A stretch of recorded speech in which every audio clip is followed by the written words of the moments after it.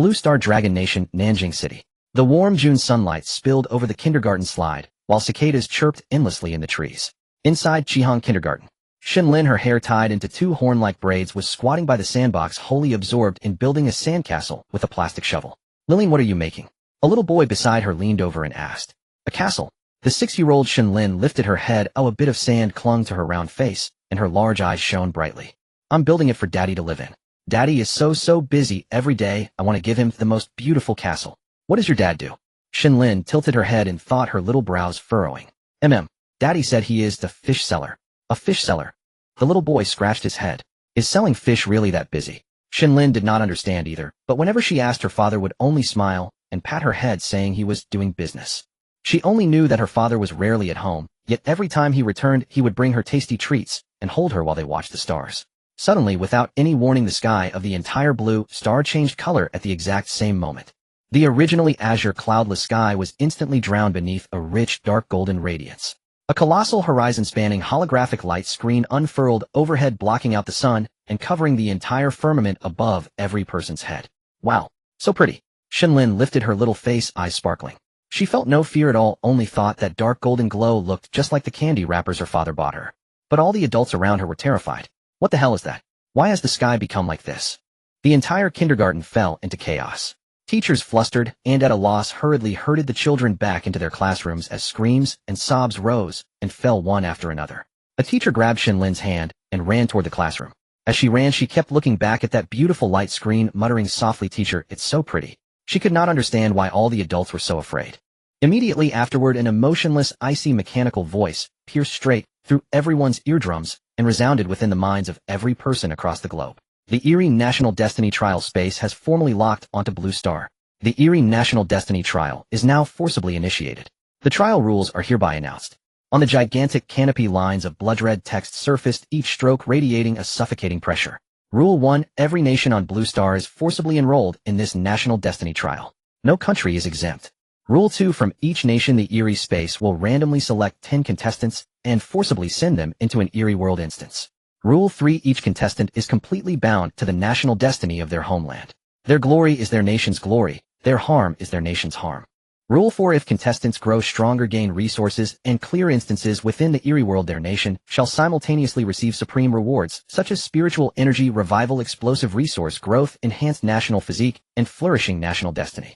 Rule 5. If a contestant is injured within an instance, minor natural disasters will befall their nation. If a contestant falls, their homeland will immediately suffer nation-destroying calamities such as earthquakes, floods, volcanic eruptions, and plagues. Rule 6. This trial will be broadcast globally via full sensory holographic live feed. Every instance, scene, and contestant movement will be transmitted worldwide in real time with zero delay. Rule 7. The trial permits no pause, no withdrawal, and no substitutes. The contestant's life and death rests solely upon themselves. The National Destiny space will not intervene in any instance confrontation. A thunderous roar seemed to erupt as the 7 ironclad rules fully manifested. The entire Blue Star was thrown into upheaval. Panic surged across the globe like a tide, and the citizens of every nation fell into profound unease. In the Dragon Nation, the hearts of 1.4 billion people leapt into their throats. On Dragon Nation social platforms, the dedicated National Destiny Trial livestream room was instantly flooded by hundreds of millions of viewers' bullet comments surging like a storm. "We're doomed. If the selection is random and we get 10 ordinary people, our Dragon Nation is finished. May heaven bless us and grant the Dragon Nation 10 of our most powerful experts." The people of the Dragon Nation were on edge, their hearts a mix of terror and faint stubborn hope. Just then the frigid prompt voice echoed again from the sky screen. "National Destiny space notice: in 10 minutes, global simultaneous contestant selection will commence. Once selected, contestants will be immediately transported into the Erie instances." A crimson countdown appeared and began to tick away. Every passing second pounded against the hearts of all citizens. By this time in Qihang Kindergarten, the teachers had already gathered all the children inside the classroom. Doors and windows were firmly shut. Every teacher's face was deathly pale, some even trembling uncontrollably.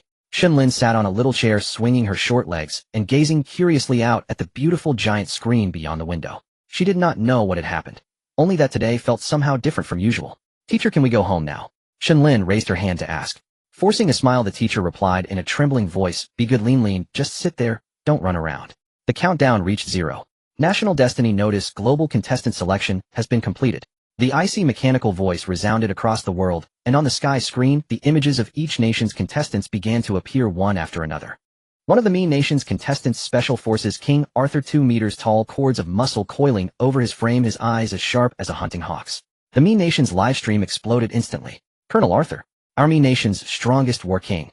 We've got this. One of the Sakura Nation's contestants, Kendo Master Yamamoto, gripping an ancestral katana, his gaze as keen and cold as a blade's edge. The Sakura Nation erupted in wild cheers. Master Yamamoto, cut down all enemies, sweep aside. Contestants from all nations stepped onto the stage of the sky screen one after another. Without exception, they were all top-tier elites painstakingly groomed by their countries. Martial experts, ability wielders, heirs to ancient combat arts. Each one inspiring unshakable confidence among their people. The global livestream descended into a frenzy, every nation shouting and cheering for its own chosen champions. And at that very moment, the sky screen finally began to reveal the contestants of the last nation, Dragon Nation. In an instant, the eyes of the world converged. Everyone wanted to see what kind of contestants the Dragon Nation had drawn. The image slowly brightened. Yet what first appeared before the global audience was not a martial powerhouse, not an heir to some ancient art, but a brightly colored kindergarten. A slide swings, a sandbox, tiny desks and walls covered in children's drawings. The entire world was struck dumb.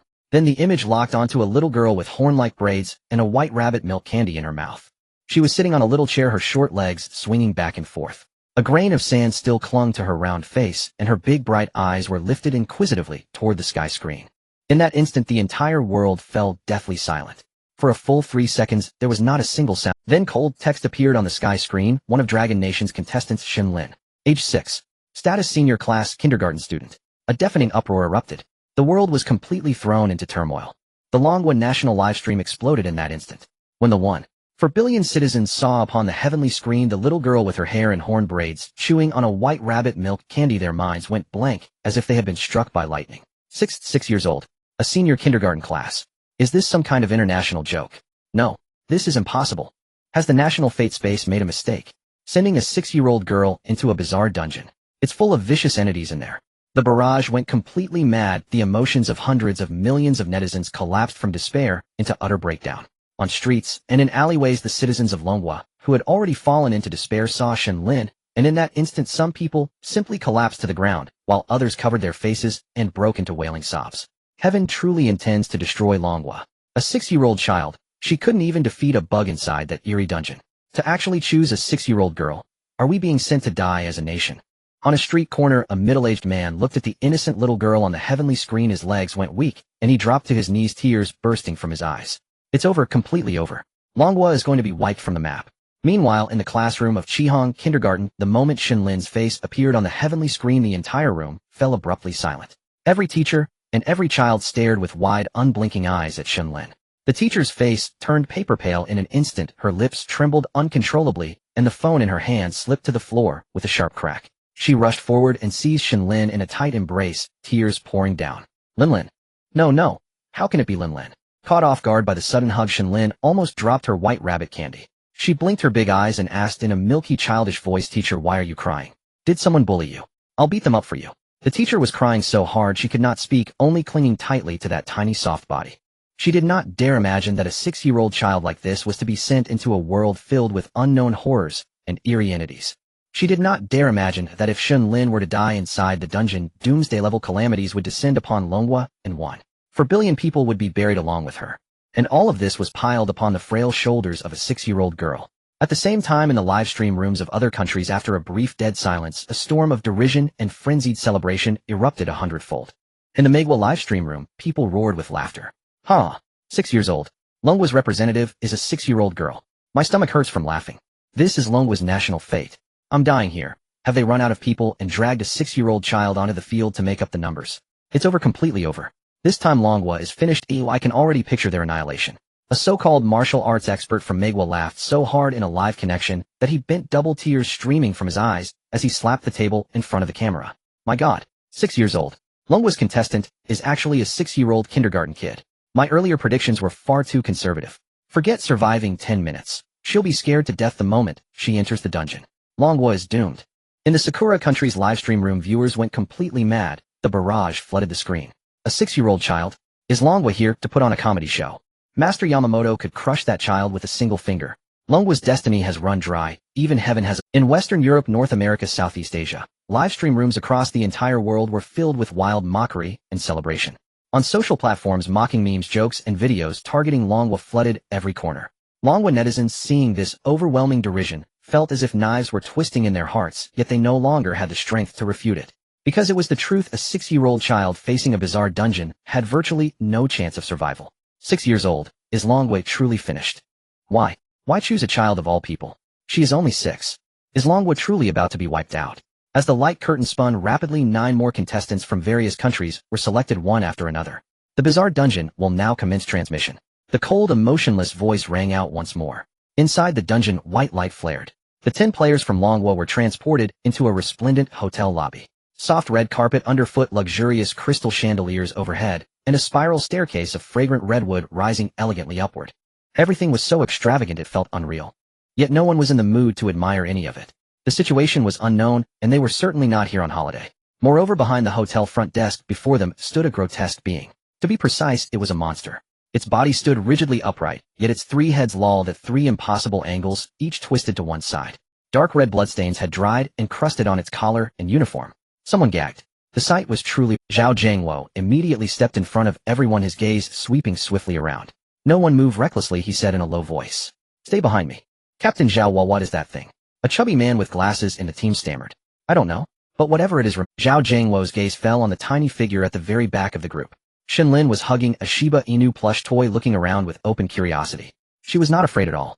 Zhao Jiangwo frowned slightly. A 6-year-old girl facing a scene like this, and she wasn't scared. Little sister, you. Beside her, the female high schooler Li Na couldn't help asking, aren't you afraid? Shen Lin tilted her head and blinked her big eyes. Afraid of what? There are lots of monsters like this in games. In games. Everyone looked at one another in dismay. As expected of a child, unable to distinguish between games and reality, so foolishly naive. Faced with an eerie phenomenon that shattered common sense, she still thought she was playing a game. Alas. Besides, Shen Lin added, Little Knife Shield said this monster isn't even the most dangerous. Little Knife Shield. Everyone's gaze shifted to the Shiba Inu plush in her embrace. It was old and crooked, quite shabby, its 2 button eyes reflecting a strange glint under the lights. Your Shiba Inu plush can talk? The bespectacled fat man asked, his voice breaking. Shen Lin had just opened her mouth to answer when, creak, the redwood door at the far end of the lobby swung open on its own. A gust of cold, fishy wind, tinged with the stench of blood, blew out from within. Everyone froze. Something was walking out from behind that door. 1 step, 2 steps, 3 steps. A figure in red, its head drooped at an unnatural angle, shoulders caved in, long black sticky hair veiling its entire face. The exposed arms bore dried blackened skin like cured meat hung to dry for years. Yet the aura it exuded made everyone involuntarily take a step back. It was a bone-deep, instinctive terror. Zhao Jiangwo clenched his fists, his palms slick with sweat. Those who often watched horror films would find this image. It was a famous figure from a well-known horror movie, The Mountain Village Corpse. The name flashed through everyone's mind. The Mountain Village Corpse lifted its head from beneath its hair, a single bloodshot eye emerged, sweeping over each person present. New service staff. Its voice was like fingernails scraping across a blackboard, sharp and grating. Zhao Jiangwo braced himself and stepped forward. Yes, we are the new. Then get lost and change into your uniforms. The Mountain Village Corpse interrupted him, its withered arm pointing toward a nearby passageway, crawling with wet moss. Wait. Its gaze suddenly halted. It stopped on Shen Lin. That blood-red eye locked onto the little girl, and a gulping sound rumbled from its throat. Among this batch, there is actually such fresh blood food. The temperature in the lobby plummeted. Everyone felt the killing intent and unabashed hunger directed at its chosen prey. The Mountain Village Corpse began to walk toward Shen Lin. Drool dripped from the corner of its mouth, leaving sticky trails on the floor. Zhao Jiangwo's expression changed drastically. He leapt forward and blocked her with one swift step. Wait. She's just a child. Get out of my way. One word. A blast of force. Zhao Jiangwo's 200 body flew like a kite, with its string cut crashing heavily into the wall. Blood spurted from his mouth. Brother Zhao. The high school girl Li Na screamed. The Mountain Village Corpse did not spare the others a glance, and continued walking toward Shen Lin. In the livestream, the barrage from Longwa had gone insane. It's over, it's over. The little girl is going to die. Will the first death really be ours? And a little girl at that. The other side is already celebrating, damn it. Is there no one who can save her? Even Zhao Jiangwo couldn't withstand a single blow. Who could save her? In Longwa's Supreme Council chamber, deathly silence reigned. The Chief Grand Elder closed his eyes. The 4th Elder slammed a fist onto the table. Everyone knew it was too late. The Mountain Village Corpse reached Shen Lin and stretched out its withered hands. The little girl lifted her head and looked at that terrifying face. She did not cry, did not scream, did not even step. She merely hugged the Shiba Inu plush tighter, tilted her head, and asked in a soft, childish voice, Ugly uncle, do you know my dad? The Mountain Village Corpse's movements froze. Not because of what she said, but because the moment Shen Lin spoke, it's an aura that made its very soul tremble. That aura came from the Shiba Inu plush in the girl's arms. Just a wisp of it was like a basin of ice water poured over its head, dousing all greed, killing intent, and hunger. Only fear remained. Fear that seeped into the marrow. The mountain village corpse stood rigid, a rasping rattle sounding in its throat. It wanted to run, but it did not dare move, because that aura told it that if it so much as twitched it would die so thoroughly that not even ashes would remain. In the live stream, everyone witnessed an inexplicable scene. The mountain village corpse, which only moments ago had radiated murderous intent, suddenly stopped moving, as if someone had pressed a pause button. With a thud, the mountain village corpse dropped to its knees. "I'm sorry." It spoke, its voice shaking. "I'm sorry, it was all a misunderstanding." Tu was joking. Yes, joking. Everyone was dumbfounded. What was happening? The mountain village corpse had knelt. The moment the mountain village corpse knelt down, an eerie silence fell over the entire hall. The players of Dragon Kingdom exchanged bewildered glances, astonishment etched on every face. That terrifying entity which had casually swatted Zhao Jiangwo, flying, now knelt before a 5-year-old girl, trembling like a frightened dog. "Well, what's going on?" The bespectacled fat man gasped, his jaw nearly hitting the floor. "I have no idea." "Don't ask." The player beside him was equally dumbfounded. Li Na held Shen Lin tightly, her hands still trembling, but her expression had shifted from fear to shock. She looked down at the little girl in her arms. Shen Lin tilted her head, gazing innocently at the kneeling mountain village corpse, as if nothing about this scene seemed unusual. Zhao Jiangwo picked himself up from the ground, wiped the blood from the corner of his mouth, and fixed his gaze on the Shiba Inu plush in Shen Lin's arms. Others hadn't noticed, but he had. Just before the mountain village corpse knelt down, the button eyes of that Shiba Inu plush seemed to flash with a red light. Was it an illusion? Or, "Ugly uncle, why are you kneeling?" Shen Lin's voice shattered the silence. She slipped out of Li Na's arms, walked up to the mountain village corpse, crouched down, and tilted her head to look at it. "The ground is cold. Get up." The mountain village corpse shuddered again. Slowly raising its head, its terrifying face was now etched with submission and fear. It looked at Shen Lin, more precisely at the Shiba Inu plush in her arms. "Great one." Its voice quivered, pleading in the most abject tone. "Great one, this lowly one failed to recognize your eminence and offended you, and this young miss. This lowly one deserves to die, deserves to die." The mountain village corpse began slapping its own face. Slap, slap, slap. Its withered palm struck its equally withered cheek, producing crisp sounds. Each blow was filled with force, black blood seeped from the corners of its mouth, yet it dared not stop. Everyone stared in disbelief. Even the three-headed monster at the front desk trembled uncontrollably. Was this the same arrogant entity from moments ago? Was this the same vengeful ghost that could casually swat a person flying? This was clearly a terrified weakling. The livestream erupted. Holy SHD.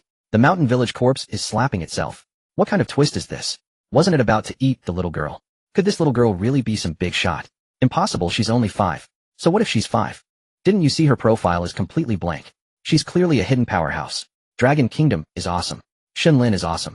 The Kimchi Kingdom side has gone silent. Hilarious, they were celebrating just now in the Supreme Council Hall of Dragon Kingdom. The Grand Elder's eyes snapped open, staring intently at the screen. "Replay." His voice trembled slightly. "Replay that footage." Slow motion. The technicians immediately retrieved the recording and played it frame by frame. On the large screen, the mountain village corpse approached Shen Lin, extending its withered hand. Then it stopped. The moment Shen Lin spoke, its movement froze. Zoom in. Look at the Shiba Inu plush in Shen Lin's arms. The image magnified. The button eyes of the Shiba Inu plush had indeed flashed with a red gleam at that instant. The entire council hall fell into a deathly silence. That Shiba Inu plush. The second elder's voice came out dry. "Has a problem." Not just a problem. Another elder stood up, his face grave. "That Shiba Inu plush saved Shen Lin." Everyone turned to him. The elder took a deep breath. I can sense that at that moment an extremely powerful aura erupted, but it was quickly restrained. The intensity of that aura far surpasses the mountain village corpse. "Your meaning," the Grand Elder spoke slowly, "is that the Shiba Inu plush is an incredibly powerful being." "Correct." The elder nodded affirmatively. The crowd gasped. A 5-year-old girl with a Shiba Inu plush in her arms could make a vengeful ghost of the mountain village corpse's level kneel and beg for mercy. What exactly was her origin? The mountain village corpse continued slapping itself. Shen Lin couldn't bear it anymore. "Ugly uncle, stop hitting yourself. If you keep hitting, your face will get even uglier." The mountain village corpse's hand froze midair. It wanted to cry. In all its years of existence, this was the first time it had been mocked for its looks by a human child. But it dared not retort. Yes, young miss is right. This lowly one won't hit anymore, won't hit anymore." It quickly lowered its hand, its fawning smile more grotesque than tears. "All right, get up." A deep voice suddenly rang out. Everyone heard it, but no one could locate its source. Except for the mountain village corpse. It recognized that voice. It came from the Shiba Inu plush in Shen Lin's arms. Yes, Thank you, Great One, for sparing my life. Thank you, Great One. The mountain village corpse felt as if pardoned from death. It scrambled to its feet, bowed respectfully, and withdrew to the side. From now on, this young miss is the most honored guest of this hotel. It cleared its throat and ordered the three-headed monster, go prepare the top-floor presidential suite for the young miss. The three-headed monster was stunned. The top-floor presidential suite. That was reserved for Ghost King-level dignitaries. There were only a few in the entire hotel, and even the general manager dared not use them casually. Supervisor, this. You have a problem? The mountain village corpse's gaze turned icy. No, we'll go right away. The three-headed monster shuddered and hurried off to arrange it. Zhao Jiangwo watched this scene, his mind churning with shock. The mountain village corpse's attitude toward Shen Lin had transformed from initial greed to fear and fawning. This wasn't an act. This was genuine terror. A terror ingrained in its very marrow. What kind of being could inspire such fear in a vengeful ghost?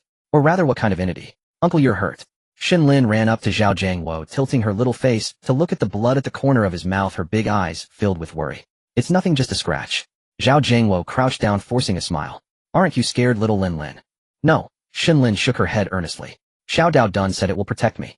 Zhao Jiangwo looked at the Shiba Inu plush in her arms. The plush was motionless, its button eyes reflecting a faint light under the lamps. It looked like an ordinary worn cheap Shiba Inu plush. But Zhao Jiangwo knew it was anything but ordinary. Little Lin, he lowered his voice. When did Xiao Dao Dun start accompanying you? It's been with me since I was little, Shen Lin blinked. Father gave it to me. Your father? What's his name? Shen Lin's eyes sparkled when she said the name. Father said he'll come back to play with me after he finishes his business. He keeps his promises. He never lies to Lin. Shen Nanyan. Zhao Jiangwo repeated the name in his mind. A man who could make a terrifying entity willingly serve as his daughter's guardian could never be an ordinary person.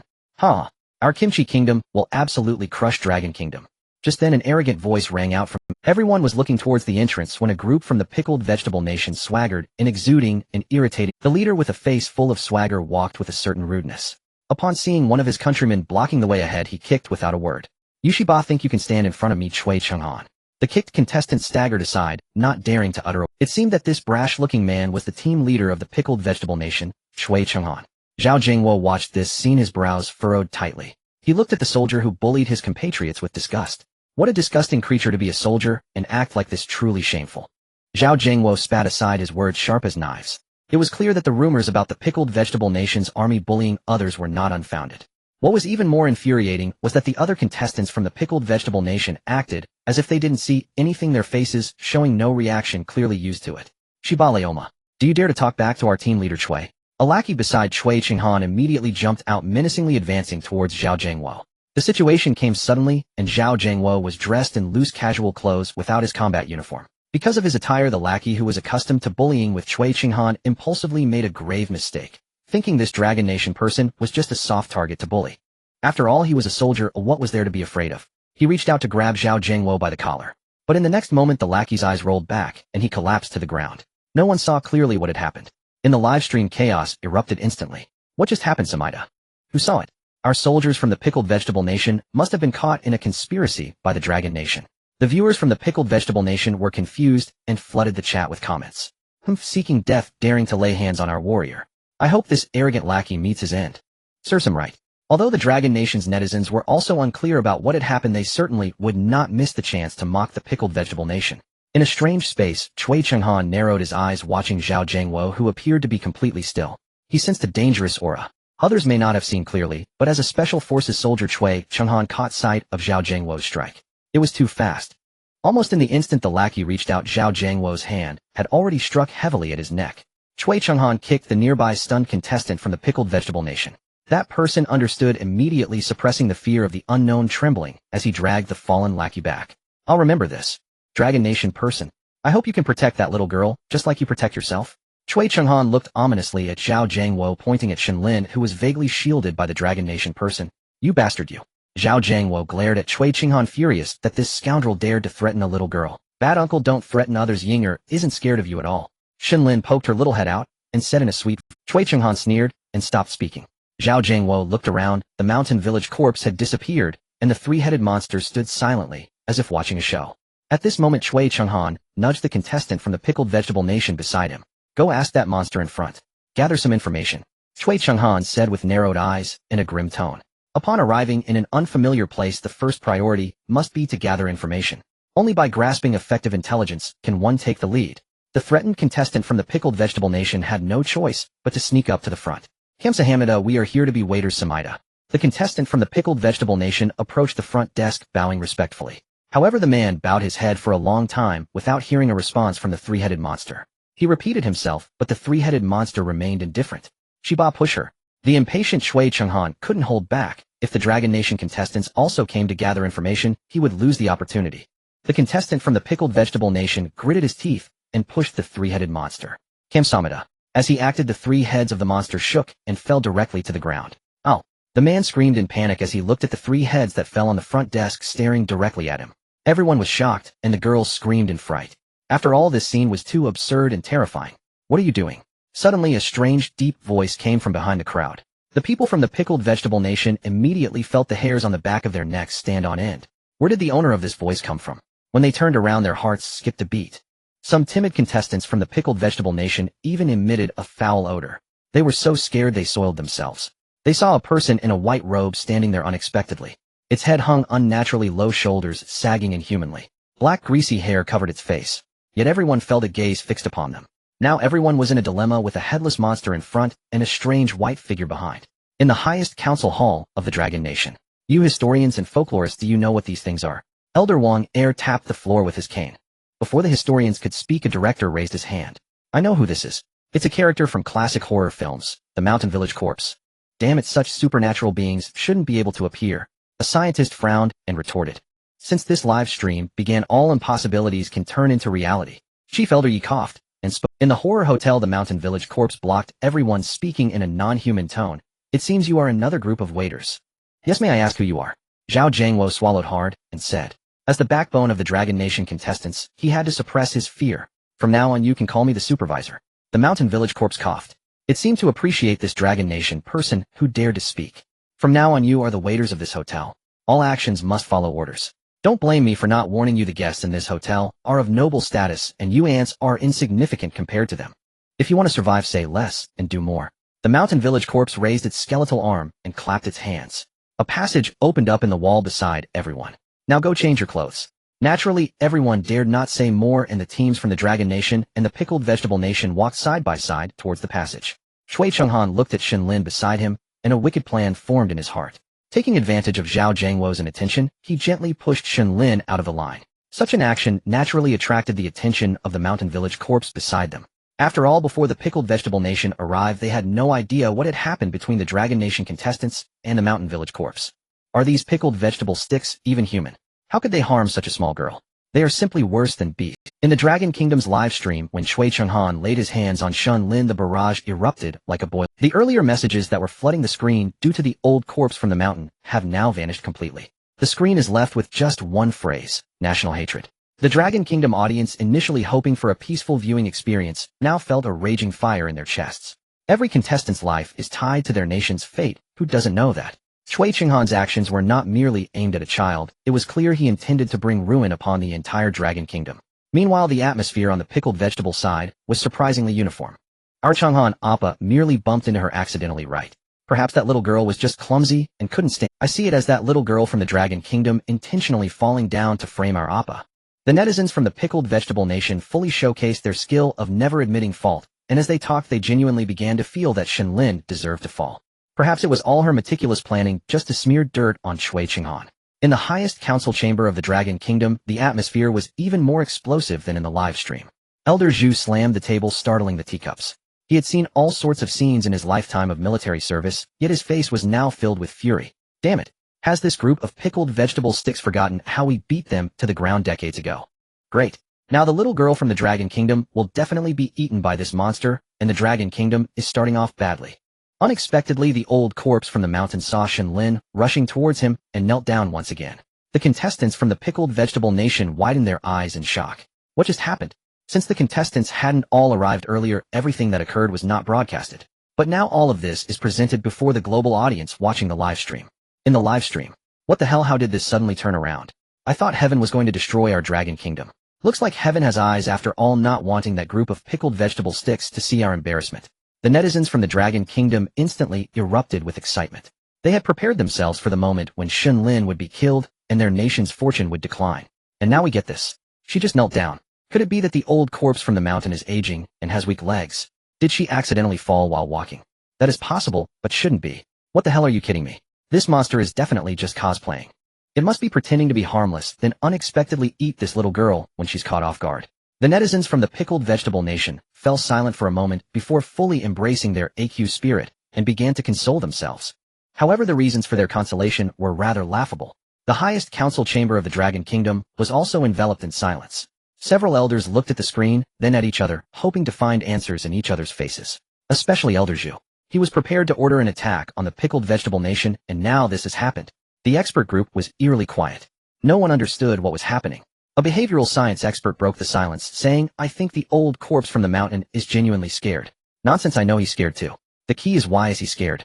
Elder Zhu's temper exploded as he cursed. In the terrifying hotel. "Stop your acting, if you expose me you will surely die." The voice of the knife shield once again reached the ears of the one in charge of the old corpse from the mountain. Upon hearing the voice of the knife shield, the old corpse from the mountain felt a shiver down his spine. As a ghost that had killed countless people, he was actually sweating cold at a mere voice. Looking at the dazed crowd around him, the old corpse from the mountain realized that his reaction was indeed a bit excessive. However, he had no regrets. If losing some face in front of these mortals could save his life and cultivation, it would be worth it. The old corpse from the mountain stood up, immediately straightening the knee prints on his robe. Instantly, the terrifying old corpse emerged once again. "That was merely a test for you all. Now hurry up and go change your clothes, or I will unleash a massacre." The old corpse from the mountain cleared his throat and said in a heavy tone, "Given this little girl's calm courage in the face of danger, I will open a top suite for you on the hotel's top floor." The old corpse from the mountain waved his hand, signaling the three-headed woman to book a room immediately. The three-headed woman sighed and began to book the room. This series of actions left Zhao Jiangwo, Cui Chenghan, and the 19 others dumbfounded. They just thought Shen Lin was certain to die, and now she was being treated as a guest of honor. What the hell, what's going on? Is this old corpse from the mountain just a paper tiger, all noise and no action? Cui Chenghan was filled with questions. "You try it." Cui Chenghan pulled a compliant pickled vegetable contestant over and whispered to him, "Are you really daring enough to do that?"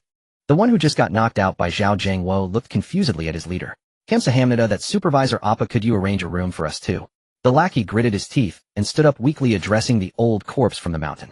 The old corpse from the mountain immediately exploded in anger. "Damn it, this girl has a terrifying ghost protecting her, and I can just submit. But you, an ordinary mortal, dare to negotiate with me?" The old corpse from the mountain flashed in front of the lackey. An overwhelming stench instantly enveloped him. Slap, slap, slap. The old corpse from the mountain raised his right hand high, and in the next moment fiercely slapped the lackey's face. "Damn it, you little punk. Do you still want a room?" The old corpse from the mountain landed 3 slaps on the lackey. The lackey flew out again, already unconscious. His cheeks were swollen, looking like a pig's head. "The rest of you hurry and get in to change your clothes." With a furious roar, the old corpse from the mountain scared everyone into streaming through the passage. Shen Lin stood up and patted her butt. "All right, little girl, come with me. It'll take you to the top floor. When the general manager returns, I will introduce you." The old corpse from the mountain initially intended to call her adult, but remembering the knife shield's threat, he quickly changed his words. "In the live stream, I said this little girl was extraordinary, just look at her. Stop playing the hindsight game. Earlier you said our country's little girl would bring ruin. Hey, that was just a joke from us cultured folks, of course it doesn't count." The barrage from the Dragon Kingdom was peaceful, no matter what had just happened. Now that the terrifying old corpse from the mountain was treating their contestant with utmost respect, it was indeed a matter of pride. Laughable Dragon Kingdom folks, still feeling pleased with themselves. "Didn't you hear that old monster say he wants to keep this girl for his general manager's enjoyment? Right now not dead, but sooner or later will die." The people from the Pickled Vegetable Nation naturally couldn't stand the Dragon Kingdom's arrogance, and quickly chimed in to rain on their parade. Now they seized every opportunity to strike at the Dragon Kingdom. "Our Appas have gone to places without that old corpse from the mountain. They must be much safer. And that little girl from your side has left the main group. She will soon be killed by even more terrifying monsters, just wait and see. Yes, she is merely food temporarily stored away." With the insults from the Pickled Vegetable Nation, the live stream erupted into a verbal battle between the two countries. However, many started to believe the words of the Pickled Vegetable Nation. After all, this little girl seemed utterly useless. She could very well be a gift from the old corpse from the mountain to a powerful figure. Opening a top suite is also for the better enjoyment of the powerful, right? The terrifying hotel. Shen Lin hadn't even exchanged a word with the other contestants from Longwo when overwhelmed by the oppressive presence of the Shan Cun Lao Shi. They hastily scrambled into the corridor and vanished in an instant. "Grandfather, where have my friends gone?" Shen Lin tilted her small face upward, her bright eyes gazing unflinchingly at the Shan Cun Lao Shi's ravaged visage. her voice brimming with pure curiosity utterly devoid of fear. The Xiao Dao Dun shielded her from it all. The murderous intent, the bone-piercing chill, the violent gust capable of hurling a person off their feet, all released moments ago by the Shan Siyuan Lao Shi, were perfectly sealed away behind the barrier. To Shen Lin, the grotesque elder before her was nothing more than an unusually ugly grandfather. Little girl, the Shan Siyuan Lao Shi forced a smile, a grimace more dreadful than tears, yet unmistakably straining to appear kind and gentle. Uncle will first show you to your room, settle you in comfortably, and then you may go find them to play. All right. The live comment feed erupted once more. Now that I see it this way, the Shan Siyuan Lao Shi actually seems rather gentle. Gentle? Don't make me laugh. Didn't you just witness how it tormented the others, hey? Then why does it treat this little girl so differently? There's definitely something suspicious going on. Perhaps the Korean contestant was right. The girl really is a gift delivered straight to its doorstep. The Shan Siyuan Lao Shi clapped softly. A silent, ornate European-style elevator descended smoothly, its doors gliding open. Little girl, please follow me. Shen Lin stepped inside. The elevator cabin was neither cramped nor spacious, and rose steadily, unwaveringly. At the third floor, the elevator abruptly halted.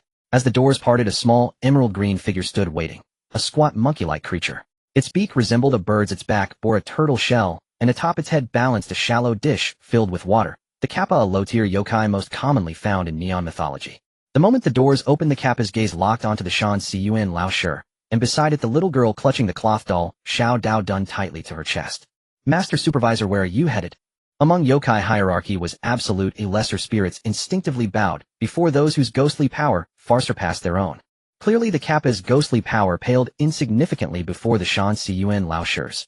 Get lost. Don't ask what isn't your concern.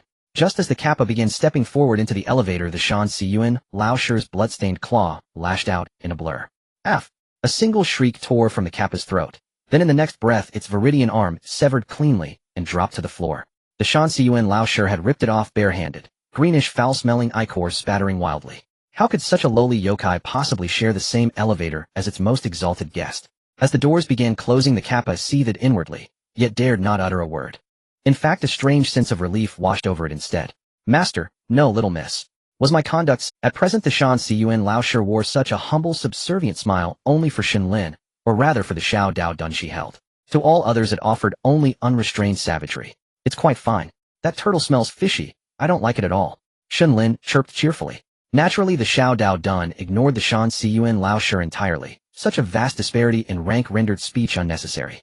But grandfather, you really ought to take a bath too. You smell rather unpleasant, you know. Shen Lin wrinkled her delicate little nose earnestly. After countless killings, the stench of blood had long seeped deep into the Shan Siyuan Lao Shi's very bones, and its habitual dwelling beside stagnant waters only intensified its foul fishy odor. Had any other yokai staff of the terrifying hotel overheard those words, they would surely have broken into cold sweat. The Shan Siyuan Lao Shi was notoriously capricious, and above all it loathed being criticized for its body odor. Anyone daring to comment upon it risked either brutal beatings or outright slaughter and consumption. Is that so? Then once I've escorted you upstairs, I'll bathe thoroughly, until I'm fragrant as spring blossoms. Yet at this moment the Shan Siyuan Lao Shi behaved with docile obedience, nodding vigorously like a chick pecking at rice grains. Soon after the elevator reached the topmost floor. Stepping out, one was instantly enveloped in opulence beyond measure, crimson velvet carpets, threaded with pure gold, walls adorned with masterful paintings, each distinct in style, yet universally harmonious and pleasing to the eye. Across the vast penthouse floor stood only a handful of doors. The Shan Siyuan Lao Shi produced a keycard and swiftly unlocked one. The door swung open, and an exquisite soothing fragrance flooded forth. The entire room embodied supreme luxury, lavish without clutter, understated, yet profoundly refined. Snow-white sofas yielded like clouds beneath touch. Though the doorway appeared modest, the interior unfolded into unexpected grandeur, especially the floor-to-ceiling windows revealing astonishingly a garden complete with a flowing stream. This was the top floor. Was it truly an aerial garden? The live stream exploded. Holy hell, what kind of accommodation is this? Exactly. My family fortune nears 9 figures, and we've never lived in anything like this. I concur. My family operates hotels, and even Dubai's famed 7-star establishments lack rooms of this caliber. This little girl has struck unimaginable luck. Netizens across Longwa watched, eyes wide with envy. Globally, this residence ranked among the finest in existence. This setting suffices. You may leave. The Xiao Dao Dun spoke again, its voice audible only to itself and the Shan Siyuan Lao Shi.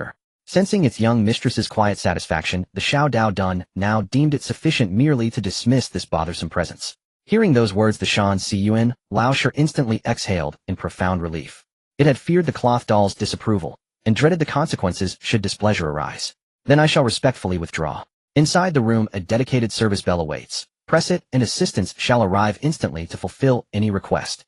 Overwhelmed with relief the Shan Cun Laosher departed without delay. Even now cold sweat still slicked its brow. It could not bear another second in the Xiao Dao Dun's proximity. Shen Lin gazed out at the aerial garden, her playful spirit ignited. Born and raised within that desolate villa, she had never before beheld such a vibrant living garden. This was her first encounter with nature's luxuriant splendor. The Xiao Dao Dun scanned the room, detecting no other presence, and silently acquiesced to her frolic. Meanwhile the fates of the other Longhua and Korean contestants stood in stark abysmal contrast to Shen Lin's. Led by Zhao Jiangwo and Choi Songhan, the group filed one by one into the corridor, its damp walls thick with mold streaked in places with dark rust-colored blood. The air reeked, nauseating, suffocating. At last Zhao Jiangwo and the others approached a door, their brows deeply furrowed, its plaque reading plainly Staff Dormitory. This evidently was to be their lodging. Zhao Jiangwo gritted his teeth and pushed open the heavy iron door. The door was covered in bloodstains and dark mold, and merely looking at it sent chills down one's spine. Creak. The iron door slowly opened and a wave of hot, humid air rushed out wrapped in a strong stench that pierced right into one's throat. Ugh. The high school girl from Longhua was the first to lose her composure, bending over to vomit. The smell was overwhelming enough to turn one's insides upside down. Her vomit triggered a chain reaction. Several others who were already tense couldn't hold back, and started retching as well. The quality of these new waiters is really poor. Inside a short shadowy figure stood up. Its voice was sharp and high-pitched, sending shivers down people's spines filled with impatience and disdain. There really is something inside. The light is on the left as you enter, turn it on yourself. The shadow's voice was flat, devoid of any emotion. Zhao Jiangwo gritted his teeth and reached his hand inside, feeling around the wall for a while, before finally finding the switch. Click. The dim light flickered on, and the sight before everyone caused them to gasp in horror. This was not an employee dormitory at all. It was clearly one of those cannibalistic prisons from northern Myanmar. There were no windows on any side, only a few ventilation holes from which water dripped down. Some clear, some dark. Rows of iron bunk beds were crammed together, each bed covered with a pitifully thin bamboo mat. And the shadow that had just spoken was a weasel taller than a person. "Oh!" the high school girl screamed. The weasel's expression instantly darkened. "Shut up." Its voice was cold as ice. "Don't say I didn't warn you. When it's time to work later, if anyone still behaves like this, there's only one path waiting for you. A dead end." Everyone forced back their nausea, gritting their teeth as they moved into this extremely stifling dormitory. There are a total of 19 people. Find your own beds, don't crowd together. The changing room is right across from you, and in about 10 minutes the hotel will start operating. Wait, go directly to the changing room to change clothes. Our customers are not easy to please. If the service is poor, you will face the consequences. After mentioning some precautions, the weasel immediately put its hands behind its back and wandered off to who knows where. Everyone exchanged glances, utterly bewildered. Is this considered the end of the novice mission briefing? Isn't this just as good as saying nothing? What the hell, how can anyone live in a place like this, Samaida? Chui Chenghan returned to his fierce demeanor in front of his own people, gritting his teeth in complaint. Thinking of how he had just prepared to frame Shen Lin, who would get to stay in a top suite compared to this place that was worse than a doghouse. Some contestants from Longhua were also in despair. After all, in the real world many people might not live well, but they certainly didn't live this poorly. Enough, stop complaining. Zhao Jiangwo looked disdainfully at the contestants from Paokai country across from him, then turned. Since we're here, just follow orders. There are dangers everywhere, so don't be afraid. Complete the task honestly, that's the only chance to survive. Zhao Jiangwo encouraged his teammates before leading the remaining 8 contestants toward the changing room across the way. The smell in the changing room was even worse. People have died here. With survival experience in various harsh environments, Zhao Jiangwo immediately frowned. Indeed, when the light bulb was turned on, the scene in the changing room was laid bare. The floor was a deep red, and there were even some chunks of flesh that were already moldy and maggot-infested. On the wall beside it hung several uniforms for waitstaff. Zhao Jiangwo suppressed his nausea and picked up one of the uniforms hanging on the wall. Snap! An arm with gnawed-down flesh and exposed white bones fell to the ground. Ugh! Ugh! Another round of screams and vomiting followed. Is this changing room inhabited by cannibalistic demons? Alright, hurry up and change, get out of here. Zhao Jiangwo forced himself to wear the uniform that reeked of mold. The others had no choice but to follow suit, picking out suitable work clothes. Before long the 9 contestants from Longhua had finished changing. The Paokai countryside was also not falling behind. Complaints aside, Chui Chenghan was no fool. Nobody wanted to gamble their lives and their country's fortunes. Chui Chenghan looked disdainfully at the bloody, stinking work uniform on him, thinking about Shen Lin. It's just the enjoyment before death. Chui Chenghan sneered. The live stream clearly showed the differences between Shen Lin and the others. Saying it was a difference between clouds and mud wouldn't be an exaggeration. This is the disparity of our Longhua. Look at Shen Lin's living conditions. Now look at this dormitory which resembles a sewer. Another day of envying little sister Shen Lin. The netizens from Longhua began to flood the comments as the visible gap was undeniable. Even a fool could tell which side was better. What the hell, why do our oppas have to live in such a garbage place? Exactly, why does that little girl get to stay in such a nice place? Our Chable Semida can't even stay in such high-end places. No need to envy brothers from Paukai country. That little girl from Longhua is merely a blood offering for the big shots. Yes, she won't survive for long. When that big manager returns, that little brat will definitely die a horrible death. Mocking comments flooded in one after another. The trash netizens from Paukai country were naturally filled with envy and jealousy. Various harsh words emerged endlessly. Meanwhile, the 19 contestants from Longhua and Paukai country had already finished changing. Led by the weasel, they headed towards the hotel's back kitchen. It's the dining time for hotel guests now. The restaurant will be particularly busy. Don't forget what I just said. If you want to live, just follow orders. The weasel said slowly at the front. How many days can these mortals survive here? When the time comes, the big shots will feast on their essence, and it's likely that it will get fresh meat for itself. Thinking of this, the corners of the weasel's mouth began to drool. Passing through the dark corridor, they arrived at a much brighter and spacious back kitchen. The weasel began to assign tasks. Some were assigned to prepare dishes, some to serve, and others to deliver food. Suddenly, an alarm blared in everyone's ears. A line of blood-red subtitles appeared in the live stream. The first fallen contestant today appeared. Amir of the Indian Asian country was devoured by a monster. Due to this contestant being the first to fall, the punishment will be increased by 100%. The resources of the Indian Asian country will decrease by 20%, and the national fortune will correspondingly drop by 20%. What, the Indian Asian country actually had the first fallen contestant? Great, as long as it's not our Sakura country that comes in first. The Asian were pretty arrogant just now. The comments exploded globally. Natural disasters and man-made calamities have appeared. All countries' eyes are now on the Indian Asian country, eager to see how its national fortune and resources will decline. Yaina Sangua. At the moment of the global live broadcast simultaneous announcement, the screen of Yaina Sangua was still frozen on an extremely bloody scene. A huge bloody mouth was chewing a human head. On the face of that severed head, the terrified expression hadn't even had time to fade, frozen in place as it was crushed by teeth. In the live stream, countless viewers from Yaina Sangua could no longer hold back, bending over and retching. It was too bloody. The mere sight of someone devouring a human head raw sent chills down one's spine. With their country's contestant dead like this, the government of Yaina Sangua began to panic.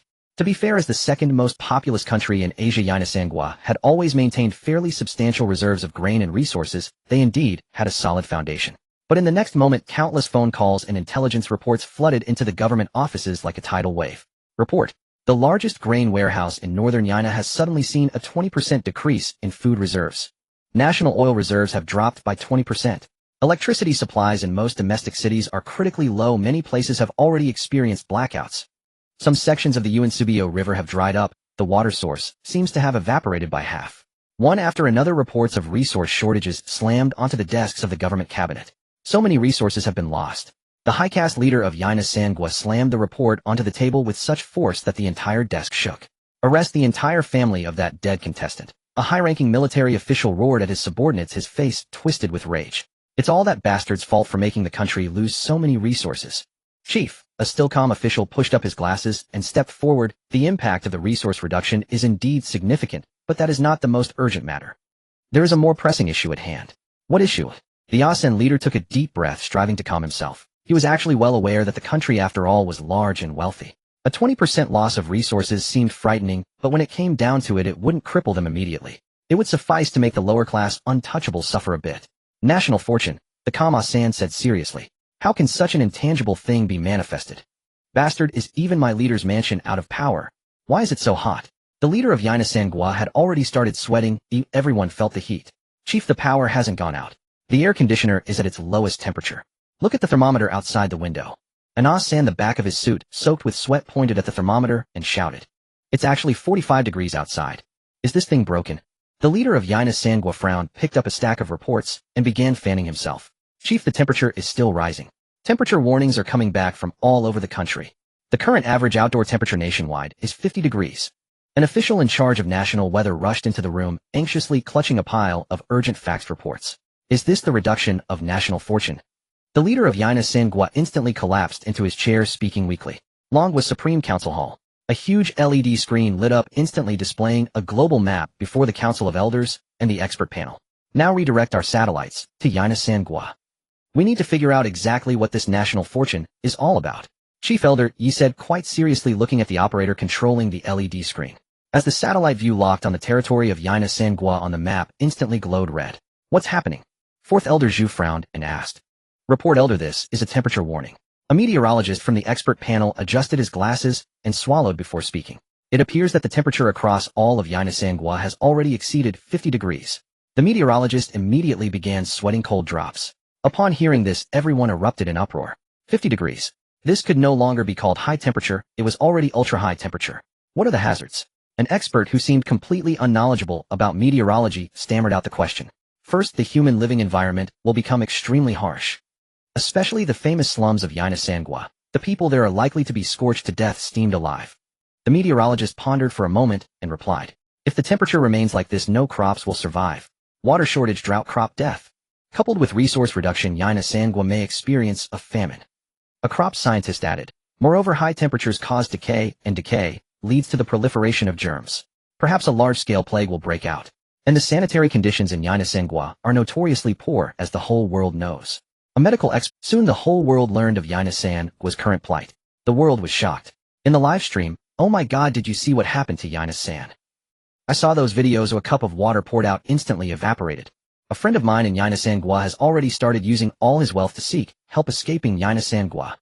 Holy shit, so this is the reduction of national fortune. A natural and man-made disaster. Netizens from various countries instantly exploded in discussion. This scene was real and tangible. All governments also began to lose their composure, immediately organizing their own experts to start making various emergency plans. No one knew which country's contestant would die next. In the exclusive livestream of Longgua and Paokaigua, alas, Yaina Sangua is really unlucky. Yeah, our country's border troops have already gone on alert. Right, we need to prevent those refugees from flooding into our country in large numbers. Longgua's netizens were also discussing. But then a killjoy arrived. The pitiful Longgua fools are still sympathizing with those Asans. Exactly, little do they know that the most likely to die next is that little girl you've been keeping in captivity. Once the CEO returns, that girl will surely die. Once that girl dies, Longgua will inevitably suffer this great calamity. When that happens, if you kneel and beg us, we might accept some of your pretty women as refugees. Paokaigwa's netizens continued their sarcastic remarks, attacking Longgwa's netizens. After all, they had already convinced themselves that Shen Lin's death was a foregone conclusion, just a matter of sooner or later. Soon many trolls from Ingjianggua and Ingwagua who knew about Longgwa's situation flooded into the livestream. For a moment, the bullet comments were flooded with various messages mocking and pitying Longgua. In the terrifying hotel, the contestants only knew that someone from India had already fallen first, but they had no idea what was happening outside. But even if they knew, what use would it be? The most important thing now was only one: survive and get out. Sureball, that little girl didn't die first. Chui Chenghan glanced gloomily at the Longgua crowd opposite, squeezing out a few words through gritted teeth. What a good chance to strike at Longgua is such a pity, Samaida. Boss, don't worry. The lackey who had been knocked down earlier woke up again, spat on the ground, his face full of viciousness. That little brat will die sooner or later. Even if only 10% of national fortune resources are deducted, it's enough to give Longgua a hard time. These words struck a chord with Chui Chenghan, and his complexion finally improved a bit. Alright, everyone, prepare to work.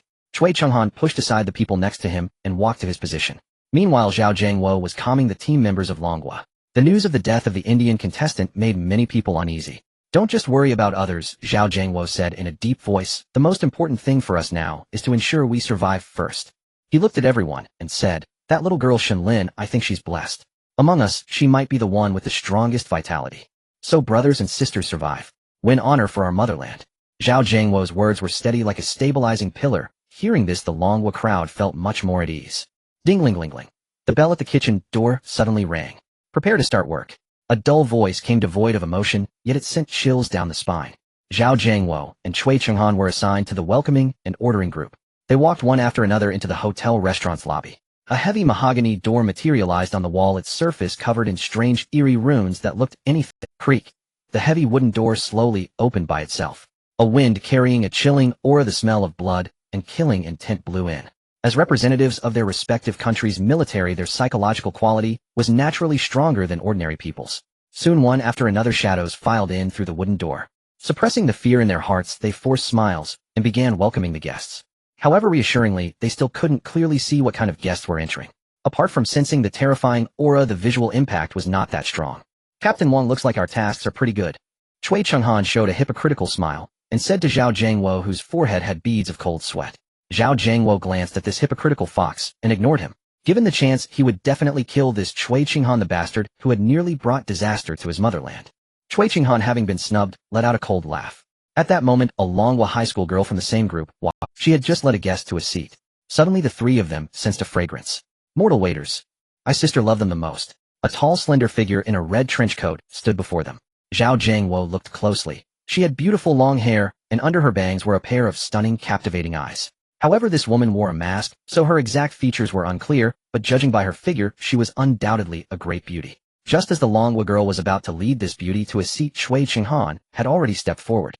Cui Qinghan, believing his own conditions were not bad, felt his lust stir at the sight of such a beauty. Moreover, anyone who could come here must be powerful. If he could become this woman's kept man, wouldn't he be able to manipulate the Longhua guys as he pleased? Then this handsome young man can lead me over. The red trench coat woman's pleasant voice came from under the mask. Zhao Jiangwo stopped the Longhua high school girl and shook his head seriously. I sense countless lives on her. The killing intent is too intense. She's not to be trifled with. Since that kimchi scum wants to show off, let him go. Zhao Jiangwo said in a low voice to the girl. The girl nodded with a vague understanding. Watching this woman's back, the live stream erupted in a wave of comments. Look at that figure, worth it. Wow, those long legs for years. A bunch of horny viewers were already drooling over the red trench coat woman. Looks like this woman has taken a liking to our Wu Appa. Of course our Appa is so handsome, Samida. The netizens of Paekagwo were already feeling proud watching Cui Qinghan, who had vaguely managed to ingratiate himself with the red trench coat woman. Soon the guests were all seated, and it was time to start taking orders. The contestants from Longhua and Paekagwo assigned to the ordering group also prepared to start working. Their psychological quality was not as strong as Zhao Jiangwo and Cui Qinghan's, so they naturally felt somewhat intimidated by these strange guests. Hello. What would you like to eat? A Longhua contestant stammered respectfully at the shadowy figure sitting. Looks like the hotel has new ants. Soon there'll be fresh blood for us. The shadow revealed a large mouth full of fangs, its thick and long tongue also sticking out. This Longhua contestant immediately felt a chill in his heart. It was too disgusting a feeling, as if being stared at by a beast crept over him. Give me a charcoal grilled brain flower. I love brain flowers as tender as white tofu. The shadow said. This Longhua contestant immediately felt a shudder of horror. This was not an isolated case. Everyone could feel these so-called guests' contempt and desire for them. Soon all the guests had chosen their desired delicacies. Serve the dishes. The fat chef in the kitchen immediately began to call out. A waiter from Paekagwo picked up a plate of steak-like food and walked toward table number 7. At table 7 sat the very red trench coat woman from before. The Paekagwo waiter sighed in relief. His food looked normal, and the customer he was serving didn't seem like some. He slowly placed the food in front of the red trench coat woman. Seeing the food, she immediately felt a surge of appetite. Without bothering to tease the waiter, she took off her mask and prepared to start eating. Just as he was about to leave, the Paekagwo waiter curiously glanced at the red trench coat woman. After all, he was also curious about what this beautiful figure actually looked like. The Paekagwo waiter took a closer look and immediately let out a scream, as if seeing a ghost. It turned out that under the mask, the red trench coat woman's mouth split open all the way to her ears, filled with extremely sharp fangs. It looked so terrifying. Between her teeth were even strands of fresh red meat, and transparent drool flowed uncontrollably down. Hearing the Paekagwo waiter's wail, the red trench coat woman immediately turned her gaze toward him, her eyes like blades wanting to kill him. In the lobby of the terrifying hotel, the contestant from the Kimchi Nation responsible for serving dishes caught sight of the woman in the red trench coat. In an instant he felt as if all his strength had been drained away, his legs buckling beneath him as he collapsed to the ground, his face pale as paper. The expression on the woman in the red trench coat instantly changed. Little handsome boy. She set down her knife and fork, leisurely put on her mask, yet a smile still lingered at the corners of her eyes. Her voice was so gentle it sent shivers down one's spine. Are you scared by sister's face? Cui Qinghan had been standing at the other side and hadn't seen the woman's face directly. He had no idea what was going on. He strode over, kicking the server in the waist, cursing, "How dare you offend our most esteemed guest? Wong, Lieutenant Wong." The server retreated, while stammering, "Tu really didn't mean to. It wasn't on purpose." His voice trembled, clearly still haunted by the shadow of that glance. The woman in the red trench coat laughed, her laughter soft, yet the light in her eyes sent chills down one's. She fixed her gaze on the server and leisurely asked, "Can I ask you a question, all right?" After a pause she added, "If you answer correctly there will be a reward. If you answer incorrectly, sister will just give you a small punishment." As she spoke, her eyes curved into beautiful crescents, her tone as gentle as coaxing a child.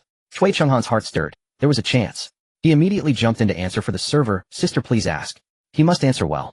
After saying that, he suddenly turned his head, grabbing the server, who was already too weak to stand, and whispered fiercely, "Did you hear? Answer the guest's question well. If you dare to answer poorly, just watch how I deal with you." The server nodded vigorously, his head bobbing like a pestle. He had only one thought in his mind. Get out of this hall quickly, away from this woman. The woman in the red trench coat slowly spoke, her gaze fixed on the server as she asked, "Is it pretty?" The server was momentarily dumbfounded. That face was still haunting his mind, and now he was being asked if it was pretty. He stood there, mouth agape, speechless. Cui Chenghan was beside himself with anxiety. "Shiba, isn't this a clearly obvious question? Are you mute?" Cui Chenghan kicked the server's backside, his voice rising in pitch. "The guest is asking you." The server snapped back to reality, his lips quivering several times before he stammered out a word, "Pretty. Pretty. Pretty. I really like the answer to the first question. Now answer my second question." The woman in the red trench coat nodded in satisfaction and continued speaking. Then her delicate jade-like hands removed her mask. Cui Chenghan had initially been looking forward to seeing the woman's appearance, but the next moment he was utterly dumbfounded. It was a terrifying mouth that split all the way to her ears. In the next instant, Cui Chenghan wanted to flee, but the qualities of a soldier made him suppress the fear surging within him. Damn, did I just lick such a thing? So disgusting.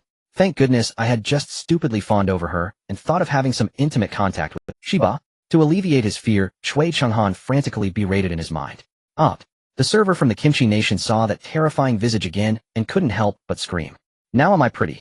The woman's voice had changed, becoming eerily terrifying. The live stream finally revealed the presence of this woman, plunging everyone into a moment of silence. "So damn scary. Damn, I'm soft now. Don't say that I regret what I just did. Indeed, there's nothing normal in this hotel. Whatever comes at you will only harm you." Soon these men began to come. An overseas cultural researcher in the expert group, watching the live stream, suddenly stood up. "Old Go, what's wrong?" An elder frowned, looking at this suddenly animated scholar. It's the Slit-Mouthed Woman." Expert Gu pointed at the woman on the big screen with a mouth as wide as a blood fountain, speaking in astonishment. "This is a urban legend monster circulating in the Cherry Blossom country. I never expected it to really exist." Expert Gu replied immediately, without waiting for others to ask. "Answer, guest." "The guest is asking you again, Shiba." Cui Chenghan, now regretting why he had gotten involved in this mess, anxious. "Pretty. You are really pretty, guest." The server snapped back, still thinking this was an obvious question, and hurriedly shouted his answer. "Pretty. Thank you." The slit-mouthed woman's large mouth revealed a satisfied smile. Just when Cui Chenghan and the server thought this matter had come to a close and hoped to leave, a new twist awaited them. The slit-mouthed woman pulled out a giant pair of scissors from under her trench coat. "Now let me make you pretty too." The slit-mouthed woman approached the server. "Oh no." The server was instantly terrified, feeling as if his liver and gallbladder were splitting, letting out a scream like a slaughtered pig. He looked at Cui Chenghan beside him as if he had found a lifeline. "Lieutenant Cui, please save me. Get lost, I still have to attend to the guests. This female guest is all yours." Cui Chenghan steeled his heart, kicking the server aside, and hurriedly walked away. This incident had little to do with him, and the slit-mouthed woman's target was clear, allowing Cui Chenghan to leave without hindrance. "Lieutenant Cui, Captain Wang, save me." The server looked at the backs of the two, pleading desperately. "Don't worry, soon you'll be as pretty as me." The server turned around sharply upon hearing the voice coming from behind him. The gigantic scissors in the slit-mouthed woman's hands plunged forcefully into his mouth. In the next moment, blood splattered everywhere. The huge scissors easily sliced open the corners of the server's mouth, blood spraying out like a fountain. The slit-mouthed woman extended her tongue, licking the blood that splattered on her face, looking thoroughly satisfied. The other servers in the restaurant dared not look this way. Bloody brutal. Now the server's mouth was similarly split open to the ears like the slit-mouthed woman's. The server was drenched in blood and his mouth was wide open, revealing his entire dental arch. "It looks like you don't really like my masterpiece," the slit-mouthed woman said, looking at the server, who was struggling wildly and trying to escape with a dissatisfied expression. "Then you can die." The slit-mouthed woman let out a piercing scream, her massive mouth splitting open to the size of a human head. In the next moment, she stuffed the server's entire head into her mouth. Sizzle. The server's head was actually bitten off by the slit-mouthed woman. As the severed artery in his neck broke, a massive amount of blood gushed out. "Don't waste it, don't waste it," the slit-mouthed woman said with a pained expression after swallowing the head. The surrounding patrons, unfazed by the spectacle, continued to savor their meals. The slit-mouthed woman licked the blood from her lips, then directly embraced the headless corpse of the server and began to devour it. The other contestants in the restaurant shuddered at the grating sound of the slit-mouthed woman's teeth scraping against bone. In an instant, a living person had been reduced to a gnawed carcass. Was this the horror hotel? Zhao Jiangwo turned away, covering the mouth of a long country high school girl who was about to scream. At this moment, no one in this restaurant was someone they could afford to provoke. Before these eerie beings, they were like lambs to the slaughter, fish on a cutting board. Beep. Global announcement: one contestant from Kimchi country has died. Penalty: Kimchi country's total resources reduced by 10%, national fortune reduced by 10%. The Crimson Alert was simultaneously broadcast across all global live streams. Sheeple, that guy just died like that. Heavens, the national fortune is about to drop. Could the fate of the Indian nation befall us? I can't accept this. Why hasn't that girl from Long Country died yet? Kimchi Country's netizens flooded the chat a mix of fear, jealousy, and grief. Ha, national fortune is dropping. Weren't you just mocking us? Laughed too soon. Didn't expect to be the first to suffer, did you? Netizens of Long Country naturally seized the opportunity to mock the kimchi trolls mercilessly. As the slit-mouthed woman frenziedly feasted, the headless server from Kimchi Country was soon reduced to nothing but a pile of stark white bones along with bloodstains and scraps of flesh. Honored guest, allow me to clean up. You may continue to enjoy your meal or retire to the washroom. We have specially prepared for you to freshen up. A weasel emerged leisurely from the kitchen carrying a large bucket and addressed the slit-mouthed woman with utmost deference. Such attentive service. He'll freshen up a bit before returning to eat. Otherwise he'll be covered in blood, uncomfortable. The slit-mouthed woman wiped her mouth, donned her mask with satisfaction, and left the restaurant. With the murderous, cannibalistic slit-mouthed woman gone, all the contestants breathed a sigh of relief. The weasel swiftly cleaned the floor, which was soon spotless. In the top-floor suite, Shen Lin frolicked joyfully in the garden with little Shield in her arms, sometimes picking flowers, sometimes dipping her fair little feet into the clear, flowing stream, utterly carefree. If the restaurant had just been an R-18 bloody horror film to the onlookers, then the scene on the top floor was a heartwarming children's pastoral. After all that gore, it's refreshing to look at our little Shen Lin. Yeah, I don't even want to watch their main perspective anymore. Better stay here and watch little Shen Lin. Many Long Country viewers in the live chat echoed the sentiment. After playing for a while, Shen Lin began to feel bored. After all, Shen Lin was still a child and preferred the company of others. Little Shield playing alone here is a bit boring. Let's go find the uncles, aunties, brothers, and sisters to play. Shen Lin lifted the little Shield plushie in her arms and spoke in a babyish voice. Little Shield extended its senses, then nodded after a moment. Although some eerie auras lurked downstairs, they were nothing. Since they had come here, little Shield wanted its little master to be happy, so it naturally indulged Shen Lin. All right, little master, let's go out and have a look. Little Shield replied in a voice only the two of them could hear. Great, little Shield, let's go. With little Shield's agreement, Shen Lin cheerfully hugged it and went out. Shen Lin bounced out of the suite and took the elevator to the first floor. As soon as she stepped out, the village corpse, standing in the lobby, instantly changed expression. Damn, why is this jinx coming down? The village corpse's heart tightened, and it immediately fled. Wherever she goes, just don't let her find me. The village corpse sped out of the lobby. Gazing at the empty hall, Shen Lin began to wander. Little Shield, where are the uncles and aunties? Weren't they right here a moment ago? Shen Lin asked in confusion. Go through that door ahead, and you should find them. Little Shield sensed the auras of the others, and spoke to Shen Lin. Guided by Little Shield, Shen Lin pushed open the door and walked down the long corridor. Suddenly a door on the left side of the corridor swung open. Out stepped the slit-mouthed woman in her red trench coat. She had just washed away the blood and stench from her body. She immediately spotted the bouncing Shen Lin. I didn't expect to see such a young child among this batch of mortals. The slit-mouthed woman remarked in surprise. Just imagine how tender this little girl's flesh must be. And she's so pretty. I really want to eat her. As the slit-mouthed woman thought, drool began to flow uncontrollably. Seeing the graceful figure in the corridor, Shen Lin skipped happily toward her. Sister, sister, have you seen my companions? Shen Lin tugged at the hem of the slit-mouthed woman's trench coat and asked sweetly. The slit-mouthed woman pulled out the full-face skin of the server from her coat and tossed it to the ground. Little girl, is this the companion you mean? The slit-mouthed woman asked with wicked amusement. She relished screams, especially those of a little girl. They would surely be delightful. Ew. Annie, why are you carrying such a disgusting thing with you? Yinger wants to stay far away from you. Shen Lin wrinkled her cute little brow, her face full of disgust. The slit-mouthed woman was stunned. This little girl didn't scream. Not only that, but she had called her sister a moment ago, and now it was Annie. Did she look that old? In an instant, the slit-mouthed woman's murderous intent surged. All right, little girl, answer me one question. If you get it right, I'll take you to your companions. The slit-mouthed woman asked sinisterly. Though Shen Lin found this seemingly unclean auntie repulsive, the promise of finding her companions piqued her interest. Okay, Annie, go ahead and ask. Shen Lin giggled. Am I pretty? The slit-mouthed woman posed her classic question. You're wearing a mask, so Yinger can't be sure if you're pretty. But you probably are. Your eyes look very nice. Shen Lin replied with genuine sincerity. The slit-mouthed woman was dumbfounded. This kid wasn't following the script. She was so sincere. Was sincerity her ultimate weapon? Since you little girl are not playing by the rules, don't blame me for what happens next. The mouthless woman mused to herself as she tore off her mask. Her gaping mouth split to the ears and filled with sharp fangs were suddenly exposed to the open air. Scream, little girl. Will, little girl. The mouthless woman thought with twisted delight as she awaited the anticipated scream. Wow, Annie, your mouth is so big. Shen Lin exclaimed, curiously gazing at the terrifying mouth of the mouthless woman with a sense of awe. So big. With such a sudden scare, that's your reaction. The mouthless woman was beginning to feel a bit perplexed. Over the years, she had frightened so many people, killing without blinking. By the intuition of children surpassing adults, her lethality should not be underestimated. In the end, all she received was a comment about her big mouth. The mouthless woman was both furious and annoyed. Don't worry about how big it is, tell me, do I look good now?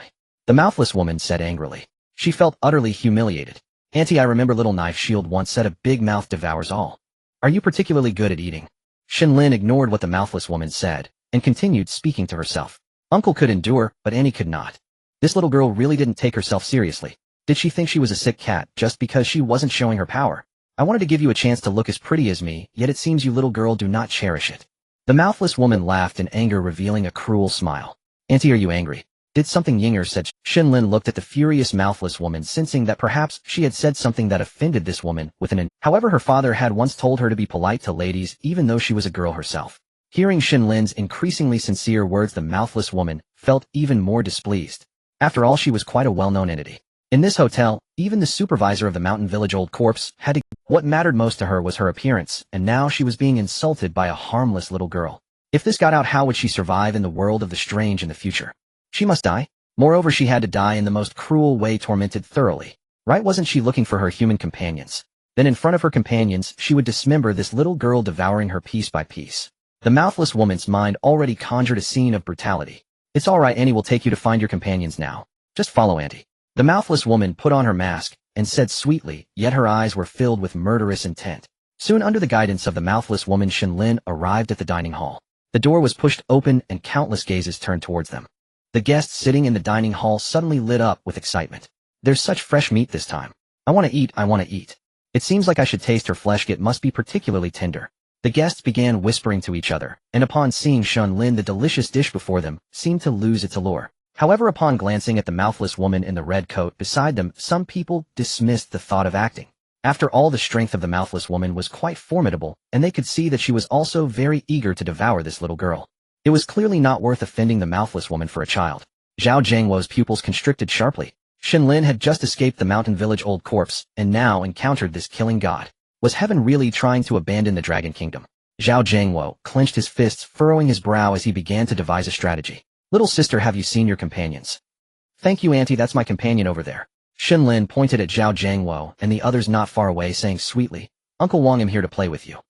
As Shen Lin spoke, she was unaware that the mouthless woman had already pulled out a huge pair of scissors, rusted, and in the next moment, she was ready to snip at Shen Lin's slender waist. The people of the Dragon Kingdom, watching the live broadcast, felt a heaviness in their hearts. Would little girl Shen Lin ultimately be unable to escape death? Wow, this little girl from the Dragon Kingdom is finally going to die. Get ready to accompany our recently deceased Appa in burial.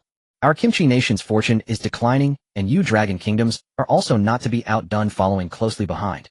The netizens of Kimchi Nation excitedly typed on their keyboards. The decline of their own country was indeed saddening, but they could accept seeing the Dragon Kingdom suffer a loss as well. After all, the Dragon Kingdom was vast and powerful. Losing 10% of its fortune and resources was also a significant figure.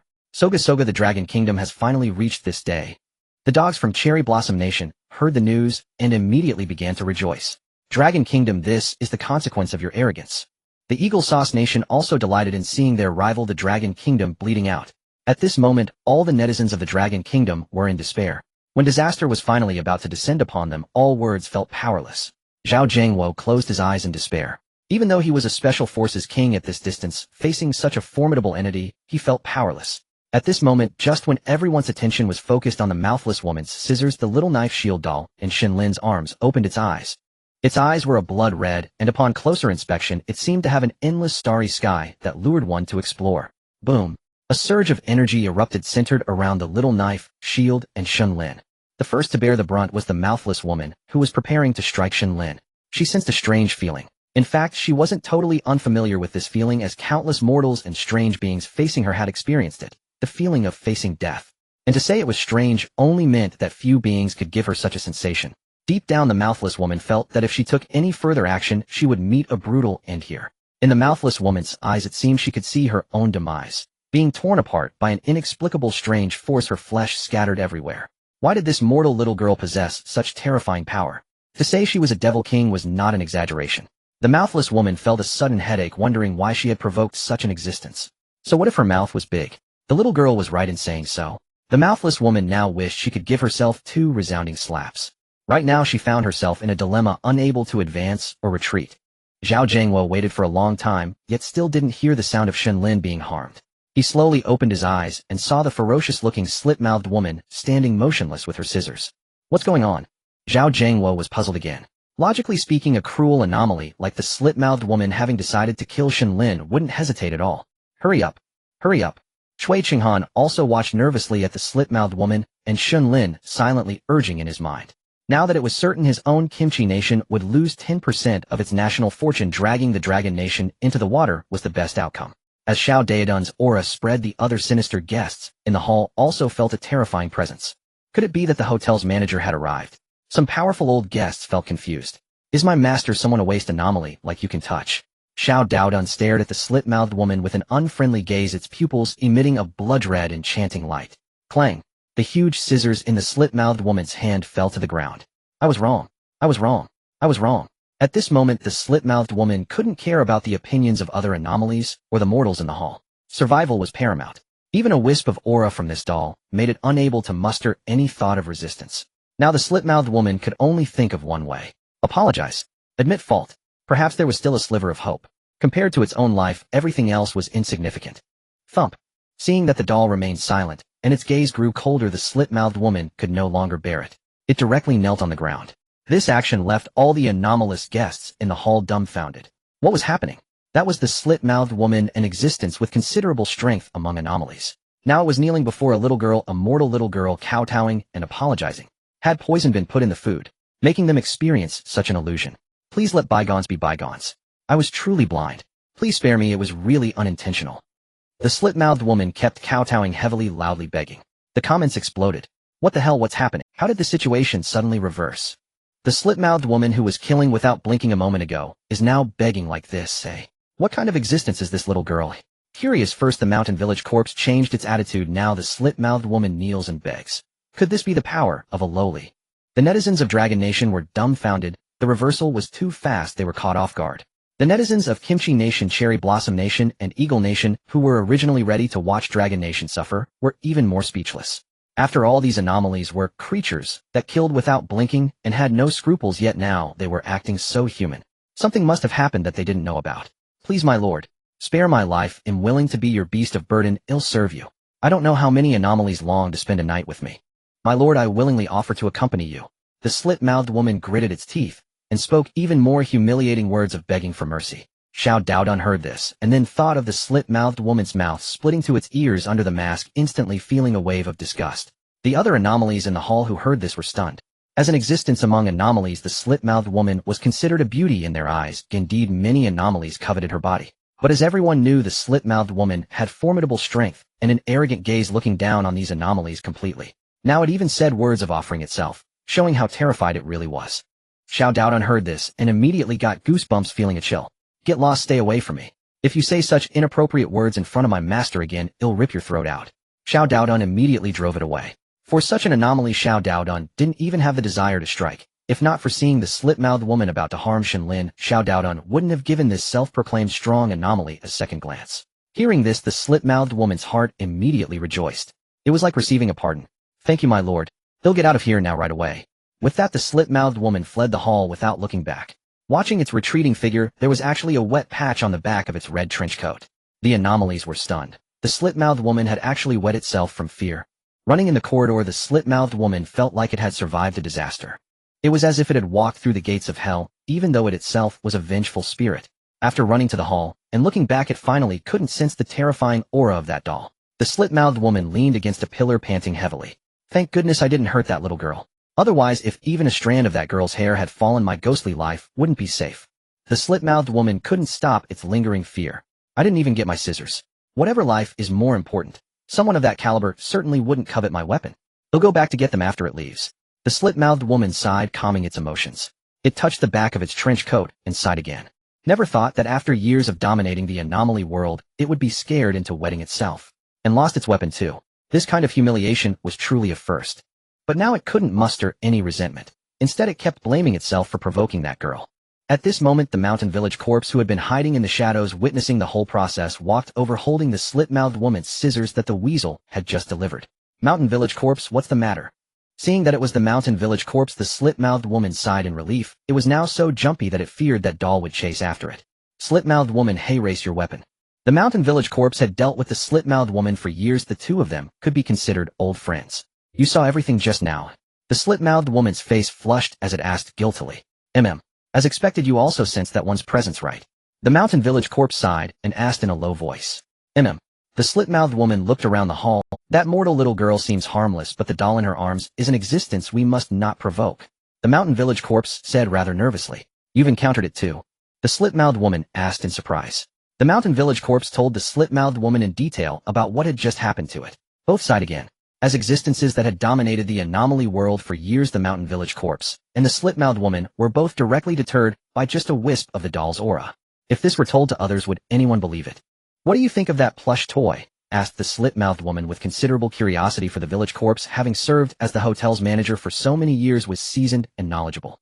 That feeling. It's like facing our infuriated general manager.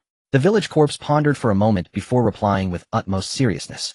How could your general manager be? The Slit-Mouthed Woman was about to retort, but when she saw the grave expression on the village corpse's face, the words stuck in her throat, unable to escape. But your general manager is a monstrous, evil entity. The Slit-Mouthed Woman still spoke with disbelief. Exactly. The plush toy suppression over me is utterly identical to the general manager's. The village corpse glanced around and spoke with lingering fear. Regardless, both that little girl and that plush toy are beings we cannot afford to provoke. The Slit-Mouthed Woman heaved a sigh. Indeed, we too have become the scapegoats. The village corpse also felt somewhat helpless. Who could have imagined that among these mortals who arrived this time there existed such a game-breaking entity? They had thought this was merely a feast from heaven, only to discover that they themselves were the fish on the chopping block. The two exchanged a helpless glance. The village corpse sniffed the air and furrowed his brow. You? Perhaps you should. Change your clothes and fresh. A faint elusive odor permeated the lobby. The village corpse frowned as he reminded her, for he was the manager responsible for ensuring every hotel guest's experience. The Slit-Mouthed Woman's face flushed. She had been so engrossed in discussing the terror of the plush toy with the village corpse that she had forgotten she had wet herself. Get out. If you speak a word of this, there will be no peace between us. Did you hear me, you old village ghost? The Slit-Mouthed Woman glared menacingly at the village corpse, threatening him. Before the plush toy, she might have been a lamb to the slaughter, but facing the village corpse whose power was on par with her own, the Slit-Mouthed Woman had regained her former arrogance. Go on then. Depends on my mood. The village corpse rolled his eyes helplessly. Toward the plush toy, he would, but as for others, even the Slit-Mouthed Woman whose strength was comparable to his, the village corpse feared them not. Anyone he couldn't defeat, the hotel itself would back him up. The Slit-Mouthed Woman then left the lobby without looking back, retreating to her room. The village corpse watched her departing figure. It seems the presence just now was truly enraged. To have scared the Slit-Mouthed Woman so badly she wet herself. The village corpse thought with lingering dread. Oh, my general manager. When on earth will you return? The village corpse felt a headache coming on just thinking about how until the general manager returned that plush toy would be the one being in the entire hotel that no one dared to provoke. Weasel, what happened in the lobby just now? The village corpse called over a sneaky weasel spirit clutching an iron bucket and questioned him sternly. The weasel, who had been tiptoeing about, immediately put on a fawning smile upon hearing the village corpse call him honorable. The weasel approached, clutching the iron bucket as if it contained a treasure. What are you holding? The village corpse asked with a, oh, this is the corpse of a mortal that Lady Slit-Mouth killed and consumed just now. I thought it would be a shame to leave the remains lying around, so I wanted to take it back to feed the dogs. The weasel spoke with a hint of guilt, for he was essentially stealing from the hotel kitchen. In front of the manager, he had to come up with a plausible excuse. If you want to eat it yourself, just say so. I won't report you. What dogs are you feeding? The village corpse was speechless. Suddenly, as if a thought struck him, cold sweat poured down his back. What did you just say? The Slit-Mouthed Woman killed a mortal. The village corpse grabbed the weasel's scrawny neck and lifted him up. Clang! The iron bucket in the weasel's hands fell to the floor. A headless skeleton tumbled out. Ugh, I'm a master manager. I'm dying. The weasel was already gasping for breath under the village corpse's terror. Only then did the village corpse realize he had lost his composure. Awkwardly, he dropped the weasel. Thank you, manager, for sparing my life. The weasel coughed violently while kowtowing in gratitude. Enough chatter. Who was the person the Slit-Mouthed Woman just devoured? Was it a companion of that little girl? The village corpse wasted no time in asking his core question. If something happened to the little girl's companion, who knew if that pestilent plush toy wouldn't cause a ruckus? If that happens, I'm afraid this old frame of mine won't die, but will have to shed a layer of skin. According to my observation, the devoured mortal was subservient to a squad leader among the mortals, and his appearance was extremely sleazy. They probably weren't in the same group, because that squad leader and another man seemed quite at odds. The weasel fully displayed his skill of perceiving everything around, boasting eloquently. Hearing this, the village corpse finally breathed a sigh of relief. As long as it wasn't a companion who had arrived together, it was fine. The other mortals could die, after all they were doomed anyway. Alright, you may go. Remember, keep your eyes and ears open. Report anything important to me immediately. You won't be short of rewards. The village corpse waved his sleeve grandly, signaling the weasel to leave quickly. The weasel, as if granted amnesty, swiftly gathered up the remains and fled the lobby. The village corpse glanced toward the restaurant. Remembering that the plague god was still there and feeling somewhat hungry, he simply decided to skip eating in the dining hall. You bring a portion of food to my office later. The village corpse instructed the three-headed woman at the front desk, then drifted away from the lobby. Always ordering us around, bullying us. Before a mere mortal, you're as cowardly as a dog. The three-headed woman silently cursed in her mind as she watched the village corpse's back. Nevertheless, she turned and walked toward the restaurant. Among the ghouls, Inspector's power was the ultimate measure, and the hotel's hierarchy was rigid. Grumble though they might, rebellion was out of the question. For now, the village corpse and the Slit-Mouth Woman only wished to stay clear of that plague god. They couldn't win in a fight, and meeting face-to-face meant losing all dignity, making them a laughingstock among the other ghouls' inspectors. Better to just avoid the encounter altogether. The Supreme Council Hall of the Dragon Kingdom was utterly silent. Every expert and elder present exchanged glances, their eyes reflecting mutual shock. What exactly happened? An elderly martial artist in a robe asked, clutching a lightning whip and speaking in a dialect. The scene moments ago had been too overwhelming. The ferocious Slit-Mouthed Woman about to kill Shen Lin abruptly changed her attitude and knelt in surrender. Chief Elder Yi had already been on the verge of ordering a national emergency alert at that very moment. Shen Lin's death would have meant a loss of national fortune and resources for the Dragon Kingdom. With the Dragon Kingdom's vast territory and abundant resources, an unforewarned disaster could devastate the nation, much like what had befallen India. Yet everything shifted in an instant. According to folklore, the Slit-Mouthed Woman delights in slaughtering children, said the scholars specializing in Sakura country's customs. Everyone nodded without doubt, having clearly witnessed the Slit-Mouthed Woman devouring the Korean waiter. The malevolent intent and utter disregard for human life sent shivers down the spines of even the most seasoned experts and elders. This Shen Lin is definitely hiding something, Chief Elder Yi declared, leaning on his cane and coughing. If the change in the village old corpse's attitude could be dismissed as an anomaly, the similar shift in the Slit-Mouthed Woman's behavior suggested their power levels were comparable. Both entities, formidable among the anomalies, instantly altered their demeanor when facing the young girl Shen Lin. This forced one to wonder what secret Shen Lin held. I suspect she possesses something that either attracts or suppresses these malevolent spirits, speculated Zhang Tianshi of Mount Longhu, stroking his beard. The elders and experts nodded in agreement with Zhang Tianshi's assessment. In times of peace they would have remained skeptical of the occult, but now anything seemed possible. We ordered an investigation into Shen Lin's identity earlier. Where are the results? The second elder demanded, slamming the table. Since the eerie livestream began, the expert panel had been granted authority to mobilize every organization within the Dragon Kingdom. With such power, finding a single girl, or even an anthill, should have been trivial. The experts tasked with locating contestants' information turned ashen. It wasn't that they hadn't searched, they simply couldn't. Tens of thousands across all cities had conducted a collective investigation, yet no trace of the girl existed. How could they explain this to the Elder Council? Forgive us, elders. We have failed to provide a satisfactory answer, one lead investigator said, bowing in apology. The second elder's temper flared. What are you capable of? Our mighty Dragon Kingdom can't even find information on a little girl. We only learned her name from the livestream. He struck the floor furiously with his cane. Enough, second elder. Chief Elder Yi interjected, calming his colleague. They are not unwilling. The Dragon Kingdom is vast, home to countless reclusive sages. It's possible she is the descendant of one dwelling deep in the mountains. Missing records are not unheard of. Now establish a dedicated task force. Analyze this girl Shen Lin from both the livestream and reality. Extract every frame of her appearance and scrutinize it second by second. We must uncover the truth. Second elder, take charge of this mission. Curb your temper. Shen Lin is vital. She may be the Dragon Kingdom's beacon of hope. Do you understand? The second elder nodded solemnly. Meanwhile, in other nations, the news of Shen Lin's escape from the Slit-Mouthed Woman and the latter's instant surrender shot to the top of global trending topics. Shocking. Dragon Kingdom girl makes terrifying Slit-Mouthed Woman. Such terror at such a young age. Clickbait articles mushroomed overnight. Governments worldwide quickly took notice. At the Black House of the Eagle Country, the president, having watched the entire livestream, fumed while viewing the footage of the adorable Shen Lin. Tell me, what did this child do? He demanded angrily. No one desired the Dragon Kingdom's downfall more than him. He had anticipated a decline in their national fortune, securing his nation's top position. Yet the Slit-Mouthed Woman had simply surrendered. The Eagle Country president felt his worldview crumbling. Have our spies in the Dragon Kingdom reported anything useful? Especially about this girl Shen Lin, he asked his secretary. The answer was negative. Shit. At the Sakura country's capital, a short man with a thin mustache slammed the table in fury. Baka, why must our national legend be so disgraceful? As prime minister, he had been closely monitoring the livestream. The Slit-Mouthed Woman's retreat shattered his dream of the Dragon Kingdom's ruin and his subsequent conquest. But fate defied his wishes. Now he only wanted to understand what had transpired. Almost simultaneously, anti-dragon nations like Sakura Country and Eagle Country formed special organizations dedicated to investigating the Dragon Kingdom girl Shen Lin. Find out what abilities she possesses. Monitor her constantly. Command our hidden spies in the Dragon Kingdom to spare no effort in uncovering her secrets even at the cost of exposure. These anti-dragon entities spared no expense to unravel the mystery of Shen Lin's origins. In a terrifying hotel, the restaurant lobby. As the woman with the slit mouth fled, the numerous guests regained their composure from the earlier shock and resumed their meals. However, Shen Lin could feel various gazes directed at her. At the forefront were those eerie guests casting wary glances her way.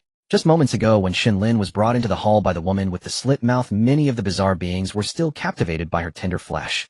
But after witnessing the woman with the slit mouth being so terrified that she urinated herself while begging for mercy, and then fleeing the restaurant, all the guests were left stunned. They were well aware of the strength of the woman with the slit mouth, who was considered among the elite among them. Yet despite this, she fled without even taking her weapon. Is this reasonable? This is simply too unreasonable. One must never provoke her. This was the label that many eerie guests placed on Shen Lin. Equally astonished were the mortals serving as waitstaff in the hall. The scene of the woman with the slit mouth gruesomely devouring the server from Kimchi Country was still vivid in their minds. When she brought Shen Lin in, all the participants from Long Country had their hearts in their throats. To them, the cute little girl Shen Lin was innocent, an unfortunate child chosen to participate in this brutal. Among these merciless killers, they did not wish to see Shen Lin meet a tragic end. Especially Zhao Jiangwo, whose daughter was of similar age to Shen Lin. Every time he saw her, he couldn't help but think of his own girl. Zhao Jiangwo cared for Shen Lin immensely. But as a mere mortal, how powerless he was in the face of such Then unexpectedly the situation took a turn no one anticipated. The woman with the slit mouth surrendered, even more thoroughly similar to the old corpse from the mountain village not long ago. What is so special about this little girl? Cui Qinghan, who had narrowly escaped in the corner of the hall, clenched his fists tightly, his eyes red as he stared at the adorable Shen Lin at the entrance. Could it be that the being who wanted to devour this little girl has acted? These monsters have clear levels. It must be that the being felt something trying to devour its food, and in anger the follower beside Cui Qinghan spoke thoughtfully. It must be just that indeed. Cui Qinghan nodded. Rather than believing this little girl to be some extraordinary figure, he preferred to accept his follower's explanation. After all, he had never sensed any hint of danger from Shen Lin. In the end, she will still die? Sadly, Kate, Cui Qinghan snorted coldly. Meanwhile, Shen Lin looked at the unusually escaping woman with the slit mouth, filled with confusion. Little knife, shield, what happened to that Andy? And why does her bottom look wet? Shen Lin curiously asked the little knife, shield, plush toy in her arms. Just moments ago, the woman with the slit mouth had appeared as menacing as a fierce god, yet in an instant she knelt and begged for mercy before fleeing. Little mistress, don't mind her, as she might just need to use the restroom. Little knife, shield briefly explained, not wanting to elaborate. Shen Lin nodded and stopped talking, bouncing over to the stunned participants from Long Country. Hello, Uncle Wang, and Shen Lin sweetly greeted Zhao Jiangwo and the high school girl from Long Country by his side. Xiao Yingyu. Hello. The high school girl, still immersed in the shock of earlier, stammered in response to Shen Lin's greeting. The rest of the Long Country participants also gathered around. Yinger, what did you do to that monster just now? The chubby otaku from Long Country excitedly asked. Monster? Shen Lin tilted her cute little head, repeating in confusion. You mean that woman in the red coat? Oh, that auntie. Yinger just asked her to bring me to play with you. Shen Lin immediately explained upon hearing the response. You had her lead the way. The crowd was stunned again. They were all trying to hide from the woman with the slit mouth, yet this little girl had directly asked her to lead. Forget it, let's not dwell on that. What did you do to make her flee? The blonde contestant from Long Country asked sincerely. If this little girl truly possessed some extraordinary means, wouldn't learning it grant him an additional survival tactic? Brother Huangmao Yinger didn't do anything. That big-mouthed auntie probably just needed to use the restroom. Daddy said that people have 3 urgencies, and that auntie was just in a hurry. Shen Lin scratched her head and sweetly said. Looking at the sweet and sincere Shen Lin, the crowd had countless words stuck in their throats. In a hurry to go to the restroom. Her. The woman with the slit mouth. Naturally, everyone found it hard to believe, yet looking into Shen Lin's sparkling eyes, they understood that perhaps this little girl was unaware of the situation. She really doesn't seem to be lying. Yes, she's so young, but she must be telling the truth. Could it truly be, as that guy from Kimchi Country said, that the powerful being behind Shen Lin was making a move? The chubby otaku glanced around nervously, speaking in a low voice. The others had nothing more to say. Regardless, since everyone was alive, it was a blessing in disguise. As for what would happen next, that was a matter for later. There will always be a way when the time comes, he thought. Meanwhile, Zhao Jiangwo, who had been silent for a while, was deep in thought. As a top bodyguard beside the Elder Council, he was well aware that the nation had already begun collecting information on the 10 representatives of Long Country participating in the live broadcast before it even started, and Shen Lin had left a particularly deep impression on him. There were no photos, no names, no household registration information, no addresses, no parental details. In short, all information that could be linked to her identity was completely absent. This left Zhao Jiangwo, who was shocked at the time, in disbelief. The current Elder Council and the expert group formed must have already been drawn in by Shen Lin. Now my task is not only to protect her, but also to find out what exactly this mysterious little girl is. Zhao Jiangwo silently repeated in his heart. Yinger, how is your penthouse suite? Zhao Jiangwo smiled gently as he picked up Shen Lin and asked tenderly. Uncle Wang, my room is huge. There's even a garden. Oh, I just played there for a long time. Shen Lin sweetly replied. A garden. A big room. Hearing Shen Lin's words, the people from Long Country felt a wave of envy. When they thought of their own living conditions akin to dog kennels, they couldn't help but sigh. Yinger, as long as you are happy living here. Zhao Jiangwo smiled wryly, yet spoke sincerely from his heart. He liked this obedient and adorable little girl, and naturally did not wish for her to suffer. Yinger is not happy either. The room is too big. It's just like the room I lived in before. It's a bit boring to be alone with just the knife and shield for company.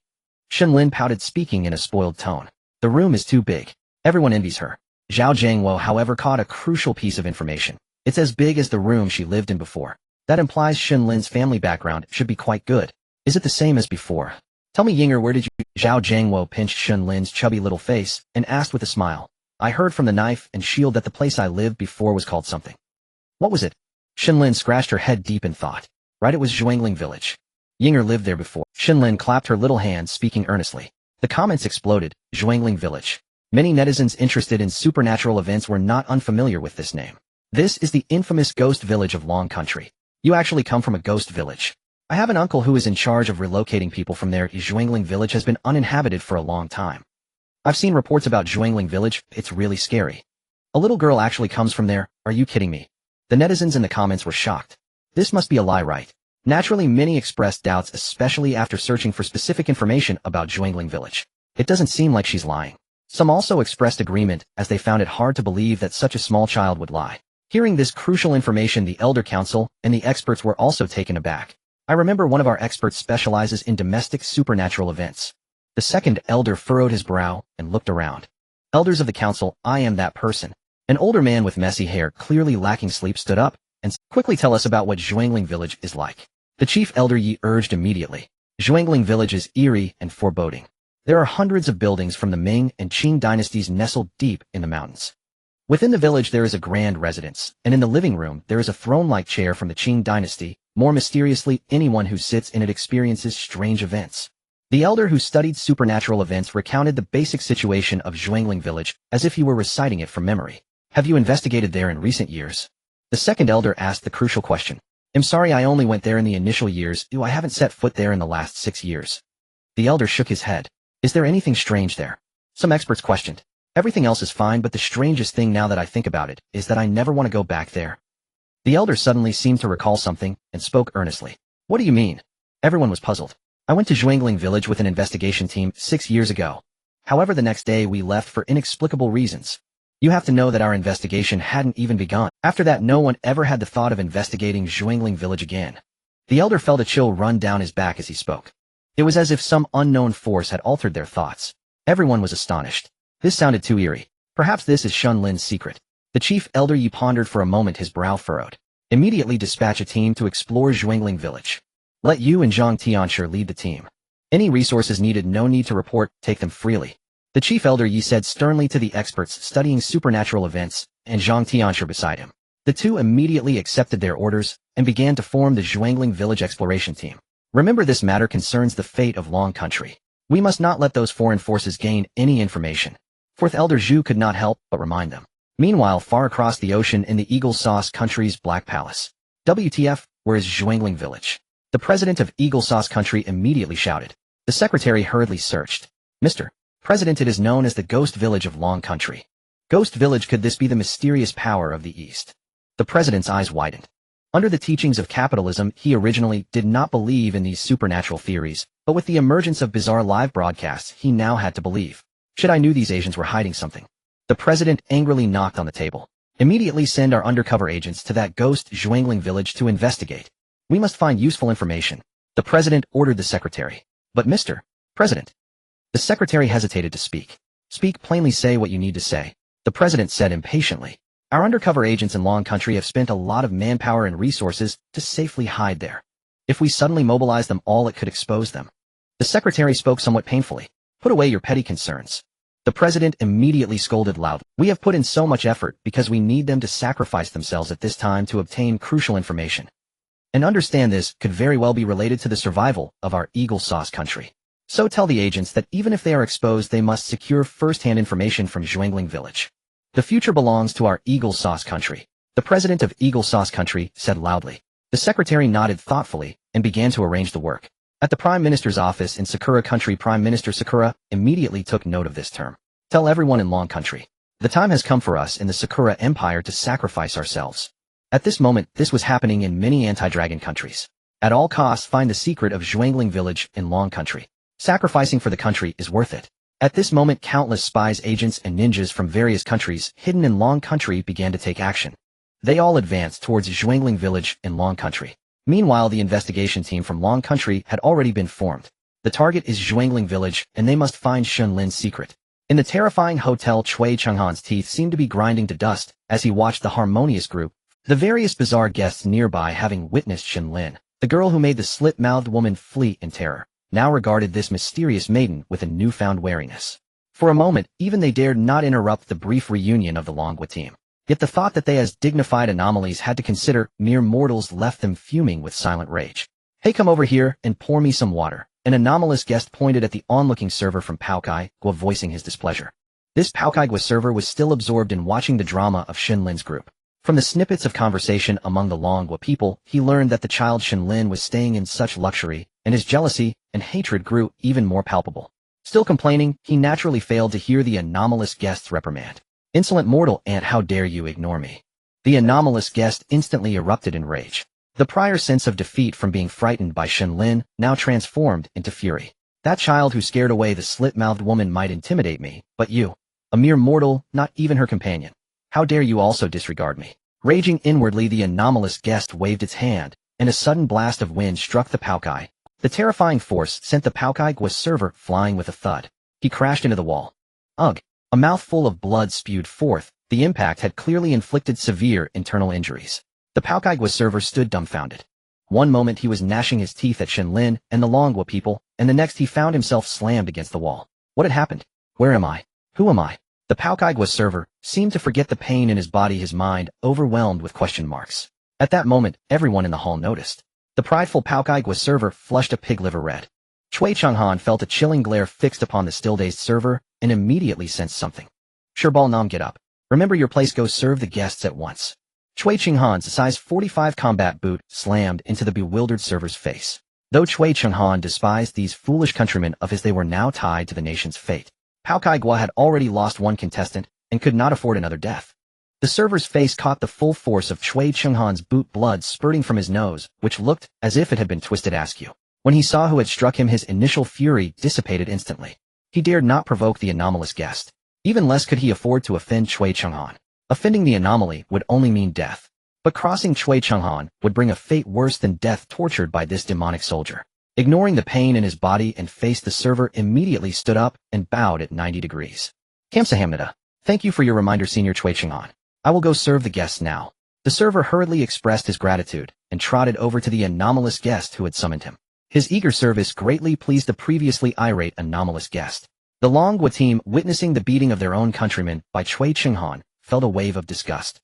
And when they saw the beaten server show no resistance, even thanking his assailant, they found it utterly absurd. No wonder they say the men of Paokai Gua have no spine. Their servility is bred in the bone. Zhao Jiangwo remarked with contempt.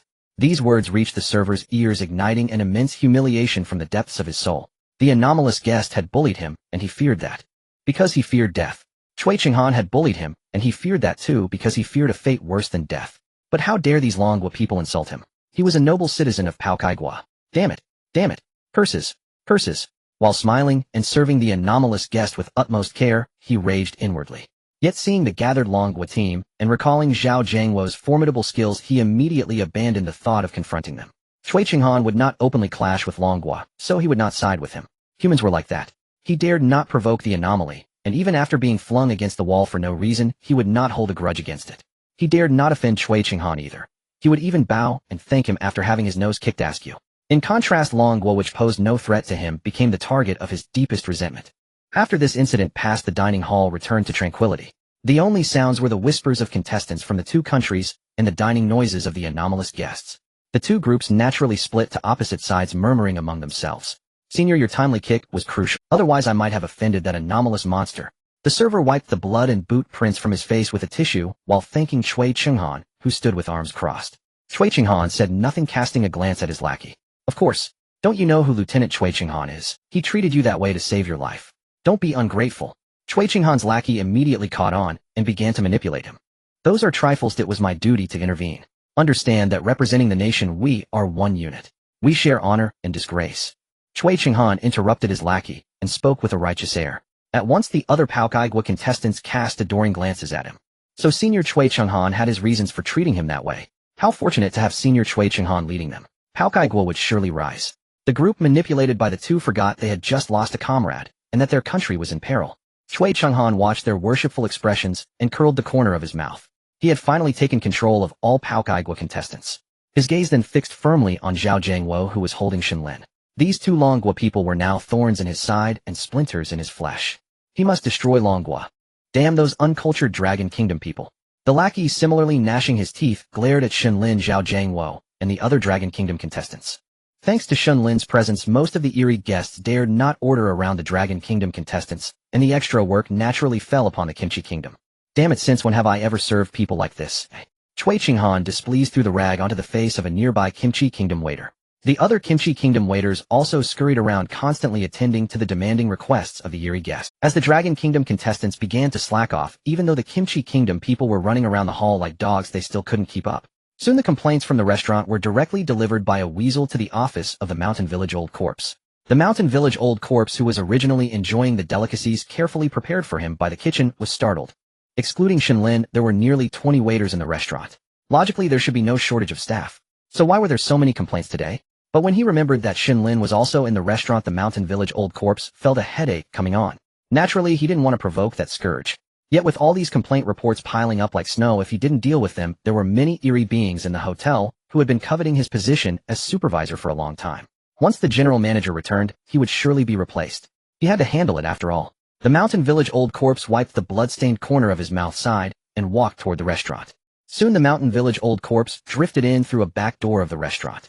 Naturally, he didn't want to enter through the front door, as that might attract the attention of the Dragon Kingdom people and the little girl Shen Lin. Upon entering the Mountain Village Old Corpse, saw a group of people gathered in a corner of the restaurant. Damned mortals, do they not wish to live? And they dare to loaf around like this. The Mountain Village Old Corpse instantly flew into a rage.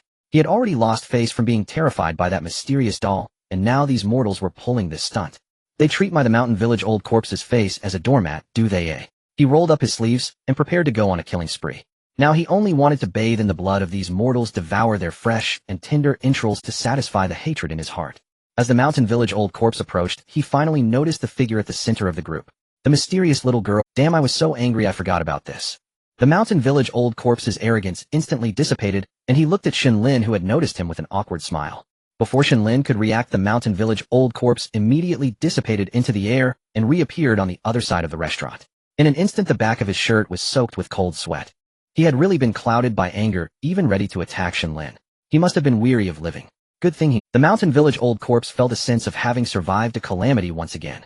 At that moment, he also noticed the waiters gathered on the other side. However, these people looked so exhausted, and they were constantly being summoned by the eerie guests trotting off to serve them. Now these are the best employees. The Mountain Village Old Corpse nodded. So it was only these few people working. No wonder the restaurant was short-staffed. But he couldn't manage the Dragon Kingdom people, and as long as Shen Lin was there, he naturally didn't dare go near. At this moment, the Kimchi Kingdom people hadn't noticed the Mountain Village Old Corpse not far behind them, and the Mountain Village Old Corpse was also curious about what these mortals who were clearly opposed to the Dragon Kingdom would say. The Dragon Kingdom people, relying on that mysterious child, are openly slacking off. A Kimchi Kingdom waiter complained, his whole body aching. Cui Chenghan saw that everyone's anger was growing stronger and realized his opportunity had arrived. He immediately signaled his lackey to ignite the anger of these Kimchi Kingdom people. Now, under the instigation of the lackey and Cui Chenghan, combined with the deep-seated animosity between the two countries, the Kimchi Kingdom waiters gazed at the Dragon Kingdom people, especially Shen Lin, and Zhao Jiangwo with such fury in their eyes that it seemed they wanted to kill the two. I heard that Shen Lin's room is incredibly huge. A Kimchi Kingdom waiter who had just passed by the Dragon Kingdom people whispered to the Kimchi Kingdom lackey. Nothing more than a pet or food kept by some unknown strong being. The lackey spat contemptuously and thought in his heart. Right when the general manager of this ghost hotel returns, he will surely be able to chop that girl into pieces. Then Zhao Jiangwo will have no time to cry. Exactly, that Slit-Mouth Woman will likely come out for revenge too. I think that supervisor certainly won't let them off either. Then the Dragon Kingdom will naturally suffer heavy casualties. The assembled Kimchi Kingdom contestants began to indulge in wishful fantasies. In the livestream barrage, seeing the Kimchi Kingdom contestants toiling like dogs, Kimchi Kingdom netizens were displeased. Damn it, why? Why are we noble Kimchi Kingdom citizens working while those lowly Dragon Kingdom people are slacking off? Yeah, probably the girl's mystery is also because of that general manager. I'm already looking forward to how this little girl will die when the general manager comes summoned. The Kimchi Kingdom netizens began spewing filth in the comments. The Dragon Kingdom netizens naturally did not show weakness and kept fighting back. However, there were still many Dragon Kingdom netizens who thought the Kimchi Kingdom people were right. Perhaps just like in the harem where the mother's status depended on her son, the Dragon Kingdom's current comfort was all due to the protection of that unseen general manager. Once the general manager returns, it will be Shen Lin's death. And the words of the Kimchi Kingdom contestants in the hotel made the mountain village old corpse's mouth twitch continuously. These idiots. Mortals after all. Short-sighted. The mountain village old corpse shook his head speechlessly. He himself couldn't even figure out the girl's origins. Let alone him seeking revenge on her. That would be slander. And what's this about the slit-mouthed woman coming for revenge? If you go find her now, she's probably still cleaning the stench of urine off herself. Revenge. Even if you tied him and the slit-mouthed woman together, the two of them together wouldn't dare to think of revenge. Oh right, they also mentioned the general manager. The general manager is strong, no doubt. But not strong enough that a single aura could make him feel the threat of death. Not strong enough that a single aura could scare the slit-mouthed woman into wetting herself. Mortals are just mortals. They completely fail to understand what kind of existence the girl's doll is. Even if the general manager came, he would have to behave before that doll. To put it bluntly, the general manager is nothing before this mysterious doll. The mountain village old corpse rant. They can't be this happy. Cui Chenghan's gaze toward Shen Lin and her group grew increasingly icy. The laughter of these Dragon Kingdom people pierced his heart like sharp thorns. I need to find a way to stir up some hatred for them. Cui Chenghan summoned his lackey and whispered. Meanwhile, the village corpse overheard their scheme perfectly. Foolish mortals. A cold sneer curled on the village corpse's lips. These two foreigners, clearly at odds with Shen Lin, had devised such idiotic methods. They even dared to try redirecting the wrath of the eerie guests towards Shen Lin and the other Dragon Kingdom people. Do you really think these guests are stupid? You didn't see what happened to the slit-mouthed woman just now. The village corpse muttered inwardly. Of course it had no intention, nor was it inclined, to enlighten Cui Chenghan and his ilk. What did the lives of humans matter to it? Suddenly a thought flashed through the village corpse's mind. Since it couldn't take revenge on Shen Lin, why not curry favor with her? Favor with the plush toy in her arms. After all, one never strikes a smiling face. If it could win the protection of that mysterious entity that thought well of it, it could strut even more arrogantly in the realm of the eerie. Go listen to what they're talking about. If you can provoke them deliberately, that would be best. After their discussion, Cui Chenghan summoned the Korean waiter who had been slammed into the wall by an eerie guest. The waiter nodded. Now he harbored hatred only for Shen Lin, Zhao Jiangwo, and the other Dragon Kingdom people. He had poured all his pain and resentment onto Shen Lin. This Korean waiter believed it was because of Shen Lin that he had been bullied by the eerie guest and reprimanded by Captain. Now that this task fell to him, he even felt a hint of excitement.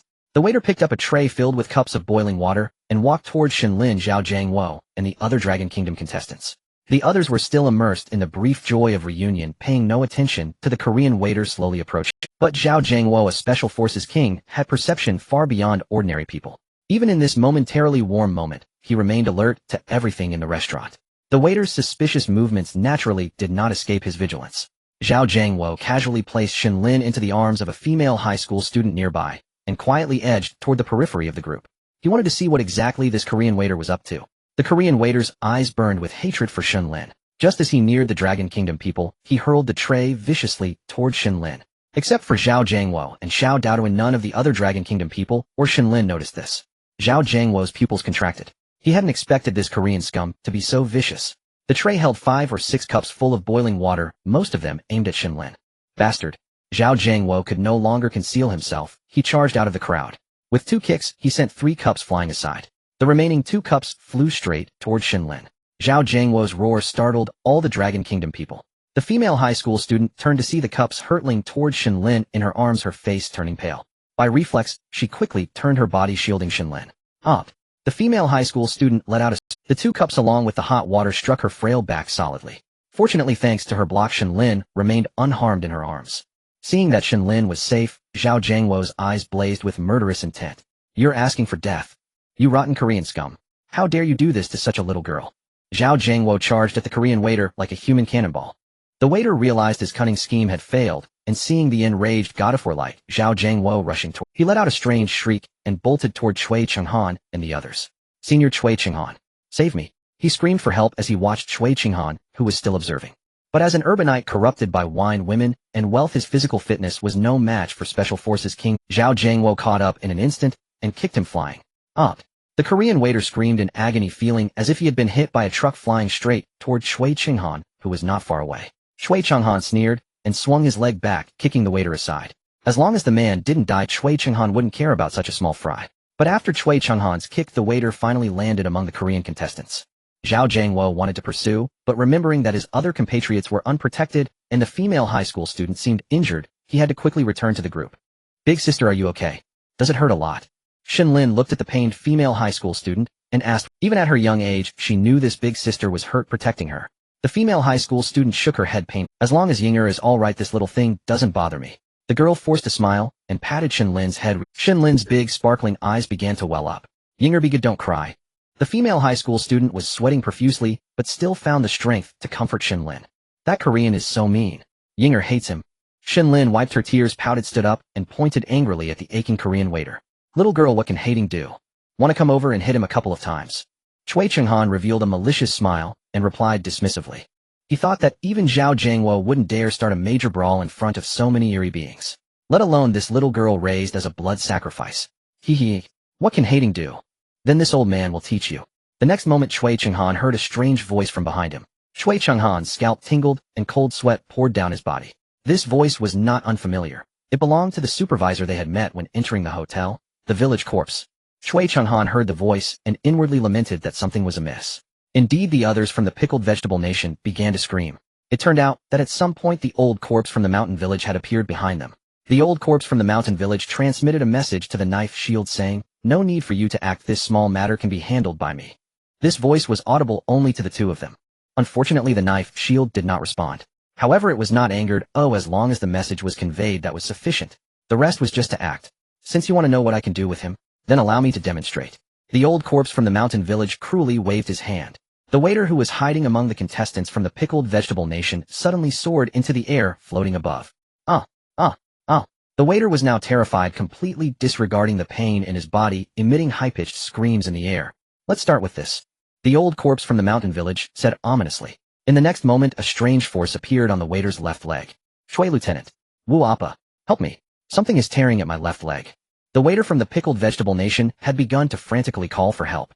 Upon hearing his name called, Cui Chenghan broke into a cold sweat. If it were an ordinary person, he could still attempt to save them. But now the tormentor was the old corpse from the mountain village, a sinister entity. He felt powerless to resist this evil being.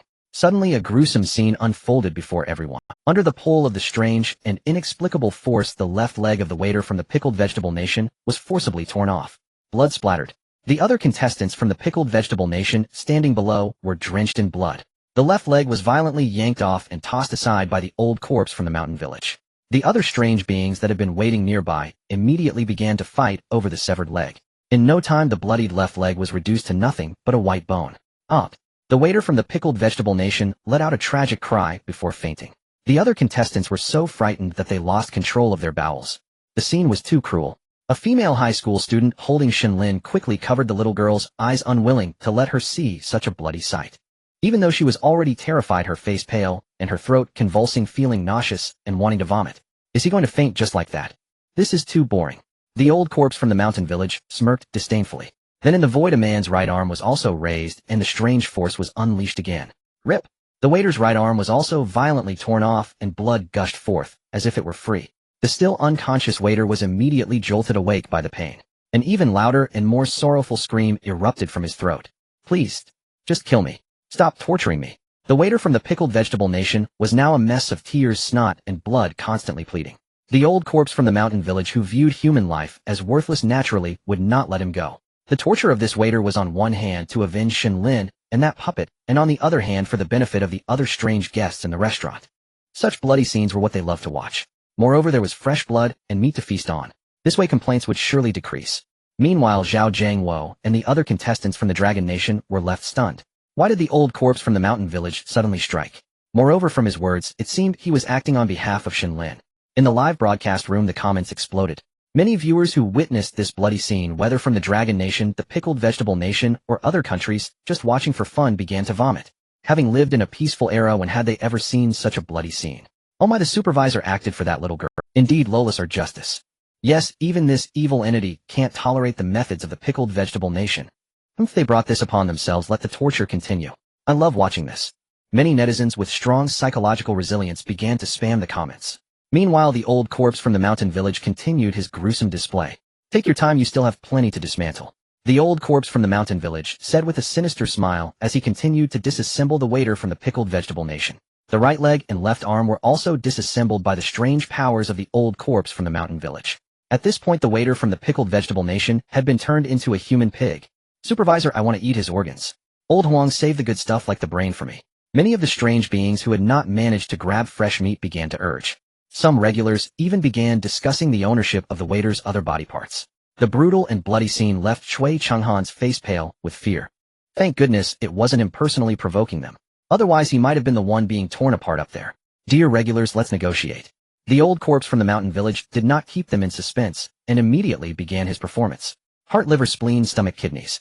As the old corpse from the mountain village operated, the waiter's internal organs were systematically disassembled and distributed to many regulars. Finally, with a crack, the waiter's life came to an end. His head fell, triggering a scramble. The hall was scattered with bones still dripping with blood, countless blood splattered everywhere. Of course, the hall not only smelled of blood, but also of excrement. Watching their companion being devoured alive, the surviving contestants from the Pickled Vegetable Nation were so frightened that they lost control of themselves. With this treatment, that existence should be satisfied, right? The old corpse from the mountain village waved his hand, instructing the weasel to take the other members of the Pickled Vegetable Nation to start cleaning up the bloodstained hall. In the highest council chamber of the Dragon Nation. Bang! The cane of the fourth elder Zhu Lao, who had just used the restroom, fell directly to the ground. What happened? While he was in the restroom, did a contestant from the Pickled Vegetable Nation die? Zhu Lao quickly adjusted his pants and rushed into the highest council chamber. What's going on? Did retribution come so quickly for these scoundrels from the Pickled Vegetable Nation? The fourth elder Zhu Lao grabbed an expert and hurriedly inquired. Fourth elder, the old corpse from the mountain village helped us kill a contestant from the Pickled Vegetable Nation. The expert, upon seeing that it was the fourth elder, immediately responded respectfully and stammeringly. Helping us? A mountain village corpse. Fourth elder Zhu was bewildered by the expert's response. He understood a malicious spirit killing in a bizarre fashion, but why would it be helping them? Old fourth, a man of your age. So rash. What will the younger generation think? Third elder spoke with considerable composure, looking at fourth elder Zhu. Rash. Pick up your walking stick that fell on the floor first. I told you to pick up your walking stick. Fourth elder Zhu retorted with displeasure, eyeing the equally astonished third elder. Third elder gave an awkward smile. Enough, stop fooling around. This is a clip I just recorded. Those of you who weren't present, come take a look. Second elder interrupted their exchange, pulling out a tablet. And on the tablet played everything that had just happened. After a while, the two finished watching, their faces filled with awe. This mountain village corpse is really helping Shen Lin vent her anger. Fourth elder Zhu stammered. But according to our behaviorist analysis just now, this act by the mountain village corpse, rather than venting anger, seems more like ingratiation. Chief elder Yi declared with righteous conviction. Ingratiation. The entire meeting room erupted. This was utterly unheard of. Yes, elders, it is ingratiation. You can examine a few details. We can clearly see that when this mountain village corpse saw that beast from Kimchi country about to strike Shen Lin, it did not intervene immediately.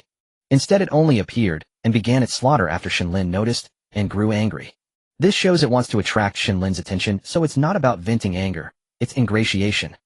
The behaviorist analyzed with conviction, each point logically sound. The others nodded. This behaviorist enjoyed an international reputation and would not easily make a flawed judgment. In the Black House of Eagle Country, the Eagle Country president was vomiting violently into a trash can. The scene he had just witnessed nearly made him expel his gastric acid. Shit, these monsters are too disgusting. The Eagle Country president said with considerable displeasure.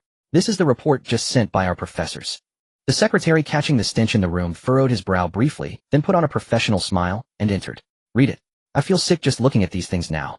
The Eagle Country president wiped his mouth with a handkerchief. According to the analysis of professors from various disciplines, this monster is clearly trying to ingratiate itself with this dragon country little girl? The secretary said succinctly. Indeed, this child carries a huge secret. The president nodded. Being in his position, he was no fool and had spotted it as well. Now immediately find a way to dispatch as many agents as possible into Dragon Country. The little girl's secret, the Zangling village's secret. We must know everything. The president issued a command amid his shock. Yes. The secretary nodded, swayed her slender waist, and walked out. The president pondered over the secretary's alluring silhouette. God, oh God, bless our eagle country with everlasting prosperity. At the Cherry Blossom Country's prime minister's office. Baka, what the hell is going on? Why is this mountain village corpse standing up for a dragon country child? The prime minister pounded the table in fury. Go and investigate immediately, or you will all have to commit seppuku. The prime minister of Cherry Blossom Country roared in anger. Kimchi Country's capital, Seoul. Kimchi Country's supreme government. Sybil, why did our contestant die again? The Kimchi Country president smashed the ashtray from his desk against the wall in rage. The several Kimchi Country politicians standing before him trembled in silence. Report, Mr. President, this little girl is definitely the key. The deaths of our two contestants are inextricably linked to her. A politician gritted his teeth and said. The next moment a second ashtray flew toward his head. Nonsense, I'm not blind, Nika. Sybil, I've been watching the live stream too. Now think of a solution for me. Have you forgotten the fate of India 3 country? The Kimchi Country president roared in fury. Mr. President, rest assured, we have already prepared a comprehensive response plan for extreme heat. It can guarantee that when faced with extreme heat, we can save ourselves repeatedly. Although the national resources have decreased by 20%, the total is still large. We can weather it by economizing. A bespectacled man stood up and said with confidence. At that moment, a blood-red alert appeared once more on the global live stream. Beep, beep, beep. Global announcement, a Kimchi Country contestant has died. Punishment for Kimchi Country, national resources reduced by 10%, national fortune reduced by 10%. The blood-red alert appeared before everyone. All netizens in Kimchi Country felt their hearts tighten. Sure enough, their country could not escape this time. Given that one contestant had already died just now and another had just perished, the country had already lost 20% of its national fortune and resources. It was coming. The Kimchi Country president's expression changed slightly, but recalling that a response plan was already in place, his worry diminished. After all, even if resources decreased, his own would not diminish. The people would bear the hardship. Suddenly the ground began to tremble. Beep, beep, beep. The entire government building started to alarm, emitting a red glow that was deeply unsettling. Report, Mr. President. This is an earthquake warning. A staff member struggling to stay upright in the violent shaking said with difficulty. Earthquake. The president was dumbfounded. The contingency plan was useless. Report the earthquake situation. A Kimchi Country geologist stepped forward, staggering toward the computer. Epicenter, 20 kilometers from the Seoul border. Detected earthquake magnitude, 10. The computer announced in a cold electronic voice. Before the geologist could report, a piece of ceiling fell and crushed him into a meat patty. The next moment, debris from the ceiling came down like rain. Quick, protect the president and evacuate. A loyal bodyguard shouted, immediately pulling the terrified Kimchi Country president toward the shelter. At that moment, all of Seoul and Kimchi Country began to shake violently. Scenes reminiscent of the apocalypse appeared via satellite on the screens of various nations. The terrifying seismic waves reached Seoul in an instant. Alarm, alarm. Abnormal tectonic activity detected. Far away in the Dragon Country, the center of the crust erupted in red light, and alarms rang out in succession. A geological activity map surrounding the Kimchi Nation appeared instantly in the Supreme Council Hall. Can we detect the magnitude of the earthquake occurring in the Kimchi Nation? The chief elder Yi asked solemnly. It is estimated that the magnitude of this seismic wave is level 10, a geologist said, drenched in cold sweat. Level 10. The second elder was taken aback. This should be the first recorded level 10 earthquake in human history. Indeed, the first recorded level 10 earthquake in human history, the geologist confirmed. Can we calculate the level of destruction? Elder Zhu also asked, somewhat shocked. It is estimated that the power is equivalent to the simultaneous detonation of 15 billion tons of TNT. The geologist did a quick calculation, his back soaked with sweat. The entire Supreme Council Hall fell into a brief silence. 15 billion tons of TNT, the level of destruction this entails. It seems that the Kimchi Nation will reap the consequences of its actions. Chief Elder Yi murmured as he looked at the screen. At that moment, Seoul finally welcomed the level 10 seismic waves. In an instant, the skyscrapers at the edge of Seoul began to shake violently. The building, originally weighing tens of thousands of tons, was now as precarious as a candle flickering in the wind. The next moment, terrifying cracks appeared on the outer walls of the building.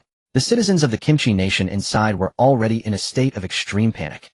Many people, upon receiving the warning, immediately began to evacuate, while some daring individuals chose the most dangerous yet fastest way, taking the elevator. As the building swayed, the steel cables holding the elevator snapped entirely. Several elevators that had stopped functioning but were filled with terrified passengers plummeted from the heights. Within seconds, the building's foundation collapsed, causing the entire structure to crash down onto the lower floors nearby. In an instant, smoke billowed and debris from various buildings scattered in the air. This scene unfolded in various places all over Seoul. Some buildings didn't even collapse. When the seismic wave struck, they were simply shattered to pieces. Countless citizens of the Kimchi Nation fell from the sky, like dumplings landing heavily on the ground. Those who fell from a great height were instantly reduced to a pulp, while those who jumped from lower floors only broke their legs and were immobilized. However, immediately following, massive cracks appeared all over the ground. Countless citizens who couldn't escape fell directly into them. The terrifying ground fissures were bottomless. For a moment, Seoul resembled a hell on earth. The sounds of collapsing buildings and the wails of the survivors echoed continuously. Seoul, established for hundreds of years, was completely destroyed within just a few minutes. Looking around, only the skeletal remains of some buildings remained in the sky, while the entire structures had vanished. The ground was also covered with dense cracks. The lives consumed by these fissures may exceed those lost in the collapsing buildings. Underground, in the Kimchi Nation's highest government, a heavy iron door was pushed open.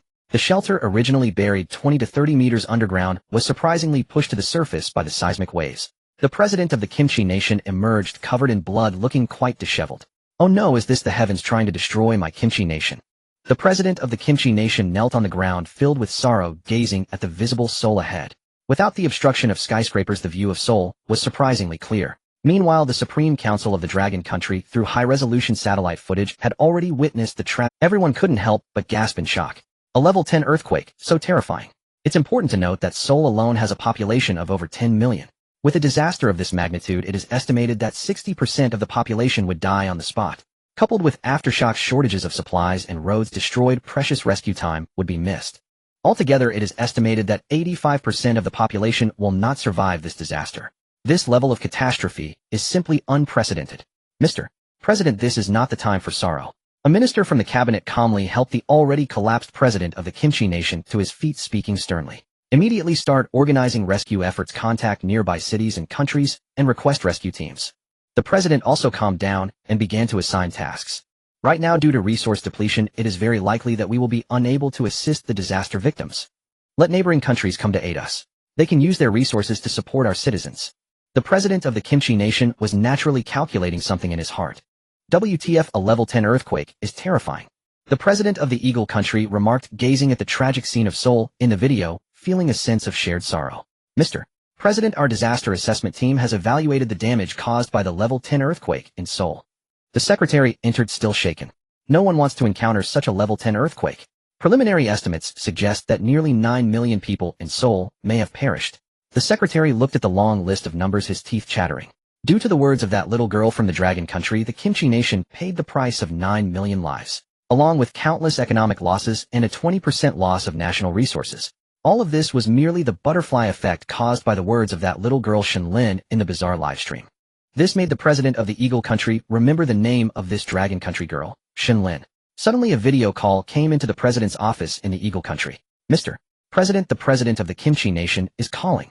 The secretary glanced at the tablet and asked if he should answer. "Mr. President of the Eagle Country, the Kimchi Nation needs your assistance."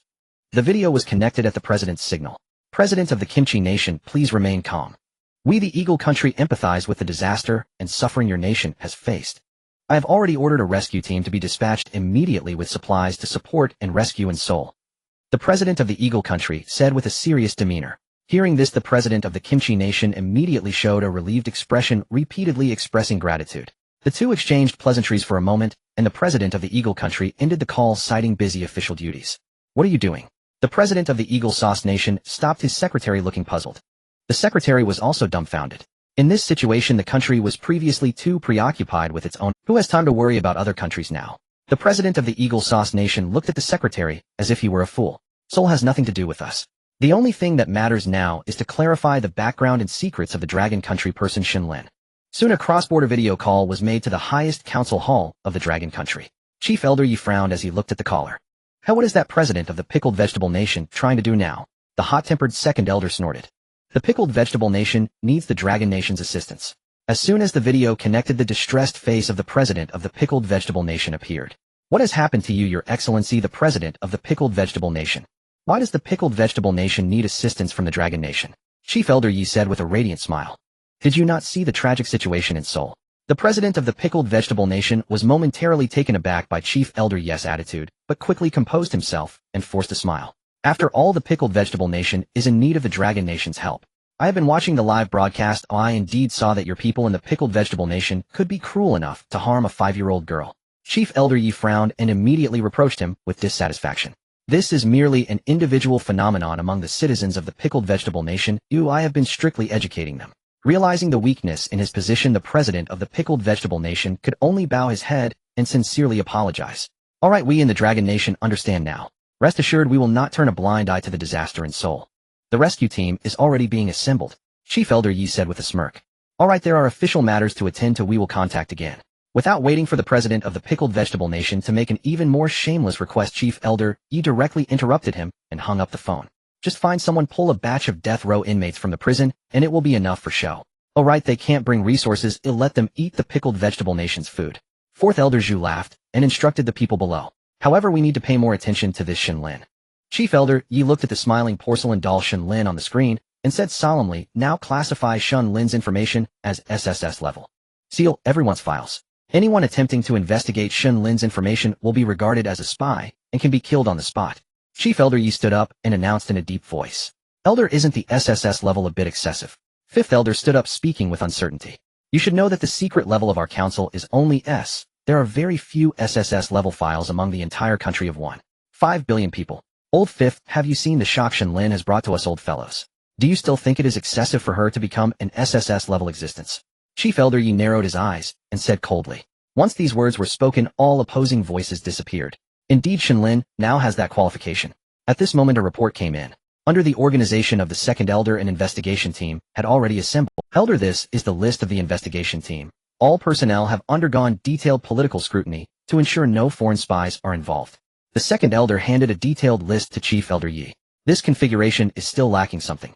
Send the hidden 101 team from the capital to assist the investigation team. Chief Elder Yi pondered for a moment and said seriously, 101. Elder, I disagree. Fourth Elder Zhu stood up immediately to oppose. The 101 team is a special security unit of the capital that has undergone secret investigation and training. If they leave, who will protect the capital's safety? Fourth Elder Zhu shook his head in opposition. Old Zhu, do you still have the mentality of sticking to conventions at this time? Did you not see the tragic situations in the pickled vegetable nation and the 3 countries of India and Afghanistan? In this situation, every country is preoccupied with its own affairs. The capital won't be harmed by their absence. Chief Elder Yi sighed. And now the investigation team exploring Zhuangling village is executing an SSS-level mission. Throughout the live broadcast, people around the world can see. We have designated personnel to watch live broadcasts from other countries. Do other countries not have people watching our country's live broadcasts? Now Shen Lin is not only noticed by us. Those anti-dragon forces abroad, how can they not pay attention to the key information of Zhuangling village? Send out the 101 team. Protecting the safety of the investigation team is one aspect. On the other hand, we must ensure that the entire news of Zhuangling village remains unknown to other countries. Even if they find out, they must not be allowed to take it out of the Dragon Nation. At this moment, Chief Elder Yi was decisive and ominous, killing intent subtly revealed. Upon hearing this, Fourth Elder Zhu opened his mouth, but eventually nodded in agreement. Chief Elder Yi is right. The capital does not need the protection of the 101 team. The key to saving the Dragon Nation and ensuring its lasting prosperity may lie in that mysterious little girl Shen Lin. With the agreement of many elders, orders were immediately issued. At this time, many countries also raised their observation levels regarding Shen Lin. The tragic situation in Seoul of the pickled vegetable nation is vivid in memory. Now all countries understand that such disasters cannot be resisted by any nation. And all of this is because of a single sentence from Shen Lin. Damn you, immediately speed up the ninja troops and agents heading to Zhuangling village. In the intelligence cabinet headquarters of the Cherry Blossom Nation, a woman from the Cherry Blossom Nation anxiously ordered using professional equipment. This scene appeared in the governments of various anti-dragon countries. And now this Shen Lin has become a presence that everyone must pay attention to. There are even good-hearted individuals online who have set up a live broadcast room specifically for Shen Lin, playing her all the time. In an instant, the popularity of this live broadcast room even surpassed that of certain major countries' live broadcast. The Haunted Hotel. Watching the contestants from the pickled cabbage country becoming busy, the old corpse from the mountain village nodded in satisfaction. It seemed that the puppet had not sent him any messages indicating that it was likely pleased with his handling of the situation. Moreover, many regular customers had withdrawn their complaints, making it easier for the general manager to explain upon their return. Meanwhile, Shen Lin gently patted the head of the high school girl. Be good sister, just bear with it for a moment, it won't hurt anymore soon. Shen Lin smiled sweetly at the high school girl who shielded her from the hot water, and kept feeling a bit apologetic. After all, this sister got hurt to protect her. However, the bad guy had already been dealt with by the old corpse from the mountain. There are some minor burns. If not treated promptly, it could leave scars. A doctor among the contestants from the Dragon Country seriously remarked after glancing at the girl's reddened back. Zhao Jiangwo furrowed his brow, pondering how they would find burn ointment in such a strange and eerie place. Although he had brought some supplies, none included such items. Everyone, it's fine. I can endure it. The girl, putting on a smile that was more painful than crying despite the discomfort, shyly spoke to the worried participants from the Dragon Country. That's not acceptable, sister.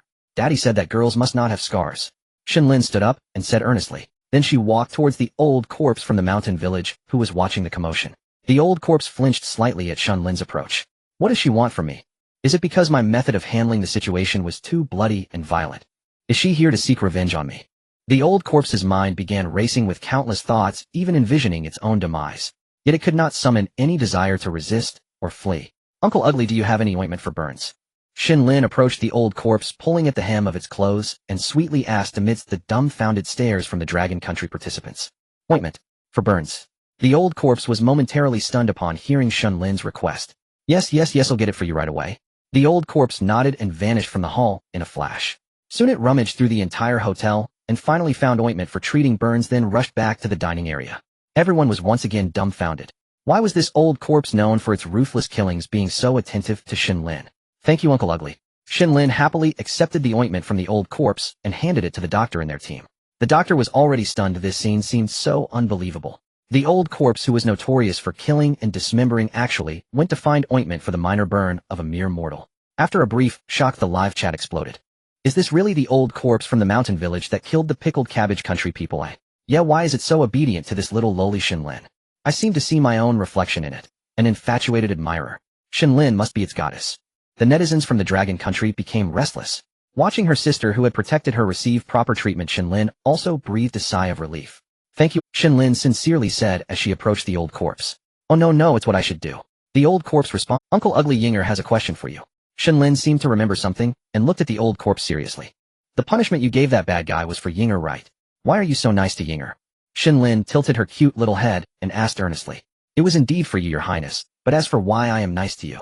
The old corpse found itself at a loss for words. How could it possibly say it was afraid of the puppet in her arms, seeking revenge on it? The puppet had clearly warned it not to reveal its existence. Now how should it respond? Love at first sight. Unable to restrain itself. How could it possibly say that out loud? I know you must have met Daddy. You've met Daddy. That's why you're so nice to Yinger. Just as the old corpse was struggling to find a way to answer Shen Lin's question, she continued. Shen Lin's father. Zhao Jiangwo's heart skipped a beat. Perhaps this man whom he had never met was the secret instigator behind Shen Lin. The live chat erupted with excitement at this comical scene, with comments flooding in like a tide. Shen Lin's little lowly father. Could it be that Shen Lin's father is also in this contestant team? Impossible. Aside from Shen Lin, there is no one with the surname Li. Then why would little lowly Shen Lin mention her? Maybe this man has also been to this hotel. Perhaps everything is related to Shen Lin's father. It's very possible. Maybe it's really because of Shen Lin's father that the old corpse and entities like the Slit-Mouthed Woman have changed their attitudes so drastically. Shen Lin's words instantly unsettled the netizens, with various speculations flooding in. In the Supreme Council Hall, we must dig 3 feet into the ground to find any trace of Shen Lin's father. The Chief Elder Yi slapped the table and said earnestly. But Chief Elder, we don't even know what her father's name is. How are we supposed to search? Shen Lin's father must also have the surname Li. Start a nationwide investigation of all men with the Chief Elder Yi pondered for a moment and made a surprising decision. Chief Elder, isn't this investigation a bit too? The Li surname is also one of the most common surnames in the country, with a large population. An official in charge of the national population stood up and said cautiously, no matter the difficulties, we must find Shen Lin's father. This matter is non-negotiable. We will mobilize all national resources to find this man. I hope everyone understands that the times have changed. Shen Lin and her father may very well save the dragon. The Chief Elder Yi made a decisive ruling that left no room for dissent. The other elders nodded in agreement, acknowledging that while this method was the slowest and the most challenging, it was also the most effective given the limited information. Moreover, it was a method that spies from other countries could not replicate. The Haunted Hotel. After cleaning up the blood of their fallen comrades, the contestants from the Pickled Cabbage Nation finally found a moment of leisure. 8 of them, led by Cui Qinghan, sat in a circle. Everyone's faces were smeared with blood. It was the blood that splattered on them when the old corpse from the mountain village slaughtered that server just moments ago. The heavy smell of blood combined with the eerie scene of numerous vengeful spirits feasting on that server caused all but Shui Chenghan to vomit. Damn it, now we are down to just 8 people, sighed Shui Chenghan's lackey, who was pale from vomiting too much, expressing his distress. I wonder what is happening in our country right now. One female contestant from the Pickled Cabbage Nation began to weep. After all, they were just a group of ordinary people living in a time of peace, and this day's events were truly unforgettable, especially seeing their compatriots slaughtered like pigs and dogs. When they could no longer even preserve a single complete corpse, the tension in their hearts was near breaking point. With the weeping of the woman from the Pickled Cabbage Nation, some men also began to cry. Shui Chenghan was already in a bad mood due to the loss of 2 members in his team, and the sound of others crying only added to his agitation. Stop crying, you idiots. It's annoying. Shui Chenghan slammed his cup against the wall, speaking fiercely. But these people had suppressed their emotions for too long. This alone could not stop their tears. Shui Chenghan's face darkened as he stood up and began to beat the nearest contestant from the Pickled Cabbage Nation. Stop crying. Aren't we just a laughingstock for those Dragon Country scum right now? Shui Chenghan's henchman showed no mercy, landing punch after punch on his companion's body. Soon the person stopped crying and began to plead for mercy. The others also held back their anguish and suppressed their sobs. Fellow compatriots, I hope you all remember why our 2 compatriots died. Shui Chenghan stood before everyone, speaking with right. It was because of the damned scum from Dragon Country, that little brat, Shen Lin. Shui Chenghan's lackey was already familiar with this PUA routine exclusive to Shui Chenghan. He immediately began to lead the others in whispering curses. The other 6 contestants from the Pickled Cabbage Nation quickly understood who their true enemy was. Not the bizarre monsters that could slaughter them at will. Not Shui Chenghan, their captain, whom they could punch at will. But that seemingly weak little girl from Dragon Country, Shen Lin. They now held only one thought in their hearts. Why should they, a group of social elites from the Pickled Cabbage Nation, be treated like pigs and dogs, while that little girl enjoys a life of luxury? Why should they face death and threats of death, while that little girl could dictate their fates with a mere word? Now, under the brainwashing of Shui Chenghan and his lackey, the contestants from the Pickled Cabbage Nation had lost the most basic judgment of a normal person. At this moment, their only hatred was directed at one person, Shen Lin. But if they were to confront Shen Lin in the presence of the old corpse from the mountain village, they certainly did not have the courage to do so. Ridiculous, the last person who dared to confront her still had blood on their face. The 8 of them formed a circle, continuously hurling extremely vile and dirty insults at the just 5-year-old girl. Though their words were kept at a low volume, inaudible to Shen Lin and the others at the other end of the restaurant, they did not escape the live stream. The people from Dragon Country in the live stream had already begun their mockery. Ha ha ha, pathetic scum from the Pickled Cabbage Nation, now only daring to whisper. Where did that bravado go? These adults have no shame using such ugly words against a little girl. It's truly disgusting. The netizens from Dragon Country were outraged, further refreshing their views on the audacity of the Pickled Cabbage Nation. They must not know that because of their recklessness their homeland has been shattered. They are probably still there plotting conspiracy. It's a pity for the innocent people in Seoul watching the videos. Due to the earthquake in the capital of the Pickled Cabbage Nation, there were already many fewer viewers from the Pickled Cabbage Nation, with very few comments in response. Many viewers from the Pickled Cabbage Nation who were not in Seoul also had relatives affected in Seoul. Damn it, these people still can't control their mouths. Don't they know how much harm they have brought to their country? Simida, can we let them see the comments? Don't provoke that little girl from Dragon Country anymore. Exactly, just one word from her caused the death of one of our people, and they still dare to insult her. They don't even dare to insult her to her face. What a shameless display. Many viewers from the Pickled Cabbage Nation were complaining. Hearing Shen Lin ask if she knew her father, the old corpse from the mountain village was taken aback. May I ask, your highness, who is your father? Could you let me know his name? The old corpse from the mountain village asked. However, these words were carefully considered before being asked. Even if this puppet were to find fault with him, it should not be. Indeed, the puppet knife shield in Shen Lin's arms paid no heed to this matter. The old corpse from the mountain village nervously stared at the puppet, fearing that if he said something wrong it might turn violent. Oh no, harm the ghost. Yet the old corpse from the mountain village was also very curious about who this girl belonged to. It seemed that her father was quite a prominent figure in the weird realm. Having served as the supervisor of the haunted hotel for many years, he had seen and heard much. But he had never encountered a mortal girl whose puppet was at least at the level of a ghost king. The key was that this ghost king level puppet was also very protective, clearly willing to serve as the girl's bodyguard, and then her father's existence must be even more terrifying. Perhaps he was at the ghost emperor level, someone he had never had the chance to meet, or even deserved to meet. No, it was very likely that he was not a ghost emperor. With this thought, the old corpse from the mountain village dismissed his idea. A ghost saint. A ghost saint was also possible. Otherwise, how could a ghost king level being be so willingly a bodyguard? Shen Lin scratched her head. My father's name is Shen Nanyan. Shen Lin tilted her adorable little head and said sweetly, Shen Nanyan. The moment these 3 words were uttered, the previously calm live stream barrage instantly exploded like a grenade tossed into a placid lake. Who is this Shen Nanyan? Does anyone know him? Let me start digging into his background right now. Netizens of Dragon Country brought out their diverse talents, determined to uncover exactly what kind of being this mysterious little girl Shen Lin's father, Shen Nanyan, was. In the Supreme Council Hall of Dragon Country's capital, the expert panel and council of elders were beaming with excitement. Especially the expert in charge of the nationwide investigation of men, surnamed Li, breathed a sigh of relief. This name truly arrived as a timely gift. With a complete name, not only was it more convenient for him, but it would also save a tremendous amount of manpower, material resources, and financial waste. Chief Elder Yi, I will immediately begin searching the entire nation for information on men named Shen Nanyan. Without waiting for Chief Elder Yi's instructions, the expert promptly volunteered. Chief Elder Yi nodded. The supervisor Villainous Corpse looked at the expectant Shen Lin and felt a moment of confusion. Shen Nanyan. Logically, he knew the names of all renowned figures in the Eerie realm, but he had never heard of this Shen Nanyan. After another moment of thought, Villainous Corpse shook his head. My apologies, Your Highness. I truly do not know your esteemed father. Villainous Corpse looked into Shen Lin's eyes, shook his head, and spoke seriously. He sighed inwardly. What a wasted opportunity to curry favor with a powerful figure. Shen Lin's expectations crumbled at Villainous Corpse's answer. A mist of tears even began to gather in her glistening watery eyes. But please don't worry, Your Highness. Villainous Corpse hastened to say. He dared not provoke this little mistress now. If she shed tears, who knew what that cloth doll powerhouse might do? I will mobilize all my connections to find your father. The Eerie realm is vast with many knowledgeable and sociable beings. Villainous Corpse spoke in a low voice. Hearing his promise, Shen Lin nodded happily, and the faint sadness finally dissipated. The participants from Kimchi Country had only heard Shen Lin ask Villainous Corpse if he knew her father and heard him reply that he did not. This set their anxious hearts at ease. If Villainous Corpse actually forged a connection with Shen Lin, how could they, foreigners to Dragon Country, still survive? It meant that Villainous Corpse's fawning over Shen Lin wasn't because the two were acquainted or had any relationship. I knew it. How could they possibly have a connection? Choi Songhan finally felt better and spoke.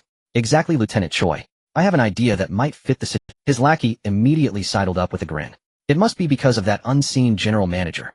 To ensure Shen Lin maintains the best taste, that manager must have ordered this supervisor to watch over her, keeping her healthy and happy.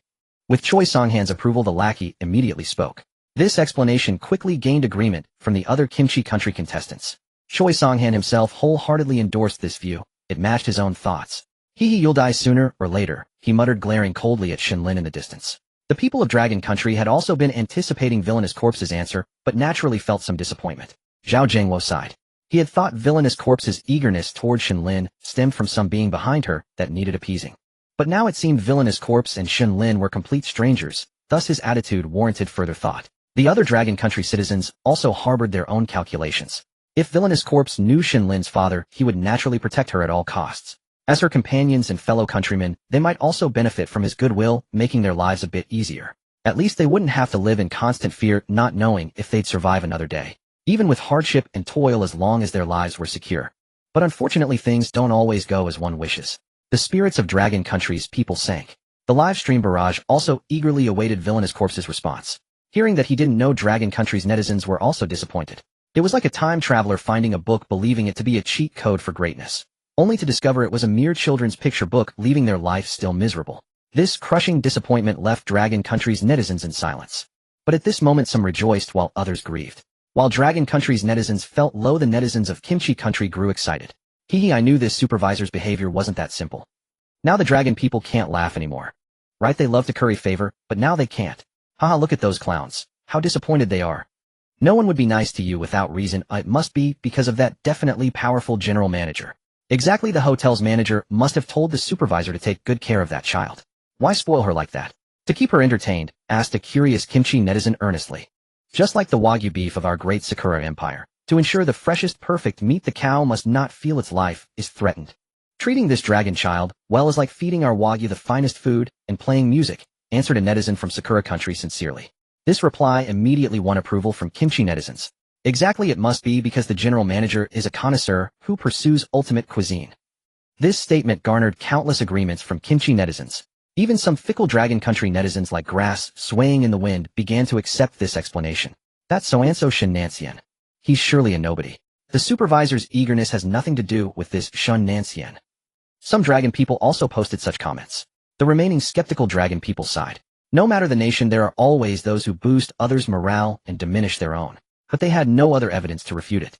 Some fence-sitters began to gradually accept this point. The highest council chamber of the Dragon Kingdom. A meeting led by the Elder Council with the majority of experts assisting was convened in the vast conference room. Gentlemen, the name Shen Nanyan is still under investigation. For now, we can only begin discussions from other actors. Now for the future of the Dragon Kingdom and for the safety of our representatives in the live broadcast, who symbolize our Dragon Kingdom. We need to consider why this little girl Shen Lin from our Dragon Kingdom is receiving such special treatment in that terrifying hotel. You all watched the live broadcast in its entirety. How many things that could be deemed impossible happened to this girl Shen Lin? Perhaps in this special era, understanding her secret could ensure the lasting prosperity of the Dragon Kingdom. Chief Elder Yi stood up looking at the outstanding talents from various fields below and earnestly spoke. Many experts looked at each other as if there were many words they wanted to express, but didn't know who should speak first. Everyone feel free to express your thoughts. Speak freely. Elder Zhu the fourth elder said loudly to the crowd. I believe that as mentioned in the comments, Shen Lin is actually a cultivated flesh and blood. Perhaps that general really did request the village elder to ensure Shen Lin's safety and well-being. A nervous expert stood up to speak. After all, in this period, making such remarks could easily lead to being labeled as a disruptor of morale by ill-intentioned individuals. As expected, a general in military uniform stood up.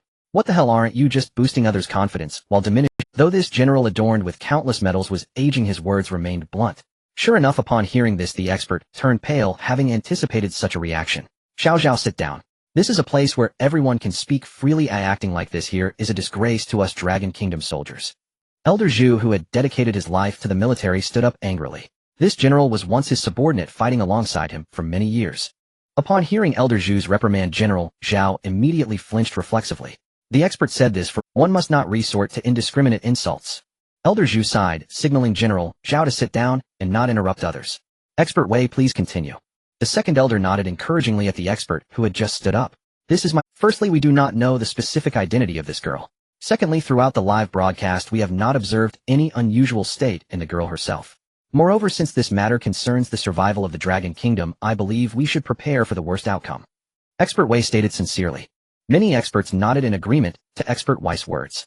This notion was not held by just a few. After all, Shen Lin had not demonstrated any abilities, and she was merely a 5-year-old girl. Though many experts were astonished that this little girl had survived multiple life-and-death situations, even causing significant damage to the competitor Pickled Cabbage Nation, they still could not escape the possibility that in the future, if that general returned, she would face death.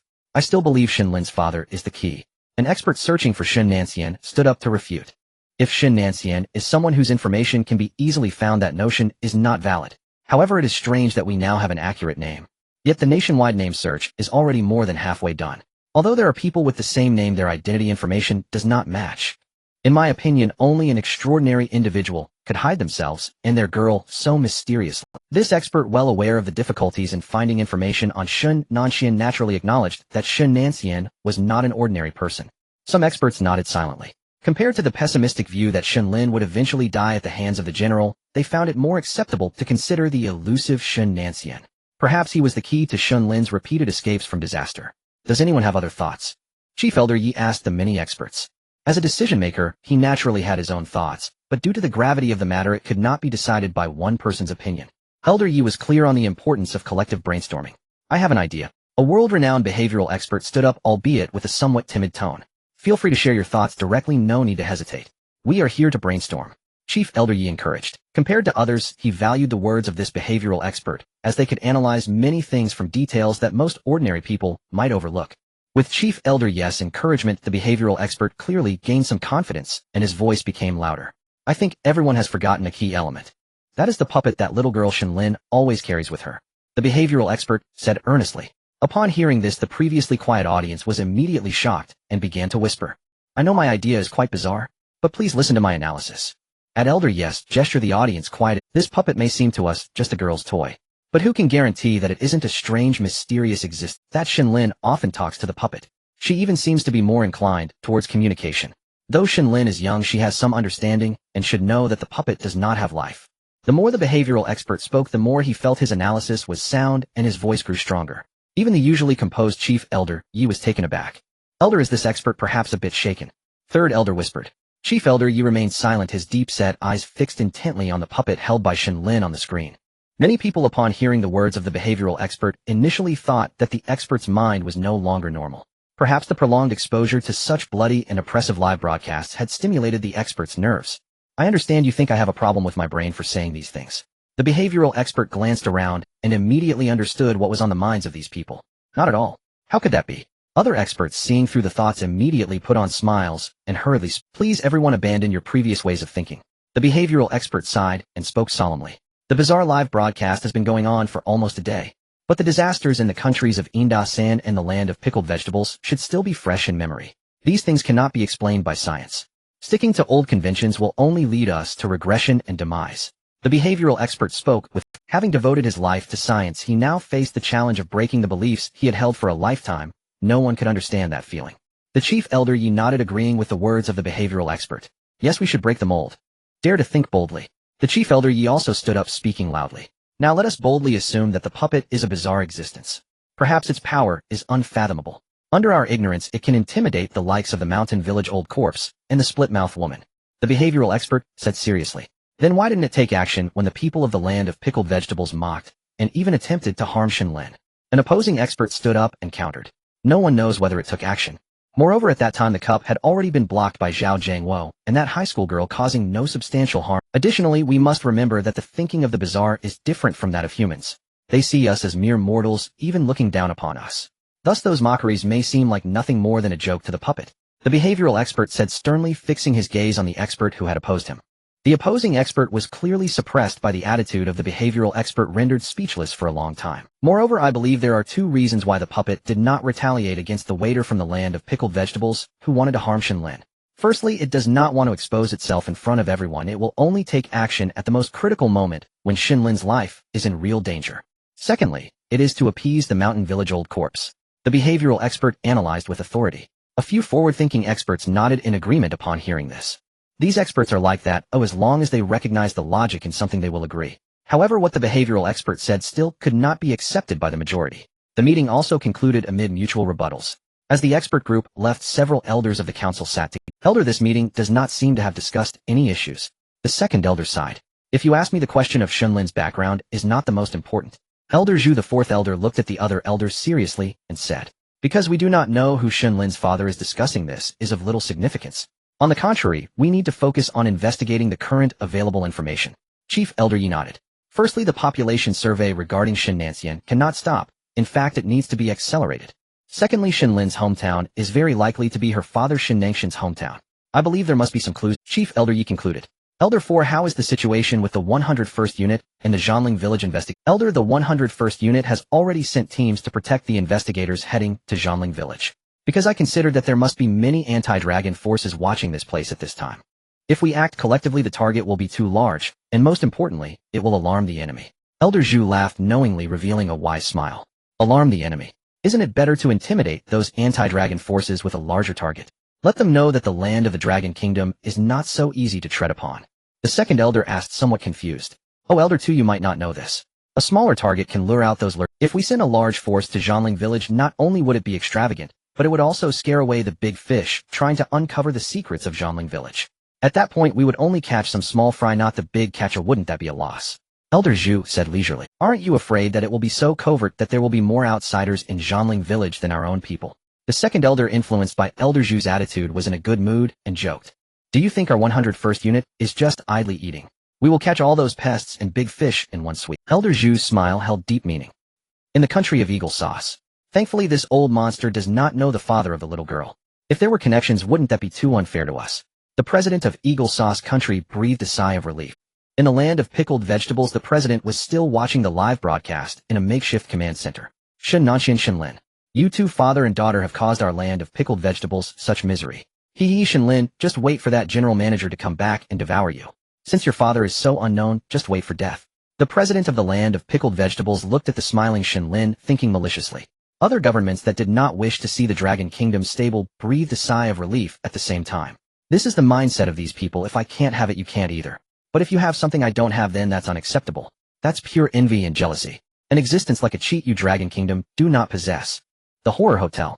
As dinner came to an end, the various strange guests finished their meals and left the dining hall. The busy crowd finally got a chance to rest after several hours of work. Among them, the participants from the Kimchi Nation were the most occupied. They had truly put in several hours of hard work. As soon as the mention of rest came from the old corpse of the mountain village, the group slumped to the ground like dead dogs. It was exhausting. Moreover, with the shadow of those already deceased participants from the Kimchi nation looming over them, they worked with exceptional diligence. In this lifetime, they might not have served their own parents with such attentiveness.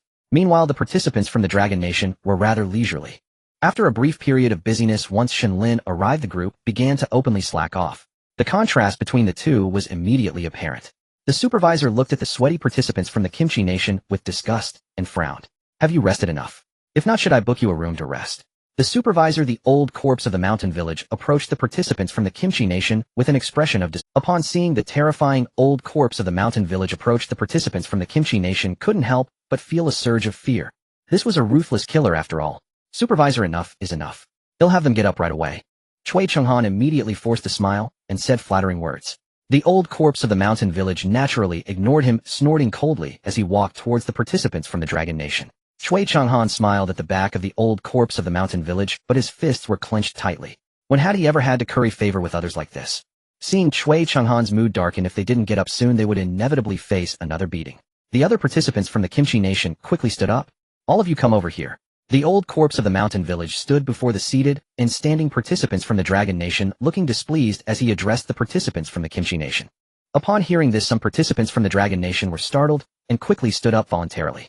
You all do as the old corpse of the mountain village spoke to the participants from the Dragon Nation in a calm tone. Meanwhile, the already standing participants from the Kimchi nation felt a mix of emotions. Whether they had worked hard or not was no longer important. It was now clear that they were being targeted by the old corpse of the mountain village. Perhaps targeted wasn't the right term, rather the old corpse of the mountain village was favoring the participants from the Dragon Nation out of consideration for Shen Lin. In light of your hard work today, this hotel will not let you work for nothing. The old corpse of the mountain village cleared his throat and said seriously as he looked at the two groups of people. This was the hotel's tradition. Even as a supervisor, he had to respect this tradition. There must be recompense for labor. The old corpse of the mountain village waved his hand, and a trio of women who had been waiting nearby approached with a tray, swaying their slender waists. As everyone focused their attention, they saw that the tray contained 2 pouches of money, one appearing plump, while the other looked quite deflated. The old corpse of the mountain village picked up the deflated pouch and poured out several dark coins that emitted a strange aura. This is the currency used in the hotel, ghost coins. In the coming days, as long as you work, you will be compensated. These ghost coins have many uses. The old corpse of the mountain village explained impatiently while fiddling with a coin. Ding, ding, ding. Explanation: ghost coin. A universal currency where 1,000 ghost coins can increase one's national fortune by 10%. I urge all participants to work diligently to earn ghost coins. The electronic voice from this live broadcast instantly reached the ears of everyone in the world, including those in the strange space. All participants in the strange space were shocked. 1,000 ghost coins could increase their country's fortune by 10%.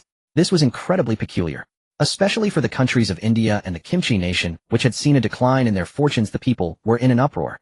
Currently, both of their countries had experienced a 20% decrease in fortune, resulting in catastrophic disasters, with massive loss of life and resource shortages becoming major issues. If their country's participants could earn 1,000 ghost coins, wouldn't that mean the country could recover to its former state?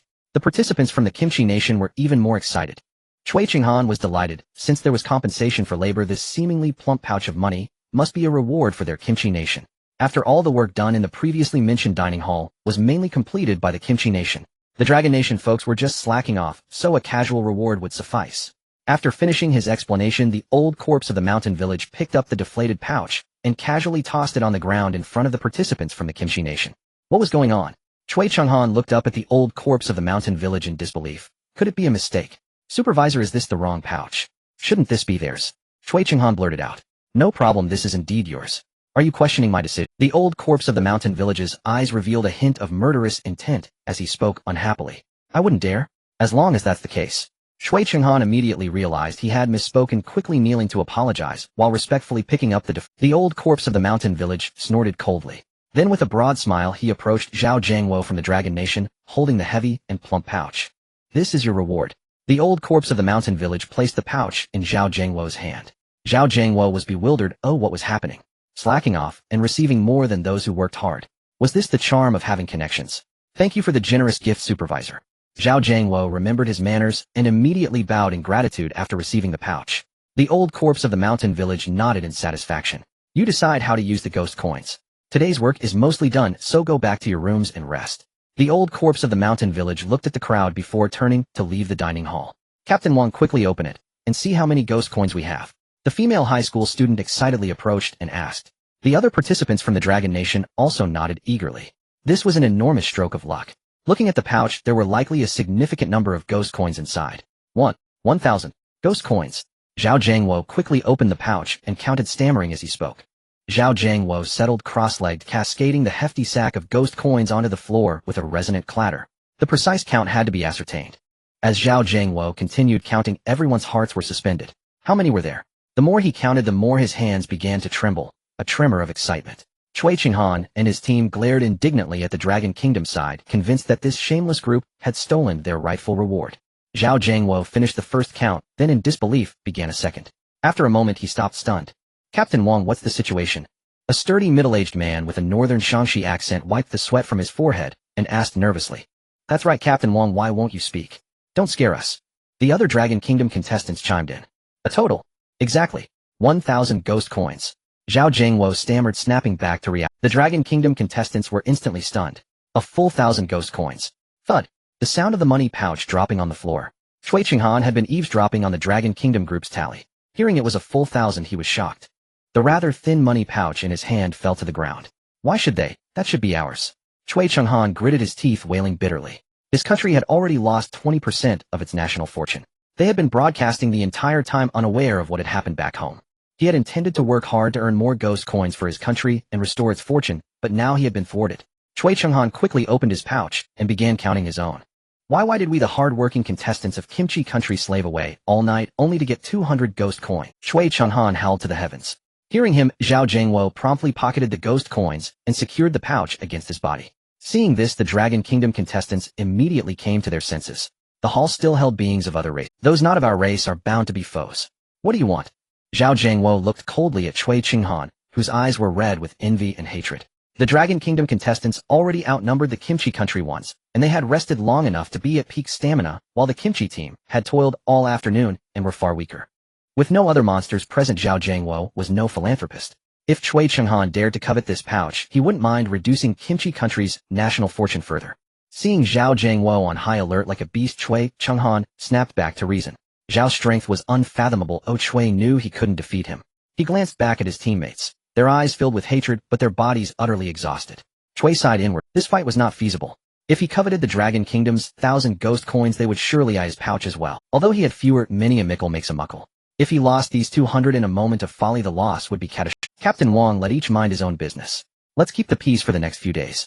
Cui Chenghan, a resourceful man, quickly suppressed his envy and hatred, putting on a smiling face. Zhao Jiangwo despised such people. Let's hope so, he snorted coldly, leading the Dragon Kingdom team back to theirs. Frustrated, Cui Chenghan grew even more irritated. Tonight, find a chance to steal that pouch, he whispered to his lackey beside him. But boss, that man looks formidable. The lackey glanced fearfully at Zhao Jiangwo, recalling how he had been knocked unconscious earlier when he provoked him. Now his neck still ached. If he's tough, am I easy to deal with? Is that what you mean? Hearing this, the already irate Cui Chenghan's fury blazed. His fists, as big as sandbags and size 45 feet, started pounding the lackey. Instantly the hall echoed with the lackey's screams. Senior Wu. Captain Cui. Boss Wu. He'll go. The lackey immediately begged, causing Cui to stop. Zhao Jiangwo watched Cui casually beat his own compatriot, unable to suppress his disgust. Now we need to decide how to use this pouch of ghost coins, Zhao Jiangwo said, deciding to ignore those Kimchi clowns for the moment and focus on the urgent matter. In my opinion, keeping it on us will only attract these scoundrels. Why not donate it to our country? Zhao Jiangwo thought for a moment and asked tentatively. After all, these coins weren't his alone, though he needed the consent of the other 9. The contestant from northern Shaanxi grinned. Honestly, no objection from me. Turning them in will benefit the nation. I'm all for it. The northern Shaanxi man grinned honestly. I've no objection. Handing them over benefits the country. I'm happy. The high school girl raised her hand. I don't object either. With their approval, the others followed suit. After all, these coins were a hot potato. The Kimchi country goblins were still eyeing them covetously. Handing them over would put an end to their hopes. Seeing the consent of the other 8, Zhao Jiangwo felt gratified. He then turned to look at the adorable Shen Lin, who was playing with a doll oblivious to the world. Yinger, let's give these ghost coins to the country to make our motherland prosperous. What do you think? Zhao Jiangwo said gently to Shen Lin. Others might not know the source of these ghost coins, but Zhao Jiangwo understood the truth. Without Shen Lin, the Mountain Village Corps would never have been so generous to the Dragon Kingdom team. Shen Lin's contribution was indispensable in obtaining these coins. Even though she was just a young child, she deserved. Uncle Wang, you decide. These coins are useless to me. They're hard and not fun to play with. Shen Lin said sweetly.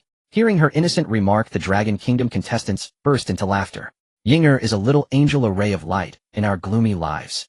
The high school girl happily scooped up Shen Lin and planted a smacking kiss on her chubby cheek. Zhao Jiangwo and the others acted swiftly, departing the restaurant under the envious, jealous, and resentful gaze of the contestants from the Pickled Vegetable Nation. Supervisor, we hope to exchange 10% of our national fortune for ghost coins for our homeland. Zhao Jiangwo and the others found the old corpse from the mountain village who was patrolling the hall while holding Shen Lin, and Zhao Jiangwo spoke respectfully. Are you sure about the exchange? The old corpse looked at the respectful crowd, his mood lifted, and inquired. Exchange. Zhao Jiangwo's words were resolute, and the eyes of the others also revealed a sense of determination. As these two words were uttered, the old corpse waved his dry, wrinkled hand, and the money bag in Zhao Jiangwo's hands soared into the air. At this moment, the contestants from the Pickled Vegetable Nation also approached the people from the Dragon Nation. In the astonished gazes of the crowd, ghost coins flew out one by one from the money bag as colorful light descended from above, absorbing the ghost coins. Before long, over 1,000 ghost coins had completely vanished. Bang! Cui Changhan slammed his fist hard against the wall. Damn Dragon Nation people, how could they be so eager to donate these ghost coins? Every time Cui Changhan thought about his failed theft plan, he felt even more frustrated. Meanwhile, the people of the Dragon Nation looked up at the sky with eager anticipation. This was also a contribution from the contestants in the live stream for their homeland. Ding, ding, ding. Global announcement: the contestants of the Dragon Nation have chosen to exchange the ghost coins they earned. Number of ghost coins 1,000. Exchange reward 10% increase in the national fortune of the Dragon Nation. Additional reward: as the Dragon Nation is the first country to exchange rewards, an additional reward will be granted. Additional reward: all citizens of the Dragon Nation as recognized by the Dragon Nation government will have their physique increased by 10%. The reward takes effect immediately. A prominent word radiating with colorful light appeared at the top of major live streaming platforms worldwide. In an instant, the global audience was immediately informed of this explosive news. Countless netizens rushed into the Dragon Nation's live stream. Why is your national fortune not declining but increasing? You Dragon Nation must have incredible luck. Why is it fair? How can Dragon Nation earn 1,000 ghost coins in a single day? Our contestants from Eagle Sauce Nation only managed to get 300 or 400 ghost coins in an afternoon. The internet trolls from Eagle Sauce Nation began to crazily bombard the comments. Damn Dragon Nation stealing the ghost coins that belong to our Pickled Vegetable Nation. Damn Dragon Nation, stealing our culture is one thing, but now you are even stealing these critical ghost coins that can increase national fortune. Friends from other countries, let us unite to boycott Dragon Nation. The netizens from the Pickled Vegetable Nation were driven to the extreme. After all, they had just experienced a terrifying magnitude 10 earthquake. Seoul had now turned into a wasteland. Domestic resources were also becoming scarce. If the national fortune could recover a bit, the situation in the Pickled Vegetable Nation would surely improve greatly. And they had naturally seen the live stream, understanding how hard their country's contestants were working. Baka, how can these Dragon Nation people have so many ghost coins to work with? This is so unfair. Our contestants from the Great Harmony Nation can't get so many ghost coins, so why can you Dragon Nation people? The troublemakers from Sakura Nation also began to grumble. The Elder Council had just finished a meeting and immediately received the notification about the Dragon Nation's contestants submitting ghost coins. Moreover, according to the reports from the department that specifically watched the live streams of other countries, the contestants who earned the most ghost coins were merely from Eagle Sauce Nation. But even that was only 400 ghost coins. Yet Dragon Nation was being treated so favorably. It seems our Dragon Nation contestants are truly good sons who care about the country. Heaven does not abandon our Dragon Nation. Heaven does not abandon our Dragon Nation. An elder who had been sitting in a wheelchair due to health reasons excitedly stood up, looking up and howling towards the sky. Old Six, you. The second elder stuttered as he looked at this scene. Second brother, what happened to you? The sixth elder turned his head to look confused at the second elder, whose jaw had dropped to the maximum. What happened to me? What happened to you, you bastard? The second elder rarely swore. Right, old Six, how did you stand up? Weren't you diagnosed with leg injuries a few years ago and couldn't stand again? The fourth elder, Elder Zhu, was also shocked. With this reminder, the sixth elder couldn't believe his eyes as he looked down at his straightened legs. Damn, I stood up again. At this moment, the sixth elder was overwhelmed with excitement. This must be the reward for the 10% increase in physique. At this moment, the chief elder, Yi, also felt as if his body had rejuvenated by 10 years and many hidden ailments had significantly lessened. I feel like I have strength again. The second elder cheered with excitement. Ha ha ha. Finally, I can throw away this bothersome crutch. Elder Zhu laughed joyously, directly tossing aside the exquisite dragon-head crutch made of rosewood. After throwing away the crutch, Elder Zhu took a few steps tentatively, and it would not be an exaggeration to say he was moving like the wind. A group of old elders were now as excited as children. The entire Elder Council was filled with their smiles and excited shouts. In a top hospital in the capital of the Dragon Nation, a young man suffering from leukemia lay on the bed barely alive. The terrifying pain had tortured him to the point where he was just skin and bones. His back was covered with scabs from the bone marrow extraction injections. "Doctor, please save him. He's not even 18 years old, he's still so young." A middle-aged woman with white hair knelt in front of a doctor weeping and pleading desperately. "Ma'am, I understand your worries for your child, but his blood type is too unique. Despite 3 years of searching, we have not found a suitable bone marrow for transplantation." The doctor immediately prepared to help the helpless mother up. He also wanted to see this boy recover. But without matching stem cells, the surgery could not proceed. "I can sell my house. I can sell anything. I just beg you to save him." The mother's words brought tears to many. Ding! Ding! Ding! A sharp alarm rang throughout the entire ward. "Not good, hurry, rescue." The doctor's expression immediately changed and he rushed towards the boy's hospital bed. Indeed, the heart rate monitor connected to the boy emitted an alarm. The doctor immediately began emergency rescue. Though his hands did not stop moving, seeing the heart rate on the screen plummet and the boy's eyes lose all hope, the doctor sighed inwardly. It seems that today the boy cannot escape disaster. He has voluntarily given up on the hope of life. After more than 3 years of torment, the exorbitant medical fees, the family is gone. Now the mother is begging for money from every possible source to pay for his treatment. The doctor's fists tightened slightly, feeling bitter inside. At this moment, the television in the hospital room was broadcasting a strange live feed from around the world. It was the time for the global barrage announcement when the Long Kingdom's rewards were being distributed. The next moment, the heart rate, which had turned into a flat line, began to fluctuate again. The doctor couldn't think any longer and immediately intensified the rescue. Thud, thud, thud. In the silent ward, everyone heard a strong and powerful heartbeat. It was the boy's heartbeat. Then, to the doctor's astonishment, all of the boy's vital signs on the screen began to soar toward the standards of a healthy person.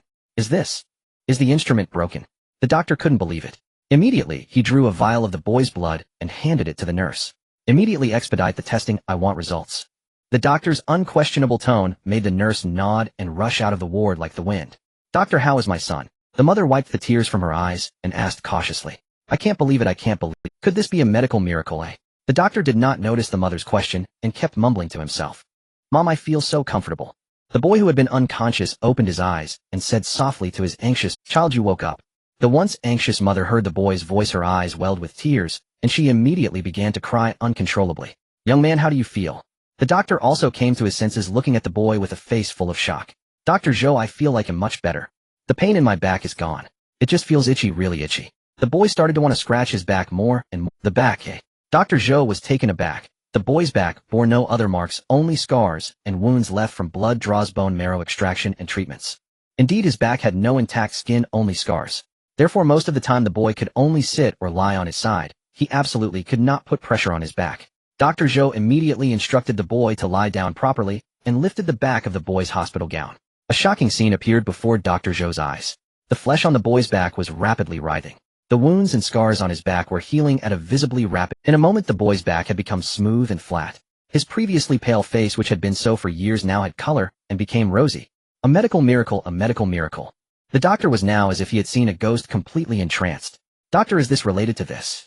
The mother, looking at her child, who seemed very healthy, pointed to a long string of text on the television screen and said softly, "Physical constitution enhancement. A miracle." The doctor revealed an astonished look in his eyes. "Dr. Zhou." At that moment, the nurse rushed in, waving a report in her hand, looking extremely excited. "All of his indicators are normal, even healthier than us." The nurse spoke without waiting for Dr. Zhou to ask. It was clear that this examination result had astonished her as well. The boy and his mother instantly burst into tears of joy. "Congratulations, now you just need some recovery treatment, and you can be discharged."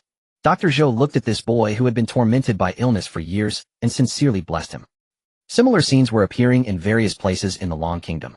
Many patients who had already contracted terminal illnesses and were facing death felt a strange sensation.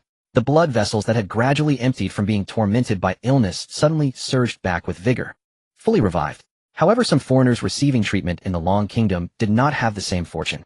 They could only watch helplessly as the Long Kingdom patients who were originally in worse condition than them instantly became healthy. "My waist doesn't hurt. My legs don't ache. Food tastes good again." These foreigners looked at the changes in the Long Kingdom patients and instantly began to feel jealous. In their hearts, they all had a thought: why aren't I a citizen of the Long Kingdom? In the age of the internet, such things are naturally impossible to conceal. "Oh my God, my second uncle, whom I was about to burn, has fully revived. Yes, the asthma that has tormented my mother for years has disappeared. I am a hospital doctor, I feel like I am going to be unemployed."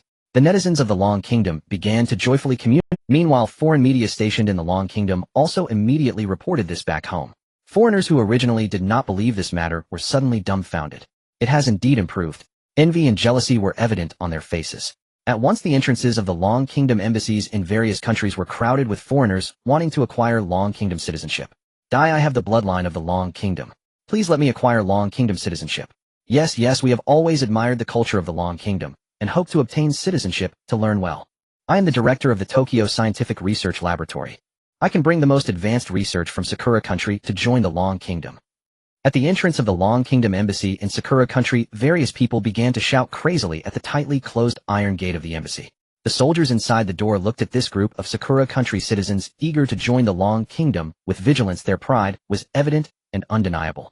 I am the top nuclear researcher from Eagle Sauce country. Please let me meet the ambassador of the Long Kingdom. At the entrance of Eagle Sauce country, many people had gathered as well, and this was just a small glimpse of the madness of foreigners. Chief Elder Yi looked at the countless video calls coming in. These video calls were from ambassadors of the Long Kingdom stationed abroad. Tell these ambassadors to prohibit all personnel from acquiring Long Kingdom citizenship. Even if the King of Heaven himself comes, I will not agree. Chief Elder Yi snorted coldly and hung up all these calls. There were simply too many people now wanting to acquire citizenship for personal gain, a mix of good and bad. For safety sake, they were naturally all refused. Chief Grand Elder, isn't it a bit too sweeping to reject them all outright like that? Asked a Longwa expert, his voice tinged with concern. What? Do you pity these foreigners? Chief Grand Elder Yi narrowed his eyes, fixing his calm gaze on the expert as he asked. Of course not. It's just that I've heard many top-tier talents in cutting-edge technology, military industry, and medicine also wish to join our country. People who normally wouldn't even deign to look at us. The Longwa expert broke out in a cold sweat and quickly explained. You've said it yourself. These people used to look down on our Longwa. Now that there's such immense benefit, they suddenly know how to grovel. What, hungry and now looking for milk? Rain falling and suddenly running home. Now that there's a colossal advantage, they want to acquire Longwa citizenship. Before Chief Grand Elder Yi could say more, the Second Elder immediately stood up, his face full of displeasure. Second Elder, that's too harsh. Esteemed expert, what the Second Elder said may be blunt, but it's the truth. These people are weathercocks. Letting them into Longwa without reason would be unjust to the rest of Longwa's citizens. Besides, granted, they are top talents in various fields, but this is the era of the eerie live broadcast. Once our national fortune declines, can they ward off the disasters that strike? Chief Grand Elder Yi patted the agitated Second Elder on the shoulder and explained patiently. The assembled experts nodded in understanding. Just then, after a moment of silence, several more calls came in on the screen. Chief Grand Elder Yi, it's an incoming call from the ambassador to Eagle Country. Should we answer? The staff member looked at the caller ID and asked. Put it through. Chief Grand Elder Yi pondered briefly and nodded. The video call connected, revealing two people on the screen. It's him. The Second Elder's face instantly darkened, his tone hostile. Sitting opposite the ambassador to Eagle Country was also a Longwa national, or rather a former Longwa national. He had been a nuclear research expert in Longwa, but early in his research, unable to bear Longwa's harsh conditions and lured by Eagle Country spies with sex, money, and benefits, he abandoned Longwa's nationality and defected to Eagle Country. After joining, he viciously slandered Longwa. The Second Elder in his youth had been in charge of Longwa's nuclear research organization. This man was one of the few blemishes in the Second Elder's political career. He loathed this individual to the extreme. Second Elder, long time no see. The man, looking completely at ease, smiled and greeted them. The Second Elder snorted coldly. Elders, I'll get straight to the point. I want to regain my Longwa citizenship. The old man, indifferent to others' opinions, stated directly. Ambassador to Eagle Country, didn't my orders reach you? Chief Grand Elder Yi said with a displeased expression. No. He insisted on talking to you. The ambassador's face suddenly changed as he hurriedly explained. Please leave quickly. I've already said that Longwa currently prohibits foreigners from naturalizing. The ambassador immediately moved to see the visitor out. I know. I have my ways of finding out. But please remember, I too carry the blood of the Yan Huang descendants. Besides, I was once a Longwa citizen. Strictly speaking, I'm not a foreigner. The man shamelessly insisted. Even the composed Chief Grand Elder Yi was amused by his brazenness. Moreover, all these years in Eagle Country, I've been lying low, working secretly for the motherland, gathering intelligence on Eagle Country, digging up the dark secrets of capitalism. If you let me return to Longwa, I will hand over all the Eagle Country data. These materials can surely shake Eagle Country's international standing. The old man spoke with a sanctimonious air. Anyone listening might think he had truly been an undercover agent. Leave now. For old time's sake, I tell you, whatever information you have. Longwa doesn't need it. Want to acquire Longwa citizenship? No way. Chief Grand Elder Yi said coldly after hearing the old trader's nonsense. Think carefully, you elders. Seeing that he couldn't return to Longwa, the man immediately shed his mask. You blind fools. Huh? Do you think I really care about your lousy Longwa citizenship? If it weren't for the chance to enhance my physique, would I even bother with your country? You dare reject me? Just wait. My great eagle country will surely surpass you. Go ahead and laugh while you can, Longwa idiots. Disaster will strike Longwa sooner or later. The man began cursing and spewing filth. The ambassador to Eagle Country panicked, immediately called the guards to throw him out of the embassy. Soon many people who had originally held Longwa citizenship, but later transferred to foreign nationalities for various reasons, tried to reclaim their Longwa citizenship, claiming their former status. But without exception they were met with only the words "no way." After learning there was no hope of returning, some first begged the Longwa people, pleading for acceptance based on shared roots. After being sternly rejected, they immediately changed their tune, their faces filled with greed and anger. Blind fools. Ingrates. My return would be an honor for Longwa. So many countries beg me to join and I refuse. Countless insults and arrogance poured forth. But the people of Longwa no longer cared about their arrogance. In this era of the eerie live broadcast, you might be watching safely today, but disaster could fall upon you tomorrow. Pickle Country and India Arab Country were perfect examples. The more arrogant they were before, the more miserable they became after the disaster. And Longwa, let alone how much national fortune it had. The mere 10% of national fortune contributed by Longwa's contestants already benefited the entire nation. Not to mention the additional 10% of various resources that appeared out of nowhere. Countless oil, ores, rare and expensive materials, even resources previously blockaded by foreign countries. Everything was available. How could we possibly envy your Eagle Country?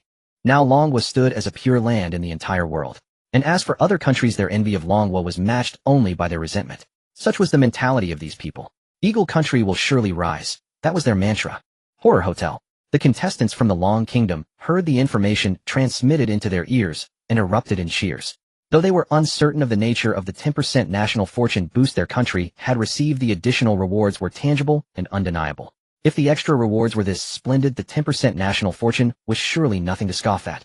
Even at worst, the current national fortune of the Long Kingdom already stood proud among all nations. Even if, by some misfortune, a contestant from the Long Kingdom were to perish, it would not deal a fatal blow to the nation. Zhao Jiangwo instantly felt a surge of invigorating clarity. This 10% enhancement in constitution was especially evident on him. If before he was unstoppable, now he was confident he could stand his ground against any special forces or martial practitioners from any country. Sister, white vapor is rising from your back. Shen Lin immediately noticed the change behind the female high school student who had been shielding her. The others quickly gathered around, anxious lest some sudden twist mar this moment of joy. Could it be a side effect of the ointment brought by the manager? Zhao Jiangwo, now deeply concerned for every teammate, asked with some urgency. The doctor among the Long Kingdom contestants stepped forward to examine her. After wiping away the ointment from the girl's back with a handkerchief, the doctor gasped in astonishment. How can this be, Dr. Ma? The other Long Kingdom contestants asked nervously. Heal. Dr. Ma snapped back to reality, stammering out the answer. Indeed, the girl's back, which had been red and blistered, was now smooth and flawless, showing no trace of the scalding water. Is the ointment from the ghost realm really that amazing? The chubby otaku from the Long Kingdom adjusted his glasses, speaking in disbelief. It doesn't seem to be the ointment's doing. Have you forgotten? Our entire Long Kingdom's constitution has been boosted by 10%. Dr. Ma shook his head and offered a simple analysis. Regardless, the group now found joy upon joy. Little Shen Lin, who had been pained for her sister's discomfort, relaxed her brow when she saw the girl completely restored. The contestants from the Paukai Kingdom had also heard the Long Kingdom's rewards, and at that moment their back teeth nearly ground to dust. The 10 from the Long Kingdom walked out of the dining hall under the envious, jealous, and hateful gazes of the Paukai Kingdom contestants. They reached the lobby. According to the Mountain Village Corpse, there was no work tonight, and they could return to their dormitory to rest. You 9 rest quickly once you're back in the dormitory. Don't say I didn't warn you. The hotel at night is not safe. The Mountain Village Corpse, seeing them in the lobby, approached to remind them. If not for the fact that these people were Shen Lin's companions, it would not have bothered with them. They nodded, then walked into the staff passage under Shen Lin's reluctant gaze. Uncle Wong, big sister. He'll come down to play with you tomorrow. Shen Lin waved her little white hand and called out loudly. Yinger, get a good rest alone. Be brave, don't. Zhao Jiangwo turned his head to encourage her. Yinger has always slept alone, every day, not scared at all. Shen Lin pouted and whispered. As the figures disappeared from sight, Shen Lin prepared to take the elevator to her penthouse suite. Little girl, let your ugly uncle escort you upstairs. The Mountain Village Corpse approached with a fawning smile, speaking ingratiatingly. Shen Lin nodded, and the two vanished into the elevator. The other eerie guests and eerie staff resting in the lobby were stunned. The proud and formidable manager, the Mountain Village Corpse, was personally escorting this mortal little girl to her room. Did I see that right? This little girl is staying upstairs. Two eerie guests watched the elevator floors climb higher and higher, their composure crumbling. Holy crap, it stopped at the top floor. This girl's room is actually the penthouse suite. All the eerie guests After all, they had been staying at the horror hotel for quite some time. In the entire ghost realm, those who could reside in the penthouse suite were few and far between. The guests who could afford and stay in the hotel's penthouse suite were invariably renowned figures in the ghost realm. Yet here was a mere mortal little girl staying there. The eerie staff were also beside themselves. Yuji, ugly uncle. The manager actually called himself ugly. Did I hear that right? The three-headed woman at the front desk stared at the weasel by the staff passage entrance, stammering. The weasel's sharp mouth hung wide open, unable to close for a long time. They had both worked at this hotel for years. They clearly remembered once an eerie staff member had spoken ill of the Mountain Village corpse behind its back, calling it an ugly bastard. So ugly it made one want to vomit. Word reached the Mountain Village corpse, and the next day that eerie staff member was disemboweled, skinned, and dismembered in the dining hall. The death was utterly gruesome. From then on, the word ugly was taboo before the Mountain Village corpse. Only those who tired of life dared utter it in its presence. And now the Mountain Village corpse was calling itself ugly. This little girl's influence was truly immense. Soon the Mountain Village corpse descended in the elevator. The once noisy lobby had fallen silent, all the eerie guests and eerie staff staring at it. Old Huang, what's gotten into you? Why the sudden change in personality? An old regular pondered for a moment, then approached the Mountain Village corpse and asked in a joking tone. What do you mean? The Mountain Village corpse knew exactly what the other was getting at, but feigned ignorance. Being so kind to this batch of mortals. With past mortals, half of them would have disappeared by tonight. The old regular was clearly no stranger to devouring humans, yet the thought of their tender flesh, his throat involuntarily worked. See those mortals walking out of the dining room now? I couldn't care less, the Mountain Village corpse said indifferently, gesturing at Choi Songhan's group. Upon hearing this, the eerie guests became instantly greedy. Choi Songhan had been swaggering leisurely, but suddenly he felt countless gazes converging upon him from the lobby. A bone-chilling cold surged through his heart. Choi Chunghan looked at the many strange eyes that seemed to devour him, and his expression immediately changed. So they can't provoke Longhua, but they fixate on us. Choi Chunghan silently cursed, urging the other lackadaisical competitors from the pickled vegetable country to hurry back to their dormitory. The crowd was not foolish, they quickly rushed into the employee passage. At this moment the predatory gazes the old familiar guest who was chatting with the corpse of the old village retracted his greedy gaze. Old Huang, they are just small fries. What we're curious about is why you take such good care of those others, specifically that little girl and her group. This familiar guest asked the question he was most curious and concerned about. The other strange guests were equally curious. I can't say much, but out of respect for our long-standing acquaintance, I can only tell you one thing. That little girl is not simple. If you think life is long, you can treat me, Old Huang, as a fart. The corpse of the old village couldn't withstand the crowd's requests and sighed, speaking slowly. Before the other strange ones could inquire further, the old village corpse bid farewell, leaving the confused crowd of strange guests behind as he floated away. A group of strange beings exchanged glances, each seeming to see a large question mark hovering above the others' heads. What is Old Huang's situation? Exactly, he talks like a mystic shrouded in mystery. Some complained. But based on my years of knowing Old Huang, he is not someone who speaks without substance. We should pay attention to his words. The old familiar guest stroked his chin thoughtfully. You being well informed, we will follow your lead. A strange guest stood up and said loudly. This drew unanimous agreement from the other strange guests. Could it be that they are indeed as eager to please Shen Lin? A guest weakly spoke. This struck a chord with most of the strange guests. They, like the corpse of the old village, viewed the lives of mortals as mere grass easily disposed of. These mortals had no power to resist and were left only with the value of their flesh.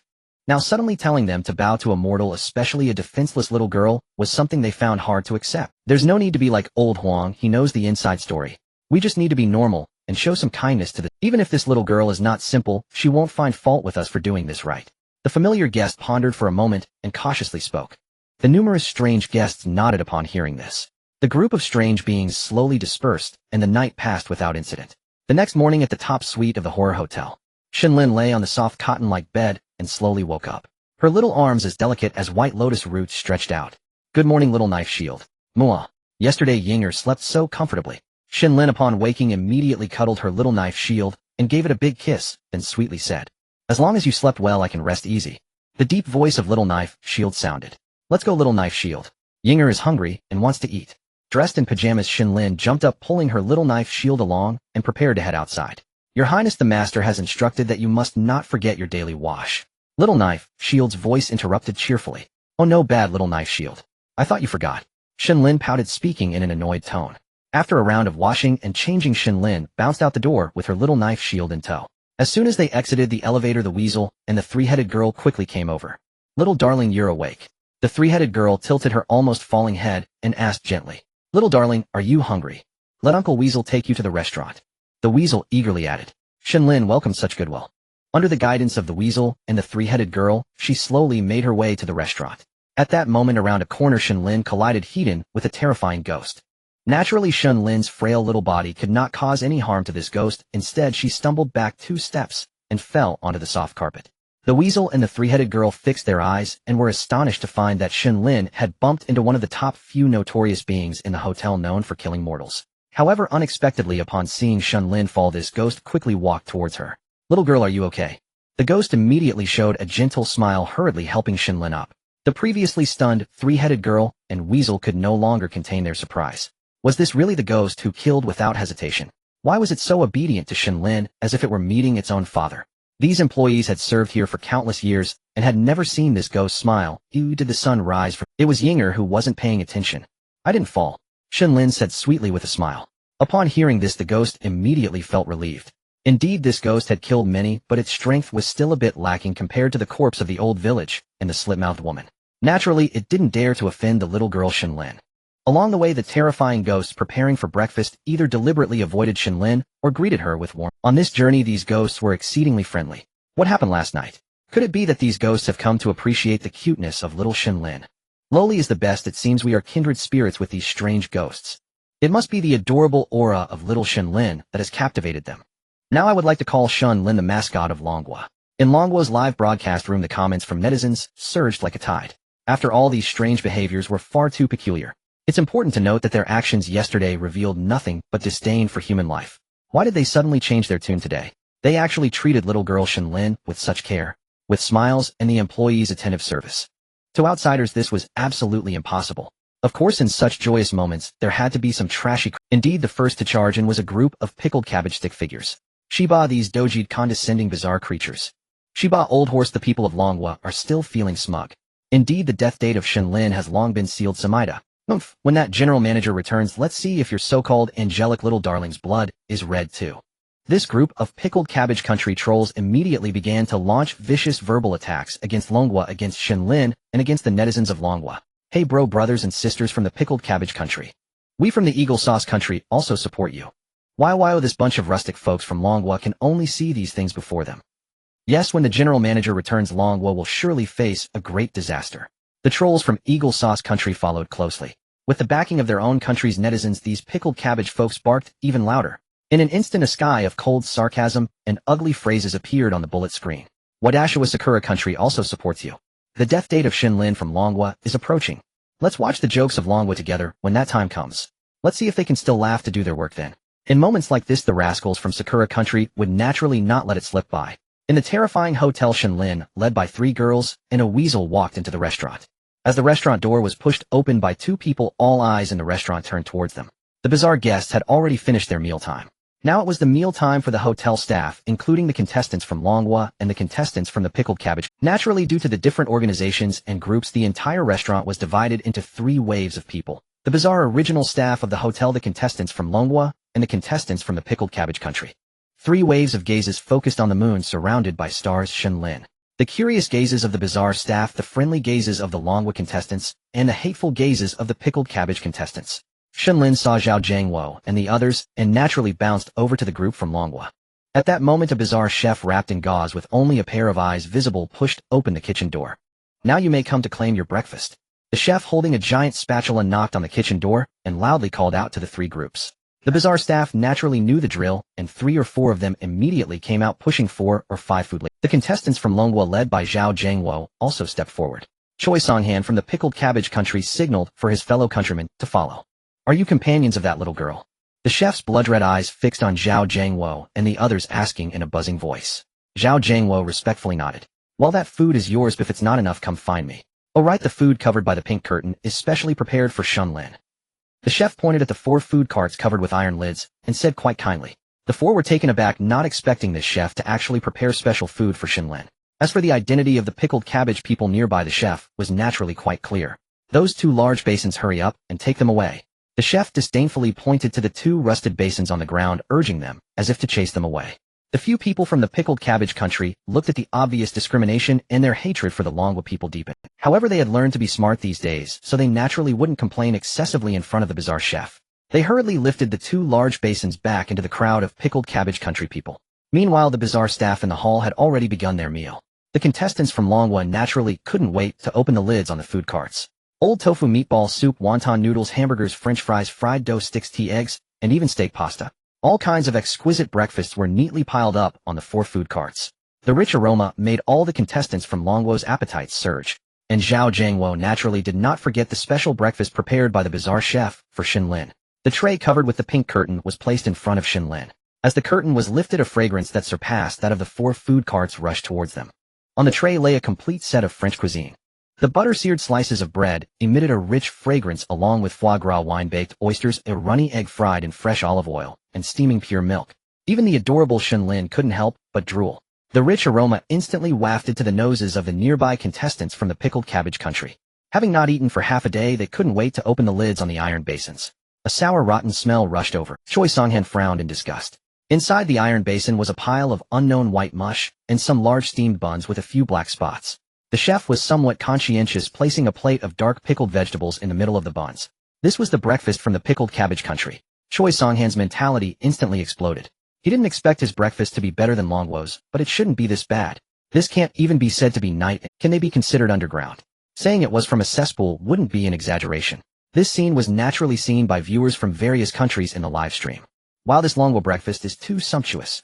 Just looking at it makes me hungry. I should order something. I'm hungry too. I'm so envious of the contestants' meals. Hey, you shouldn't speak so loosely. You can't say you're envious of the contestants' meals. You should say you're envious of our Longwo contestants' meals. Look at the food from the pickled cabbage country. That stuff wouldn't even be eaten by dogs. The special food for our little darling Shen Lin is the best. Oh, what's your take on that? I'm a French cuisine chef, and the food on this tray could easily be rated Michelin. The netizens from Longwo watched the contestants from Longwo eating heartily, and the bullet screen immediately exploded. Comparing it with the food from the contestants of the pickled cabbage country, the difference was clear to see. Shiba, why does this group of ugly monsters treat our appa like this? This is too bullying, it's unfair. Selfish Longwo people, you should share the food at this time. The netizens from the pickled cabbage country started to act Indeed, we are all partners participating in the live broadcast together. Why can't we share a bit? The various seemingly absurd comments were effortlessly voiced by this group of netizens from the pickled cabbage nation. Chui Chenghan glared at the Dragon Kingdom participants who were indulging in their food. Damn it. Chui Chenghan cursed, but he knew that approaching the Dragon Kingdom participants was not an option. Regardless of his pride, they certainly wouldn't share their food with him. And as for causing trouble for that chef, even with 1,000 times the courage, he wouldn't dare. You can provoke anyone, but not the bazaar. This is a universally acknowledged truth among mortals. Chui Chenghan calmed himself down, filled a bowl with gruel, and grabbed a bun to eat. The other participants from the pickled cabbage nation, seeing their leader silently eating, also began their meal. The only way they could swallow this unappetizing food was by staring intently at the food of the Dragon Kingdom participants. In their hearts, they secretly fantasized about being the ones enjoying those delicacies. Damn those Dragon Kingdom people, eating so deliciously that they might choke on it later. Chui Chenghan's follower viciously bit into a bun, cursing softly. Humph, these shameless Dragon Kingdom people. Chui Chenghan snorted coldly. All their benefits were earned at the cost of that little girl's life. In truth, her death was already predetermined. How could these people eat so comfortably, devouring so happily? Chui Chenghan looked at the pickled cabbage nation participants, feeling quite displeased. Upon hearing this, the pickled cabbage nation participants immediately nodded in agreement. A group of shameless people raised in a shameless country. Chui Chenghan finished eating and spat, saying with disgust. In the comments, a large number of pickled cabbage nation netizens began to attack him with comments. The Cherry Blossom Nation also believes that the people of the Dragon Kingdom are devoid of the desire to share and a sense of shame. This food earned by that little girl's impending death, they actually refuse to share with their fellow humans. If my Cherry Blossom Nation had such delicacies, we would definitely share them with our friends from other countries. The trolls from the Cherry Blossom Nation began to join the fray. Capitalism teaches us cooperation and mutual benefit. The current Dragon Kingdom is completely the embodiment of selfishness. Such a country will not endure. The netizens from the Eagle Sauce Nation also began to speak up. However, although Chui Chenghan's words were intentionally controlled, they still reached the ears of the Dragon Kingdom participants. Zhao Jiangwo's expression turned serious. The mood of the Dragon Kingdom participants, who were initially happily enjoying their food, also instantly sank. Indeed, the reason they could enjoy this food was all thanks to Shen Lin's existence. And those 1,000 ghost coins. Without Shen Lin, how could they have obtained them so easily? Zhao Jiangwo looked at Shen Lin, who was focused on her meal, and couldn't help but think of his daughter, who was about the same age as Shen Lin. Shen Lin is mysterious. She might be the key to saving the Dragon Kingdom. Zhao Jiangwo thought silently. The Dragon Kingdom could produce countless versions of me, but Shen Lin is truly one of a kind.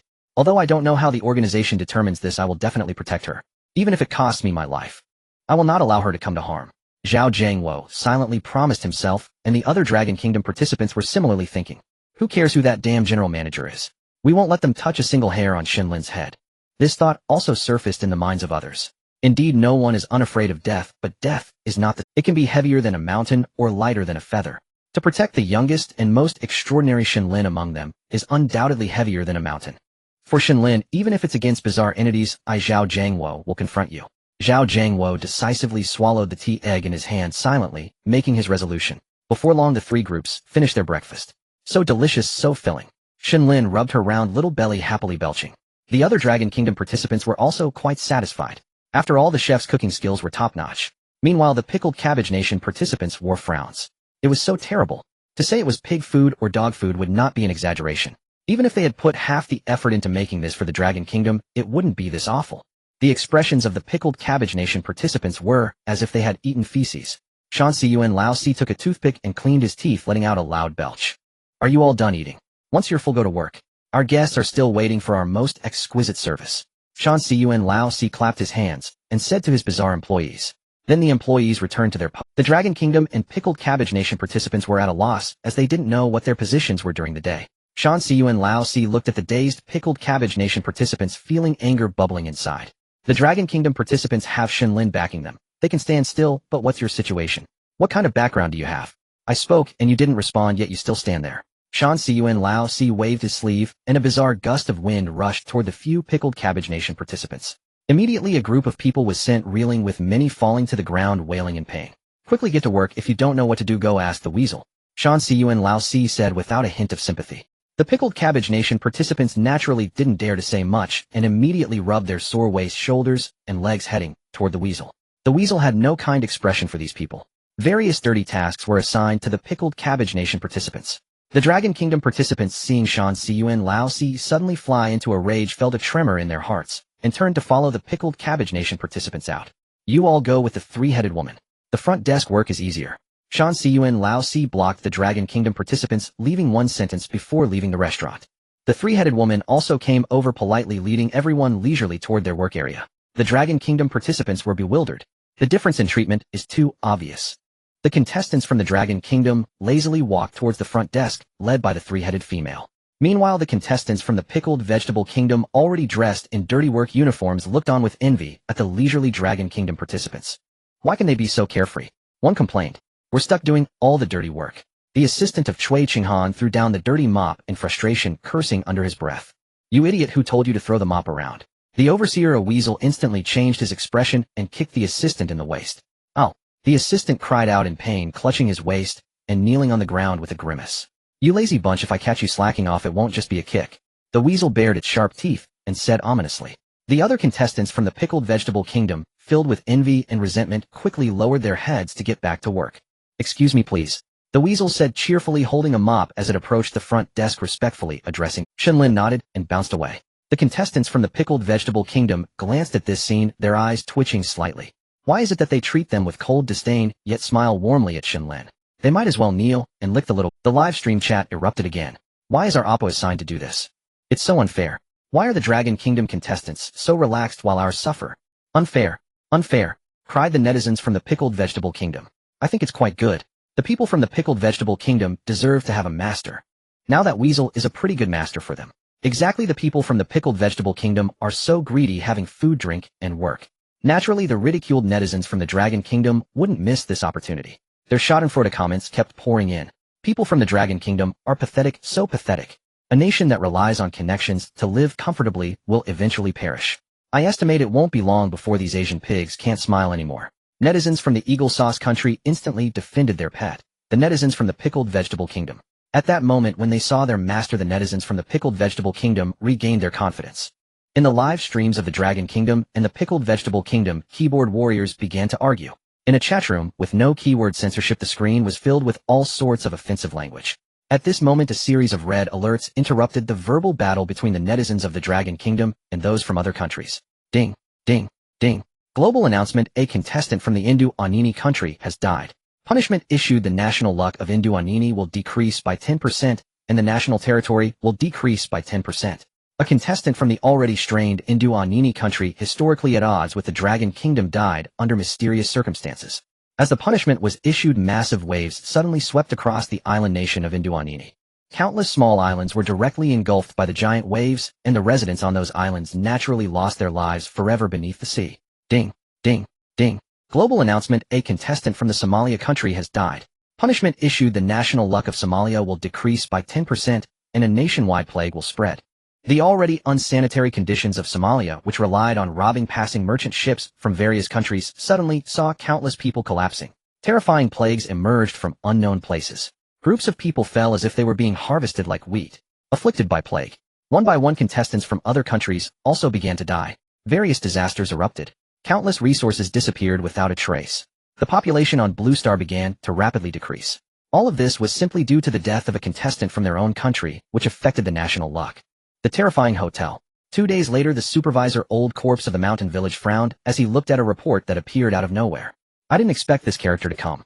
Old Corpse of the Mountain Village muttered to himself. Meanwhile, the contestants from the Dragon Kingdom and the Pickled Vegetable Kingdom each endured their own hardships. In comparison to the Dragon Kingdom's vacation-like days, the people from the Pickled Vegetable Kingdom were undoubtedly suffering terribly. They faced the watchful eyes and various troubles of the bizarre guests, along with the oppression, humiliation, and beatings from the strange hotel staff. They truly lived in a state of despair. Even Chui Qinghan, who was usually arrogant but had good skills, bore the rest were even more battered, and after days of labor they reeked. Early in the morning, Old Corpse of the Mountain Village gathered all hotel staff, including contestants from the Dragon Kingdom and Pickled Vegetable Kingdom, in the lobby. Everyone stood respectfully in front of Old Corpse of the Mountain Village, except for Shen Lin, who sat on a large soft sofa, playing with a plush toy and ignoring the world. After we finish our meal, a distinguished guest will be returning to our hotel. At that time, no one better cause me any trouble. If you offend any guest, may you all seek your own blessings. No one can save you. Old Corpse of the Mountain Village looked at the contestants from the Dragon Kingdom and the Pickled Vegetable Kingdom, his tone full of threats. Especially, you do not cause any disturbances. This guest's strength is not something other guests can compare to. If you provoke it, death is inevitable. Old Corpse of the Mountain Village looked at the dirty Pickled Vegetable Kingdom participants with a stern tone. In the lobby, even the strange hotel staff changed their expressions. Their supervisor hadn't spoken so seriously in many years. They remembered the last time such a guest came, one staff member accidentally offended it. That guest went on a killing spree. After slaughtering all the mortals and some of the strange staff in the hotel, it was so arrogant that afterward the supervisor personally apologized and promised countless benefits to settle the matter. Unexpectedly, such a guest was coming again. At that moment, everyone in the lobby felt miserable and started cursing their fate. Meanwhile, Chui Qinghan's eyes narrowed like a venomous snake. Days of torment had made him harbor deep hatred for the people of the Dragon Kingdom. He looked at Shen Lin, who sat on the sofa, and ignored everything. Respected supervisor, may I ask, what is this guest's cultivation realm? And Huang Shu Lang timidly raised his hand and inquired with utmost caution. Fool, do you dare inquire about such classified information? Humph. Shansuan Laosher furrowed his brows and rebuked him sternly. Yet he paused. This year was exceptional with Shen Lin, and the Xiao Dao Dundal present. Perhaps revealing the truth would be prudent after all.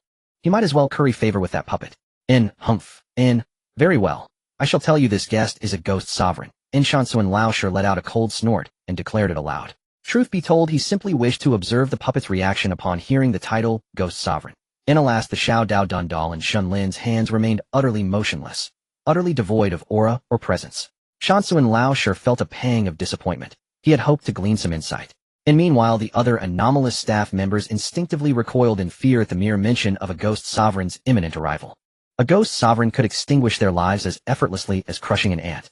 And what on earth were they to do? And even they, creatures beyond mortal reckoning, felt the chilling brush of death's shadow. The status, authority, and sheer might of a ghost sovereign lay far beyond the reach of lowly specters like themselves. And all they could pray for now was that no unforeseen calamity would unfold. By contrast, the contestants from the Republic of Korea and Longwo remained largely oblivious to such hierarchy. Yet seeing Supervisor Shansuan Laosher's grave expression and the palpable tension radiating from the anomalous staff, they grasped instinctively a ghost sovereign was not to be trifled with. Chui Qinghan fixed his gaze intently upon Shen Lin. A ghost sovereign. Even the supervisor seems cowed by such a title. If this ghost sovereign decides to devour the girl, even the supervisor will be powerless to intervene, Chui Qinghan mused darkly. And indeed, Longwo's recent prosperity had been entirely due to Shen Lin's presence. Hehehe. I'll watch closely once Shen Lin perishes. How long will your golden days last? A malevolent thought coiled through Chui Qinghan's mind. Under no circumstances shall Shen Lin die, even if I must sacrifice my life. This old man Zhao Jiangwo vows to protect her. And Zhao Jiangwo watched Shen Lin's innocent carefree smile and whispered fiercely to himself. Inside, the live stream viewers were stunned by the sudden announcement. And no one had anticipated such a crisis. And naturally, netizens possessed no concept whatsoever of a ghost sovereign's true nature. Yet if even these anomalies stood on edge, as though facing imminent annihilation, this being could hardly be ordinary. And I'd assumed their days would pass peacefully. Indeed, life has been so comfortable. Why launch a surprise assault now? And, oh heavens, please spare us from any unforeseen disasters. Longwa's netizens began fervent prayers, pleading that every citizen survive these perilous days unscathed. And, ha, arrogant, overbearing Longwa. Where did that swagger go? And, why have you fallen silent now? And tisk say, a ghost sovereign. Just imagine, such a formidable entity. Right now, even Supervisor Shansuan Laoshi must be struggling to hold himself together. And yet he still dares speak of protecting Shen Lin. Wait and see, when the ghost sovereign arrives, your nation's little girl will surely meet her end. And then we'll see whether you still have the strength to shout. Countless foreign viewers flooded the chat with mockery and schadenfreude. And a ghost sovereign's appetite must, perhaps the entire Longwa populace will perish. And how splendid. If even one Longwa contestant dies, Longwa itself may be declared extinct. Ha! Our Republic of Korea will plant our national flag atop Longwa's soil without delay. And our Sakura nation shall plant ours too. Citizens of those nations had already begun fantasizing about life on Longwa's conquered soil. Near the Longwa High Council chamber, every elder and expert present wore deep frowns. An air of profound anxiety hung heavy over the vast chamber. Enough silence. Propose contingency plans for this emergency. In-Chief Elder Yi removed his spectacles and massaged his weary temples before speaking softly. Reporting Chief Elder Yi, we've conducted preliminary analysis over the past 2 days and formulated a tentative hierarchy of anomalous power levels. An expert clenched his jaw and rose to his feet. Yet without empirical data, these conclusions remain speculative. And had we not learned today of the title Ghost Sovereign, we would lack even the framework to quantify such power. Speak. Regardless of correctness. In-Chief Elder Yi understood the urgency perfectly and responded with unwavering resolve. We infer from Shansuan Laoshi's demeanor. His own strength falls short of the Ghost Sovereign's. And, through sustained observation, we confirm among anomalies might alone dictates rank. Were the Ghost Sovereign's power comparable to Shansuan Laoshi's, he would not adopt such solemn gravity. And, among the anomalous staff, Shansuan Laoshi stands supreme. Next are the front desk attendants, their primary duty being reception of anomalous guests. Led by the three-headed woman, their strength ranks below Shansuan Laoshi and the notorious Split-Mouth girl. Below them lie the support staff, like Huang Shu Lang, whose powers are weaker still, yet still surpass those of ordinary humans, including ourselves. Thus the Ghost Sovereign is a being even Shansuan Laoshi dares not provoke lightly. And, within the anomalous realm, there is no law, no morality, only raw supremacy of strength. According to our analysis, should the Ghost Sovereign unleash slaughter within the hotel, Shansuan Laoshi would be utterly incapable of halting him. And the expert delivered his assessment in one breath. Other experts studying anomalous hierarchies nodded in quiet agreement. At his words, dread settled deeper, thicker, upon every face. It meant even Shansuan Laoshi, who had previously shown marked deference toward Longwa's contestants, might soon prove unable to shield them. And perhaps this is a trial. A trial testing whether Longwa can endure intact. And second elder sighed, faintly murmuring to himself. And now all we can hope is that young Shen Lin never crosses paths with this Ghost Sovereign. Fourth elder Zhu let out another sigh. And our other contestants are no less vital than Shen Lin. Any loss would inflict catastrophic damage upon Longwa. Third elder spoke with solemn gravity. And may heaven grant its protection to great Longwa. And sixth elder gazed at the screen, upon which Longwa's people appeared, and whispered softly. Soon amidst the tense and excited emotions of everyone, a gigantic figure stood at the hotel entrance. A chilling and eerie aura rushed towards them, accompanied by a foul stench of decay. The towering silhouette wore an official hat and carried a blood-colored banner made from grim white bones. Dressed in a luxurious outfit reminiscent of the Qing dynasty, this figure had blood-red eyes, pale skin, and sported a golden rat-tail hairstyle. The village's old corpse, who had been waiting for a long time, immediately forced a smile and respectfully approached. Your Excellency, the employees of the terrifying hotel have been waiting for you for quite some time. Your arrival brings great prestige to our hotel. The old corpse smiled as he invited the Ghost King into the hotel. All the female ghostly employees at the entrance, dressed in sexy kipayos, bowed at a 90-degree angle. The other peculiar beings in the lobby also bowed in unison. Before the Ghost King, these ordinarily proud and arrogant creatures had cast aside their haughtiness, leaving only respect, fear, and terror. It seems that after all these years it's still the same group of you. The Ghost King coldly surveyed the surroundings. There hasn't been much change among the hotel staff. They are all old employees. The village old corpse chuckled. I hope you won't be disappointed, otherwise I wouldn't mind helping your hotel with a good blood change. The Ghost King with his blood-red tongue cruelly licked his black-purple lips and sneered. The village old corpse felt a chill run down his spine upon hearing these words. It seems that the main character is in a bad mood upon arriving. He immediately asserted his dominance as he entered. Of course, I guarantee you will be well served. The village old corpse quickly forced a smile. All right, tell the chef to start preparing the dishes I requested. If I am not satisfied, I wouldn't mind tasting what it feels like.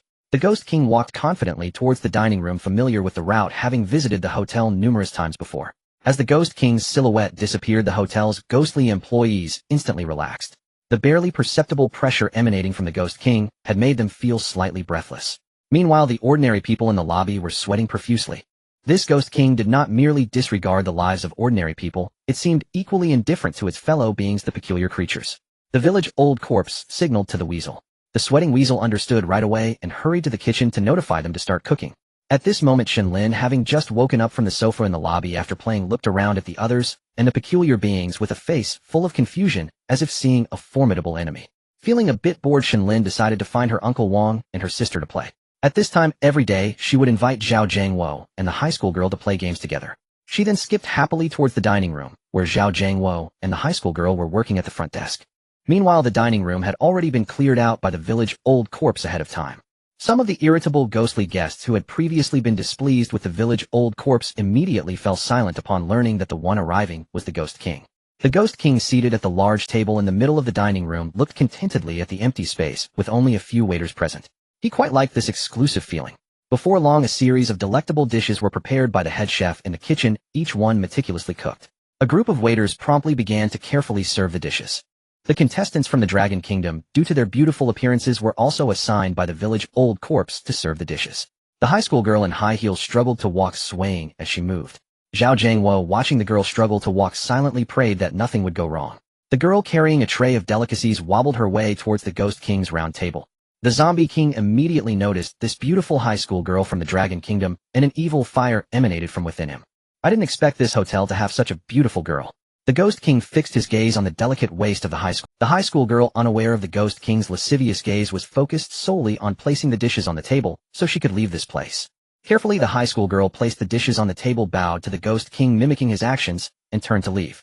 The Ghost King reached out a pale hand with nails as dark as night. He grabbed the high school girl's wrist and pulled up. The sudden move startled the high school girl, causing her to scream. The Ghost King then directly pulled her onto. Inhaling the fresh scent of the high school girl, the Ghost King couldn't help but drool slightly. What's your name, little b-? The Ghost King, with a lecherous grin, held onto the struggling high school girl and asked, please let me go. The high school girl understood that in front of this ghostly creature, she had no means to resist. Perhaps struggling would only excite him further. Tell me your name, and I will let you go. The Ghost King said with a wicked smile. My name is Lina, and I am a mortal. Lina forced herself to calm down and hurriedly responded. She knew that these peculiar monsters looked down upon humans, perhaps her identity as a mortal could save her. She hoped that the Ghost King would find her distasteful for being mortal and thus spare her. Ha ha ha, mortals are great. I have never tasted a mortal woman before. To her surprise, the Ghost King did not follow the expected path. Instead, he grew even more excited upon hearing Lina's mortal status. Zhao Jiangwo naturally noticed the chaos in the lobby, his pupils constricting. His companion was being harassed like this. He couldn't help but stride towards the Ghost King's round table. At this moment, he no longer cared about the existence of the Ghost King. He only wanted to protect the girl. Just then, the tightly shut door of the dining room was pushed open. The person who appeared was Shen Lin, who was looking for Zhao Jiangwo and Lina to play with. The Zombie King was also stunned by the sudden appearance of this human child. A strong urge to eat instantly suppressed its lust. It just wanted to drag the chef of this restaurant out and ask why such delicious and tender blood food existed without being offered to it. Shen Lin looked at Lina, who was struggling in the Zombie King's arms, and immediately bounced over. Zhao Jiangwo secretly thought it was bad. Yinger, quickly get away. Zhao Jiangwo shouted. Yinger, don't come over. Sister is fine. Lina's eyes were filled with tears from fear, yet she shouted to warn Shen Lin not to come closer. Shen Lin naturally didn't understand why the two were so nervous. All she knew was that her good friend's sister Lina was being bullied by an ugly monster because her eyes were red and she obviously had been crying. Hey, can you put my sister down? Sister Wei doesn't like you like this. Dad said that treating women this way is very unchivalrous. Yinger is embarrassed for you. Shen Lin held a small knife shield in one hand and placed her other hand on her hip, lecturing the Ghost King Zombie King like a little adult. The Zombie King was also confused by this scene. Was this human girl scolding him? For a moment, he let go of Li Na in his arms. Feeling herself released, Li Na quickly stood up and rushed to hug Shen Lin in front of her. Does she know who I am? The zombie king stood up with a grim expression, looking at the strange employee pouring wine beside him in confusion. The employee shook his head, indicating that this little girl truly didn't know who it was. Is she usually this brave? The zombie king asked again, somewhat in disbelief. The employee nodded this time, confirming that the little girl was indeed brave. Ha ha ha, very good. That's great. The ghost king zombie king laughed in anger. I pride myself on being a civilized person. I was originally going to let your chef come over and make her into a delicacy. Looks like that's not necessary. The ghost king zombie king's blood-red eyes emitted a terrifying killing intent. It was now so enraged by Shen Lin that it was practically smoking. For so many years as the ghost king, it had always been treated with great respect wherever it went. No woman it took a liking to had ever escaped its grasp. And now a mortal woman, a mortal girl, one struggling, one lecturing it.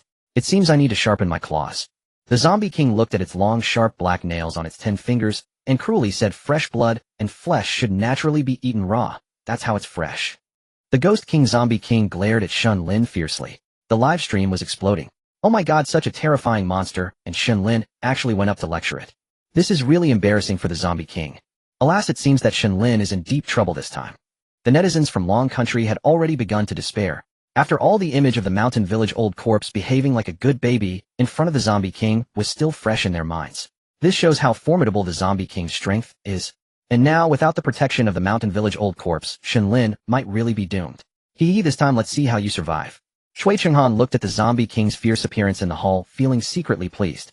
The other contestants from Long Country also felt a sudden jolt in their hearts. After these days of interaction, they naturally understood that their comfortable life in front of the strange occurrences was all because of Shen Lin's influence. Moreover, over such a long time, they had developed a sense of affection for the adorable little girl Shen Lin, who called them brother, sister, uncle, and aunt. Furthermore, the education in Long Country would never allow them to watch their fellow countrymen, especially a 5-year-old little girl, die in front of them. Zhao Jingwo also reacted, immediately running to stand between Shen Lin and the Ghost King Zombie King. A couple of other contestants from Long Country gritted their teeth and ran over as well. In front of the astonished crowd in the hall, these two contestants from Long Country bowed 90 degrees. Please, that's just a little girl, don't lower yourself to her level. The two were clearly terrified, their teeth chattering as they Others could clearly see that the legs of the two seemed to have engines installed, shaking uncontrollably. Even so, the other contestants from Long Country and the strange employees watching the excitement did not laugh. On the contrary, they greatly admired these two.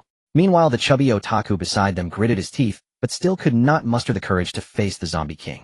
Damn, I still can't step forward. Even though they're very brave, this behavior is too irrational.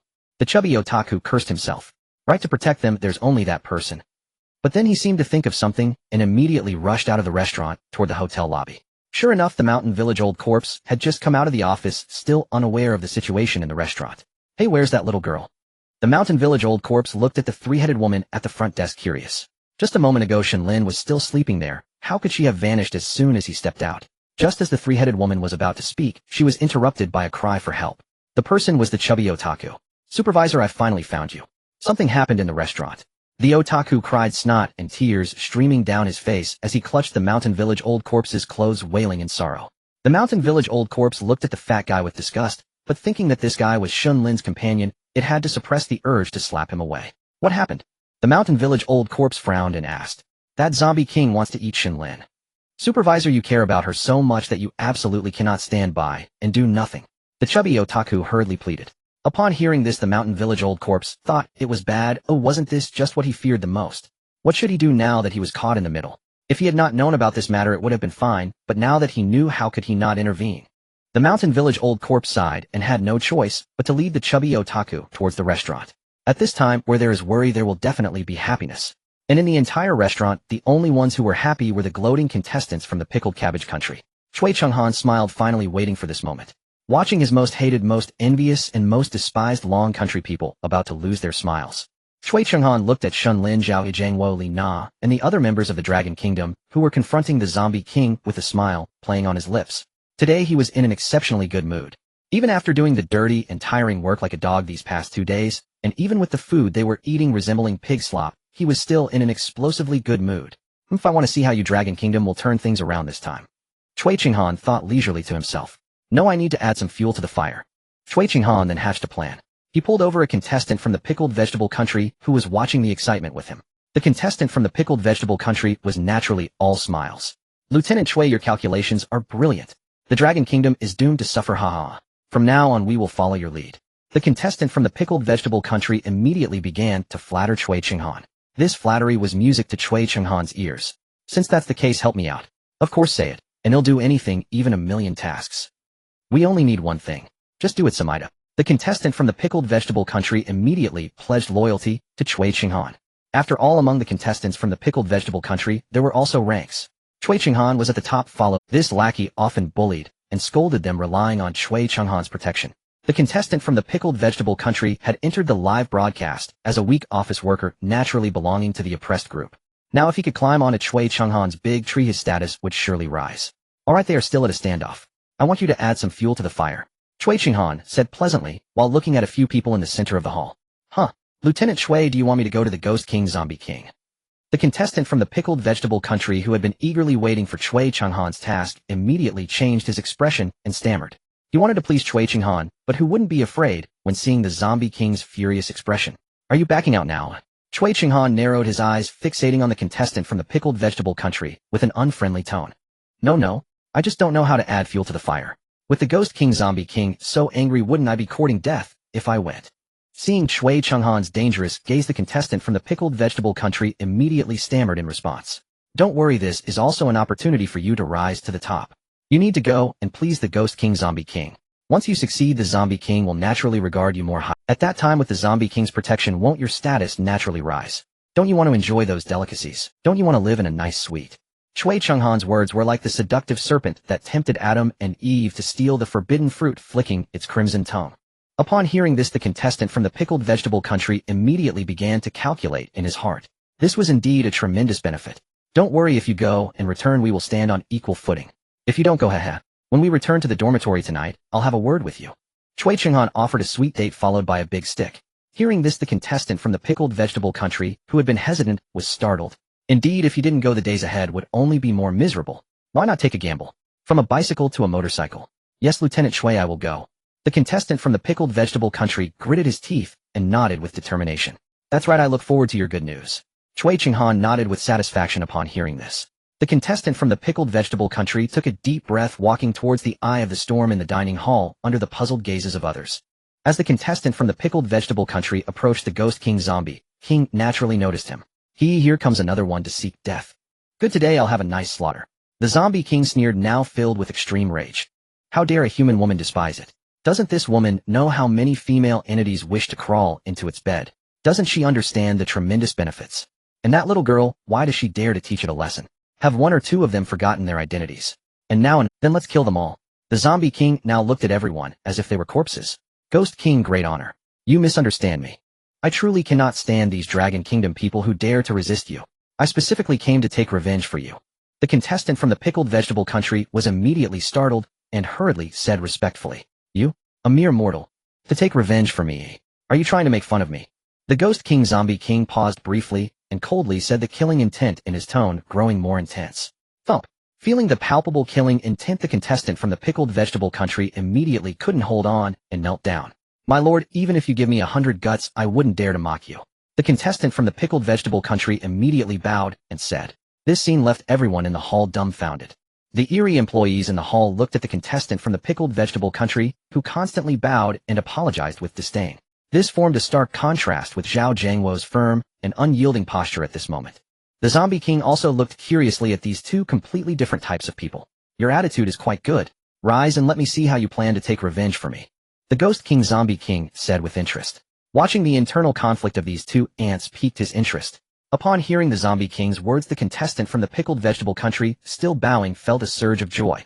This meant that the Zombie King was currently not intent on killing him, and all he needed to do was perform well. If the Zombie King took a liking to him, his status among mortals in the hotel would naturally rise. What Shen Lin? What Zhao Jiangwo? What Chui Chenghan?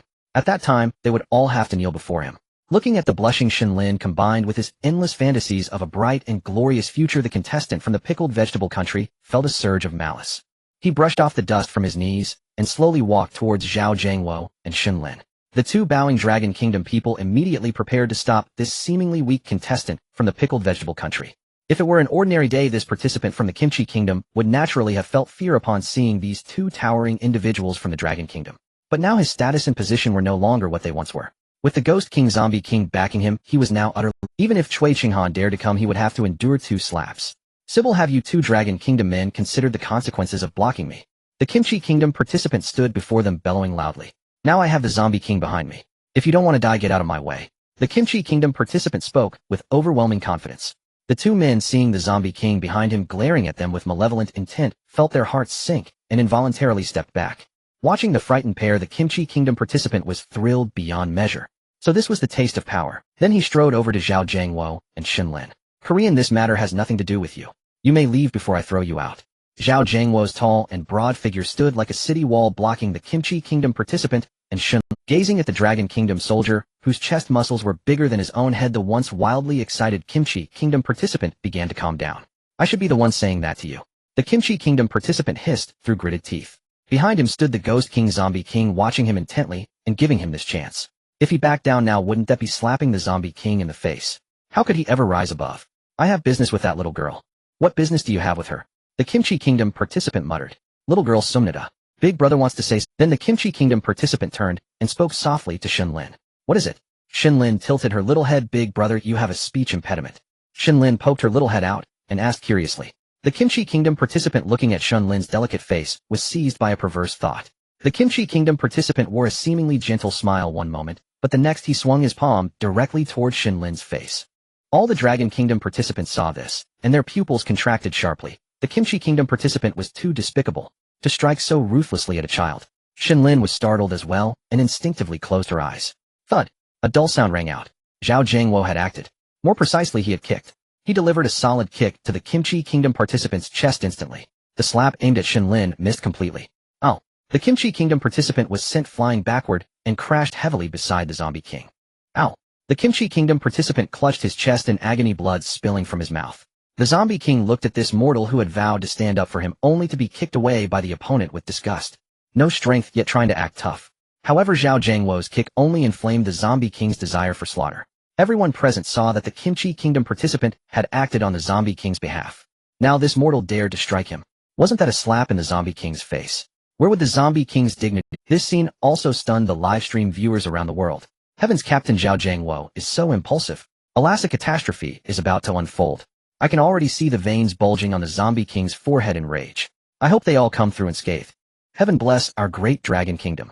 Countless Dragon Kingdom netizens prayed in worry. This scene was now tied to the survival of the Dragon Kingdom. Sybil, our Appa, was so brave, and this brutish Dragon Kingdom man kicked him away. Those despicable dragon people are still so arrogant even at death's door. Look at their situation now. They won't be laughing much longer, Sumnida. The long-silent netizens of the Kimchi Kingdom finally found an outlet to vent, mocking wildly. Now they only wanted to see the Zombie King brutally slaughter the Dragon Kingdom people. Yes, Dragon Kingdom's arrogance will finally pay the price. The Dragon Kingdom even delusionally thought they could surpass our Eagle Country. Dream on. Eagle Country is #1 in the world. I'm ready to see what disaster will befall the Dragon Kingdom. Probably a meteor shower, ha. Let them all be crushed to death. The online trolls from Eagle Country also emerged at this moment, spewing all kinds of venomous filth. Friends from Eagle Country and Kimchi Kingdom, stop cursing. Our great Sakura Country wants to say a fair word. The Dragon Kingdom participants just aren't very bright. Why do you have to humiliate them like this? They only need to lose that little girl, reducing 10% of their national fortune. They already have 10% more national fortune than other countries. Losing that much is nothing. Now they've got people sticking their necks out and blocking the way. They'll all die. The Dragon Kingdom is finished. The scum of Sakura Country naturally couldn't miss the chance to mock the Dragon Kingdom. The barrage was filled with sneers from other nations. The hotel door was pushed open once more. The newcomer was Shansu and Laosher, accompanied by the fat otaku Dragon Kingdom participant who had guided him. Shansu and Laosher looked at the standoff in the hall and sighed inwardly. He had arrived too early. Shen Lin was still unharmed, but since he was here, he had to intervene. Otherwise, how would he explain things to that plush doll? It was all that damn fat man's fault. Shansu and Laosher cast a more resentful glance at the fat otaku leading the way. The others, of course, had no idea what was going through Shansu and Laosher's mind. Zhao Jiangwo turned and glanced at Shansu and Laosher, feeling a flicker of relief. Given how Shansu and Laosher had cared for Shen Lin these past days, he would surely not abandon her. Lina was also quite agitated. Regardless, Shansu and Laosher would not forsake them. They knew well that they were powerless against this Ghost King Zombie King. The only one they could rely on now was the highest authority in the hotel, Shansu and Laosher. The Ghost King Zombie King's blood-red eyes also fixed on the sudden arrival, puzzled. What was happening? Looking at the zombie king that was staring at him, the old corpse of the mountain village sighed inwardly. Since he was here, he naturally had to play some role. Otherwise, that puppet would settle the score in the autumn, and his frail body would truly not be enough to withstand it. My lord, what has happened here? The old corpse of the mountain village took a deep breath, forcing out an awkward smile that was more pitiful than crying, and asked in confusion, if you came at just the right time. Is the quality of your hotel staff like this? A group of mortals dare to resist me. Do I need to help your hotel clean up the blood? The zombie king snorted, coldly speaking with displeasure. These mortals don't understand the situation. Your Excellency, please don't hold it against a small person like me. Wouldn't it lower your status and dignity to argue with them? The old corpse of the mountain village directly attempted. Who would have thought that the cunning zombie king was completely unfazed by this? It doesn't matter what's lost in face. I will kill all the witnesses. Then no one will know, right? The zombie king showed no regard for the old corpse of the mountain village. Hearing this, the old corpse's expression changed. He did not expect this zombie king to be so overbearing. Are you joking? The old corpse of the mountain village clasped his hands together. I will apologize on behalf of them and the entire hotel. I will cover all your expenses in the hotel. The old corpse spoke in a flattering manner. The hierarchy within the ghost realm was strict and clear, and in the face of the absolute power of the zombie king, the old corpse felt no desire to retaliate.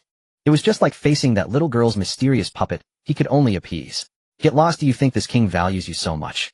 Upon hearing this, the already displeased zombie king instantly flew into a rage. Immediately, the blood flag behind the zombie king rose without wind, and a blood-red aura charged straight towards the old corpse of the mountain village. The old corpse's face changed drastically in an instant, hurriedly raising his hands to defend against this inexplicable blood-colored aura. The next moment, to everyone's shock, the old corpse was actually sent flying without any resistance. He crashed heavily into the wall. Wow! A mouthful of deep green blood oozed from the corner of the old corpse's mouth. The people of Long Country were in despair. They had not expected their savior, the supervisor of the mountain village, to beg so humbly, yet still be easily repelled by this zombie king. It seemed he had also sustained considerable injuries.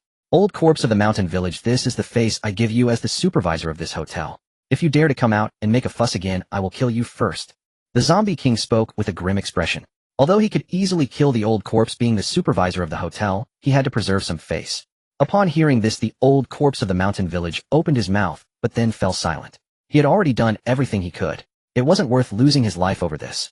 The reason he was only injured and not dead was still because he was the supervisor of this hotel. Otherwise, he would have probably long since perished. Seeing this scene, the contestants from the Pickled Vegetable Nation were all laughing inwardly. Their hatred for the old corpse of the mountain village was no less than their disdain for Shen Lin. After all, without this old corpse leading the oppression, how could their lives be so miserable? Now that the old corpse had clearly been injured, they were naturally delighted. And the contestant from Pickled Vegetable Nation, lying on the ground, clutching his chest in pain, was even more overjoyed. Ha ha ha, you all have your day now. Our zombie king will naturally not let you go. Kill them all, you bastards. Ha ha ha. Sharp laughter and screams drew everyone's attention. Watching the contestant from Pickled Vegetable Nation howl at the sky, the other contestants began to whisper. Cold sarcasm continuously reached the ears of those around them. Meanwhile, the faces of the Long Country people had already changed. The situation had shifted too quickly. They still thought they could escape a calamity, but it seemed that the old corpse of the mountain village was also insignificant in front of the zombie king. Zhao Jiangwo felt a chill in his heart. It seemed that this time Long Country was truly facing a great catastrophe. Shall we calm down for now? Zhao Jiangwo turned to the pale-faced high school girl Li Na and whispered, no matter what happens, don't look back. Quickly run with Shen Lin. Zhao Jiangwo had made up his mind to protect Shen Lin and Li Na from this place of chaos, even at the cost of his own life. Brother Zhao, what are you going to do? We can't abandon each other. Li Na wiped away her tears, which she couldn't stop, and said pitifully, fool, this time it's not something that can be resolved with lives. I'm telling you the truth, we cannot provoke the zombie king. And Yinger is the hope of our entire Long Country. You must protect her and ensure she survives. Zhao Jiangwo actually understood that with only a few days left until the end of this live broadcast, even if Shen Lin and Li Na escaped, they would still be found by the zombie king. But as a soldier of Long Country, he was not allowed to be afraid of death. I understand, Brother Zhao. Li Na's eyes were also filled with determination. In the face of national righteousness, personal feelings were meaningless. At this moment, the zombie king merely looked on with a cold smile. The anger in his heart grew more intense. Meanwhile, the contestant from Pickled Vegetable Nation, lying on the ground, continued to laugh uncontrollably. After days of oppression, the contestant from Pickled Vegetable Nation had become mentally unwell and was now gradually going insane. Zombie king, kill them quickly. Ha ha ha, kill them. This contestant from Pickled Vegetable Nation crawled and grabbed the hem of the zombie king's robe, his bloodstained hands leaving plenty of traces on it. The zombie king's pupils constricted sharply, and he formed hand seals. The blood flag soared into the air. The next moment, the bony blood flagpole directly pierced through the contestant's head. In an instant, blood splattered everywhere. And this contestant from Pickled Vegetable Nation died on the spot, his face still wearing the smile from before. What are you? Dare to command this king? Noisy creature. The zombie king hoisted the blood flag back up, and with pale hands he directly grabbed the contestant's head, exerting a slight force, and the entire head was torn off. The blood-soaked head still attached to a section of the spine. The scene was as horrifying as it could be. Before the slaughter, let me offer you as a sacrifice to the flag. The zombie king grasped the head of the contestant from the Pickled Vegetable Nation, effortlessly tearing off the skull with a single palm, revealing a brain as white and soft as tofu. The zombie king seized the brain mixed with a white viscous brain matter and began to gulp it down voraciously. This horrifying scene made most people in the hall retch in disgust. Even the steadfast Zhao Jiangwo felt a wave of physiological discomfort. This fresh mortal brain is still so tender. After consuming a brain, the zombie king casually tossed the head still attached to a segment of the spine to the ground. A foot clad in Qing dynasty boots stepped on it. The head burst apart like a smashed watermelon, spraying blood-red flesh all over the place. This scene stunned even those from the Pickled Vegetable Nation who were originally reveling in schadenfreude. The suddenness of this event was overwhelming. If I hear any more sounds, I don't mind feasting on a few more brains. The zombie king licked the remnants of brain matter at the corner of his mouth, looking unsatisfied at the trembling people from the Pickled Vegetable Nation huddled together. Instantly, the hall fell into silence. The barrage of comments in the live stream also quieted down. All the netizens were left speechless by the scene. Why are our people from the Pickled Vegetable Nation the first to die again? Damn it, it's all that madman's fault for asking the zombie king to do his bidding. Fools, idiots. The first to react were the netizens from the Pickled Vegetable Nation, and they could no longer find anything to laugh about. While witnessing the calamity befalling the Dragon Nation made them happy, the loss of another compatriot made it impossible for them to laugh. The netizens from the Dragon Nation were at a loss for words. This zombie king was so cruel, even though that contestant from the Pickled Vegetable Nation was not a good person. Yet this zombie king showed no mercy, killing without a shred of compassion. Facing those from the Dragon Nation who offended him, wouldn't his methods be even more brutal? Perhaps, as the foreign trolls said, all the contestants from the Dragon Nation might be doomed. How could they possibly find joy in such a scenario? The zombie king, now sated, gazed at the manager Yamamura Old Corpse, who clutched his chest with a hint of blood at the corner of his mouth. I'll ask you one more time, are you still planning to manage this? Alright, I also want to taste the brains of your employees to see if they are as delicious as human brain matter. The zombie king licked his lips, looking at Yamamura Old Corpse, his tone unfriendly. Yamamura Old Corpse sighed lightly at the recent events. Given the current situation, how could he manage anything? After such a statement, asking again would be like an old man committing suicide, asking for trouble. I naturally wouldn't dare. Yamamura Old Corpse shook his head, speaking with a hint of fear. The Ghost King Zombie King nodded in satisfaction and slowly approached Zhao Jiangwo and Shen Lin. As the Zombie King approached, the once tightly wound nerves of Zhao Jiangwo were at their limit. He took deep breaths, continually suppressing his fear, striving to bring his physical state to its best. No one is unafraid of death, and Zhao Jiangwo is no exception. But now behind him stood Shen Lin and Lina, leaving him with no room to retreat. At this moment, the Ghost King Zombie King stood before Zhao Jiangwo, looking down with blood-red eyes. Mortal, do you think you can fight? The Zombie King sneered with an eerie grin. Run! Zhao Jiangwo roared in anger and charged at the Zombie King without hesitation. And do mere mortals think they can challenge me? The Zombie King coldly observed Zhao Jiangwo's movements, his sharp claws swinging down fiercely with claws that glinted ominously, making it clear that he could easily shred Zhao Jiangwo. Even as an ant shakes a tree, Zhao Jiangwo's gaze at that moment was resolute, showing no sign of retreat. Lina, holding back her sorrow, turned to embrace Shen Lin and prepare to flee. Suddenly, the Zombie King, who was about to tear Zhao Jiangwo apart, halted. Amidst the crowd screams, Zhao Jiangwo delivered a heavy kick to the Zombie King's waist. Yet the Zombie King remained motionless, allowing Zhao Jiangwo to kick him. Zhao Jiangwo frowned slightly, as if he had kicked a steel plate. It should be known that Zhao Jiangwo's furious kick could topple a rampaging bull, but now the Zombie King stood unyielding, showing no sign of having sustained any damage. The eerie Ghost King was indeed terrifying. But the next scene left even Lina, who was preparing to flee, with Shen Lin stunned in place. Thud! With Zhao Jiangwo's mouth agape in shock, the once imperious Zombie King actually knelt down.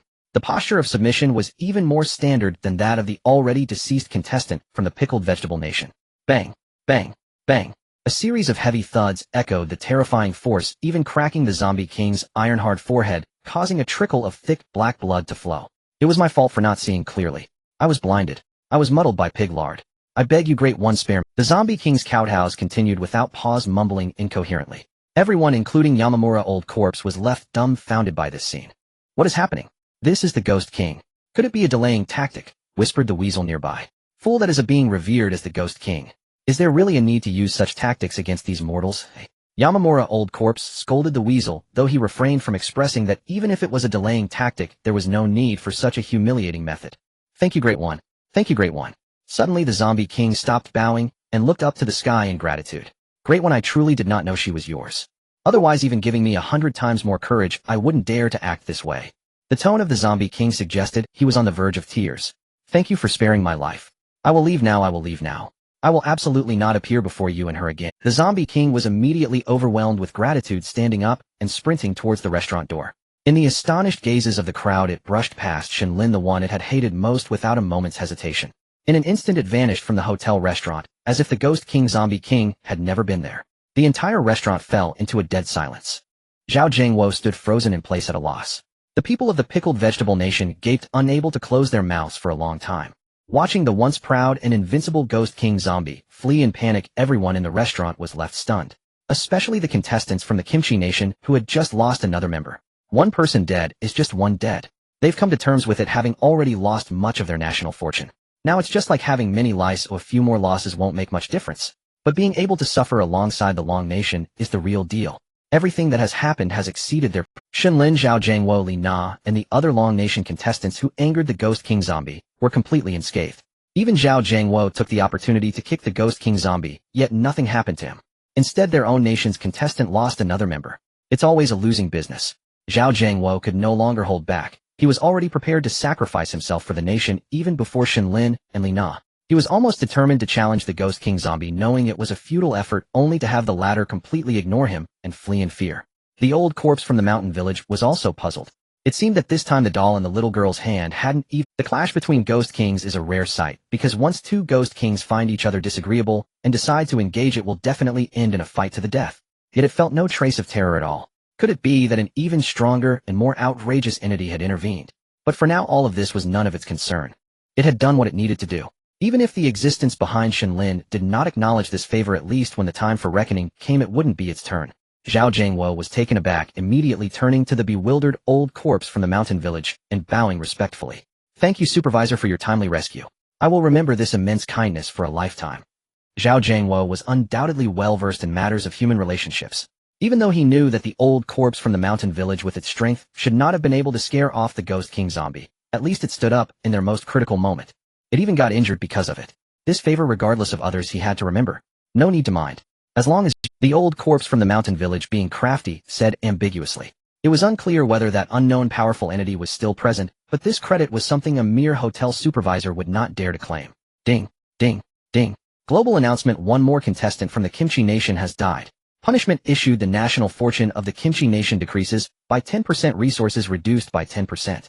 A blood-red barrage appeared in the global livestream. Some netizens from countries that did not understand or care about the Kimchi Nation were also taken aback. In just a few days, the Kimchi Nation had already lost several people. What on earth was happening? Instantly, it sparked immense interest. The live streams of both the Long Nation and the Kimchi Nation were now in a state of chaos. Countless foreign anti-dragon forces waiting to see the Long Nation's misfortune and tragedy could no longer find laughter. Especially the netizens from the Kimchi Nation who had lost both their people and their assets without gaining anything. The Long Nation remained unscathed. Heaven will not forsake our great Long Nation. Nice. Shen Lin the angel is indeed a good luck charm. Although we don't know what happened, it seems our contestants are all safe. Haha, only the fools from the Kimchi Nation died. They died while they deserved it. Exactly who told him to target our lovely Shen Lin? The netizens from the Long Nation had already started cheering, and the excited barrage began to flood the screen. Meanwhile, people from other countries had nothing to say. Facts speak louder than words, and their minds could not process what had happened. What the hell? The Ghost King zombie actually ran away. What is happening? Our country also encountered this. The Ghost King, in a fit of rage, has killed many strange beings and humans. Heavens, this must be the Ghost King zombie with the fewest killings in the entire world livestream. I heard the only contestant from the Kimchi Nation who died was because he provoked the Ghost King zombie out of madness. Some foreign netizens who curiously entered the livestream began to chatter. After watching the barges from the Long Nation and some live broadcast replays, they began to grasp the rough sequence of events. They all expressed disbelief. In the highest hall of the Long Nation's Council, the Council of Elders and Expert Group had just begun issuing nationwide emergency orders. After all, they were just in a life-and-death situation where all contestants from the Long Nation could have been wiped out. That would have been a true catastrophe. With an emergency alert perhaps they could have reduced casualties a little. But in an instant the situation reversed. Even the most composed and experienced chief elder, he could not hold back. What was happening? The once worried expert group members now had their mouths agape. They could not believe it. The zombie king just ran away. And so decisively. What was going on? The experts exchanged puzzled glances while the elders looked bewildered. Don't just stand there. Chief Elder Yi was the first to regain his composure, speaking somewhat stammeringly. After all, his jaw was beginning to ache. As before, organized dedicated personnel to analyze frame by frame what exactly happened. Chief Elder Yi immediately issued the order. The experts also rubbed their sore jaws from keeping their mouths open for too long and began to take action. Now all elders put down everything in hand. Analyze together with the analytical group. We must clarify the sequence of events. Why did the zombie king flee? Chief Elder Yi slapped the table, reminding the elders who were still dazed. Oh right, cancel the nationwide emergency alert. It seems it won't be needed for now. Chief Elder Yi let out a sigh of relief. Having seen the natural disasters and man-made catastrophes that befell so many countries due to contestant deaths, he was naturally afraid that his homeland, the Long Nation, would encounter disaster. At this moment, everyone finally relaxed their tense nerves. Soon a huge screen began to play back the terrifying events that had transpired in the hotel restaurant at 3x speed. All members of the Elder Council and the expert analysis group remained silent, their eyes glued to the screen, fearing they would miss any detail. For over an hour no one spoke in the conference room, only the sound of experts furiously taking notes and recording details could be heard. Finally the video ended, freezing on the fleeing figure of the Ghost King zombie. Chief Elder Yi rubbed his aching neck and sighed. Esteemed experts, you are all specialists in behavioral science, detail psychology, and so on. Please share your thoughts. Chief Elder Yi stood up and addressed the experts. A group of experts discussed for a moment, and the world-renowned behavioral scientist stood up as a representative. Report to Chief Elder Yi, we have discussed this. One of the most noteworthy aspects to analyze is the moment when the Ghost King Zombie King pleaded for mercy before attacking Shen Lin and the others. Analysis suggests that at that moment the Zombie King was likely hindered by some mysterious and powerful force. Looking at his behavior, the desire to survive was overwhelming. This indicates that such a force could easily take its life. Moreover, that force should be capable of effortlessly claiming its life. The nobility and power of the Ghost King Zombie King, when compared to the old corpse of the mountain village, shows that the latter is truly bizarre and cannot contend with it. Otherwise, the old corpse of the mountain village would not plead so pathetically for mercy on behalf of Shen Lin and the others. Nor would it be easily injured by the Zombie King. The behavioral scientist paused. Indeed, the old corpse from the mountain village is rather unexpected. To think it dared to plead for mercy on behalf of Shen Lin and the others at this moment. Chief Elder Yi nodded, feeling somewhat emotional. Therefore, with the strength and nobility of the Ghost King Zombie King, it is impossible for any bizarre existence that is weaker or comparable to it to pose a threat. Moreover, during its bowing it continuously muttered some words. Although the voice was rather soft, and we could only hear part of it after a long analysis by the lip-reading expert, the words it spoke have been largely reconstructed. The behavioral scientist looked at the report in hand and continued reading. Quickly, what exactly did the Ghost King Zombie King say? The more impatient second elder could not hold back and asked the question that lingered in everyone's minds. While pleading for mercy, the most crucial phrase was this one. I didn't know she was your person. This sentence is... The behavioral scientist nodded and said firmly. The elders and some experts who were unaware of this report were instantly shocked. I didn't know she was your person. This sentence alone reveals the Ghost King Zombie King's regret at that moment. Based on our analysis, when the Zombie King said this, it was essentially an apology to that unknown existence. As for this she, we believe it refers to a female. Based on the behavior of everyone from the Dragon Country, there is a 90% chance that she refers to Shen Lin. The behavioral scientist nodded and continued. Continue. Chief Elder Yi nodded approvingly. Continuing the analysis, this sentence could refer to two individuals, or rather two existences. First, there is Shen Lin's father Shen Nanyan, who has never shown himself. Second, there is the manager of the terrifying. Since both existences have never appeared, they are the most likely candidates. However, our analysis leans more towards the latter, that is the manager of the terrifying hotel. All analyses suggest that Shen Lin is indeed, as rumored, potentially a delicacy of extraordinary vitality. The behavioral scientist nodded and glanced at Zhang Tianshi, who was sitting nearby in a Taoist robe. Chief Elder Yi, I have observed the facial features of young Shen Lin, and I believe her yin energy is extreme, because generally the yin energy of women surpasses that of men, and because children, before fully awakening their intelligence, possess the most abundant spiritual energy. This explains why there are folk tales that children can see things that adults cannot. However, I consulted my Taoist temple and divined that this girl's yin energy is even at an extreme level. Based on her age, she was likely born during the extreme yin month of an extreme yin year 5 years ago at the time of the rat. That moment may have been the peak of yin energy in recent decades. Because of this constitution, her attributes are highly nourishing to ghosts. According to our secret tradition, women with such a constitution are rarely seen in 100 years. If ghosts consume her, they might advance their power. This explains why that unseen manager would protect her so fiercely. Zhang Tianxia stood up and spoke eloquently. Meanwhile, the experts, who were mostly staunch materialists, held disdain for such philosophical and supernatural notions, even harboring aversion towards them. But now, with the eerie live broadcast occurring, countless ghosts were appearing within the terrifying hotel. At this moment, questions that could not be explained scientifically could only be left to metaphysics. Yes, that makes sense. Chief Elder Yi nodded in agreement. Thus, it is highly likely that the Ghost King Zombie King was threatened by the manager, which is why it fled in panic. The behavioral scientist nodded and decisively stated, "Isn't this a bit hasty? We must understand that we have completed our national investigation on Shen Lin's father. It can be said that there is no such person. He is also a strange existence." The expert in charge of the population investigation stood up and countered. Naturally, Shen Lin's father is also a key focus. However, compared to someone who has never shown themselves, we lean more towards the widely spoken manager. The behavioral scientist said seriously. Soon both groups of experts held their ground. Neither side would back down, but unfortunately neither could convince the other. The two groups were on the verge of arguing. Esteemed experts, please settle down. The nation is very much in agreement with your thoughts. But first allow us to speak. Chief Elder Yi pounded the table, quieting all the experts in the hall. After the decision of the Elder Council, we will tentatively regard the unknown existence in the manager's office as primary. Do not rush to refute, as our team has reached Zhuangling Village, which is Shen Lin's hometown. We believe that there we can find traces of Shen Lin's father, Shen Nanyan. At that time, it will not be too late to make changes. Chief Elder Yi looked at the news relayed back from the 101st team, comforting everyone. All the experts nodded, trusting the nation immensely. The Elder Council certainly would not joke with the future of the entire country.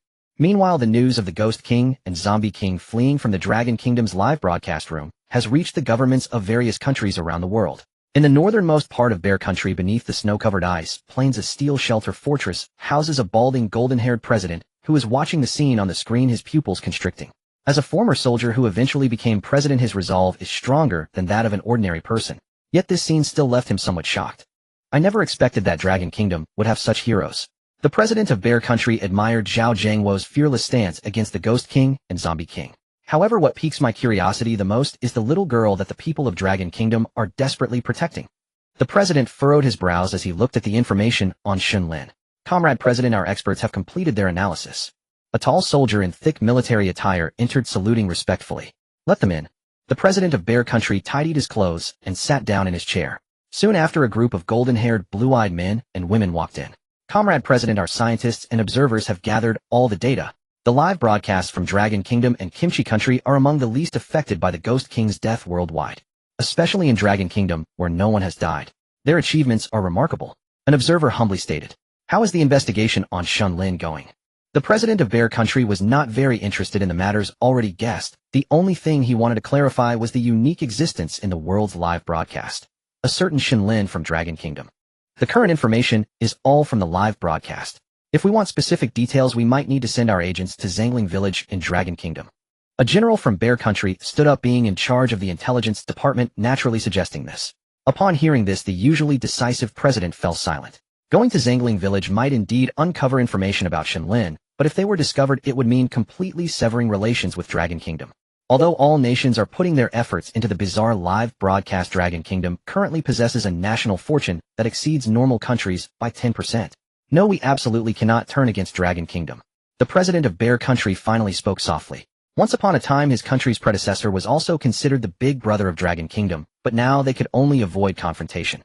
Not only should we avoid conflict with Dragon Kingdom, but we must also strive to strengthen our relationship with them. The president said solemnly. However, other countries, according to our previous reports, have already sent agents to Zhuangling Village in Dragon Kingdom to. If we don't send anyone, if there is truly astonishing news, won't we fall behind other countries? The general stood up excitedly and said loudly. General Pavlovich, please calm down. The president of Bear Country said softly to the excited general. Have you seen the live broadcasts and the fates of those countries missing their fortunes? The president sighed. Naturally, my suggestion is to prevent our country from facing such a disaster. General Pavlovich nodded, equally concerned for the people of Bear Country. I understand, but right now none of us can guarantee that if we go to Zhuangling Village we can uncover the secrets needed to safely endure the broadcast, can we? Our country shares a border with Dragon Kingdom, and our relations before the era of bizarre live broadcasts were still acceptable. The president continued. We must think pessimistically if Bear Country faces punishment from the live broadcasts, what calamities might befall us. When we are unable to save ourselves, who can help us? Only Dragon Kingdom. Furthermore, who says that news from Dragon Kingdom must be obtained within Dragon Kingdom? A glimmer of intelligence shone in the president's eyes as he smiled wickedly. General Pavlovich, as the head of the intelligence department, naturally understood the crafty intentions of the president. Exactly, other countries like Eagle Sauce Country, Cherry Blossom Country, and Kimchi Country are naturally unafraid of offending Dragon Kingdom. They have already thrown caution to the wind, and will certainly travel to Zangling Village for a first-hand investigation. We just need to sit back and enjoy the benefits, letting our foreign agents prepare for action in various countries. Once these countries succeed, we can then take decisive action. General Pavlovich clapped his hands, growing more excited. Yes, let our propaganda department step up. Encourage the people of Bear Country to watch the live broadcasts of Dragon Kingdom and Kimchi Country. During this period, we should unite against these capitalists.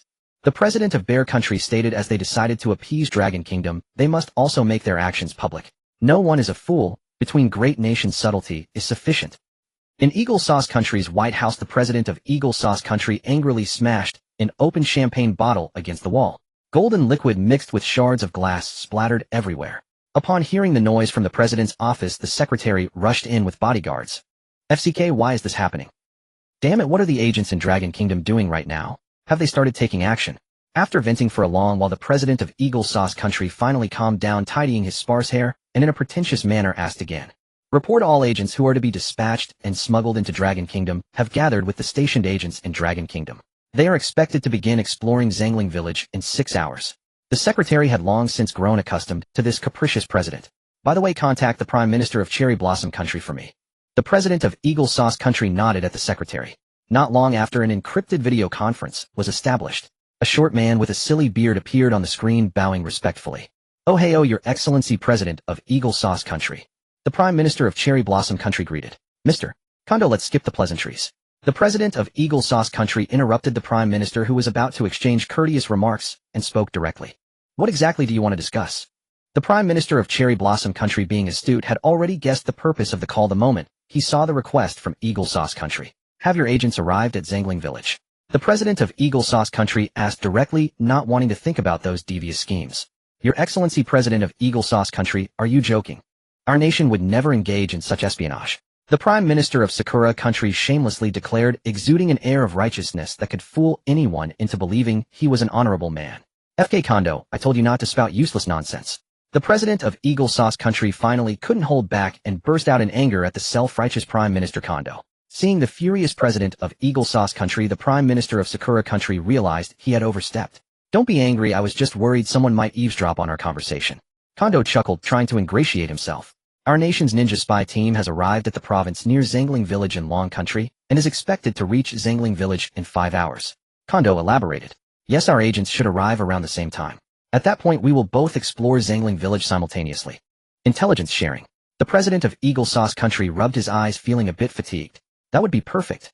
After exchanging some more details, the Prime Minister of Sakura Country hung up the phone. Mr. President, I will notify the agents to cooperate with the agents from Sakura Country. The secretary immediately prepared to leave. No need tell our agents to conserve their strength and act according to the situation upon arrival. Unless absolutely necessary, do not outshine the agents from Sakura Country. What good will it do to rush ahead of them? The president of Eagle Sauce Country intercepted the secretary, a dark expression on his face. Oh, I understand. You want the agents from Sakura Country to be our pawns. Let them draw the attention of the Long Country people while we profit from the situation. The secretary understood and prepared to leave. Watching the secretary's graceful silhouette, her slender legs wrapped in black stockings, and her beautiful golden hair, the president of Eagle Sauce Country licked his dry lips. There's no rush on this matter, come here first. It will only take a few minutes. I'm quite irritated right now. The president of Eagle Sauce Country called his secretary back, grinning. The secretary rolled her eyes helplessly, then walked towards the president with flirtatious looks, tying up her voluminous golden curls as she walked. A few hours later, Long Country, Zangling Village. A group of soldiers dressed in military uniforms, fully armed, led a team of scientists and explorers trekking through dense mountains and forests to arrive at the legendary entrance of Zangling Village. Captain Chi, can we manage with just this few people? An expert leading the exploration of Zangling Village asked with some. Don't worry, expert. The superiors instructed us to protect you. The forest is vast, and we have many birds. Captain Chi then let out a loud bird call, instantly causing a chorus of similar bird calls to erupt throughout the forest. This signified that countless soldiers were hidden, waiting to catch the foreign big fish in one net. Hearing this, the expert breathed a sigh of relief. Everyone activate the recording devices on your hats. Now let's begin the exploration of Shen Lin's hometown, Zhangling Village. The expert called out, and soon over 30 people marched towards a cluster of ancient stone houses not far away. Before long the group entered Zhangling Village. Each room was about the same size, but it was evident that no one had lived there for a long time. Some of the houses even had some old furniture. The exploration team entered room after room searching for any traces of Shen Lin or Shen Nanyan. Before long the outer houses had all been explored. There was not a single piece of information on Shen Lin or Shen Nanyan. Continue deeper. The expert wiped the sweat from his forehead, panting as he spoke. As everyone continued their exploration, a dilapidated but towering villa appeared before them. The closed iron gate was tightly clenched, and the huge lock along with its keyhole was already rusted. Although the villa was in ruins, it was clear that this building was significantly different from the surrounding stone houses. Everyone's breathing grew heavier. Even Captain Shi, whose will was as hard as iron, felt a bit nervous at the expert's signal. A soldier approached the iron gate, smashing the gun, but against it, and the iron lock fell with a clang. The rusty iron door was slowly pushed open, emitting a sound that made one's teeth ache. As everyone stepped inside, a chilling aura enveloped them. Just moments before entering, due to the sun's warmth and the prolonged search, everyone had beads of sweat on their foreheads. However, once inside the villa courtyard, the sunlight was blocked by the tall walls, and a cold wind blew. They walked around the villa several times without finding any clues. Only a swing made of willow wood moving without wind caught their attention, but no one noticed that the ground under the swing was neatly engraved with the character Ing. The group then stood at the entrance of the villa's grand red door. The expert took a deep breath and pushed open the door. A cloud of choking dust rushed at them. Inside the room, dust was everywhere. Upon entering, one could see the empty hall of the villa on the first floor. In the center, there was a strikingly out-of-place, old-fashioned armchair covered in dust. The investigation team immediately began examining this special armchair. Report to headquarters, we have found an armchair measuring dust thickness. The dust on the floor is at least 5 to 10 years old, but the dust on the armchair is only about a year old. The expert felt increasingly uneasy as he spoke. After all, this indicated that someone had sat in this armchair about a year ago. Was it Shen Lin? Teacher, I've discovered, a researcher said, trembling a bit. What are you afraid of? With our soldiers here, you can relax. The old expert snorted coldly, saying, this disciple of mine is good in every way, but his courage is too small. We have researched that the dust thickness around the armchair indicates that the entire hall has a dust thickness of 5 to 10 years. We already studied this, why bring it up again? The old expert interrupted his disciple and said, according to the dust thickness on the armchair, it had been sat on about a year ago, but according to the dust measurement on the whole floor, there are no footprints on the floor. It has been at least 5 years since anyone set foot here. The disciple gritted his teeth and said quietly, how could it be that no one has come here for so long? The old expert was shocked. 5 years without footsteps. Upon hearing his disciple's words, the expert immediately understood what it meant. The chair showed signs of use within the year, but the floor had not been disturbed for 5 years. What does this imply? How is this chair actually used? If a person were to sit, they would have had to come over and subsequently leave, wouldn't they? Yet the heavy dust on the floor bore no trace of footprints. Is this not eerie? Only a ghost could sit here like... The expert immediately looked at the strange armchair, cold sweat beginning to bead on his forehead. The 10 soldiers on guard and the members of the investigation team exploring the first floor also quickly grasped the meaning. This place must indeed possess an inexplicable eeriness, just as it appears. Everyone felt a chill in their hearts and anxiously looked around. Even the steadfast Captain Chi of the 101st Squad secretly tightened his grip on the rifle. Everyone load your bullets and stay alert. No orders, do not fire at will. Captain Chi commanded in a low voice. He wasn't afraid of these soldiers accidentally firing. These Dragon Country warriors of the 101st had undergone rigorous training and had even been secretly sent out of the country to experience life and death trials in war zones. The well-trained soldiers immediately took a deep breath and relayed the captain's orders. Click, click. The sound of gun bolts being loaded echoed in the hall, providing some reassurance to the exploration team on the first. However, a faint haunting aura lingered in everyone's hearts. They had all seen the eerie live broadcasts and knew that inexplicable, terrifying entities lurked within the haunted hotel. Yet watching the live stream was not the same as facing it in person. Although they were afraid, the feeling was not so intense. Now it was different. This was in real life, and they were using scientific instruments to truly explore the existence of the uncanny. The soldiers felt a wave of genuine admiration for the ordinary people in those live streams. In no time, the first floor of the villa was thoroughly explored. The result was that aside from the bizarre and inexplicable armchair, there were no signs of use in other areas for years. Captain Chi, what do you think? The leading expert looked at Captain Chi, who was on guard, and said softly, Old expert Chi is just a martial man. I can't really say anything about this matter. Captain Chi scratched his head sheepishly upon hearing the expert's question and said, according to feng shui, furniture such as tables and chairs should ideally not face the door. But clearly the placement of this armchair has already broken that feng shui. However, this can be interpreted as the owner of the villa being unaware of this matter. Expert, I have an idea. A young soldier beside Captain Chi, having overheard their conversation, cautiously raised his hand and spoke. Get out of here, stay alert. You're everywhere. Don't disrupt the old expert's train of thought. Captain Chi admonished the usually clever young soldier in a low voice. It's fine, it's fine. Captain Chi, we need to express our opinions to find the truth. The old expert gently patted Captain Chi's shoulder and said with a smile. Since the experts have said so, then go ahead and speak. If I hear a bunch of nonsense, just wait until I get back and see how. Captain Chi, seeing that the old expert had said so, could only nod in agreement. The young soldier stuck out his tongue and ran over eagerly. Old expert, I feel that this armchair seems to be suppressing something. The young soldier said mysteriously. Suppressing? Upon hearing this, the old expert immediately furrowed his brow in thought. Or rather, it seems more like it's guarding or watching. Look, the position of this armchair directly faces the only exit and entrance on the first floor. We've already explored thoroughly. Aside from this main door, all the other windows on the first floor are tightly boarded up. The person or ghost sitting in this armchair can clearly know who is coming in or going out. The young soldier spoke rapidly without pause. This analysis immediately plunged the old expert into deep thought. This theory made perfect sense and was highly reasonable. You little rascal, I didn't expect you to speak so well. Captain Chi looked at the young soldier with approval, praising him. Young soldier, I'll remember this idea for you. When we return, I will request a merit for you from the Elder Council and your superiors. After pondering for a moment, the old expert decided to return and study it further. The villa had not yet been fully explored, and it was unwise to linger here. Then the group moved towards the second floor, which had a long spiral staircase guided by the soldiers. As they ascended to the second floor, they immediately felt a different atmosphere. The floor was covered with dense footprints, but only very small ones. These should be the traces of Shen Lin's This evidence should confirm that the little girl Shen Lin indeed did not lie. She likely lived here for a considerable time. The old expert spoke softly into the recorder around his neck while taking photos. He pushed open the door of the room directly facing the staircase, and a huge room appeared before everyone's eyes. This room was obviously much cleaner than outside. Although everything looked somewhat worn, it was still tidy. However, the huge windows were firmly blocked by thick red-black curtains, allowing no light into the room. The entire room was shrouded in dim darkness. As the group explored, a report soon came back. After testing, there was usage here just a few days ago. The disciple quietly spoke to the old expert while holding the report. The vigilant Captain Chi and the tense old expert both sighed in relief at the same time. It was evident that Shen Lin had lived here, and as a person, not as a ghostly entity. Meanwhile, the exploration team discovered a picture frame on the bedside table. The contents made everyone glance at it, their hearts instantly going cold, and their scalps exploding in shock. The photograph showed a man holding Shen Lin. However, the man's face was completely unrecognizable. The photograph was clear, and the man's face was present, yet it was impossible to remember. You could see it one moment, but the next moment you would forget the face.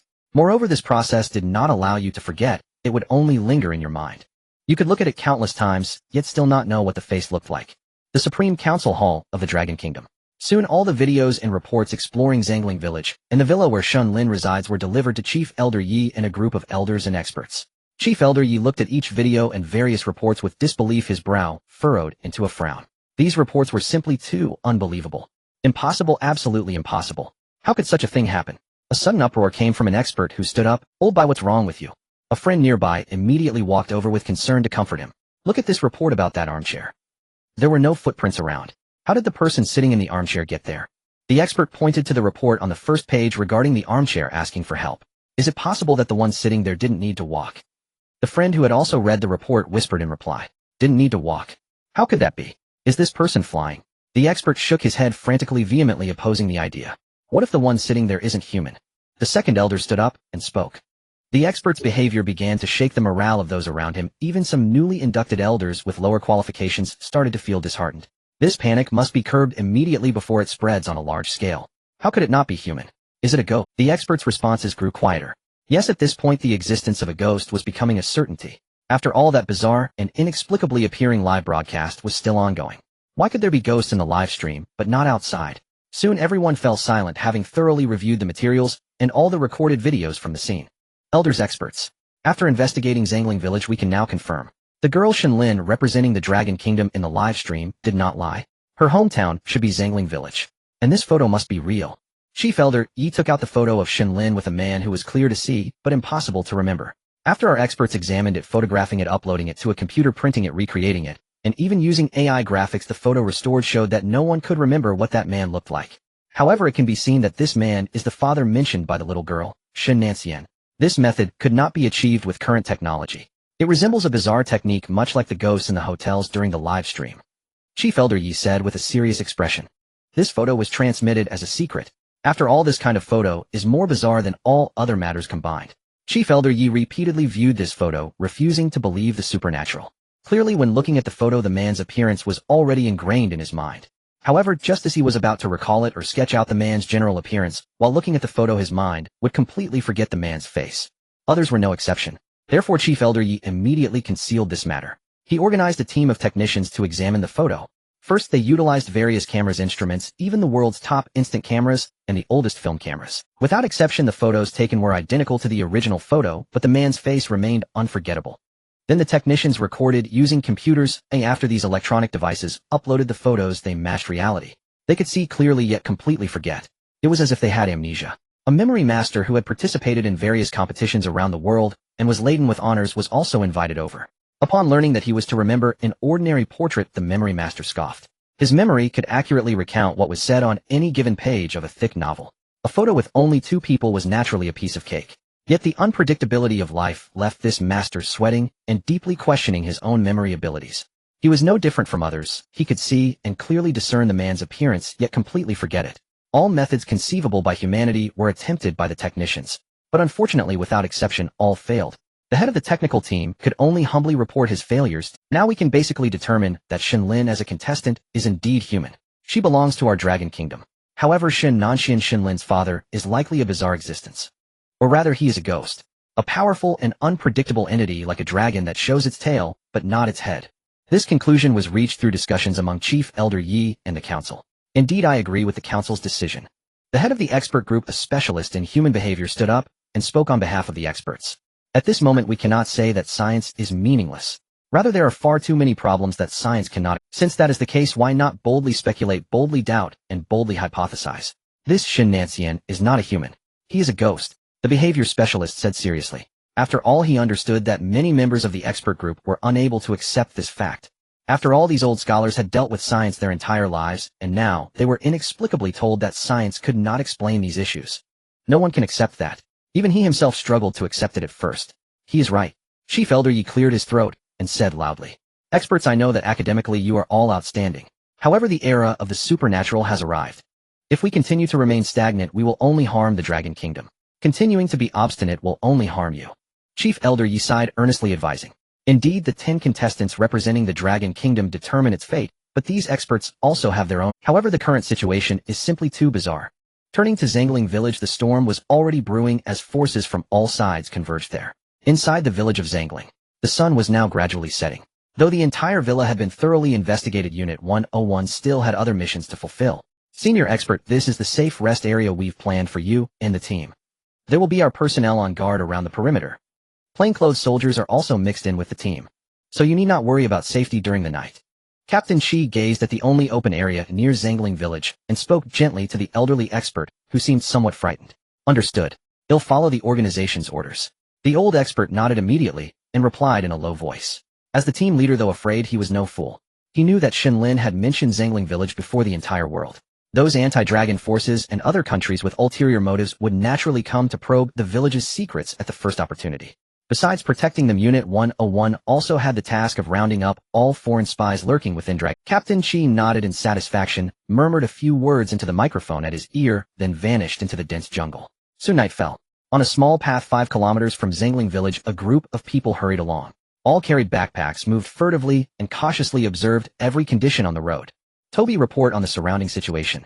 A man with an ordinary appearance spoke in fluent dragon language into the walkie-talkie. Reporting all normal for now. 1 kilometer ahead is the scheduled meeting point with the Eagle Nation. A Chinese accented reply came from the other end of the radio. Captain Yamamoto, since we're all elites from Sakura Nation, here, why not use our native tongue? A young man rattled on in Sakura language with a Kansai accent. There's an old saying in Dragon Country: caution ensures safe sailing for 10,000 years. Besides, I've been stationed in Dragon Country for decades, it's become a habit. Captain Yamamoto sighed as he marched. Clearly, this dozen-man squad was the elite unit sent by Sakura Nation to operate covertly in Dragon Country. At that moment, the grass before them rustled, and a man dressed in a black ninja suit with straw sandals burst. 2 samurai swords, one long and one short, hung at his waist. Ninja, what's the situation? Captain Yamamoto asked respectfully in fluent Sakura language. Captain Yamamoto, your movement is far too slow. Have you grown rusty from staying too long in Dragon Country? The ninja sneered and taunted directly in Sakura language. You? The spy who had just spoken blurted out, but in dragon language. As a spy you wouldn't understand. To operate in Dragon Country, we need legitimate identities as cover. Your ninja unit can train freely day and night back home. But we spies have to work 9 to 5 with no weekends off. How can you compare? He caught himself and switched to Sakura language to retort. His words immediately drew agreement from the other spies. Baka, talking to you people is a waste of breath. If it weren't for the Prime Minister's direct order for the ninja unit to assist you, we would have completed the mission long ago. The ninja snorted coldly. Since it's the Prime Minister's order, report your reconnaissance findings. And don't assume the Dragon Country forces are... Do you think the dragon people won't be on guard? Captain Yamamoto, irked by the ninja's attitude, straightened his back. On guard? You call those plainclothes guards mixed among the crowd as defense? Or those dozen or so people in the woods who think they're hidden? The ninja sneered disdainfully. Our ninja unit could kill every one of them without making a sound. The ninja, with only his eyes exposed, radiated a chilling murderous intent as he spoke darkly. No, the top priority now is to investigate Shen Lin's residence in Zangling Village. According to dragon traditions, the night in Zangling Village is unlucky. They surely won't wait inside the village. Captain Yamamoto analyzed carefully while looking at his data. Captain, it's time for the meeting. Where are those Eagle Nation folks? The spy who had earlier retorted the ninja checked his wristwatch and spoke softly. Forget them. Eagle Nation people have no sense of honor or punctuality. Now order the ninja unit to infiltrate Shen Lin's villa. While support you from the perimeter. Captain Yamamoto closed his tablet and issued orders to the ninja unit. Though the ninja resented them, orders were orders. On the battlefield, defying a command would surely bring punishment back. Soon dozens of figures in black ninja garb appeared before them under the night sky, speeding along pre-planned routes toward Shen Lin's villa in the center of the village. As Captain Yamamoto had anticipated, only a handful of soldiers on night duty patrolled idly. In moments the ninjas arrived before Shen Lin's villa. After a quick reconnaissance, over a dozen ninjas entered the house and began taking photos everywhere with their cameras. Soon every corner of the villa, inside, outside, upstairs and downstairs, was fully documented. The spy cameras they carried could transmit photos in real time to Sakura Nation's intelligence headquarters, but today they couldn't send anything. Yamamoto frowned on the other end of the walkie-talkie. There must be a powerful signal jammer. With our forces, it'll be hard to destroy. Ninja unit, protect the cameras and proceed to the pre-designated extraction point. Captain Yamamoto, simultaneously he told the guards on alert to prepare for withdrawal. This mission is too easy. The spy who had retorted the ninja stood up cheerfully, backpack on, chatting with Yamamoto. Swish. The next second a sharp sound pierced the air. A vivid bloody splash erupted from the spy's, and even in death his face wore that foolish look of confusion. Enemy attack. Captain Yamamoto immediately dropped to the ground and roared. Hearing his shout, the well-trained Sakura Country spies promptly sought cover to dodge bullets. However, they were now besieged by the 101st Division, surrounded on all sides by elite soldiers. Soldiers, take them alive. Captain Chi shouted into the walkie-talkie. The soldiers surrounding the Sakura Country spies immediately began aiming at their legs. In no time 4 or 5 of them had their legs pierced by bullets. Everyone, we must not be captured by the Dragon Country. We must not become leverage for the Dragon Country to threaten our Sakura Country. If you can't escape, sacrifice yourself for the country. If you can't do it, I'll do it myself. Captain Yamamoto shouted in Sakura language into the walkie-talkie while drawing his gun and firing back in resistance. On hearing this, the several Sakura Country agents who were wounded and struggling abandoned their struggle, raised their guns, and pulled the triggers against their temples. Protect the captain and break out. An agent stood up and bravely charged toward the area with the least gunfire. In an instant, countless flashes of fire tore him apart. Unfortunately, before his death, the C4 and grenades in his hand were thrown in that direction. Boom. In an instant, the entire forest shook violently. Countless birds roosting in the trees at night shrieked and flew into the sky. The blinding firelight and violent explosion severed several large trees at their trunks. Many nearby 101st soldiers were knocked unconscious by the violent blast wave. Captain Yamamoto, naturally with no time to grieve, immediately led the remaining active members toward the gap. The spreading wildfire also effectively hindered the 101st Division's pursuit. After them, Captain Chi roared, shouldering a rifle and leading the charge toward the gap. On the other side of the villa, the dozens of ninjas racing toward the evacuation point heard the violent explosion. Captain, what happened? A ninja asked with wide eyes in a low voice. It seems those stupid spies have been exposed. Forget about them. They carry no useful information. Let them die. We retreat according to the original plan, the ninja captain immediately ordered. Suddenly, the ninja responsible for forward reconnaissance halted and raised 2 fingers. The ninjas focused their eyes and saw a small Dragon Country patrol ahead. 8 people total in front. Captain, go around or assassinate? The vanguard ninja asked softly. Kill them.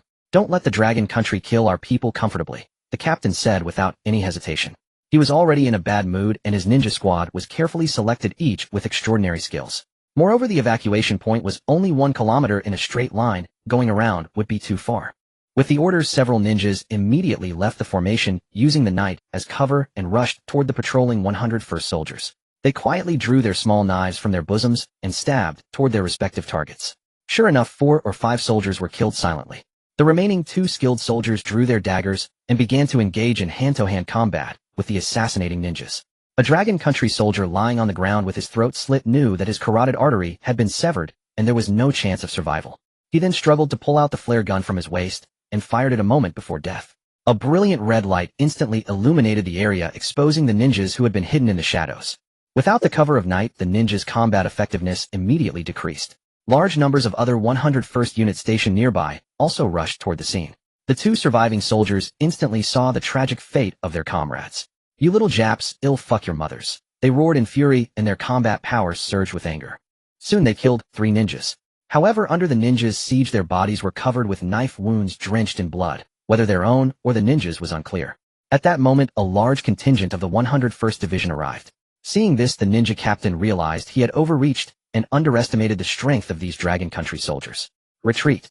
The ninja captain immediately led the remaining ninjas toward the evacuation point. The 101st Division naturally pursued relentlessly. The chase lasted until the next day. Throughout the night, straggling ninjas were either killed on the spot or wounded and captured by the 101st Division. However, these captured ninjas had poison implanted in their molars and all died by ingesting the poison. Of course, a night of pursuit left the 101st soldiers exhausted. Now only the ninja captain and vice captain remained. The 2 finally shook off the 101st pursuers with their excellent camouflage skills. Soon the photographs they had taken at the villa were uploaded by the 2 to the Sakura Country Intelligence Bureau. Damn it, Ninja Captain and Captain Yamamoto, report your situation. The Sakura Country Intelligence operator had not rested all night, continuously calling these 2 commanders. As the photos were received, the Ninja Captain also connected the call. Ninja Captain, we have received the photos. Well done.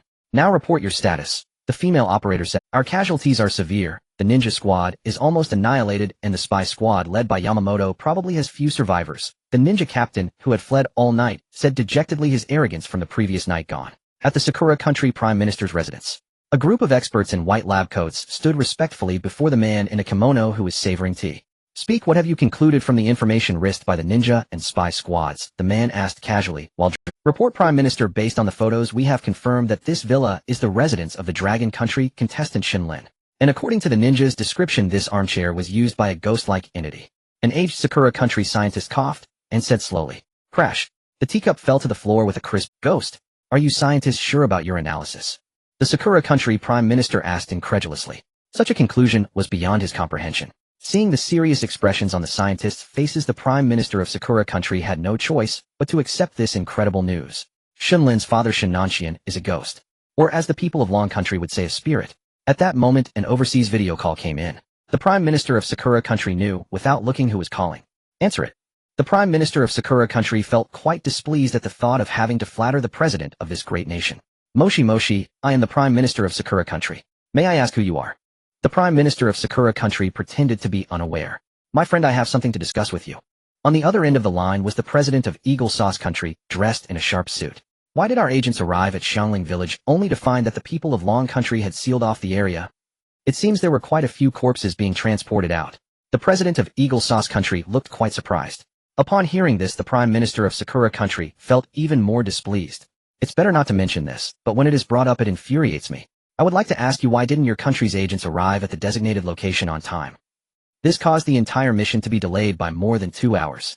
If we had launched an all-out attack 2 hours earlier, we wouldn't have suffered such heavy casualties.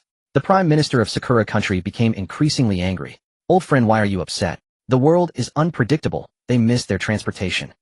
I have already criticized them. The President of Eagle Sauce Country laughed it off. Alright, there's no point in discussing this further. Let's share some intelligence about Xiangling Village. The President of Eagle Sauce Country squinted his eyes, looking at the Prime Minister of Sakura Country with a smile. The Prime Minister's expression immediately changed. No wonder they are calling me at this time. No wonder they broke their promise yesterday. It turns out they want to reap the benefits without contributing anything. However, the Prime Minister of Sakura Country understood that in front of Eagle Sauce Country, he had no right to refuse. but he could conceal what he had investigated. Just then the president of Eagle Sauce Country picked up a cell phone, and the screen was also showing a video. He turned on the sound, and the sudden voice startled the Prime Minister of Sakura Country. "Damn you, let me go. Kill me, you, I don't know anything." A fluent Sakura Country accent emerged. In the video was the captain of the ninja squad. He had been tortured to the point of being covered in wounds, living in agony. "Prime Minister of Sakura Country, we just captured a spy impersonating one of your citizens. He seems to know some real information. Now let's see if what you say matches what he says." The president of Eagle Sauce Country smiled at the Prime Minister of Sakura Country, but his tone grew increasingly cold. The Prime Minister of Sakura Country's pupils constricted. He did not expect Eagle Sauce Country to be so despicable. Not only did they refuse to help, but they also went behind his back to apply severe torture. With no other choice, the Prime Minister of Sakura Country had to honestly send various reports and photos to the president of Eagle Sauce Country. As the president watched, his previously relaxed expression gradually disappeared. WTF? How is this possible? How can such a thing exist in this world? The president of Eagle Sauce Country's jaw dropped in disbelief. Though he was a devout Catholic, he had never believed in such supernatural theories. Even when bizarre things were live-streamed, he thought they only existed in the broadcasts and had no relation to reality. However, upon seeing this analysis, his worldview collapsed. No wonder that little girl from Long Country could recklessly experiment on the brink of death each time. It turns out there was a ghostly father supporting her behind the scenes. No wonder those spirits were so afraid of this little girl. Everything suddenly made sense. Seeing the president of Eagle Sauce Country's complexion worsen, the Prime Minister of Sakura Country felt a surge of joy in his heart, and the corners of his mouth couldn't help but lift slightly. "You're feeling quite happy, aren't you, Prime Minister?" The president of Eagle Sauce Country naturally noticed this little trick of the Prime Minister. "Prime Minister, have you ever considered a question? This little girl from Long Country is so special and mysterious. Long Country's fortune has increased by 10% thanks to this girl. If this continues, Long Country will become an immensely powerful nation. Indeed, if Long Country becomes strong, it will affect the status of my Eagle Sauce Country, but remember, Long Country is right next to your country. Do you think when Long Country's strength can crush yours, Sakura Country will not be held accountable?" The president of Eagle Sauce Country sneered. These words were not without consideration for the Prime Minister of Sakura Country. Although it might be like that. But you must know Shen Nanyan is not in the bizarre livestream now. Even if he is elusive, even if he is strange, even if he is not human, I believe that the inexplicable livestream room powerful enough to easily manipulate any country he must not be able to influence. The Prime Minister of Sakura Country analyzed decisively. He, Shen Nanyan, might be able to influence those weaker ghosts, but I believe that there is someone more mysterious than him capable of managing a hotel with such a reputation in the ghost realm. You think a hotel of this scale must be run by someone of status and position to keep it in order. The general manager must not fear Shen Nanyan. The Prime Minister of Sakura Country stated firmly. Moreover, there are numerous bizarre existences in the ghost realm. Just in the past 2 days of watching the live stream, we have encountered at least hundreds of bizarre entities. And that's just one hotel. If the bizarre entities have a well-established social system like us, then the number of bizarre beings in the entire ghost realm will be countless. They can't all be afraid of Shen Nanyan. When he's not in the live stream, there will surely be times when he can't care about that. At that time, if the little girl dies, Shen Nanyan might even take his anger out on Long Country. The Prime Minister of Sakura Country chuckled and said slowly. Hearing this, the president of Eagle Sauce Country fell into an uncharacteristic silence. What the Prime Minister of Sakura Country said indeed made sense. Old friend. I didn't expect you to consider this aspect as well. The president of Eagle Sauce Country said with a smile. Then let's wait and see what happens. The two cunning old foxes exchanged knowing glances and revealed enigmatic smiles. The haunted hotel. Zhao Jiangwo watched the figure of the Ghost King Zombie King completely depart, and aside from the shock in his heart, he breathed a sigh of relief. After all, the oppressive aura of the Ghost King Zombie King was overwhelmingly strong, especially that terrifyingly hard body. Zhao Jiangwo was quite confident in his own foot strength, but just now it felt as if he had kicked a city wall. The other party was completely unfazed, appearing expressionless, and showed no concern for his full-force kick. Instead, his foot was jolted painfully by the recoil. If it weren't for the recent enhancement of the physical abilities of the people from Long Country, he might have broken his leg from the backlash of that kick. This is the strength of the Ghost King. Just the hardness of its body made it impossible to harbor even the slightest thought of resistance. At that moment, another alarm sounded. Just as he had relaxed, Zhao Jiangwo, drenched in cold sweat, immediately became alert again. What was happening? Beep, beep, beep. Global announcement: a contestant from Pickled Vegetable Nation has died again. The overall fortune of Pickled Vegetable Nation has decreased by 10% and resources have diminished by 10%.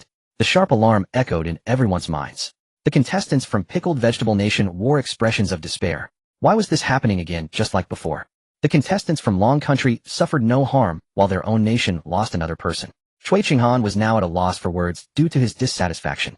After all, the contestant from Pickled Vegetable Nation, who went to vent anger for the Ghost King Zombie King, was someone he had incited and coerced. Damn it, a fool who can't accomplish anything and only brings disaster.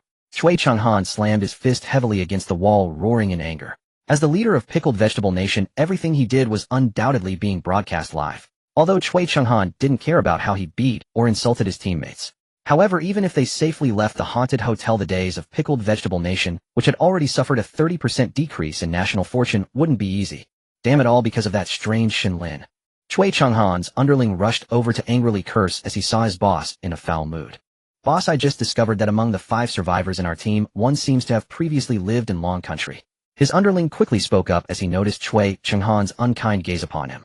Joking aside, Chui Changhan, this temperamental devil, would beat anyone who displeased him even if they usually had a good relationship. Bring him over. Upon hearing there was information about Long Country, Chui Changhan immediately suppressed his violent thoughts and hissed in a low voice.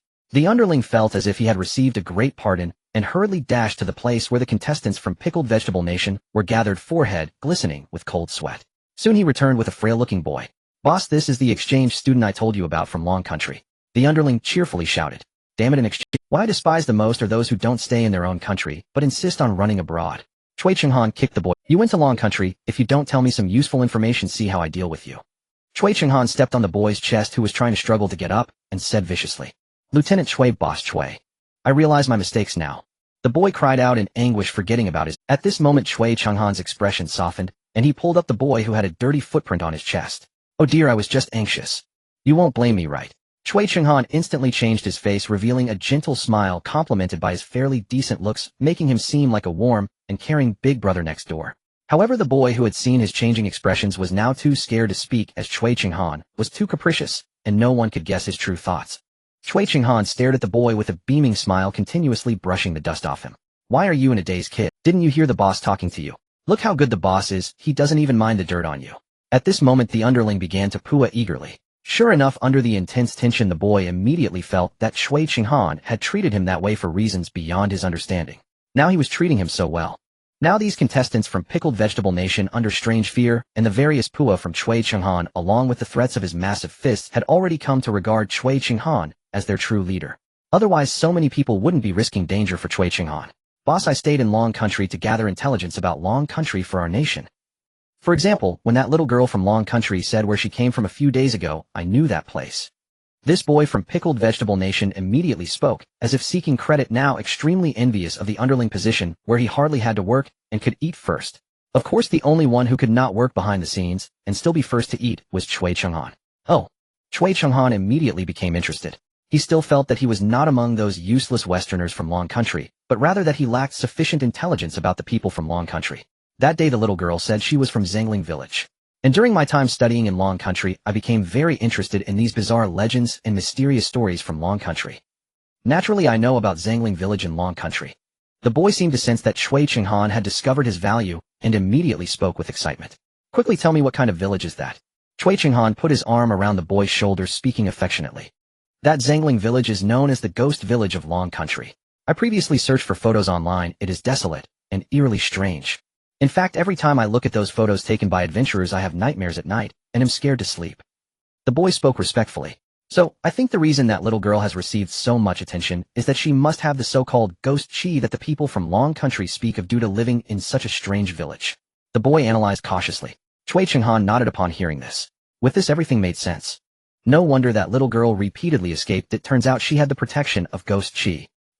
When someone with an even stronger ghost chi comes, I'll see how she survives. Chui Changhan employed the method of mental victory, comforting himself. Despite the murderous intent to cruelly kill Shen Lin filling Chui Changhan's heart, he looked at the towering figure beside her, Zhao Jiangwo. Chui Changhan immediately dispelled the thought of sending himself and his subordinates to their deaths. It was no joke, this guy was the one who faced off against the Ghost King and the Zombie King. No matter how the Ghost King and Zombie King ultimately retreated in disgrace, or whether they were simply too lazy to deal with Zhao Jiangwo, the courage that Zhao Jiangwo displayed by confronting the Zombie King alone was far beyond that of ordinary men. Now the people of the Dragon Nation were filled with excitement as Shen Lin, Li Na, and Zhao Jiangwo returned. Many bizarre guests and strange employees even personally rushed to the restaurant to catch a glimpse of the mortal who dared to confront the Ghost King and Zombie King. Some open-minded female oddities were even drooling at the sight of Zhao Jingwo's broad back. In the ghost realm, strength is revered. To be honest, this group of bizarre beings, when gathered together, could not muster any spirit of resistance against the Ghost King. Yet this mere mortal dared to show respect and admiration towards the Ghost King they revered. Doesn't that make this mortal somewhat exceptional? Uncle Zhao, I see so many ants sneaking glances at you, Shen Lin said with a smile, looking at the group of female oddities and employees at the restaurant door who were fixated on Zhao Jingwo. I suspect those oddities might also be eyeing our flesh and blood. Don't worry, Lin, Uncle will protect you. You really can't see how those female oddities feel about you. Lina rolled her eyes and laughed at Zhao Jingwo's words. What do you mean? Zhao Jingwo looked puzzled at the group of Dragon Nation contestants with smiles in their eyes. Uncle Zhao, let me explain. These oddities are infatuated with you. Each one looks like they want to be your woman. Of course, if they can be called women. The non-mainstream contestant from the Dragon Nation with his head full of yellow hair pretended to be cool as he tossed his little yellow hair and said with a smile. Hearing this, Zhao Jingwo's dark face turned red instantly. Don't say that. You can't just— Uncle Zhao, you're shy. Lina covered her mouth and laughed. What are you shy about? I'm afraid your sister-in-law will find out through the live broadcast and come out to deal with me. Zhao Jingwo's face turned even redder as he hastily replied. Everyone burst into laughter. I didn't expect Captain Zhao, who faces the Ghost King without fear, to actually be afraid of his sister-in-law. In our words, Captain Zhao is a softie. Everyone immediately teased him with laughter. The people of the Dragon Nation were gathered together in a harmonious and happy atmosphere. The live broadcast room was also filled with joy. I knew it, our Dragon Nation contestants are blessed with good fortune. Ha, such a tough Captain Zhao is actually afraid of his wife. If you don't know what to say, then don't say anything. That's not fear of the wife, that's love for the wife. Exactly, Captain Zhao is clearly a good man. Fortunately, he's honest, otherwise when he returns from the hotel, I would definitely make him kneel on a washboard for 3 days. While the main character has appeared, brothers quickly greet sister-in-law. Sisters quickly ask sister-in-law how she found such a responsible and not fickle man like Uncle Zhao. For a moment, the comments in the live broadcast room were harmonious. Looking at this warm scene, even foreign netizens felt a bit embarrassed to continue spewing insults. Mainly because the Dragon Nation had not suffered any harm. All 10 contestants were safe and sound. In contrast, their own country, especially the Kimchi Nation, still had all contestants living in dire circumstances. The Kimchi Nation had lost 3 contestants, suffering a 30% loss in national fortune and resource. Now, apart from experiencing a magnitude 10 earthquake, the entire Kimchi Nation was powerless to organize effective rescue efforts. Many people who could have been saved during the crucial golden rescue time lost their lives due to road damage and the government's failure to organize timely rescue teams. Moreover, due to the loss of 30% of resources, the already inequitable distribution of social resources caused by the presence of powerful conglomerates in the Kimchi Nation exacerbated long-standing grievances. Now, due to the lack of resources, these conglomerates quickly invested vast amounts of wealth to hoard countless resources for themselves. As a result, many civilians are now living from hand to mouth, struggling to maintain even a normal life. Now, the society of the entire Kimchi Nation is extremely unstable, with frequent riots occurring in various places. Some soldiers in the Kimchi Nation, taking advantage of their weapons and manpower, have begun to openly defy government orders. However, the contestants of the Kimchi Nation in the live broadcast were unaware of all this, while Cui Qinghan was still waiting for an opportunity to make the Dragon Nation experience irretrievable despair. Moreover, because Zhao Jingwo and others frightened the Ghost King and Zombie King into fleeing in panic, everyone in the hotel now saw these mortals, and apart from the love-struck female oddities, either greeted them with smiles or stayed far away. In any case, these fierce ghosts and oddities adhere to one principle: to befriend the people of the Dragon Nation and not to do them harm. However, correspondingly, the humiliation felt by the contestants from the Dragon Nation naturally had to be vented somewhere. And that venting point was the contestants from the Kimchi Nation, who were working even harder, dirtier, and hungrier. The cooks were now so lazy that they wouldn't even make the kind of white sticky tea, they just served tap water with cold moldy steamed buns. The contestants from the Kimchi Nation were complaining bitterly. Especially now, as soon as they passed by an oddity, whether guest or employee, they were bound to receive a beating. Enduring the pain without crying out, not asking for mercy, might get them hit a little softer. If they begged for mercy or complained of pain, they would only be met with more ferocious fists. Just like that, while the entire Dragon Nation was joyous and the contestants of the Dragon Nation enjoyed the hotel services, they basically didn't have to do any work now. The 7 contestants from the Kimchi Nation were doing the work that even 20 people might not finish, naturally exhausting themselves daily, even relishing the moldy steamed buns. As for the contestants from the Dragon Nation, apart from Shen Lin, who enjoyed top-notch treatment, the other 9 were experiencing the same hotel services as the most ordinary oddities. They had moved dormitories from that dark, damp, and smelly hovel to a clean and sanitary room shared. Comparing people can really make one furious. On the sixth day, Zhao Jiangwo woke up early again. His years of military life had instilled in him the habit of rising early every day. He stretched lazily, picked up a towel from the side, and prepared to go for a morning swim in the hotel pool.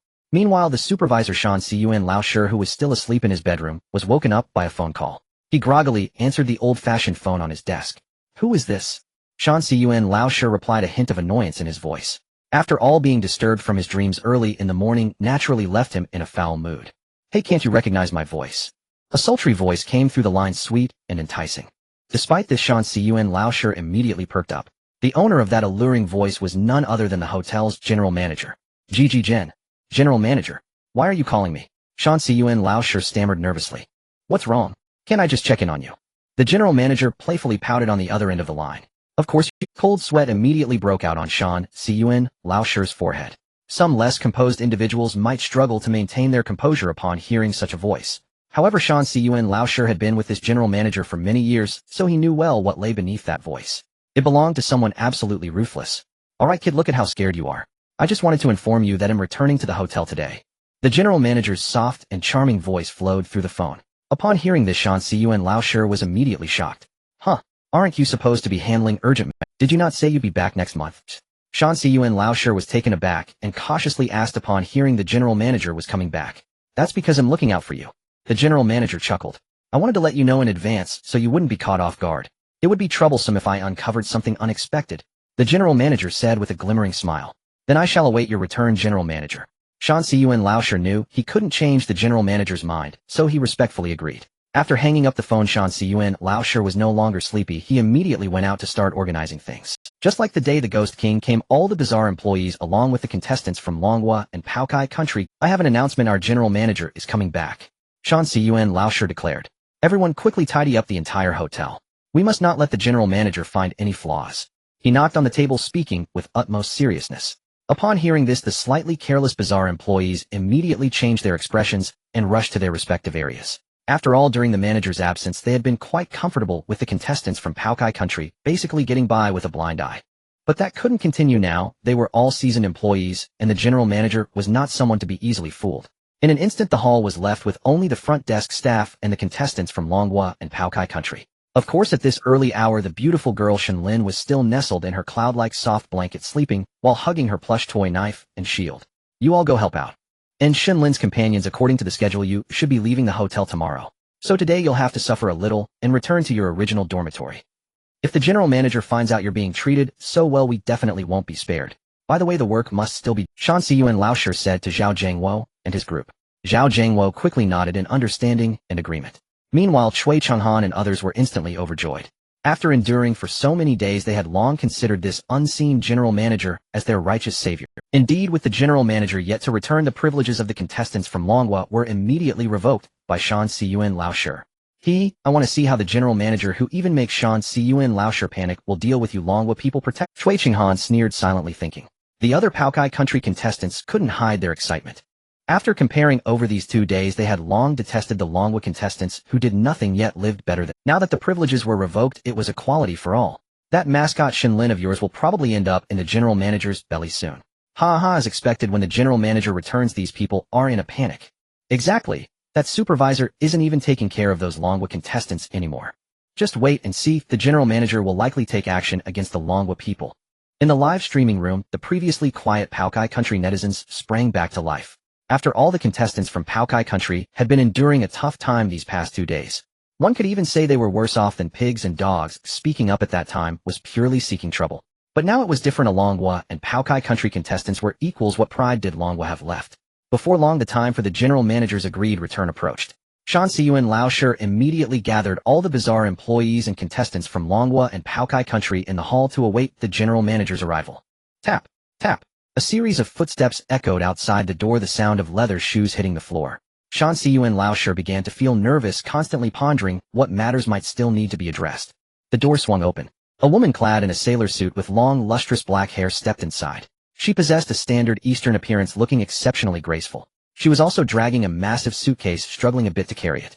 Shan Siyuan Laoshi immediately exchanged. The weasel, who had been waiting nearby, approached the hotel general manager. All the staff of the horror hotel welcomed the general manager home. Shan Siyuan Laoshi immediately bowed at a 90-degree angle, saying respectfully, "Welcome back, general manager." The old corpse of the mountain village bowed, and the other hotel staff immediately lowered their heads and bowed deeply. The weasel hurriedly took the huge suitcase from the general manager's hands. Xiao Huang, you seem to have gained quite a bit of weight during this time we haven't seen each other. The general manager pulled out a folded paper fan, opening it to cover her mouth as she chuckled. Thanks to the general manager, things have been going quite well. The weasel also prepared to take the suitcase from the general manager, flattering her as it spoke. Hee. The suitcase is quite heavy, you know. If you can't manage it and drop it, I will have to punish you. The general manager said charmingly. The old corpse of the mountain village gestured for the strange employees nearby to help the weasel carry the suitcase.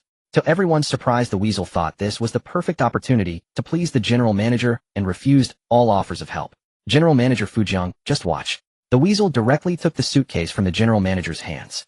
In an instant its face changed. It hadn't expected the suitcase to be this heavy. The next second the heavy suitcase was slammed to the ground. The suitcase also burst open with a loud sound. The weasel immediately knelt down with a thud, repeatedly bowing and apologizing. The surrounding contestants from Long Kingdom and Pickled Vegetable Kingdom were nearly startled into exclamations as they looked at the scene inside the open suitcase. Inside the suitcase were neatly arranged several severed heads. As the suitcase opened, those heads surprisingly began to move. Originally all facing the sky, they flipped over. As the faces were revealed, the live broadcast room erupted. Each face looked exactly like General Manager Fujiang, standing next to the suitcase. These faces were blinking and looking around. Some had their mouths wide open at a loss for words. General Manager Fujiang looked at the weasel, who was still bowing, and smiled. Look at you, always trying to show off. Miss Fujiang said with a squint and a smile. Then she bent her slim waist and closed the suitcase. Alright, stop bowing. Get up quickly. Miss Fujiang pulled the weasel up. Just as the weasel thought it had escaped a calamity, Miss Fujiang's long dark hair began to move on its own. In the next moment the long hair gathered together and pierced towards the weasel's head like a steel cone. Poof! The weasel's head was instantly pierced by Miss Fujiang's hair through its left eye and came out of its right ear. Then Miss Fujiang retracted her long hair. Elder sister dislikes show-offs the most. Miss Fujiang stepped over the weasel's head, which was still oozing blood and brain matter, carrying the suitcase past. Zhao Jiangwo frowned deeply. He hadn't expected that the hotel's general manager would be such a young-looking, but we're doomed. Ew, I thought such a beautiful general manager would be a good person. Alas, I didn't expect her to be so terrified. Does this mean our mascot from Long Kingdom, Shen Lin, really can't escape this calamity? Everyone get ready, the fortunes of Long Kingdom might be declining. Long Kingdom's internet users felt their hearts sink at this scene. Oh my, such a beautiful woman is carrying such a terrifying and bizarre thing. Who can deny that? Now I feel uncomfortable just seeing a sailor suit. It seems Shen Lin is doomed. Exactly. Oh, look at the old corpse of the mountain village. It wouldn't dare stop her. The old corpse was just prepared to please the general manager. Long Kingdom hopes to stand out again this time, and let this general manager Fujiang take them all out. Foreign internet users began to shout. Zhao Jiangwo looked at the general manager's back, secretly sweating. Now it's all about buying time. After all, they would be able to teleport out of the hotel in just one more day. By then, far from the emperor, they wouldn't fear any more bizarre happenings.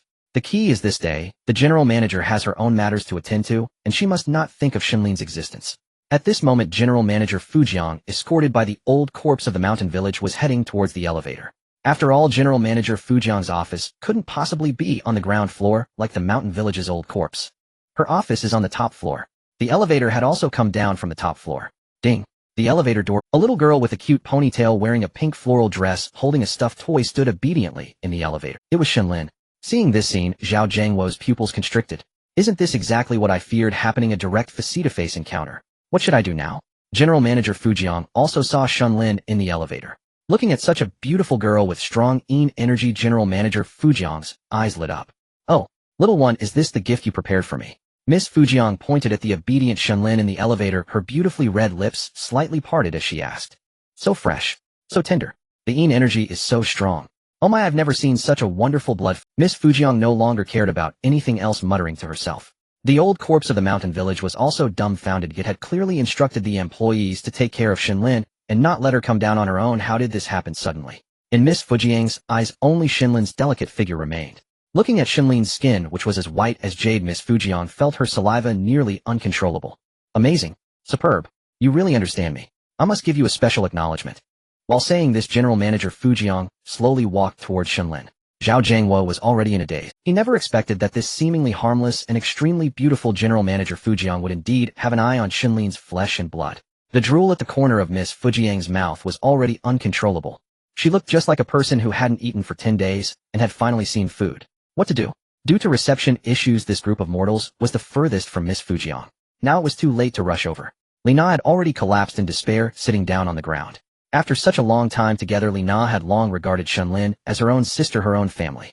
But now Shen Lin faced death. She was about to be devoured alive. The other contestants from Long Kingdom also closed their eyes in despair, not daring to look at what was about to happen. But even so, Zhao Jiangwo thought he must try. Just as Zhao Jiangwo was about to rush forward, a strange figure reached out an arm and firmly grabbed his silhouette. It was the hotel's restaurant chef. "What are you doing? Let me go.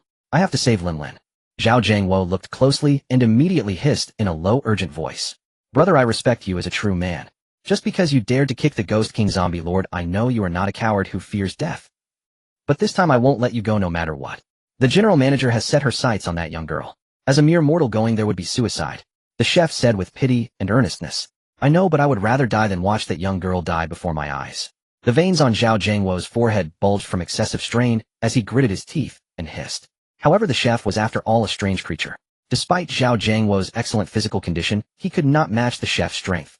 The chef's large hand clamped onto Zhao Jiangwo's arm like a pair of iron pincers, immobilizing it. On the other side, if not for the fear of angering General Manager Miss Fuji, Chui Chinghan would have already burst into unrestrained laughter. "Ah, damn you Long Kingdom people. Jump now, why aren't you jumping? Cack out your tongue." Ran out of steam. Chui Chinghan thought wildly in his mind. Watching General Manager Miss Fuji advancing step by step towards Shen Lin, the competitors from the Paokai Kingdom were so overjoyed they felt like they were flying. Boss, indeed, since the General Manager has returned, Shen Lin is doomed to die. Awesome, we finally get to see this. Yes, we've survived to see this day. I want to see if the Long Kingdom people can still laugh this time, Imnida. The competitors from the Paokai Kingdom began to whisper quietly with heads lowered. The corners of Chui Chinghan's mouth had already split wide open. Now all that was needed was to watch the show. The bullet comments in the live stream had already exploded. "I thought those damn Paokai Kingdom netizens were just guessing blindly. Alas, who would have thought? Who would have expected that the general manager really has taken a fancy to our mascot little Shen Lin's flesh and blood? Though saying this might be immoral, I still want to say it. What is it? Speak quickly, this is no time to keep us in suspense. The matter of little Shen Lin being devoured is already set in stone. I only hope that Captain Zhao Jiangwo and the other Long Kingdom competitors can stay calm. Whatever you do, don't provoke that general manager Miss Fuji, who kills humans and monsters without batting an eye." "Right, I agree. After all, we've already increased our national fortune by 10%, so we can afford to lose that. Don't cause any deeper harm to our motherland." Some people had already started voicing opinions to abandon Shen Lin. They had long forgotten that this 100% of national fortune was also increased because of Shen Lin. At this moment, the Supreme Council Hall of the Long Kingdom was in a mess. Many experts had collapsed onto the floor in despair. Damn it. Could it be that our analysis was wrong? A balding expert with hair already thinning to a Mediterranean pattern tugged desperately at his few remaining strands and muttered to himself. "I told you long ago that Shen Lin's constitution would be especially favored by these ghosts and monsters. The higher level the ghost, the more it craves such flesh and blood." Zhang Tianxia sighed. What a pity for that little girl, so adorable, yet about to suffer such a calamity. The experts were now in despair. Even those who had always believed Shen Nanyan was a savior had now lost. The entire council hall was swept by a wave of deep despair. Chief Elder Ye's hand hidden beneath the table was also faintly trembling. "Issue a national emergency warning. All levels of government must organize immediately. We must ensure that when disaster strikes, the people receive government aid as soon as possible, and we must not delay the golden rescue time like the Paokai Kingdom did." Chief Elder Yi looked at the crowd below and said in a deep voice, "Chief Elder Yi, the dust hasn't settled yet. Isn't it a bit hasty to be so decisive?" Third Elder still held a glimmer of hope and said in a low voice, "Third brother, forget it. Issue it first."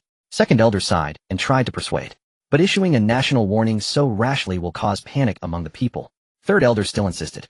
"Panic is better than suffering disaster later. I have already told the military to be ready for disaster relief at all times." Fourth Elder Zhu also said in a low voice. Now the Council of Elders had basically given up on Shen Lin. After all, no matter how much they wanted to save her, they had no way to enter the horror hotel. All they could do was leave it to fate. Hearing this, Third Elder sighed and could only nod in agreement. The Prime Minister's residence of the Yinghua Kingdom. The Prime Minister of the Yinghua Kingdom, dressed in a kimono, was now seated at the table. The table was filled with various exquisitely prepared snacks, and a pot of sake was placed to the side. Guan Benson, how elegant. The Prime Minister's good friend was called over to sit together. Naturally, seeing the blood of Long Kingdom people has always been our dream. Come, let's toast to our dream. The Prime Minister of the Yinghua Kingdom raised his glass and clinked it with his friend. Then he drank it all in one gulp. Long Kingdom, let's see how you laugh this time. The Prime Minister of the Yinghua Kingdom laughed darkly. On the other side of the ocean, the Black House of the Yingjiang Kingdom. The President of the Yingjiang Kingdom, dressed in a suit, was already beaming with joy. "Ooh, yes. The president, disregarding his dignity, stood up and cheered with delight. Lucy, bring out my treasured 1982 Lafite. Today is definitely worth a drink. By the way, dress a bit sexily. I want to celebrate. The president of the Yingjiang Kingdom pressed the intercom button and said excitedly to the female secretary on the other, he with alcohol and the tragic scene of the Long Kingdom to accompany me this time. I'm sure I can last a minute. Then Lucy will be thoroughly satisfied. The president of the Yingjiang Kingdom couldn't close his mouth at this moment. Soon Lucy, wearing black stockings from Balenciaga, swayed her sexy figure and walked in holding a bottle of red wine. The two raised their glasses filled with 1982 Lafite, watching on the big screen as General Manager Miss Fujia kept walking toward Shen Lin. The netizens of the two countries had even begun a carnival, with endless insulting bullet comments constantly appearing in the live stream. As General Manager Miss Fujiang slowly approached, Shen Lin looked up with a puzzled expression at the strikingly beautiful young lady before her. Sister, what's wrong? Shen Lin tilted her adorable little head and asked sweetly. Her charming demeanor seemed to melt the hearts of all who beheld her. But the onlookers had no mood to appreciate the cute child. Unbeknownst to Shen Lin, in the eyes of those adults, she was already as good as dead. Even as a ferocious ghost, General Manager Miss Fujiang found her sweetness endearing. If I devour her, she must taste just as sweet. Little girl, big sister wants to get closer to you. General Manager Miss Fujiang said softly, her voice gentle, as she observed Shen Lin's obedient appearance. But sister, Lin doesn't know you. Shen Lin shook her braids and replied, shaking her head. Don't worry, after a few more encounters we'll get acquainted. General Manager Miss Fujiang licked her rosy, alluring lips with a crimson tongue, her voice husky and seductive. Exquisite. Exquisite. Old corpse, this gift you've presented is to my liking. General Manager Miss Fujiang turned her head and cast a sultry glance at the Mountain Village corpse, her voice soft and gentle. No. No. The Mountain Village corpse couldn't utter a refusal under her gaze, as if something were lodged in its throat. Rest assured, after I eat her, then you can have any reward you desire. Even me. Is yours. To be obtained. General Manager Miss Fujiang leaned close to the Mountain Village corpse's ear and whispered temptingly. No way, this is too tempting. I feel like I can handle it. Now I yearn to feel her 40-degree warmth up close. In the live stream chat, the seductive words from Miss Fujiang's tempting lips instantly ignited a frenzy. Countless foreign netizens, eager for excitement, began indulging in fantasies. The Dragon Kingdom's netizens naturally had no interest in such frivolous topics. After all, the one in danger was the adorable Shen Lin, representing their nation in the competition. Even the most lecherous Dragon Kingdom man could not muster any lust at this moment. Suddenly, General Manager Miss Fujiang, who had been approaching, froze. She sensed a strangely familiar aura. Slowly she withdrew her smile and began to look around. The Mountain Village corpse was utterly bewildered. What had suddenly come over General Manager Miss Fujiang? As a veteran employee who had served under General Manager Miss Fujiang for over a decade, the hotel had seen its share of young mortal boys and girls. Without exception, General Manager Miss Fujiang devoured these children. In her words, mortal flesh was far more delicious than that of ghosts, especially that of young mortals. Their tender flesh, fresh hearts, and their ability to absorb ghostly energy and spiritual essence far surpassed that of adult mortals. Thus, whenever such children appeared, the Mountain Village corpse would first protect them, reserving them as a gift for General Manager Miss Fujiang. This time it had planned the same with Shen Lin, but her physique was far too special. The dense energy and spiritual essence she possessed surpassed that of dozens of ordinary mortal girls combined. That was why at their first encounter the Mountain Village corpse had lost control and wanted to devour Shen Lin. It had not considered the punishment it would face if General Manager Miss Fujiang discovered its actions. The moment it saw Shen Lin, only one thought consumed its mind: to eat her. But luckily the little girl's Shiba Inu plush toy harbored an inexplicably powerful entity. Threatened with death, the Mountain Village corpse abandoned that obsessive urge. General Manager Miss Fujiang was, as the renowned general manager of a terror hotel in the ghost realm, she had weathered many storms and devoured countless mortal children. She was a being who cherished ritual. Ordinarily, when the Mountain Village corpse offered such premium blood meals, she would have subordinates cleanse them thoroughly before handing them to a trusted chef to prepare exquisite, sumptuous dishes. Then, paired with fine red wine, she would enjoy a candlelit dinner savoring life. But this time, the moment she laid eyes on Shen Lin, those elegant thoughts evaporated. Cleansing, cooking, candlelit dinner. The former general manager Miss Fujiang discarded her usual habit. Her mind was consumed solely by Shen Lin's dense, visible energy. She had intended to tear Shen Lin apart in the elevator and feast greedily. But that strange aura struck her like a basin of icy water, jolting her back to reason from her The aura was peculiar, yet strangely familiar. General Manager Miss Fujiang immediately scanned her surroundings, searching for its source. She gazed at every eerie employee in the hall, at the contestants from the Dragon Kingdom and Kimchi Kingdom, then shook her head and shifted her focus. Not even Zhao Jiangwo, who was still being restrained by the head chef, could draw her slightest concern. Yet the aura lingered around her persistently. After a full sweep, General Manager Miss Fujiang found neither the result nor the entity she sought. Then her gaze fell back on Shen Lin, who looked confused. The familiar aura grew stronger. She had not suspected Shen Lin at all. After all, having managed the Terror Hotel for so many years, Miss Fujiang was hardly a reckless being. In a hotel where formidable ghostly powerhouses might appear at any moment, recklessness would have led to her doom countless times. Thus, she first sensed Shen Lin's aura. Apart from the overwhelmingly dense Yin energy, she detected no other presence. Having devoured nearly 1,000 mortal children, Shen Lin's aura, aside from the Yin energy, was no different from. But then Miss Fujiang noticed the Shiba Inu plush toy in Shen Lin's arms. Xiaodadan seemed to feel her gaze. Unnoticed by all, the doll's eyes tightly sewn shut suddenly opened. Miss Fujiang's beautiful eyes narrowed slightly as her pupils contracted. This bizarre scene truly came too suddenly. Moreover, strangely, the supervisor, the old corpse of the mountain village beside him, and the odd employees behind him seemed completely oblivious to the puppet's peculiar act of opening its eyes. Could it be that only I can see this doll opening its eyes? Ms. Fujikawa, the general manager, immediately became vigilant. Suddenly, a violent aura surged directly towards Ms. Fujikawa. Moreover, it was evident that the others were unaware of this unusually strong and eerie aura. Step back. The voice transmission from the small knife shield mingled with the terrifying aura and rushed towards Ms. Fujikawa. Ms. Fujikawa furrowed her brows lightly, her sailor skirt beginning to sway on its own despite the absence of wind. Oomph. As a renowned general manager, she would naturally not be easily intimidated. A faint purple aura collided with the fierce red aura invisible to the others. The clash of the two auras instantly generated a shockwave, and without making a sound, Ms. Fujikawa took a step back. Strong. Very strong. Moreover, in an instant, Ms. Fujikawa finally recognized whose strange yet familiar aura this was. Who are you? As the face of the hotel, Ms. Fujikawa would naturally not show weakness in front of her employees, transmitting her voice to the small knife shield. This has nothing to do with you. You just need to remember the people behind me are not to be trifled with. If you dare have any thoughts about the lady, I will make your hotel disappear into the ghost realm. The small knife shield spoke coldly. I understand. Ms. Fujikawa was taken aback. However, she was also well aware that the owner of that familiar aura was someone she could not provoke. As the general manager of a well-known horror hotel operating in the ghost realm, Ms. Fujikawa was certainly astute. Naturally adaptable, she would not act impulsively due to the cold threats from the small knife shield. Because in the recent clash of auras, Ms. Fujikawa understood that the strength of this Shiba Inu puppet was either on par with her own, or even stronger. Moreover, it was the existence behind the little girl that truly worried her. In an instant, Ms. Fujikawa thought of many things. But with the employees still watching, she certainly could not flee in disgrace. A scheme began to form in her mind. The small knife shield remained silent, only wishing to avoid revealing itself, as long as the life of the little master was not threatened. Ms. Fujikawa immediately forced a bright smile and approached Shen Lin, who was unaware of what was happening. I can't bear to watch. Our little angel Shen Lin is going to be gone. Oh my, can someone blur this scene? I don't want to see the tragic fate of little angel Shen Lin. The national fortunes are going to be lost, sigh.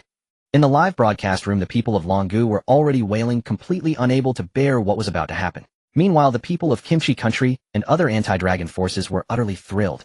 Finally, that dragon is going to die. I want to see how these Longgu people are going to save this child.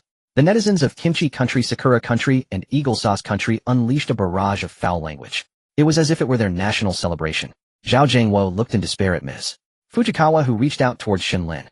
He was now powerless to struggle. The chef's iron grip locked tightly around his arm. Due to his struggles, his entire arm had turned red and purple. This rugged man had tears welling in the corners of his eyes. He could not bear to watch Shen Lin perish so tragically. Meanwhile, Li Na had collapsed to the ground, her legs giving way. In a state of despair and helplessness, she covered her eyes, tears streaming down as she cried.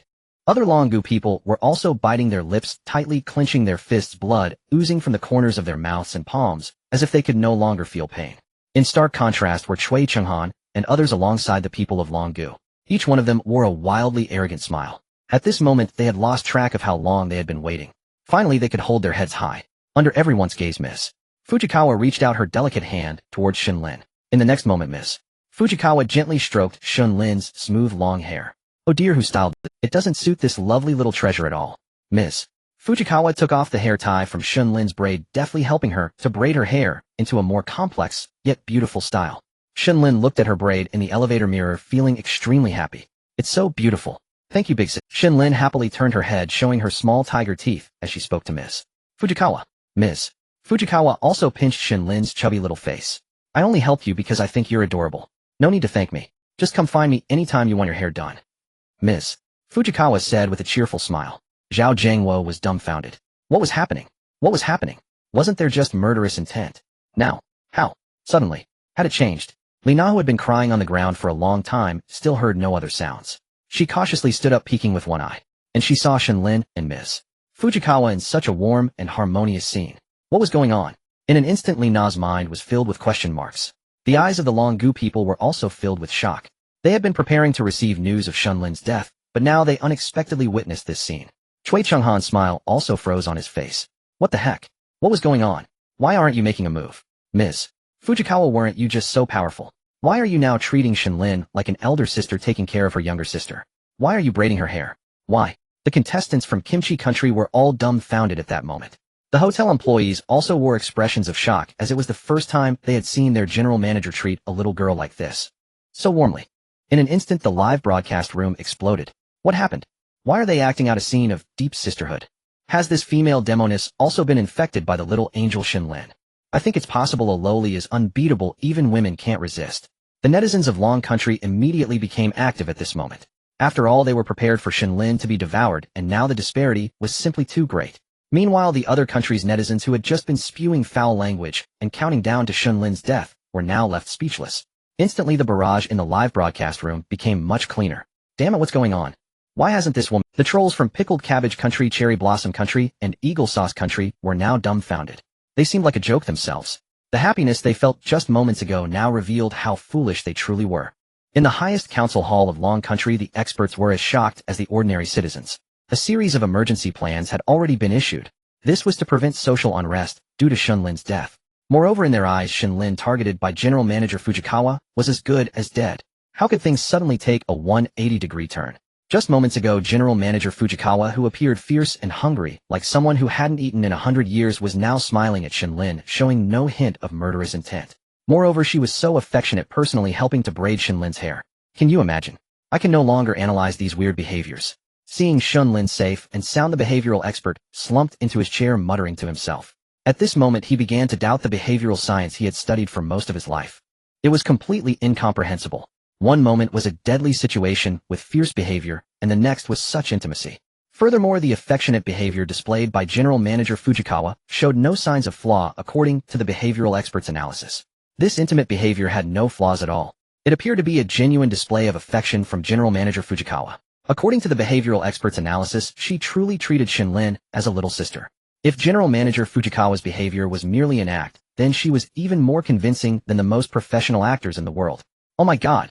The behavioral expert ruffled his already disheveled hair, howling towards the sky.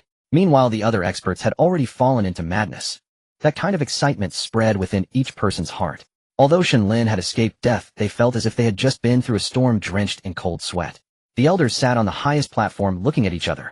From each other's eyes, one could easily see the shock. Elder Yi, could you come over here for a moment? I want to see if I'm dreaming. The second elder turned his head numbly, looking at Elder Yi, saying something that didn't fit his status. Elder Yi's fingers trembled slightly. He was now extremely excited. If it weren't for the fact that the national fortune of Long Country had improved by 10% 2 days ago, and the physical quality of the people had also risen by 10%, he felt that the bungee-like sensation just now might have caused his old heart to stop. This is so unbelievably incredible. That girl is truly blessed and fortunate. Elder Zhu, the fourth elder, had spent his life in the military, naturally a bit rough, but he had restrained himself a lot after becoming an elder. Yet today he could no longer hold back. Originally someone who despised vulgar language, as a highly educated elder, the third elder didn't care what he said at this moment. Because at the moment Shen Lin was patted on the head and had her hair braided by General Manager Fujikawa, he blurted out, "Damn it. God bless Long Country. God bless our Long Country." The sixth elder howled towards the sky. Countless experts were overwhelmed with joy, hugging and crying. In the capital of Cherry Blossom Country, Klang, the cup filled with the finest sake in the hands of the Prime Minister of Cherry Blossom Country fell to the ground. The shattered porcelain cut both of their skin, blood flowing, but in their shock the two did not feel the pain. Baka, what is happening? The Prime Minister of Cherry Blossom Country stood up in anger, kicking over the table in front. Food and porcelain plates scattered everywhere. The Prime Minister of Cherry Blossom Country was now extremely furious. He had originally planned to enjoy the jokes of Long Country, but now he found it impossible to smile. Because the incident happened suddenly, he had no idea what was going on. Just moments ago Shen Lin was in imminent danger, and now she was friends with General Manager Fujikawa. This was unacceptable to the Prime Minister of Cherry Blossom Country. Far across the ocean in Eagle Sauce Country. In the office, the president of Eagle Sauce Country was watching the live broadcast while enjoying the indescribable services of a sexy secretary shaking his wine glass. The expression on his face was one of pure pleasure, one of enjoyment. Oh yes, baby. The president of Eagle Sauce Country couldn't help but hum. Suddenly, while doing neck and head exercises, the secretary felt that the president, who had been enjoying himself, suddenly went silent. What's wrong, my president? The secretary stood up to tidy her hair, curiously asking. She noticed the president of Eagle Sauce Country with a stiff expression, frozen mouth agape, staring at the screen before him. Is the president afraid of a little girl's blood? The secretary covered her luscious red lips, teasingly whispering. Then turning her head to look at the screen, her cherry lips also fell into astonished silence. What is happening? The secretary murmured softly.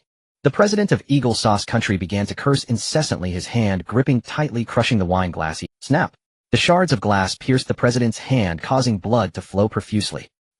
The secretary immediately screamed, reflexively rushing to grab a medical kit to help bandage the president.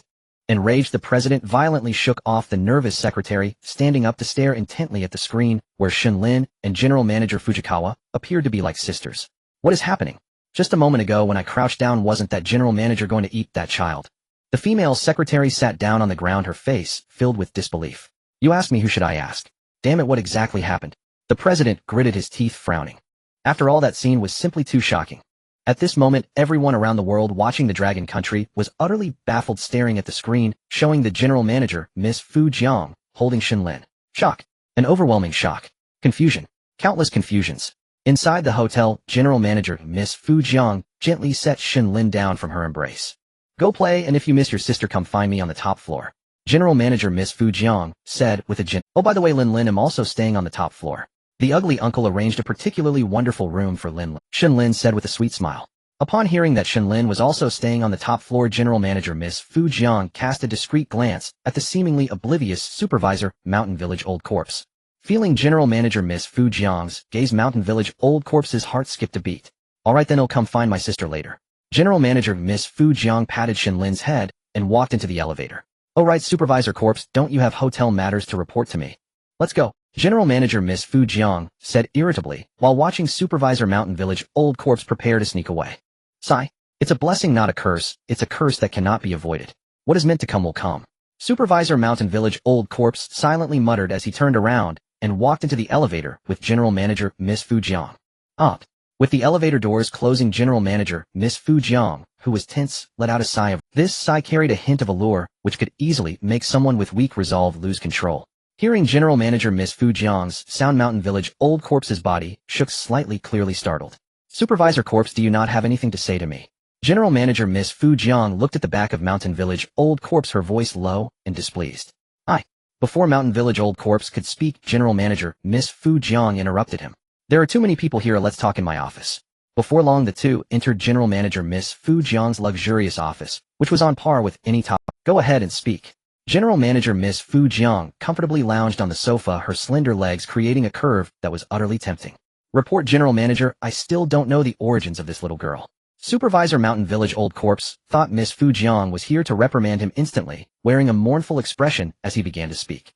I understand it is indeed not something you can come into contact with at your level. Not knowing is normal. But how could you arrange her in a top-tier suite without knowing who she is? Do you know that the top-tier suite is a place many lower-level ghost kings are not qualified to stay in? General Manager Miss Fu Jiang played with a small toy in her hand, expressing her dissatisfaction. There is a reason for this. I sensed the aura of the doll in that child's hand. I had no choice but to arrange that little girl here. Supervisor Mountain Village Old Corpse hurriedly explained. You sensed the aura of that doll too? Upon hearing this, General Manager Miss Fu Jiang instantly became serious and asked sternly. Yes, it was because I sensed its aura that I realized this little girl is someone I cannot provoke. So I not only arranged for the little girl to stay on the top floor, but also ensured she received the best food. Even her human companions are treated well. Supervisor Mountain Village Old Corpse hurriedly added. You did well on this point. General Manager Miss Fu Jiang nodded in satisfaction upon hearing about how Supervisor Mountain Village Old Corpse treated Shen Lin. This approach was the most prudent. After all, they wouldn't lose anything. May I ask, have you sensed the aura of that doll too? Seeing that General Manager Miss Fu Jiang had calmed down, Mountain Village Old Corpse mustered the courage to ask boldly. Yes, the power of that doll is not inferior to mine. General Manager Miss Fu Jiang sighed. Just continue to treat her well, after all they will be leaving soon. The existence behind this girl is something we cannot provoke. General Manager Miss Fu Jiang rubbed her weary temples and waved her hand. Meanwhile, downstairs the Dragon Country people could no longer care about the strange ghost employees around them. They quickly rushed to Shen Lin and surrounded her. Li Na held the fragrant and soft Shen Lin, and tears flowed uncontrollably. Zhao Jiangwo, as if he had survived a disaster, gently stroked Shen Lin's head, worry still lingering in his eyes. Sister Na, why are you crying? Daddy said that girls shouldn't cry if they do they want look good. Shen Lin sweetly and considerately used her small hands to wipe away Li Na's tears, softly comforting her. Lin, tell Uncle Zhao the truth, what happened just now? Zhao Jiangwo could no longer contain his confusion and asked directly. What happened? Shen Lin was a bit puzzled by the question, tilting her head in confusion. Why did Miss Fu Jiang treat you? She hugged you, patted your head, and even helped you braid your hair. Li Na dried her tears, and with a choked voice helped Zhao Jiangwo explain. Oh, this thing. I know what's going on. Shen Lin jumped up, declaring happily and decisively. What's going on? All the people from the Dragon Country asked in unison. Even the nearby strange employees hushed their voices and pricked up their ears to listen carefully. I feel that this sister wants to be my mom. She treats me so well, she must be charmed by my daddy. Shen Lin nodded happily, affirming her statement. As soon as this was said, not only the Dragon Country people, but even the nearby eavesdropping strange employees couldn't hold back. What is happening? Could it be that the decisive and powerful General Manager Miss Fu Jiang really has taken a liking to this ordinary little girl's father? But if that isn't the case, the strange employees had no idea why the originally predatory General Manager Miss Fu Jiang suddenly did a complete 360-degree turn in attitude. Zhao Jiangwo was taken aback. He contemplated countless reasons, but he never expected the kind of romantic entanglement that Shen Lin spoke of. What on earth? What's going on? Are you interested in your father? However, even Zhao Jiangwo, a man of iron principles, understood that the General Manager Miss Fu Jiang was not as charming as she appeared. She showed no mercy when she directly killed the weasel. You see, Zhao Jiangwo would casually chat with these bizarre and fierce employees, and the weasel was quite familiar. This weasel had diligently worked in the hotel for nearly 20 years, and when it was time to kill, it was ruthless. There was no mercy to be found from Miss Fu Jiang, the general manager. It seemed that indeed love has its own power. Zhao Jiangwo couldn't help but think of the first time he met his current wife. In the army, he was known for being strict and emotionless. But when he saw his wife, all discipline and seriousness it seemed that this general manager Miss Fu Jiang was no different. When Li Na heard this, she was shocked and couldn't help but start to imagine what kind of person Shen Lin's father was. Perhaps he was indeed a hero of great renown. After all, the renowned general manager Miss Fu Jiang had set her sights on him, so he must be quite powerful. He was probably very handsome too. After all, little Shen Lin was so adorable, clearly inheriting good genes. Judging by Shen Lin's demeanor and attire, living in a villa, he must also be wealthy. Absolutely a prime catch. I wonder if I'll have the chance to meet Shen Lin's father. Li Na mumbled quietly in her mind. Sister, what are you thinking about? Why is your face so red? Do you have a fever? Shen Lin noticed Li Na, who was holding her and staring up, and thought a somewhat lewd smile appearing on her lips. Oh no, I'm just contemplating life.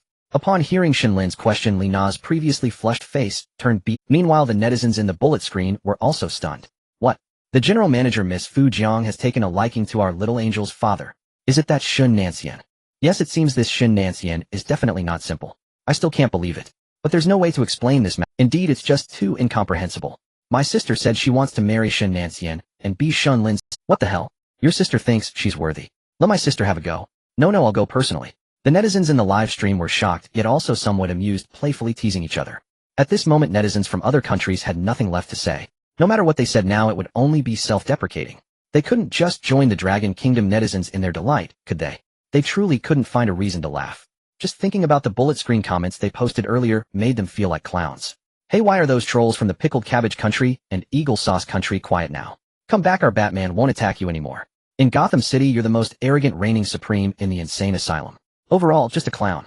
Ha. At this moment, the netizens from the Dragon Kingdom naturally thought about how arrogant those netizens from the Cherry Blossom Country, Pickled Cabbage Country, and Eagle Sauce Country had been earlier. Now they certainly wouldn't forget to retaliate. As expected, apart from the netizens from the Dragon Kingdom, the netizens from other countries could only quietly grit their teeth at these comments. After all, Miss Fu Jiang, the general manager, was not performing well. The chief elder Yi had just picked up a cup of water, preparing to suppress his earlier shock. But suddenly seeing on the screen that Shen Lin said the general manager Miss Fu Jiang had taken a liking to her father, the tea in chief elder Yi's mouth sprayed out. What? That female general manager Miss Fu Jiang has taken a liking to Shen Nanyan. Didn't their expert committee decide to dismiss Shen Nanyan? How did this mysterious father resurface at this moment? Did the fierce general manager Miss Fu Jiang want to make him? Chief elder Yi hurriedly wiped the water from the corner of his mouth and summoned all the members of the expert group that had always advocated Shen Nanyan as the key. These experts shuffled over like zombies, their faces blank with shock. It seemed they too were stunned by little Shen Lin. Experts wiped the drool off your mouths and closed them. Chief Elder Yi looked at this group of individuals who were all titans in their respective fields, finding their bewildered expressions somewhat amusing. Sorry, Chief Elder Yi, we lost our composure. The leading expert quickly reacted, patting the experts beside him and apologizing. Haha, it's fine. When I saw this scene, I was just like you. Chief Elder Yi in a good mood joked and said with a smile. Let's get serious. So what do you think about what Shen Lin said? Chief Elder Yi stroked his long beard, his expression turning serious. Though it sounds unbelievable, I believe this child Shen Lin would not lie. The leading expert responded with a serious look. As the leader of the faction supporting Shen Nanyan, he naturally belonged to those who unconditionally believed in Shen Lin. Although Shen Lin's claim that the general manager Miss Fu Jiang had taken a liking to her father sounded incredible. But who was Shen Nanyan? He was a legendary figure, elusive and mysterious. Anything that happened to him would seem justifiable. Because now those experts opposing Shen Nanyan were also in shock. They were unable to believe that Miss Fu Jiang, the general manager, did not attack Shen Lin because of her father Shen Nanyan. Yet they could not find any other reasons. Forget it, since everyone is happy, let's not dwell on right or wrong. Chief Elder Yi waved his hand. You all just need to remember one thing: Shen Lin must be the key to the Dragon Kingdom. No matter what happens to her, even if she just drinks a sip of water, it must be recorded. We must not miss any potential analytical information. Chief Elder Yi looked seriously at everyone. At this moment, all the experts developed a deep interest in Shen Lin, who frequently had extraordinary experiences. In the underground of the northernmost part of Blue Star, the president of the Bear Country looked at the scene before him with a smile. Ha, this little girl from Dragon Country is truly delightful. The president of Bear Country laughed heartily, slapping the table. General Pavlovich beside him was also somewhat shocked. Now you understand why I told you not to ruin relations with Dragon Country. The president of Bear Country squinted at General Pavlovich, who was gaping in disbelief at the scene before him. After all, General Pavlovich had strongly advocated sending special forces into Dragon Country to investigate the secrets of Xiangling Village. General Pavlovich nodded. Now he understood. This little girl was far too extraordinary. Everything that happened to her defied all common sense. A doomed situation had turned so heartwarming. A vengeful spirit who killed ghosts without blinking an eye was suddenly willing to become a mortal little girl's stepmother. Had it not been for witnessing it himself, General Pavlovich would never have believed it. By the way, how is the search for Shen Nanyan's information going? The president of Xiong Country leisurely crossed his legs and asked. Agents embedded in Yingjiang Country and Yinghua Country have already obtained some information. The rest will take more time, General Pavlovich replied respectfully. No rush, no rush. Our contestants are performing decently, we still have time. The president of Xiong Country waved his hand. Oh, by the way, the Minister of Foreign Affairs just sent a briefing. Would General Pavlovich like to see it? As if recalling something, the president of Xiong Country pulled a report from his drawer and placed it on the table. This is news from Long Country. According to our ambassador stationed there, Long Country is quite grateful for our guidance of netizens in assisting their public opinion counterattack. This is exactly what I meant by fostering good relations with Long Country. If this little Shen Lin continues to bring us surprises, the benefits for our Xiong Country will be immense. The president of Xiong Country said with excitement. Meanwhile, in Yingjiang Country, Yinghua Country, Paokai Country, and others, shock was mingled with intense hatred. They naturally hated seeing Long Country rise the most. But outside the live stream, they were powerless to intervene. Paokai Country especially had lost troops and generals, its national fortune plummeting step by step. Now the domestic situation was one of destitution and imminent collapse. Yinghua Country fared slightly better, but after the Zangling Village incident, Long Country had sternly condemned Yinghua Country on the international stage. Moreover, it had directly banned all major exports from Yinghua Country. Countless workers in Yinghua Country who relied on exporting goods to Long Country lost their jobs overnight, plunging society into panic. Many citizens of Yinghua Country felt their government was asking for trouble. As for Yingjiang Country, being far from Long Country, it could only watch helplessly as Long Country grew ever stronger, but had no temper to speak of. The Horror Hotel. With Shen Lin's crisis resolved and the tacit approval of General Manager Ms. Tomi, the Long Country contestants who had lost their previous privileges regained them and were even better accommodated than before. They no longer felt like mortal employees surviving and working in the Horror Hotel. Instead, they were practically waking up naturally, strolling to the restaurant to leisurely order a delicacy, listening to the eerie ghost musician's performance, dining with elegance. The Paokai Country contestants, on the other hand, were not so fortunate. If the Long Country contestants didn't work, they had. Before dawn each day, the ghost employee who had replaced the weasel was merciless, directly rousing the Paokai Country contestants exhausted from the previous day. Whoever was even slightly slow in getting up would be met with a storm of punches and kicks. Then they would begin their seemingly endless toil. They were like cogs in the hotel's vast machinery, spinning without rest. Toilet clogged. Unblock it. Sewer broken. Fix it. Restaurant short-staffed. Fill in. Kitchen understaffed. Work there. Each person juggled multiple roles, often before finishing one task the next had already arrived. And being late meant at least a scolding, at worst a beating. At mealtimes they could only watch helplessly as the long country group enjoyed various delicacies in the dining hall, swallowing their saliva in vain. Only after everyone else had finished eating would they receive their day's food from the head chef, moldy steamed buns, and access to the faucet. Even so, they had to wolf down the meager fare, for the daily workload was too immense, leaving them perpetually hungry. A day later, Zhao Jiangwo woke up from his comfortable bed. This was the final day. Today marked the 7th day, which according to the live broadcast was the conclusion of the 3rd dungeon, the Horror Hotel. Sure enough, a moment later the voice of the supervisor, the Mountain Village Corpse, echoed throughout the hotel. All hotel staff, including mortal employees, assemble immediately in the lobby. The cold, emotionless voice of the Mountain Village Corpse came through the speakers. Zhao Jiangwo and the others gathered their belongings and headed to the hotel lobby with renewed vigor. Excitement gleamed in everyone's eyes. Although the later days had been tolerable thanks to little Shen Lin, they had still lived in constant fear. Knowing they could leave today, joy filled every heart. In contrast, Cui Chenghan and the other Paokai country contestants were ecstatic to the point of madness. These 7 days had been sheer torture for them. It was survival in the wild. It was hell. Endless day and night labor, constant threats of death, abysmal food worse than pig slop. No place to bathe or wash, forced to work in clothes that reeked and were filthy. Now their noses seemed numb, unable to smell each other's stench. What a pungent experience. Finally, they had endured to the last day. With 3 Paokai country participants lost, the remaining 7 could finally leave this place. How could they not be thrilled? They were almost delirious with joy. Before long, the group had assembled in the hotel lobby. Lina wrinkled her nose and glanced around. What's that smell? It's so foul. She covered her nose and frowned. Cui Chenghan immediately knew she was referring to him. Sibyl Yulong, countrywoman. Even as we leave, you still act so. Cui Chenghan, reeking of stench, glared at Lina and spewed filthy words. He even moved to lay his hands on. Suddenly, a towering figure like an iron pagoda stood before Cui Chenghan. Get lost, or I'll kill you. Zhao Jiangwo's face radiated murderous intent as he stared at Cui Chenghan, whom he had always despised as a scumbag soldier from Paokai country. Cui Chenghan immediately backed down. He could only throw his weight around against these women, thinking that even a shrunken camel was bigger than a horse, and he could still intimidate Shen Lin. But with Zhao Jiangwo here, it was a different story. Leaving aside whether he could normally defeat Zhao Jiangwo, the grueling workload and relentless torment of recent days had already drained his physical stamina to its absolute limit. Moreover, during the Dragon Nation period, every citizen's physical constitution had increased by 10%. Cui Chenghan understood that while such a 10% boost might yield negligible effects for ordinary people, for an elite special forces warrior like Zhao Jiangwo, it represented a profoundly significant enhancement. Cui Chenghan instinctively hunched his shoulders and retreated wordlessly into the crowd of Kimchi Nation delegates. Though usually arrogant, he had no desire to invite trouble, especially now as they were about to exit this terrifying hotel dungeon. Scum! Zhao Jiangwo spat contemptuously at the cowed Cui Chenghan.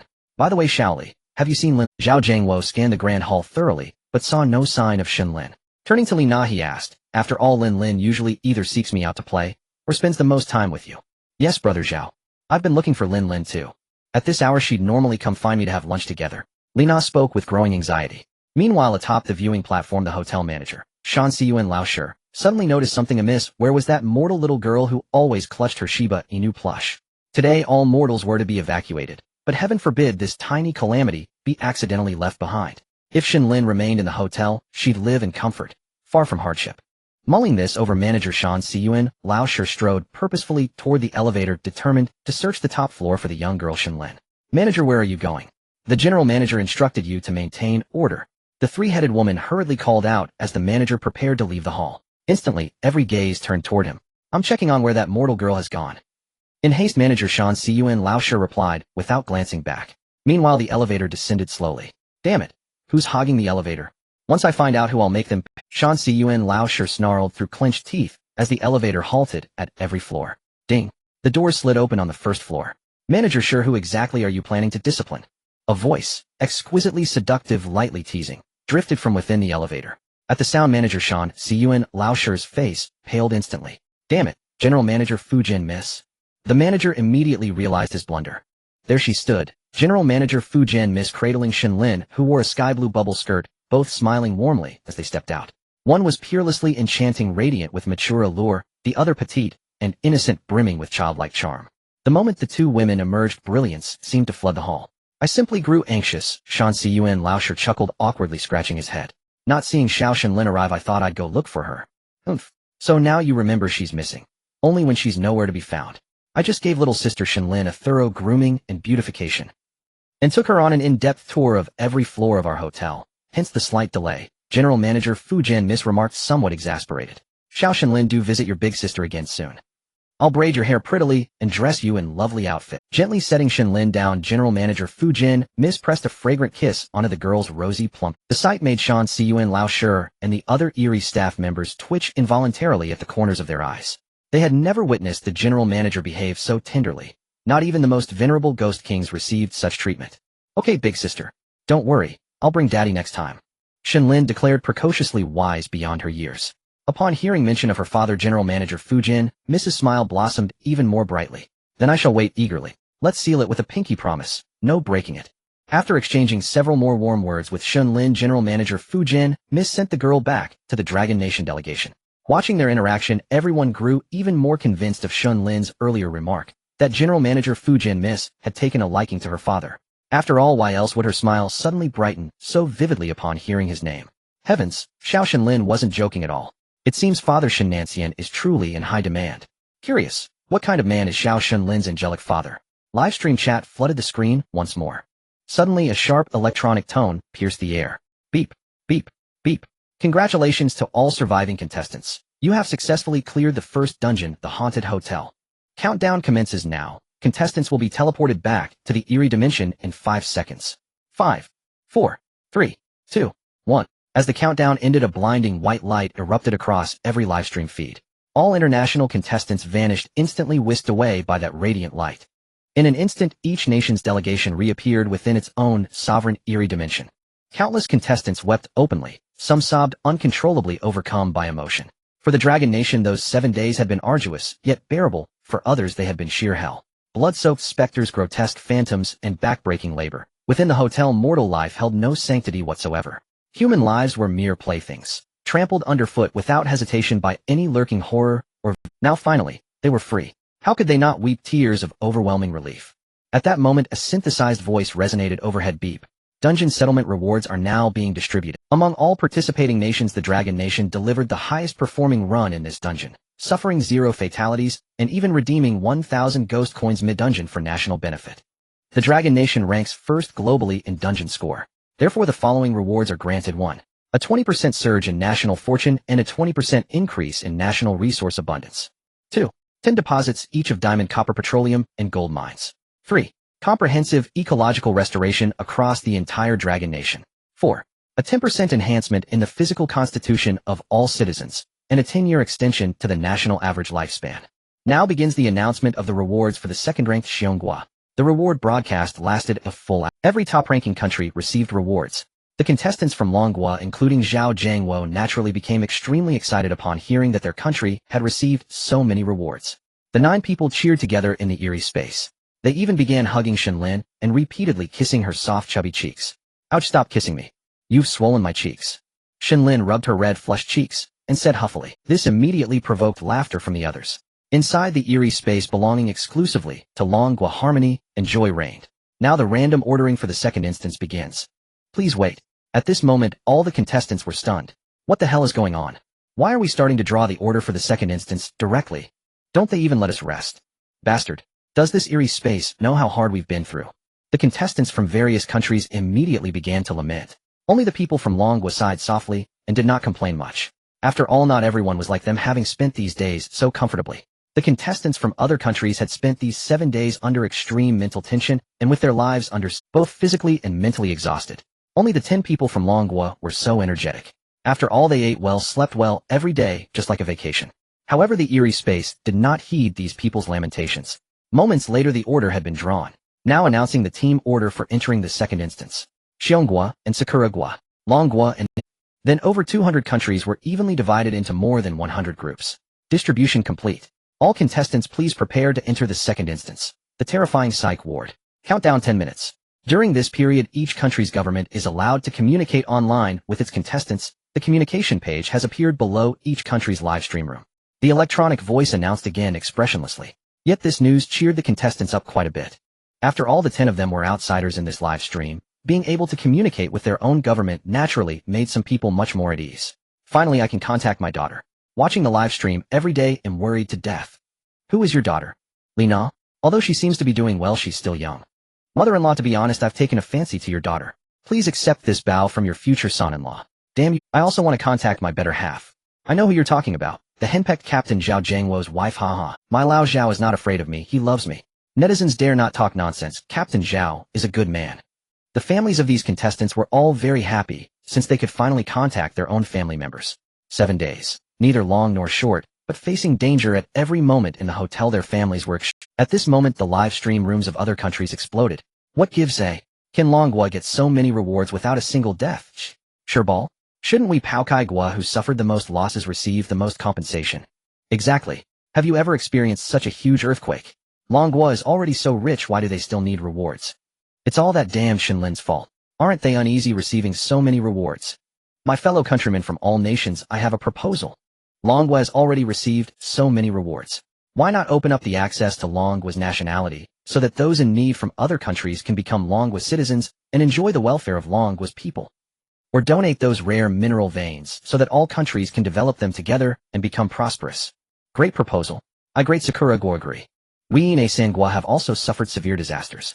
Longhua has the obligation to help us raise our people. Exactly, we are so short of food. Longhua should donate grain to us unconditionally. Anyway, they can't finish it all. Countless shameless and outrageous remarks appeared in Longhua's live stream room. For a moment, they even left Longhua's netizens speechless. After all, they had truly never seen such shameless demands, never seen such righteous demands. So shameless can they say anything. These foreigners were truly continuously shattering the worldview of Longhua's people, continuously lowering their own bottom lines. Mind-blowing. Meanwhile, in the capital of Longhua within the Supreme Council Hall, the experts looked at the long list of dazzling rewards and were overjoyed in their hearts. Holy shit. That's awesome. Indeed, cheers for our contestants. I think we should safely protect the families of these 10 contestants and grant them substantial rewards. Right? They risked their lives for us in that place. We must never let their backyard catch fire. Some experts said, don't talk nonsense. Our Council of Elders has considered this more thoroughly than we have. When the eerie live stream first started, except for Shen Lin, who had no records and whose family could not be found, the families of the other 9 were already taken to the capital and protected. This was a direct order from Chief Grand Elder Yi, precisely to prevent foreign forces from making trouble over these people. Some experts who knew the situation hurriedly said, Chief Grand Elder Yi, that's great. The second elder looked at these rewards, his eyes slightly moist. With so many rewards, it was only a matter of time before Longhua leaped to become the world's strongest power. Chief Grand Elder Yi was also too excited to speak. Because Chief Grand Elder Yi saw further, although Longhua's rewards were relatively plentiful, given the country's specific circumstances, it was still necessary to compare with other countries. After all, other countries also received corresponding rewards. For instance, Xionggua's reward was to transform the permafrost that occupied more than half of its territory into fertile soil suitable for cultivation.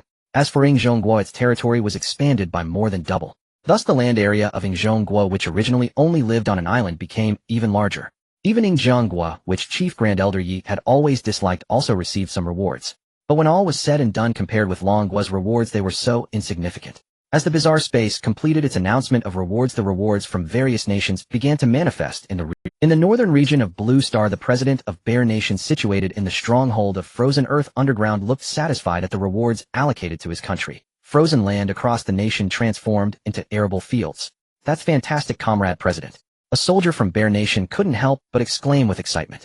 The usually composed president of Bear Nation nodded unconsciously. Suddenly a scientist from Bear Nation rushed in, panic written all over his face. Comrade President, this place can no longer be called a shelter. Please, Comrade President, evacuate immediately. The scientist from Bear Nation, looking worried and disheveled, spoke in a somewhat frantic manner. Scholar Kikasov, you cannot barge into the president's office like this. 2 soldiers behind him shouted anxiously. The president of Bear Nation waved his hand, stopping the 2 soldiers who were about to take Scholar Kikasov away. Comrade Kikasov, I remember you are not a reckless person, are you? What exactly is happening that necessitates my evacuation?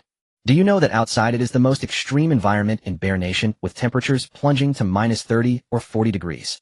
Going out recklessly could lead to my death, wouldn't it? The president looked at the panic-stricken Kikasov and said sternly. After all, Kikasov was his best scientist. Because of the rewards. Kikasov stammered, out of breath from running too much. With our entire nation's frozen ground turning into arable land, it means that the fortress built on the frozen layer will collapse without the support of the frozen ground. Those elevators and ventilation shafts connected to the ground will all sever from the main structure of the fortress. At that point, everyone in our fortress will be trapped. Kikasov spoke rapidly. The president of Bear Nation immediately furrowed his brows and began to evacuate. But comrade president, with so many people going out, isn't that seeking death in this weather? We don't have enough cold weather gear. A soldier said anxiously. It's better to freeze to death than to be buried here. Evacuate everyone. With the president's order, he turned to leave. Indeed, shortly after everyone evacuated, the elevator emitted a painful screech, and soon it all collapsed. Wearing thick winter clothing, the president of Bear Nation was drenched in cold sweat. Some people without proper clothing had already started shivering in the cold wind. Suddenly, a scientist who was not wearing winter clothing stood up. I feel like it's getting warmer. This scientist exclaimed. Oh no, this is hypothermia. Quick, administer first aid. A nearby medic hurriedly said. No, it seems to be. The president of Bear Nation had a thin layer of sweat appearing on his forehead. Indeed, more and more people began to. The ground beneath their feet also started to lose its hardness. As the experts began to measure the temperature, indeed the temperature on the thermometer was rising at a visible speed, quickly reaching 25 degrees and then stabilizing. The president of Bear Nation and others struggled to take off their sweat-soaked winter gear. Incredible. I didn't expect the arable land mentioned in the rewards to include the most suitable temperature for growing crops. That's fantastic, comrade president. The issue of low land utilization that has plagued us for decades has been resolved. We can finally grow more than just potatoes. An agricultural scientist with tears in his eyes picked up the now soft soil beneath him, speaking with excitement. The president of Bear Nation was equally thrilled. Meanwhile, in Dragon Nation, in a nursing home, an elderly man on the verge of death looked at his children weeping at his murky gaze was filled with contentment. After all, he had raised 3 children with great difficulty all by himself, not because his children didn't want to support him in his old age, but because he didn't want to burden them. He chose to enter this nursing home. After fruitless persuasion, his children had no choice but to send him to the best nursing home in Dragon Nation, allowing him to enjoy his twilight years. Alright, stop crying. I'm already over 80. Cough, cough, cough. It's about time for me to go. The elderly man coughed, gently patted his daughter who was crying at his bedside, and comforted her softly. The 2 sons, now in middle age, looked at the elder who had raised them, their eyes reddening. This touching scene made even the nearby caregiver unable to hold back her tears. Suddenly, a bizarre live broadcast on television interrupted everyone's weeping. The physical constitution of all Dragon Nation citizens increases by 10%, and the average lifespan is extended by 10 years. In the next moment, the elderly man who was on the verge of death suddenly regained clarity of thought. He slowly sat up, looking at his children who were already beginning to suffer. The caregiver sighed, she had seen this scene many times. After all, having worked in the nursing home for so many years, the most common sight was the parting of life and death. Such a scene of an elderly man nearing death suddenly being able to act was also common. There's a common term in nursing homes. Return of light. But this time the duration of the return of light seemed excessively long. After all, just moments ago that elderly man was indeed one step away from passing. At this moment the elderly man also realized, looking at his children who were crying continuously beside him, the feeling of discomfort in his heart only grew. Why did he feel as if his physical condition was improving? Clearly just a moment ago he was on the verge of death, and every part of his body ached.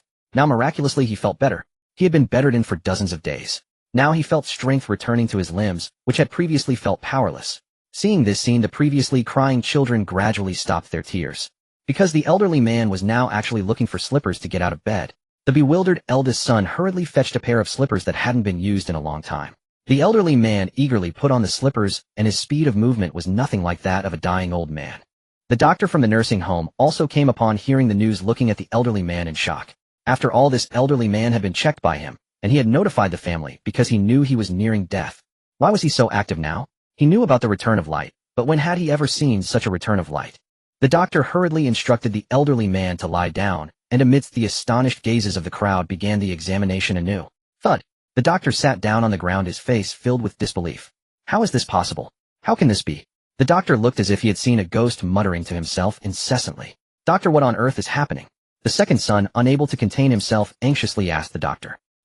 Oh, the old gentleman has no issues at all now. Could it be that my diagnosis yesterday was wrong? The doctor was engulfed in deep self-doubt. Everyone look here. At that moment the nurse pointed to the peculiar live broadcast on the television screen. The reward was prominently displayed before everyone's eyes.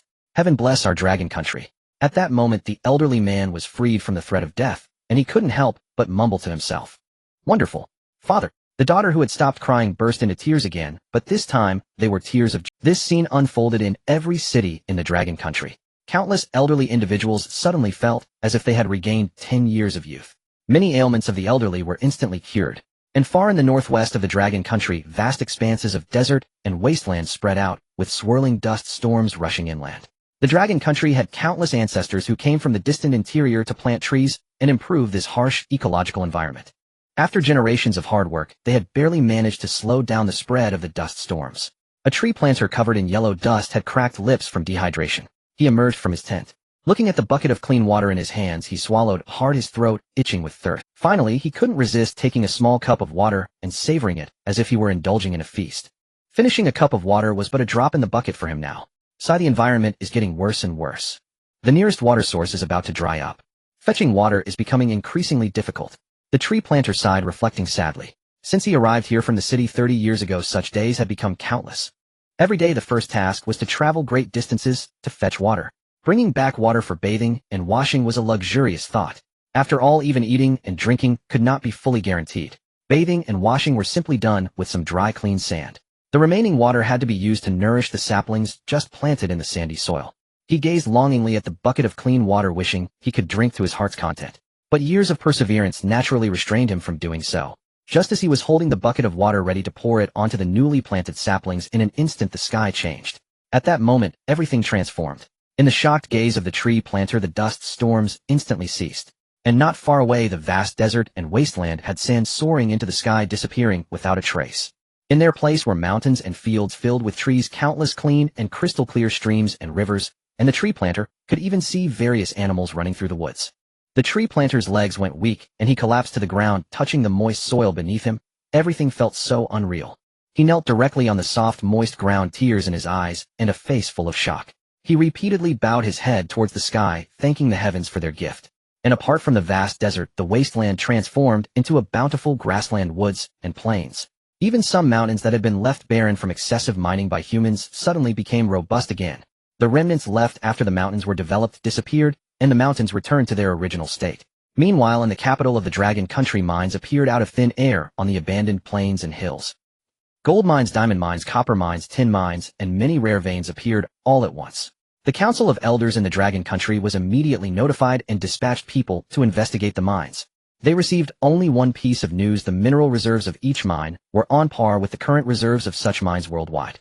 Moreover, each type of mineral was worth 10 mines. This was an astounding fortune. After all, many minerals were either absent in the Dragon Country or had not been explored, and for a long time, they had relied heavily on imports, facing great restrictions. Some minerals required for researching advanced materials were directly blocked from export by foreign countries, leaving the Dragon Country with no access to these minerals.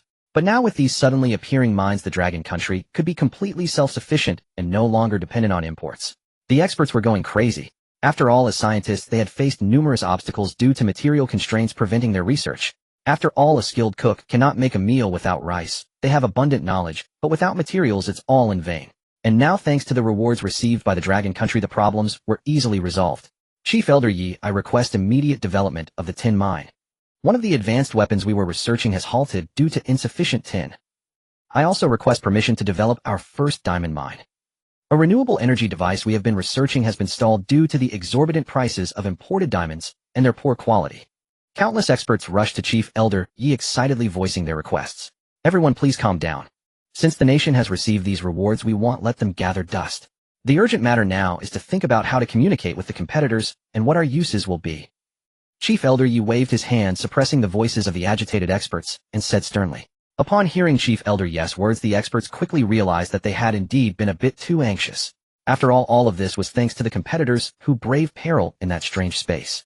Now that there was a brief opportunity to communicate, it was only right to focus on these competitors. The comments in the live broadcast room were flooding the screen. Wow, brothers. My grandfather was given a critical illness notice by the hospital yesterday, but today the rewards came in, and now he is full of life. Congratulations. I also have friends who mentioned that the elderly seem to have regained a lot of youth. Coordinates northwest, the sandstorms that troubled us for years are gone. Yes, here it feels just as good as the southern. Yes. Welcome everyone to come and enjoy the scenery and play in our northwest. The delighted netizens of the Dragon Country continuously shared their joy in the comments of the live broadcast due to the rewards. Those watching from abroad were filled with envy and jealousy. Inside the live stream, the most envious were the netizens from the Eagle Nation. Why does the Dragon Nation deserve such lavish rewards? Exactly what have these dragon people done to merit this? Unbelievable. Even diamond mines exclusive to our nation, they now possess 10 of them. Foreign netizens had already learned of the Dragon Nation's monumental transformation through the internet, a better environment, more livable conditions.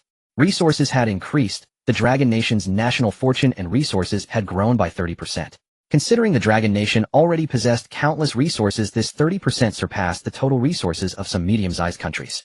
Especially in the Middle East, while the Dragon Nation had oil fields, most of its oil still relied on imports. But now 10 oil reserves rivaling the largest oil veins in the world had appeared within the Dragon Nation, making imports entirely unnecessary. As their largest importer, the Dragon Nation had long been a cash cow for these countries, profiting handsomely from oil exports. After all, oil, a strategic resource, was notoriously difficult to obtain. Often the oil exported to the Dragon Nation came at exorbitant prices laden with countless conditions. Now that the Dragon Nation possessed 10 massive oil fields of its own, it looked down on their oil entirely. How could they not be jealous? The Eagle Nation in particular valued oil as if it were its lifeblood. They were grinding their teeth in fury. These foreign bastards, they've stopped yapping now, haven't they? Indeed, our Dragon Nation is now so prosperous. Why would we need them? I'd like to see who they can sell their over when they come begging us to take it. Well, think twice. The Dragon Nation's netizens would never let this opportunity slip. After all, on the international stage, the Dragon Nation had long been suppressed by nations like the Eagle Nation. The people had been simmering with resentment. Now with this overwhelming reward granted, the Dragon Nation's people could finally hold their heads high. Fuck, I can't stand seeing these yellow-skinned people act so cocky. Right? Do they really think their luck will hold in the next trial? Damn, Dragon Nation, this time you're unlucky to be grouped with. Exactly, our Eagle Nation's contestants are elites from every field. How could your uncivilized savages compare? That's right, let them see the gap between our white eagle elites and those yellow-skinned failures from the Kimchi Nation. Just wait for Death Dragon trash. Wait and see. Once we enter the second trial, our Eagle Nation contestants will make your Dragon Nation pay the price. The Eagle Nation, naturally unable to stomach the Dragon people's words, spewed countless insults and enraged trash talk. For a time, the two nations' netizens clashed fiercely. At the Sakura Nation Prime Minister's residence, many Sakura scientists knelt respectfully in the hall. Before them sat the Prime Minister clad in a dark brown kimono. I trust everyone here knows the rewards our nation has received. The Sakura Prime Minister spoke with evidence. During the first trial, a Sakura warrior devoted to Bushido had collided with a mystery, was dismembered and killed, causing the nation's fortune and resources to drop by 10%. Thus, in the final reward settlement, the Sakura Nation received only a tripling of marine fish resources within its territorial waters. In other words, they were now relatively well fed, at least when it came to fish. This reward might have been decent for the current Sakura Nation, as the 10% resource reduction made people worried about food. But compared to the Dragon Nation's terrifying bounty, their own reward was utterly insignificant. Fortunately, the Sakura Nation was not grouped with the Dragon Nation this time, but with the Bear Nation, the nation of fighters. Now they convened to discuss how to survive the second trial. After all, only by surviving could they obtain rewards. Death only brought overwhelming punishment. Judging by the first trial in these mysterious spaces, there was no morality whatsoever. If a nation's contestants attacked another's, unless characters like Shen Lin were under the protection of the mysteries would simply ignore it. At most, it would stir up conflicts between nations. And the Sakura Nation was deeply wary of the Bear Nation. Based on the previous trial, the Bear Nation's contestants would attack at the slightest provocation. Try to avoid conflict with the Bear Nation contestants. Those bear people are also fortunate. Almost half of their contestants are soldiers or mercenaries. Their combat power far exceeds that of nations full of ordinary citizens. The Sakura Prime Minister sighed as he reviewed the profiles of the Bear Nation contestants and his own. Survive for the greater Sakura Empire. Even if we must endure humiliation, just survive. The Sakura Prime Minister said sternly. Across the ocean in the Eagle Nation's Black House, a large conference hall was filled with politicians and The Eagle Nation president looked at the crowd with a grave expression. Now we face our eternal rival, the Dragon. All of you represent the elite of Eagle society. How should we deal with the Dragon Nation? The president clasped his hands, his face grave as he addressed the three groups before him. What about military force? The Dragon Nation is far from us. Even they wouldn't dare to start a war lightly. A black officer in a general's uniform stood up and rumbled. Some nodded in agreement. That's feasible. Our contestant team includes 3 career soldiers and a boxer. Combat strength is not weak either. Another general stood and nodded. But we must be careful of the Dragon Nation's soldier king, Zhao Zhengguo. A general in charge of the Eagle Special Forces spoke seriously. Based on our power estimates, 2 career soldiers plus the boxer should be able to hold off the Dragon Nation's Zhao Zhengguo. A researcher adjusted his glasses. Just hold him off. The president frowned. Based on previous data, but the Dragon Nation's entire population has had a 20% boost in physical fitness, which is a tremendous improvement for people like Zhao Zhengguo. The scientist nodded. Then the other soldier should find a chance to kill the remaining Dragon contestants. The best outcome would be to eliminate that little girl Shen Lin. The Eagle Nation president said darkly. And these scheming politicians immediately began plotting the conspiracy to slaughter the Dragon Nation's contestants. In the highest council hall of the Dragon Kingdom, a large electronic screen displayed the profiles of several foreigners, all of whom were contestants from the Eagle Sauce Nation. The Eagle Sauce Nation had indeed tried to keep the information about these individuals under wraps, but under the joint infiltration of the Dragon Kingdom and the Bear Nation, it was quickly uncovered.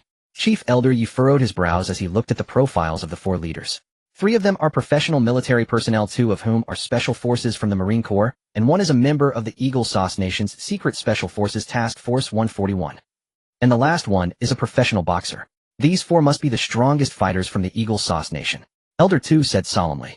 In the previous instance, the Eagle Sauce Nation relied on the strength of these 4 to force the contestants from the Cherry Blossom Nation to obey their commands. And this time, participating in the second instance of the terrifying insane asylum alongside the Dragon Kingdom, it was certain that the Eagle Sauce Nation would also employ their proud strength to suppress the Dragon Kingdom.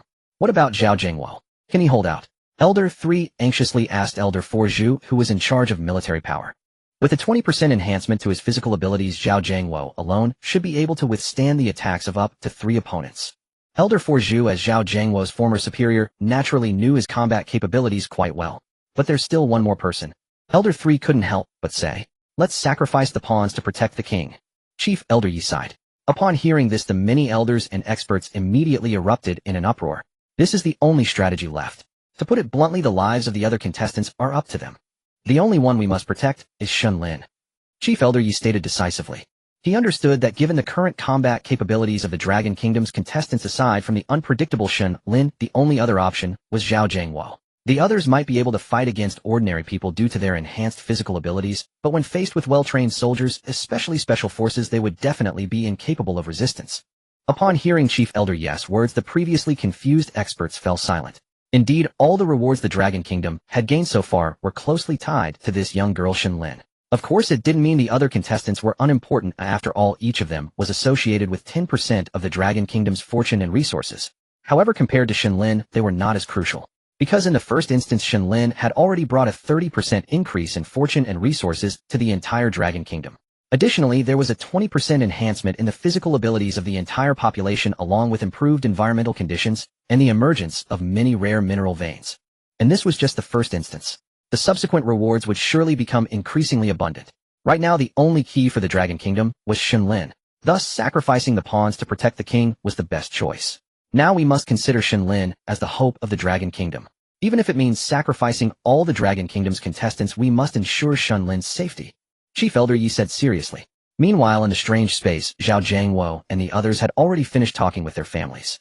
Lina had just turned 18, and upon hearing her parents' voices, her eyes immediately turned red with emotion. "Be good, big sister, let Lin pat your head. Don't cry, big sister, you'll look bad if you cry." Shen Lin, wearing a floral dress and sporting 2 pigtails, held a small shield in one hand while using the other to comfort Lina, who was squatting on the ground covering her face and crying. Her innocent words managed to bring a smile to the distressed Lina. At that moment, Zhao Zhengwo, who had just finished a cheerful conversation with his wife, was also in high spirits. After all, having not seen his beloved wife and 6-year-old child for 7 or 8 days, Zhao Zhengwo missed them dearly. Suddenly, he remembered a phone request. Gazing at the name on the caller ID, Zhao Zhengwo's pupils suddenly constricted. Caller ID, Elder 4 Zhu. Frowning, Zhao Zhengwo slowly walked to the other side of the strange space, gradually distancing himself from the contestants of the Dragon Kingdom. This strange space seemed to extend infinitely. Seeing that he was far enough away from them, Zhao Zhengwo took a deep breath and answered Elder Zhu's call. "Hello, sir." Zhao Zhengwo stood at attention in front of the video call, giving a proper military salute to Elder Zhu. Elder Zhu waved his hand with a smile. "Xiao, have you been comfortable these past few days?" Elder Zhu squinted his eyes, speaking kindly. "You're joking, sir. These past few days I've been enjoying the shade provided by little Shen Lin, indeed, having a few leisurely days." Zhao Zhengwo scratched his head, smiling sheepishly. In front of others, he was a one-man army of the Dragon Kingdom Special Forces, but in front of his old superior, he still appeared as a simple soldier. "All right, this time the organization has a task for you."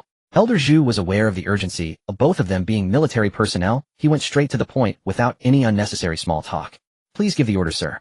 I, Zhao Zhengwo, will certainly not let down the expectations of our country and organization, and I guarantee the completion of the task." Upon hearing there was a task, Zhao Zhengwo stood straight, speaking forcefully. "The task is quite simple, protect Shen Lin at all costs." Elder Zhu looked into Zhao Zhengwo's eyes, speaking each word deliberately. "I understand. As long as I, Zhao Zhengwo, am alive, Shen Lin will not be harmed." Zhao Zhengwo nodded firmly. "Zhengwo, it means at all costs. Your life, the lives of the other contestants from the Dragon Kingdom, must come after Shen Lin's safety. Shen Lin's safety takes priority over everything.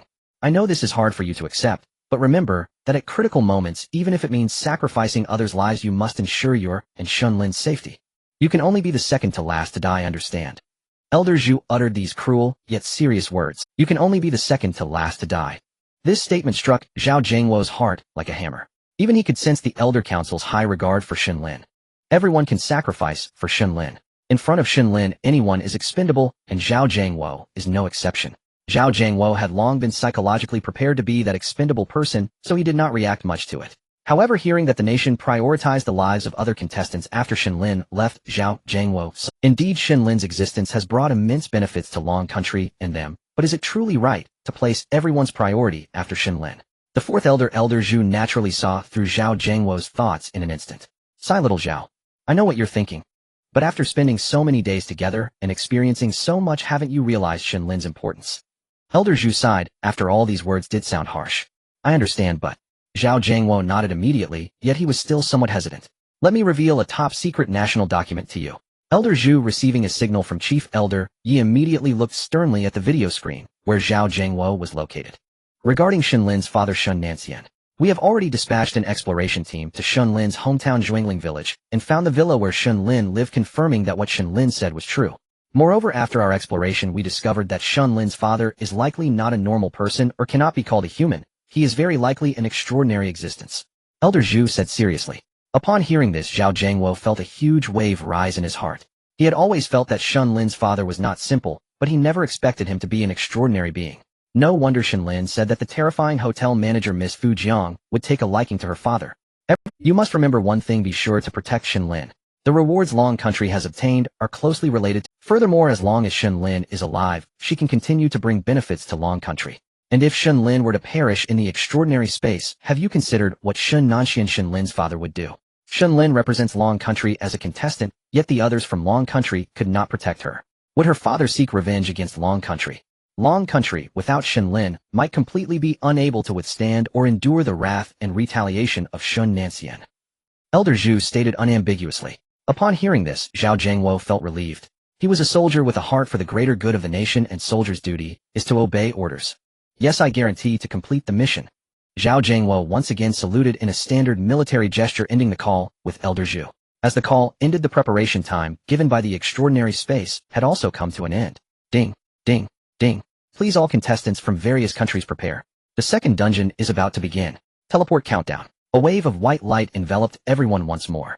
Zhao Jiangwo found himself among the contestants of Longhua, looking at Shen Lin, who was held in Li Na's arms, taking a deep breath, his eyes filled with determination. Shen Lin, on the other hand, began to laugh joyfully. Lin, what are you so happy about? Li Na, who had been particularly tense, felt herself relax a bit upon seeing Shen Lin's cheerful demeanor. She pinched Shen Lin's chubby little face and asked with a smile, Sister Nana, if you keep pinching Lin's face, it will get bigger.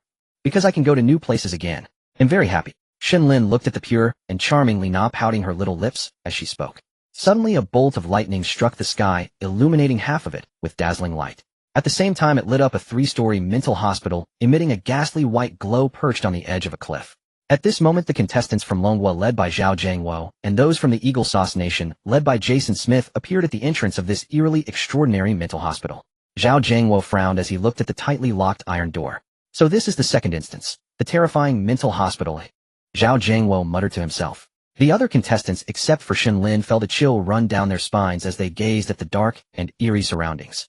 After all, compared to the previous instance, the terrifying hotel, at least there were lights there, making it seem less sinister. But this terrifying mental hospital looked utterly abnormal. The gray and gloomy weather made it impossible to see the scenes inside the iron door.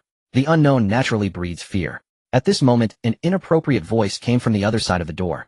Hello, it seems you yellow-skinned monkeys are the contestants from Longhua. A group of tall white and black men approached, with one white man speaking disdainfully.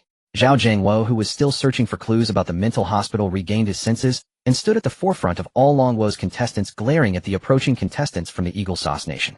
Hey, there's a little shrimp who's not too convinced. A nearly 2-meter-tall black man showing his white teeth walked over to Zhao Jiangwo with a sneer. As he walked, he also moved his neck and shins, making cracking sounds. Zhao Jiangwo, watching the unfriendly demeanor of the black man, slightly bent his body ready for battle. Though the opponent was tall and strong, Zhao Jiangwo was confident he could defeat or even kill this seemingly towering and robust black man in a 1v1 situation. However, Zhao Jiangwo also understood that the people from the Eagle Sauce Nation were not fools. They must have already realized that his physical capabilities had increased by 20%, so the level would definitely not be as Zhao Jingwo imagined. Inevitably, they would swarm him. At this moment, a blonde white man in the crowd spoke up. Sergeant Johnson, come back. Zhao Jingwo looked at the blonde white man. He had seen the contestant information from the Eagle Sauce Nation and recognized him as Jason Smith, a renowned member of the Special Operations Force 141. Among the American contestants, he held the highest military rank and was their leader. Upon hearing Jason Smith's command, the black man, named Johnson, hesitated. Mr. Captain, I can definitely crush that little guy. Johnson, the black man, did not take the American. After all, he was a Marine with an outstanding physique. He couldn't believe that with his overwhelming build, he could lose to Zhao Jingwo, an Asian male under 185 centimeters tall. Didn't you hear me? Jason Smith's aura shifted instantly, exuding a chilling, sinister presence. Zhao Jingwo, who had crawled through battlefields and climbed from piles of corpses, could naturally sense this aura. It was the aura of a professional soldier, indifferent to human life, decisive in killing with dozens of lives. In an instant, Zhao Jingwo raised the danger level of this man in his mind. Indeed, Johnson shrank his neck as soon as he saw his superior displeased. You're lucky, yellow-skinned little runt. Johnson left a harsh remark and quickly walked behind Jason Smith, standing respectfully. Captain Zhao, hello. Oh, and you, the little girl from Dragon Country, hello. Jason Smith retracted his aura, revealing a seemingly warm smile as he greeted Zhao Jingwo and Shen Lin. Then he walked toward Zhao Jingwo and extended his right hand. Mr. Jason, hello. Zhao Jingwo, well-mannered and confident in his own strength, naturally was not afraid of any tricks from Jason Smith and extended his right hand for a handshake. Both men had prominent knuckles, strong grips, and calloused palms. Jason Smith suddenly exerted force. His grip strength was among the best in the elite 141 Special Forces. If he shook hands with an ordinary person, he could crush their hand directly. Zhao Jingwo frowned. Indeed, these Americans harbored no good intentions. This was an intimidation tactic. Zhao Jingwo also exerted force with his right hand. The terrifying power made even the composed Jason Smith frown. He hadn't expected Zhao Jingwo's grip to be so formidable. After a moment, Zhao Jingwo released Jason Smith smiled again, but discreetly hid his right hand. In the grip contest, he had gained no advantage. In fact, he had been utterly defeated. The tremendous force had slightly misaligned the bones in his hand, and his entire right hand was now trembling uncontrollably. Yet Zhao Jingwo appeared so relaxed. Fuck, this 20% physical enhancement is really beneficial, Jason Smith thought to himself, concealing his expression. Foreign uncle, why is your hand shaking so much? Shen Lin poked her head out from behind Zhao Jingwo, staring at Jason Smith's hand. He tried to hide, asking in confusion. At this, Jason Smith's expression changed. He hadn't managed to hide his embarrassment from his subordinates. This damned little Dragon Country girl. Though still smiling, his gaze toward Shen Lin carried a hint of danger, and just as he was about to speak again, a sound abruptly emerged. Clang. The lock on the iron gate of the mental hospital had inexplicably opened. In this eerily silent place, the sound made many hearts skip a beat. The sudden noise also caused the contestants from Dragon Country and America to distance themselves from each other. Both groups cautiously stared at the unlocked gate, but the person who opened it was nowhere to be seen. Creak. The gate slowly swung open before everyone's eyes. A thick fog, as if accumulated for a long time, drifted out from the open gate. The contestants from both countries, enveloped in the fog, felt their hair stand on end. An indescribable, nauseating discomfort crept into their hearts. After a moment, the fog dissipated, revealing a courtyard with a massive willow tree. Led by Zhao Jingwo and Jason Smith, the contestants filed into the yard. As they entered, the originally open gate quickly closed. Click. The lock, untouched, locked itself again. The weather was gloomy and overcast, with occasional thunder and lightning in the distance. In the middle of the courtyard, the huge willow tree swayed, without wind, its long branches brushing against the skin of those below, leaving a damp chill. In the distance, crows could be heard cawing, a bone-chilling sound. The three-story building emitted a pale white light with brown stains in some places and cracked, uneven walls. At that moment, strange noises came from some of the wards. One ward emitted a grinding sound, as if something was being chewed. Another ward had a thumping noise like fists hitting the wall. A few wards even let out blood-curdling screams. Damn, this place is terrifying. I can't stand hospitals and such. Too much energy. Hell, a human mental hospital is full of monsters, so scary. If this is the mental hospital for anomalies, how horrifying must it be? The livestream comments exploded at the terrifying sight of the mental hospital. Suddenly, a brilliant lightning bolt struck the sky again. The intense flash blinded everyone momentarily. The next moment, as everyone nervously and cautiously observed their surroundings, a male figure in a white coat and mask appeared abruptly before them. A brief panic ensued, but these people had been tempered by the horrors of the haunted hotel and quickly steadied themselves. Both Zhao Jingwo and Jason Smith, professional soldiers, sensed a terrifying aura from this man, an extremely dangerous presence. As another lightning bolt flashed, they saw bloodstains on his white coat. At that moment, the man in glasses, mask, and white coat cleared his throat. Instantly the thunder in the sky diminished considerably. Welcome everyone to our mental hospital. And I am the chief physician of this facility. For the coming days you must all obey my commands. The white-coat man gazed at the crowd, speaking in an unwavering tone. Those who had survived the horror hotel knew well that this doctor who had appeared out of thin air was not to be trifled with. The foolish ones who dared to rebel had already perished in the first instance, the horror hotel. Seeing the compliance of the group, the chief physician nodded with satisfaction. From today onward your task is to serve as nursing staff of this mental hospital. If I were to use your outside terminology, it would be orderlies, I suppose. The chief physician mused for a moment, then spoke slowly. The crowd was briefly stunned, their worries easing slowly. Being orderlies was acceptable. After all, it involved caring for patients. If the chief physician had unreasonably declared them normal people to be mental patients, that would have been truly tragic. After all, many normal people who entered mental hospitals and underwent treatment ended up with one common result: successfully becoming mental patients. They certainly did not wish to become such mental patients. Now I will inform you of the rules to abide by in this mental hospital. Remember, these rules must not be broken and bear the consequences. A chilling glint flickered in the chief physician. First, you will be assigned dormitories shortly. Remember, you must not leave your rooms at night or bear the consequences. The doctor looked at the crowd earnestly. This rule seems manageable. Indeed, in such a gloomy place, I wouldn't step out of my room, even out of the covers, unless I had to. Haha, then what about using the restroom? What about it? I'd rather soil my bed than step outside. Hey, that's disgusting. Disgusting. Is cleanliness more important than life? The live stream comments buzzed with discussion. Many declared they would never dare to leave their rooms. Second, none of the patients are individuals you can provoke or bear the consequences. Third, do not be deceived by the patient's appearances and never play with them or bear the consequences. The doctor adjusted his slipping glasses and continued.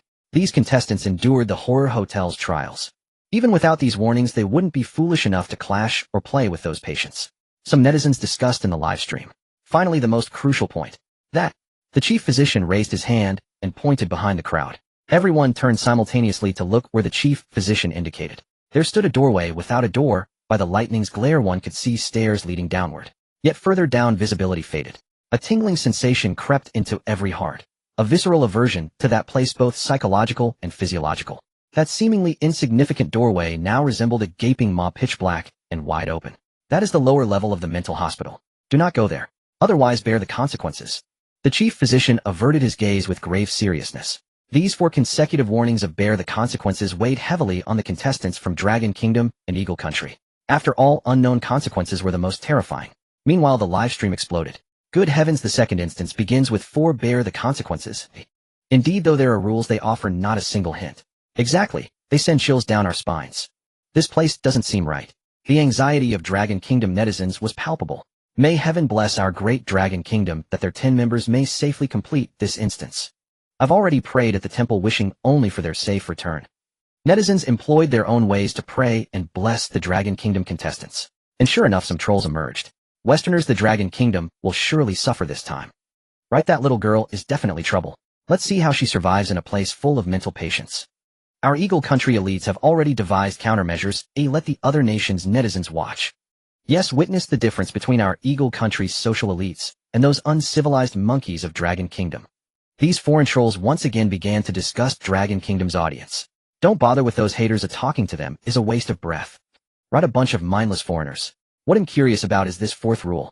Yes, the other 3 are things no normal person would do. They're redundant. But why does the chief physician emphasize the 4th so much? A group of netizens began speculating. I think as per usual there must be some unspeakable secret hidden in that nonsense. Someone throw this click speaker out. That lower level must contain extremely dangerous patients, like some sealed existence. Oh, that sounds more plausible. Some rational Dragon Kingdom netizens chose not to engage in heated online debates with mindless foreign trolls. Instead, they grew curious about what secret the lower level concealed. In the highest council hall of Dragon Kingdom, the expert panel had recorded every word of the chief physician from the live broadcast. Not even his pauses were overlooked. With so little information, they could only start from such details that ordinary people. The door to the lower level was separately captured. Some experts were analyzing it frame by frame, trying to extract it. As you can see, this mental hospital is vastly different from those in our real world. First, in terms of personnel, this mental hospital is not small. Clearly it houses and treats a significant number of patients. But since the contestants entered aside from the chief physician, no other doctors or nursing staff have appeared. An observant expert gazed at the information he had recorded in his notebook and spoke aloud. Secondly, this is a psychiatric hospital. Why is the director's white coat covered in blood? According to the normal hospital surgical procedures, a doctor cannot wear a white coat during surgery, although psychiatric hospitals also perform surgeries like lobotomies. However, it is evident that if this doctor performs surgery, it indicates a lack of professionalism. This could mean that the treatment for these so-called psychiatric patients is also far from adequate. If these are indeed psychiatric patients, it only suggests one thing: this hospital does not want these patients to recover. Another medical expert said slowly. An important question lay before them. What lies beneath? This is crucial. Yet the existing information is simply too scarce. This left the experts at a loss, unable to analyze further. However, after hearing the director's warning, they felt both curious and reluctant to explore this place. For if they could learn what lies beneath, there are only two possibilities. First, someone has gone down there. Second, something from within has emerged. Either scenario would imply a serious situation. Meanwhile, the contestants from Longhua and Yingjiangguo had just finished listening to the director's speech in the terrifying psychiatric hospital instance. The doctor adjusted his glasses with his blood-stained white gloves. Suddenly, an incongruous figure appeared. It was Shen Lin. Just moments ago, she had been behind the crowd, unnoticed by the director. However, at this moment, the group of contestants from Longhua were still contemplating the 4 rules that the director had just mentioned, temporarily neglecting to shield Shen Lin from view. This was also Zhao Jiangwo's plan when entering the psychiatric hospital instance, to conceal Shen Lin's presence as much as possible. After all, the 4th Elder Zhu had warned Zhao Jiangwo that Shen Lin's aura was extremely strong and could easily attract unclean entities. Thus, the only tactic Zhao Jiangwo could think of was the most primitive strategy, forming a human wall, using the crowd to obscure Shen Lin from sight. Though it felt a bit self-deceptive, it was better than doing nothing. However, Zhao Jiangwo still underestimated Shen Lin's curiosity and her knack for finding opportunities. At that moment, Shen Lin seized the chance and squeezed her way out of the crowd. She began to wander around the courtyard, touching this and looking at that. After all, everything here was so fresh and new to her. The director also took notice of this little girl who suddenly emerged from the crowd. However, upon seeing Shen Lin for a moment, the director's pupils constricted sharply. He quickly masked his reaction and averted his gaze as if he had not seen the curious Shen Lin at all. At the same time, Zhao Jiangwo and the others felt a chill run down their spines, fearing that Shen Lin would attract the director's attention. After all, in the first instance, the terrifying Hotel Shen Lin had often been the focus. However, this time, they were utterly astonished. They did not expect the director to remain so calm upon seeing Shen Lin. Even Zhao Jiangwo let out a sigh of relief. Meanwhile, Jason Smith, the leader from Yingjiangguo's side, he had thought that Shen Lin could draw the director's attention, which would be even better if it led to the demise of several Longhua contestants. Yet this outcome left him disappointed. However, he had no intention of acting recklessly, especially in such an unfamiliar environment. This was also the reason he had just intervened to stop the provocateur Johnson at the entrance. Years of service as a special forces soldier had instilled in him a habit. First, ascertain the situation in unfamiliar places. After all, acting recklessly could result in dire consequences. His combat strength was not weak, but in the face of these eerie and malevolent spirits, it was utterly insufficient. However, no one could have anticipated that the director, who had just averted his gaze and appeared calm, was now experiencing tumultuous emotions inside. He took deep breaths through his masked mouth. What was going on? How did that little girl bring a Ghost King here? His usual status was not low, so he had naturally encountered beings of the Ghost King caliber. Such Ghost Kings are typically formidable and proud beings. How could it be that a Ghost King would willingly be cradled by a human little girl? Moreover, it had transformed into a human toy, a Shiba Inu plush. For a moment, he wondered if he had misperceived the situation. Yet he understood that the first time he sensed it, that feeling was undeniable. He was eager to confirm it again, but he dared not. This would be considered a provocative act in front of the Ghost King. The first time he sensed the Ghost King, he could pretend it was unintentional. To dare to sense it a second time would be asking for trouble. So he naturally refrained from sensing Shen Lin again. He decided to act oblivious. It was better to avoid trouble. The director silently thought to himself, realizing it was time to prepare for the dorm assignments. The director clapped his hands. The ground of the courtyard began to tremble. All the contestants looked on in terror at the surging ground. A strong stench wafted up from below. Indeed, a hand wrapped in bandages emerged from the ground, and through the damaged wrappings traces of decaying light green flesh could be seen. Moments later, in front of the contestants from Longhua and Yingjiangguo, 5 or 6 female zombies, all wrapped in bandages and dressed in short nurse uniforms, staggered into view. It was evident that these zombies must have had excellent figures and appearances in life. However, now their bodies were rotting, emitting a strong odor. Their bones seemed to have been shattered. Now these are the caretakers of our psychiatric hospital. They will take you to your dorms. The director looked at the crowd and spoke loudly. Indeed, at the director's command, all the female zombies began to move. They headed towards a corner of the first floor. The rooms are large dormitories. 10 people per room, but due to budget constraints there are no beds, only blankets. The director directed the female zombies to open 2 doors pointing to the dimly lit room and slowly said. A pungent odor wafted out from within. Zhao Jiangwo and Jason Smith boldly stepped into their respective rooms. The ceiling was extremely low, and the 2-meter tall black man Johnson was nearly hitting his head on it. The floor was in utter chaos, stained with blood, and there were even nauseating yellow urine stains and remnants of human waste. In the corner there were a dozen dark shabby blankets piled up. Each one looked utterly disgusting. It was unclear what was stuck to them, and one could even see cockroaches crawling among the blankets. Shit. A female contestant from the Eagle Nation couldn't help but curse, immediately rushing to the door to vomit. Among the crowd, only Zhao Jiangwo and Jason Smith frowned slightly, but they could still accept it. After all, during their special forces training, they had endured living conditions far worse than this. However, Zhao Jiangwo sighed. As a rough man, he had no problem staying here, but he felt sorry for Li Na and Shen Lin, the two girls, one young and one older. Shen Lin wrinkled her pretty little nose at the pungent smell in the room. After all, this odor was quite unbearable. The head doctor noticed this scene, and his pupils constricted again. That little girl, come out.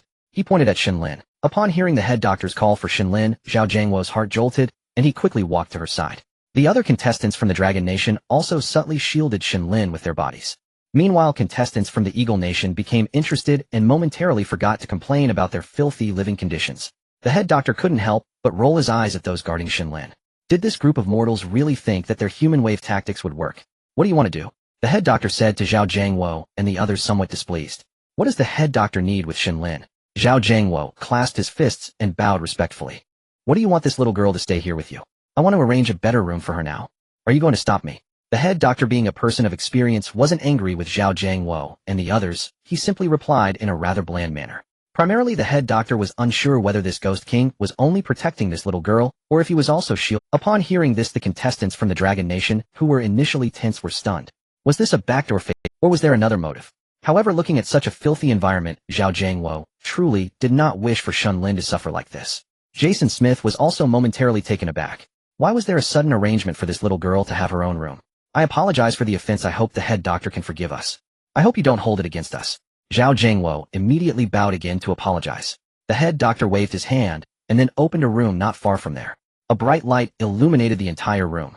In the center stood a large bed with white sheets and bedding. There was also a window with a gentle breeze blowing in from the cliffside. By the window was a table with a vase containing fresh jasmine flowers. On the other side was a small but fully equipped bathroom, clearly suitable for bathing. In summary, although the room was not large and lacked the luxuriousness of a top-tier hotel suite, it was primarily clean and hygienic. In stark contrast to the rooms provided to the contestants from the Dragon Nation and the Eagle Nation, which were nothing short of horrifying. You see, their bathroom was a dry toilet. Countless flies and maggots roamed here, rotting and stinking. Looking at this room, Zhao Jiangwo was stunned. This room was simply too suitable.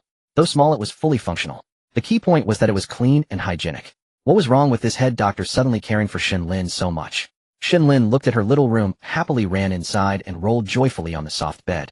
Meanwhile, the contestants from the Eagle Nation, who came to see Shen Lin's room, were instantly shocked. As a nation that prided itself on freedom and equality, they were naturally quite dissatisfied. Why does a little girl from the Dragon Nation get to stay in such a room? Exactly, these rooms should be provided for us, the social elites of the Eagle Nation.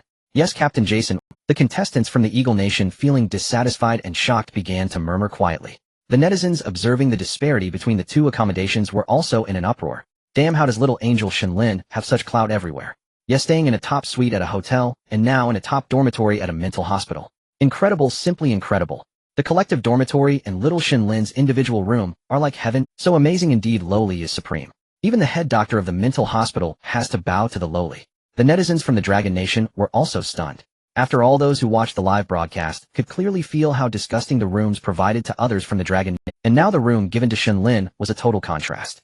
On the other side, netizens from other countries were not foolish either. They understood the difference between these two rooms. What the hell, why did Shen Lin get to stay in a top suite during the last instance, and now in a better room in this instance than others? Exactly, it's unfair. I from Sakura country am the first to protest. What kind of disgusting place did our elite Eagle Nation contestants have to stay in? Why does a yellow-skinned person get better treatment than us, the superior white people? Right, let Shen Lin relinquish the right to use the room, and let all contestants take turns using it. Otherwise, we shouldn't use this room at all, or let Shen Lin give it up. These foreigners finally remembered the human rights and equality they had previously called for. However, this human rights and equality were only biased towards their own country. The experts in the expert group looked at the two rooms, and were also slightly shocked. After all, this incident was too sudden. It was completely unexpected. When Shen Lin first squeezed out of the crowd, the experts felt a sudden jolt in their hearts. Zhang Tianshi had previously analyzed that Shen Lin's ominous energy was exceedingly strong, easily attracting the attention of these eerie ghosts. They never expected that the seemingly inscrutable chief physician would not attend to Shen Lin at once. After all, in the first scenario, once Shen Lin was targeted by these ghosts, there would surely be a commotion. This time, however, Shen Lin was not targeted, which surprised the experts in the group. But then she was treated specially. What is going on here? Could it be that this chief physician is truly a kind-hearted person? Does he feel pity for the little girl Shen Lin living in such poor conditions? Is this really possible? A group of experts exchanged glances at the viewpoint raised by one of them. Though it sounded absurd, they had no other explanation at the moment. The experts who believed this explanation all breathed a sigh of relief. They felt that if this chief physician was so kind, then this scenario would surely not be too dangerous. Perhaps as long as they strictly adhered to the 4 consequences at one's own risk, they could safely navigate this scenario. Hope filled the eyes of these experts. Meanwhile, the behavioral expert gazed thoughtfully at the chief physician on the video. From the chief physician's first appearance, the behavioral expert saw other eerie shadows in him. That indifference to human life, that coldness, that utter disregard for these mortals. It was simply identical.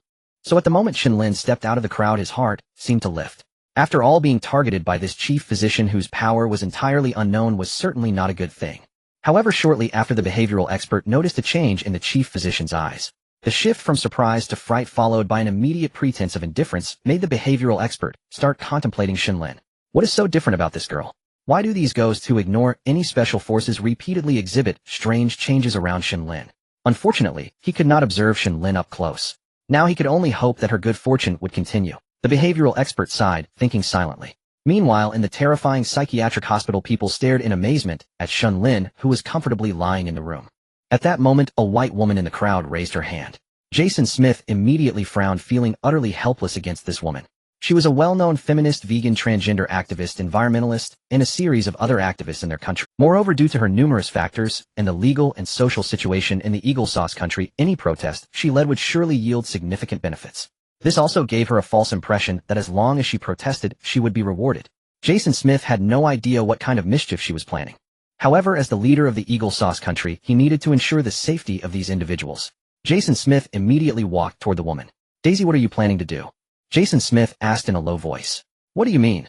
"Jason, I want to protest against the unfair treatment we have received." Daisy snorted coldly at Jason Smith. She had long been dissatisfied with the contestants from the Eagle Sauce country. After all, why should they endure when protesting could yield better rewards? Before Jason Smith could pull her hand down, Daisy dashed to the front of the crowd. "I want to ask the chief physician a question." "Ms.?" Daisy stared intently with her light blue eyes at the chief physician standing a short distance away with his hands behind his back, and asked in a rather righteous tone. Jason Smith's expression immediately darkened. Sure enough, upon hearing Miss Daisy's words, the chief physician slowly turned his head to look at the woman. "What question?" He looked into the woman's eyes and said in a cold tone. At this moment, Miss Daisy had completely entered the state of her protest, oblivious to how cold the chief physician. "I want to ask you, why does this little girl get to live in such a place, while we can only stay in such disgusting rooms? Do you not know that all men are created equal? In my view, even a little girl should enjoy the same treatment as adults. That is what equality is, right?" Ms. Daisy's remarks shocked the contestants from the Dragon Country. They never expected that the education in the Eagle Sauce country would lead adults to compare themselves with children. Perhaps this is freedom. Zhao Jiangwo, watching the lively scene, sighed to himself. Meanwhile, the contestants from the Eagle Sauce country who heard this outrageous statement nodded, clearly in agreement with Daisy's remarks. At this moment, the chief physician looked at Daisy as if he were gazing at a corpse. After all, he had not seen a mortal dare to challenge him for a long time. A surge of violent emotions instantly welled up in the chief physician's heart. "It seems you have quite a few questions, huh?" The chief physician said with a smile, looking at Daisy, the contestant from the Eagle Sauce country. "Of course. I just want to fight for a share of our rights and fairness." Daisy, the contestant from the Eagle Sauce country, was still contentedly speaking. Jason Smith looked at this unreasonable woman with a helpless expression. Meanwhile, the murderous intent of the chief physician could no longer be suppressed. How could one as proud as him allow a mortal woman to challenge him like this? Unseen by everyone, the chief physician's back split open, revealing a massive mouth filled with sharp teeth. If one looked closely into this large mouth, they could see the chief physician's spine and pulsating organs. But just then the chief physician caught a glimpse of Shen Lin, who was enjoying her room. At this moment, Shen Lin was also attracted by the commotion outside, curiously stepping out and tilting her adorable little head to look at everyone. Seeing the protagonist of all this appear, the chief physician pondered for a moment. After all, he was nothing before them. Moreover, this incident arose because of the little girl Shen Lin. Why should he hurry to make an appearance? The ghost kings he had seen before were all eccentric and could not be measured by common sense. He might end up doing something that would backfire. As a ghost king, he would certainly not tolerate mortals acting recklessly before him. Why should he act as a weapon for the ghost king when he was not a close relative? With this thought, the large mouth on the chief physician's back disappeared instantly. The furious murderous intent also dissipated into the air. Why should I explain my actions to mere mortals? The chief physician snorted coldly, the disdain in his tone. At this moment, Jason Smith finally arrived beside Miss Daisy. On what basis? He swiftly struck Miss Daisy with a knife hand, rendering her unconscious before she could finish her sentence. Daisy immediately rolled her eyes and fainted. I'm sorry, chief physician. This lady may have said some nonsense. Please don't blame the doctor. Jason Smith immediately bowed, apologizing respectfully. Meanwhile, the black man Johnson quickly caught the limp Daisy and followed suit in bowing. Next time don't say I didn't warn you. The chief physician snorted again, visibly displeased. Did this woman really think too highly of herself? The chief physician glared fiercely at the American contestant who had repeatedly confronted him.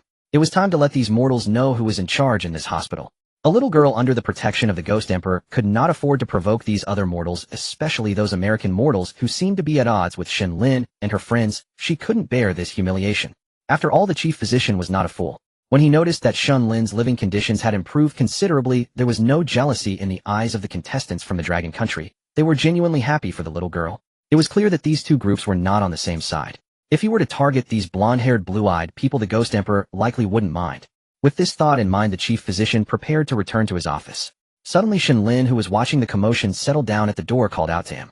Uncle Chief Physician, Lin has something to say to you. Shen Lin's sweet voice rang out clearly. The chief physician, who had been displeased due to the repeated confrontations, instantly changed his demeanor. What is it? The chief physician turned around and said to Shen Lin with a serious expression. After all, hugging a Ghost Emperor like Shen Lin could very well mean that she represented the Ghost Emperor in this conversation. How could he not take it seriously?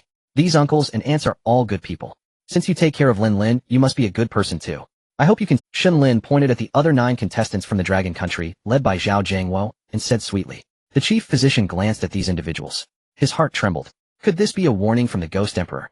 Don't act rashly against the companions of this little girl. Or perhaps it was indirectly telling him that he could act against everyone else. The chief physician dared not hesitate and immediately nodded. All right, little girl. I promise you. To everyone's astonishment, the chief physician actually compromised. The American contestants immediately felt extreme unfairness. However, like Daisy, they were not in a position to recklessly confront the chief physician. No sane person could do that. Hearing this, Zhao Jiangwo and the others were surprisingly unfazed. After all, they had greatly benefited from Shen Lin in the terrifying hotel of the first dungeon. Soon the dormitory commotion passed. Zhao Jiangwo and Jason Smith led their respective teams back to their... The two groups looked at the hardly livable environment and, grateful for some rags and mops, quickly began to clean up. After some time, both rooms were much cleaner. At this moment, the hospital's broadcast began. 10 minutes until nightfall. 10 minutes until nightfall. 10 minutes until nightfall. The cold electronic voice carried an eerie quality. Zhao Jiangwo and the others quickly stopped their cleaning and began to gather back the Dragon Country contestants who were outside. After all, the first rule mentioned by the chief physician not long ago was that one must never leave the dormitory at night. Zhao Jiangwo knew that even if the chief physician promised Shen Lin to take care of them, they absolutely could not act recklessly, especially not in violation of the rules. Jason Smith also began to count heads. After all, he did not want to see his teammates face consequences due to such a simple rule. 10 minutes later, just as Zhao Jiangwo closed the door, he saw nightfall descend. The yard, which had just been slightly dark, was suddenly enveloped in eerie fog, making it pitch black. Zhao Jiangwo hurriedly shut the door and used a nearby broom handle to brace it tightly. Meanwhile, Jason Smith and the others also secured their doors using objects to prop them shut. However, no one noticed that the mist inside the yard was seeping in through the cracks at the bottom of the door. After a while, due to the exhaustion of the day and the cleaner living conditions, the people tiredly lay on the blankets. The wisps of mist also infiltrated the noses of Zhao Jiangwo and Jason Smith. After all, as special forces, they certainly wouldn't sleep unguarded in such a strange place. As a result, they unreservedly became the first watchers of the two countries. However, the wisps of mist seemed to have a hypnotic effect, making their eyelids grow heavier. Moments later, both of them leaned against the wall and fell into a deep slumber. At that moment, Daisy, who had been knocked unconscious by Jason Smith, fluttered her eyelids. Since she had been knocked out by Jason Smith to prevent her from confronting the chief physician again, she had remained unconscious. Now she was finally starting to awaken. Groggily, she sat up from the blanket and looked around in confusion.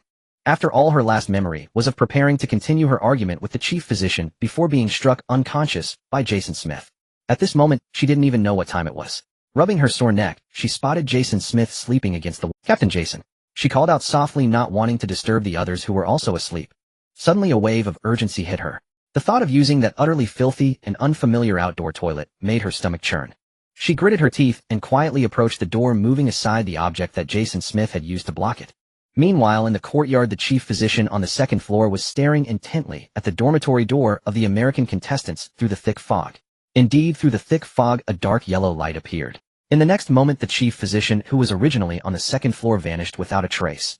At this moment, Daisy's gaze had become somewhat unfocused, as if she were a living corpse opening the door. It seemed she had forgotten the first rule stated by the chief physician: never leave the room at night. Looking at the heavily fogged courtyard, Daisy was ready to step outside.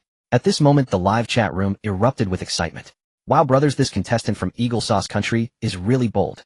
Indeed, going head-to-head with the chief physician just now, and now challenging the rules. This must be freedom, but let the consequences be damned. It truly is the freedom of foreigners.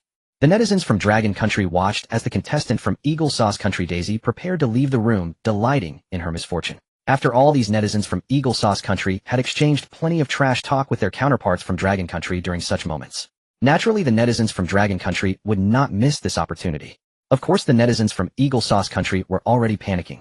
My God, what is Miss Daisy going to do? Heavens, has she gone mad? Quick, get back inside. Why challenge the rules? The netizens from Eagle Sauce Country immediately began to flood the screen with frantic comments. Daisy's reckless action also drew the attention of netizens from other countries. Instantly, the live chat room was flooded with supporters from Sakura Country and Kimchi Country. What the heck? What has this contestant from Eagle Sauce Country been stimulated by? Heavens, someone stop her. These foreign netizens were also in a great hurry. After all, their country held Eagle Sauce Country in high regard, and their citizens had naturally accepted such education. The worry was so intense that even their parents wouldn't be as anxious. The comments from this group of people left the netizens from Dragon Country speechless. It had nothing to do with their country, yet they were so animated. Unfortunately, no matter how intense their comments were, they couldn't convey anything to those in the live stream. Even now, everyone in the Eagle Sauce Country government was in a frenzy. Especially the leader of Eagle Sauce Country, who was anxiously pacing around the office, completely powerless to stop Miss Daisy. Finally, under the astonished gazes of the crowd, this contestant from Eagle Sauce Country, Miss Daisy, resolutely stepped out of the door. It was as if she couldn't see the thick fog in front of her, walking straight into the mist. Moreover, the direction she was heading was not towards the restroom. At this moment, there were no comments in the live chat room. Whether from Dragon Country, Eagle Sauce Country, or other nations, everyone was nervously watching the video. Unfortunately, it remained a thick veil of fog. For a long time, nothing changed. After an unknown period, a gust of wind blew, slamming the door of the dormitory of Eagle Sauce Country shut. The door closed heavily. Jason Smith, who had been asleep, was immediately jolted awake. Damn it, how did I fall? Jason Smith rubbed his sore head and muttered to himself. Suddenly, he noticed that the object he had propped against the door at night had been moved aside. He was confident that his technique of propping the door could only be circumvented by removing the object from the inside. Otherwise, no one could enter from the outside without breaking the door. However, that prop was now lying off to the side. Jason Smith's pupils contracted sharply. Someone must have opened the door from the inside. Without a moment to spare, he immediately called the others, who were still groggy. The rest of them were still asleep despite the loud noise of the door slamming. This group of people rubbed their eyes in a daze. Jason Smith counted heads. Sure enough, one was missing. Where did Daisy go? Jason Smith exclaimed, drenched in cold sweat, in a low voice. Upon hearing this, everyone else immediately woke up, and indeed Daisy was missing. Daisy is gone, Captain Jason. Yeah, I remember she was sleeping right next to me just now. The contestants from Eagle Sauce Country panicked, speaking in a flurry. Jason Smith furrowed his brows. Shouldn't we go look for her? She might have just gone to the restroom, as she could be nearby. Nonsense. No one can go out. Jason Smith said sternly, looking at the door that was still swaying in the wind. After all, the fog was surely sinister. Otherwise, he wouldn't have fallen asleep. The chief physician had already stated that one must not go out at night, or else one would bear the consequences. No matter where Daisy was now, the rational Jason Smith would not allow anyone else to make such a reckless move. They couldn't let the entire team of contestants from Eagle Sauce Country pay for Daisy's actions. The group of people was now wide awake, sitting cross-legged on the ground, anxiously glancing at the door, hoping that Miss Daisy would push it open and return. After all, they represented Eagle Sauce Country, and even if they normally disliked Daisy, they couldn't help but worry for her at this moment. Suddenly, an alarm rang in everyone's ears. Beep, beep, beep. Global announcement: the first dead contestant has been detected in the second copy, the terrifying asylum. Contestants from Eagle Sauce Country have died due to mysterious consumption. Punishment issued: since the contestant from Eagle Sauce Country is the first to die in this copy, the punishment is doubled. Eagle Sauce Country's national fortune has decreased by 20%, and domestic resources have also decreased by 20%. A merciless electronic voice coldly conveyed the message. Daisy was already dead. Upon hearing this announcement, Jason Smith's expression changed. Damn it, the worst has happened. Jason Smith, with a dark expression, kicked the wall, venting his inner fury. Other contestants from Eagle Sauce Country were of course filled with panic. At that moment there was a series of knocking sounds on the door. Still venting, Jason Smith immediately became alert. He guardedly watched the door creak. The tightly shut door was pushed open by a strange force. It was the chief physician. He looked coldly at the trembling contestants from Eagle Sauce Country. It seems someone among you has forgotten the first rule I mentioned, right? Being as kind as I am, I can only remind you once again.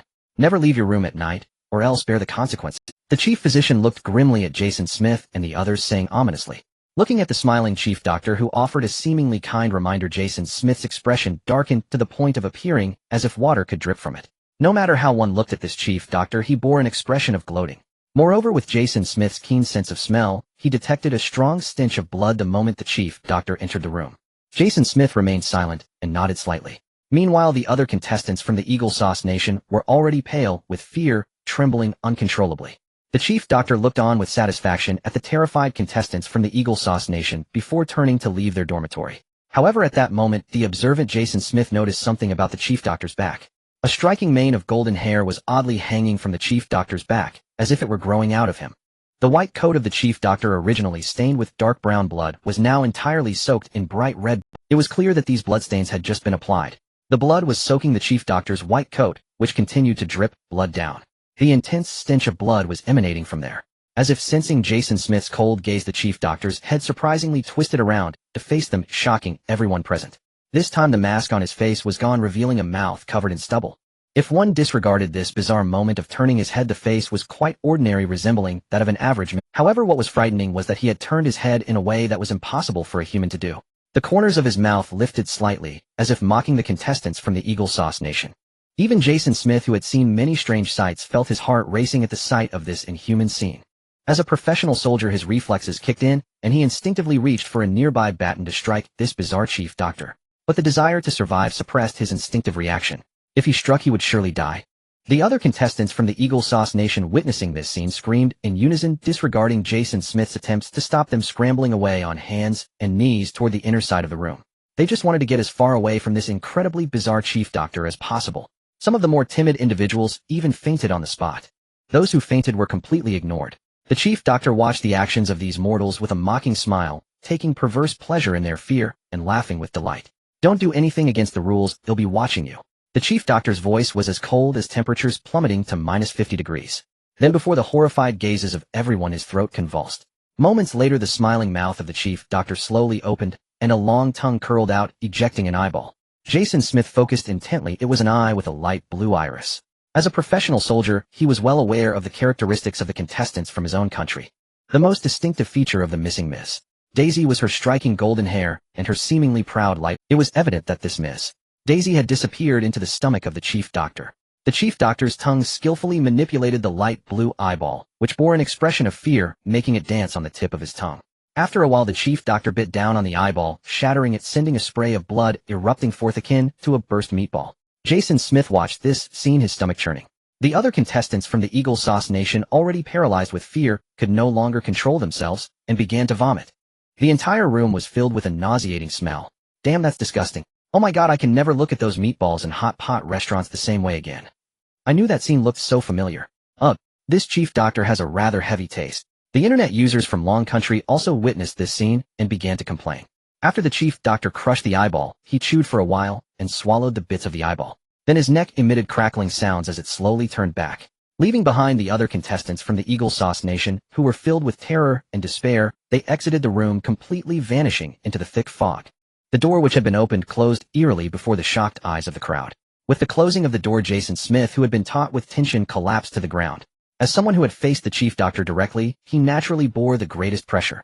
The threat of death loomed over him the most. Despite the indoor temperature being only around 10 degrees, Jason Smith, clad in a short-sleeved shirt, was drenched in sweat.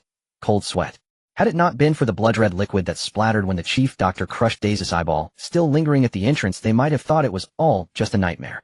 Indeed, one must not act recklessly in this place. Jason Smith silently thought as he looked at the blanket where Daisy had been lying. The eerie and terrifying spirits of this horror asylum, as expected, bore no difference from those of the horror hotel. A disregard for human life and a penchant for mockery. It seemed that Daisy had offended the chief doctor due to issues regarding her accommodation with Shen Lin, and now she had caught the chief doctor's attention. Shen Lin. thinking that the first contestant from his country to die was because of this girl from Long Country. Jason Smith's fists clenched tightly, emitting cracking sounds. Meanwhile, the netizens from the Eagle Sauce Nation, watching the live broadcast, felt a surge of despair. After all, even if they were foolish, they understood that their contestant Daisy had died at the hands of the chief doctor. It was even possible that there was not even a complete corpse left. As a woman who had gathered various elements due to protests, Daisy had amassed a diverse fanbase. Transgender individuals, vegetarians, environmentalists, feminists, and many others made up her large fanbase throughout the Eagle Sauce Nation. This scene naturally triggered the fury of these fans, and they attributed this issue to Shen Lin. Fuck, if it weren't for that Dragon Country little girl living better than our US elites, Miss Daisy wouldn't have died. That Dragon Country little girl is the culprit. I suggest the US government immediately hold the Dragon Country government accountable. If we don't speak up now, when the blade falls on our necks, who will speak for us? Let that bitch pay with her life. Countless US netizens began spouting nonsense in the live streaming comment section. Naturally, Dragon Country netizens refused to back down, and another verbal battle erupted. Meanwhile, over the skies of the US, across the ocean, a vast expanse of dark clouds swiftly gathered above many US cities. In the Black Palace of the US leader sat in his office, enjoying a meal at the dining table. Suddenly, the secretary hurriedly entered. The leisurely US leader was startled. He put down his knife and fork in displeasure. What is it? How many times have I told you? Don't rush, don't be impatient. What kind of behavior is this? The US leader adopted a pose, lecturing his anxious secretary. Sir, it's The secretary couldn't help but interrupt the US leader's continuing lecture, speaking anxiously. Alright, what is it? The US leader was already displeased at having his meal interrupted, and now his speech was cut off, as well, making him even more annoyed. These are the heavy rain warnings just sent from various cities. Our experts say this storm might be unprecedented since the founding of the nation. The secretary hastily handed a thick stack of reports to the US leader. These experts always love to make a fuss over nothing. The US leader's head ached at the sight of the reports, and he couldn't help complaining. Besides, we haven't been founded for that long. Heavy rain is normal. The US leader set the reports aside and folded his hands. Just then the clear, cloudless sky suddenly darkened. Thick dark clouds mingled with dazzling lightning and thunder quickly gathered over the city where the Black Palace stood. The US leader's expression shifted slightly. Before he could say anything, raindrops began to fall. Large raindrops came down with a crash. The sky was filled with terrifying thunder and lightning. Raindrops like bullets slammed heavily against the windows of the Black Palace. The specially made glass began to vibrate continuously under the assault. The US leader watched the scene, a chill creeping into his heart. This will be a perfect test of our US city drainage systems. He turned and joked with his secretary. Soon he noticed something was wrong. The water level was rising fast. The drains were flowing, but not fast enough to... The same scene was unfolding in other US cities. Nearly 2/3 of the country's cities were now battered by the storm. An hour later, the water kept rising. The US leader, whose office was on the 3rd floor, had to order an evacuation. The floors below the 3rd were already submerged. Meanwhile, the Marine Corps stationed on the city's outskirts received a rescue mission from the leader. Several speedboats rushed straight toward the Black Palace. Countless residents were floating in the water along the way. Tunnels were filled with floating corpses, and the terrifying currents instantly flooded them. And the subway, that convenient transportation facility, now resembled a self-dug grave for humanity. Countless packed trains still in motion were instantly brought to a halt by the invading water. The civilians trapped in train cars could only watch helplessly as the relentless torrents submerged the entire city's subway tunnels. Countless civilians deprived of oxygen struggled and turned into floating corpses in the water. Soon the Marine Corps rescue team, pushing at full speed, finally pulled the US leader, who was nearly completely submerged, to safety. At that moment, the entire Black Palace was completely engulfed by the flood. The US leader, utterly disheveled, was soaked to the bone. He survived only because his bodyguards risked their lives to protect him. Otherwise, with his frail frame, he would have been swept away long ago. Looking at the still rising water, the US leader felt a deep dread. He began to regret not paying attention to his secretary's warnings earlier. And now that beloved secretary had been swept away by the sudden flood, nowhere to be found. Just then a soldier handed the drenched leader a satellite phone. All basic communication infrastructure had been destroyed by the storm. The only means of contact left was the government's dedicated satellite phone system. Sir, this is the science team that has been urgently evacuated, the soldier said respectfully. The leader no longer cared about his polished certainty image. Great. Glad you're safe, sir, the person on the other end said with relief upon hearing the leader's voice. Now report the situation immediately. No more idle talk. The leader wiped the rain from his face and shouted into the phone. He knew that with this level of devastation, few in the city might survive. Though he knew many of the country's facilities could withstand the flood, the common people could not. Along the way, he had seen countless bodies drowned by the rain. There were also lucky and clever ones who took refuge in tall buildings, but the ever-rising water steadily consumed their sanctuary. Yet his rescue teams had limited capacity and could only start rescuing others later. According to reports from various cities, nearly 2/3 of the country's cities are affected. Some cities have extremely high death tolls. Preliminary estimates suggest nearly 1/6 of the national population may have perished directly. Half of the country's population is currently suffering from the disaster. The economic losses are now incalculable. The science team on the other end calmly reported a series of cold figures. The numbers made the U.S. leaders scalp. This rain disaster was terrifying.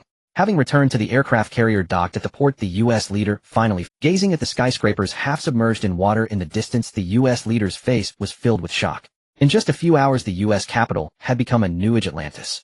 The leader of the Eagle Sauce Nation aboard the aircraft carrier connected with the satellite video calls of the heads of various city governments. Without exception, most of the city leaders were on the ship conversing with them. Soon, countless videos and photos were sent to the aircraft carrier where the leader of the Eagle Sauce Nation was located. Seeing the city submerged in floodwaters, the leader experienced a sharp pang of heartache. On the other side of the world, the satellites of the Dragon Nation also captured this exceptionally abnormal weather change. Through the network and satellite observations, the century rain disaster that the Eagle Sauce Nation suffered was presented before the eyes of the entire world. Indeed, this 20% reduction in national fortune has brought about such severe disasters. The fourth elder Zhu sighed, but anyone could see the gleam of delight in his eyes. After all, the Eagle Sauce Nation had previously suppressed the Dragon Nation. Whether in military technology or economy, they had entirely oppressed the Dragon Nation. They even harbored ambitions to split the territory of the Dragon Nation. Naturally, Elder Zhu despised this repugnant country. The other experts felt the same way. Karma. An expert muttered. Report to Chief Elder Yi, the losses caused by the century rain disaster experienced by the Eagle Sauce Nation are already beyond estimation. Many metropolitan areas of the Eagle Sauce Nation have now transformed into the modern-day Atlantis. As per current statistics, there are around 400 million people in the Eagle Sauce Nation, and it is estimated that the affected population may have exceeded 250 million people. The death toll should already be calculated in the tens of millions. An expert staring at the dense numbers could not help but feel a chill down his spine. All of this was because a contestant from the Eagle Sauce Nation had died first in this instance. The punishment was doubled. Chief Elder Yi, looking at such terrifying figures, felt a churn in his heart. After all, the country is like that, but some citizens are still innocent. Did you see? The Eagle Sauce Nation suffered a century rain disaster. Yes, I have a classmate studying in the Eagle Sauce Nation, and I can no longer get in touch with them. I watched the video, it was terrible. It is said that many cities have now turned into scenes from an aquarium. The netizens of the Dragon Nation were fervently discussing the disaster situation of the Eagle Sauce Nation in the live stream's bullet comments. At this time, surprisingly, no netizens from the Eagle Sauce Nation jumped out to argue. After all, they were also quite overwhelmed at the moment. Some netizens from the Eagle Sauce Nation who were not affected were also very concerned about the situation in their own country and had no time to passionately debate with the netizens of the Dragon Nation. Meanwhile, the leader of the Cherry Blossom Nation was also looking at this stack of reports, feeling a surge of excitement. After all, no one wants to willingly play the role of a dog for others.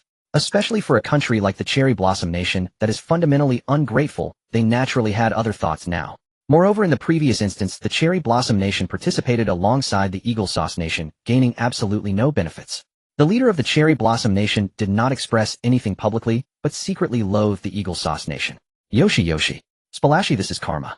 The leader of the Cherry Blossom Nation couldn't help but laugh boastfully in his office.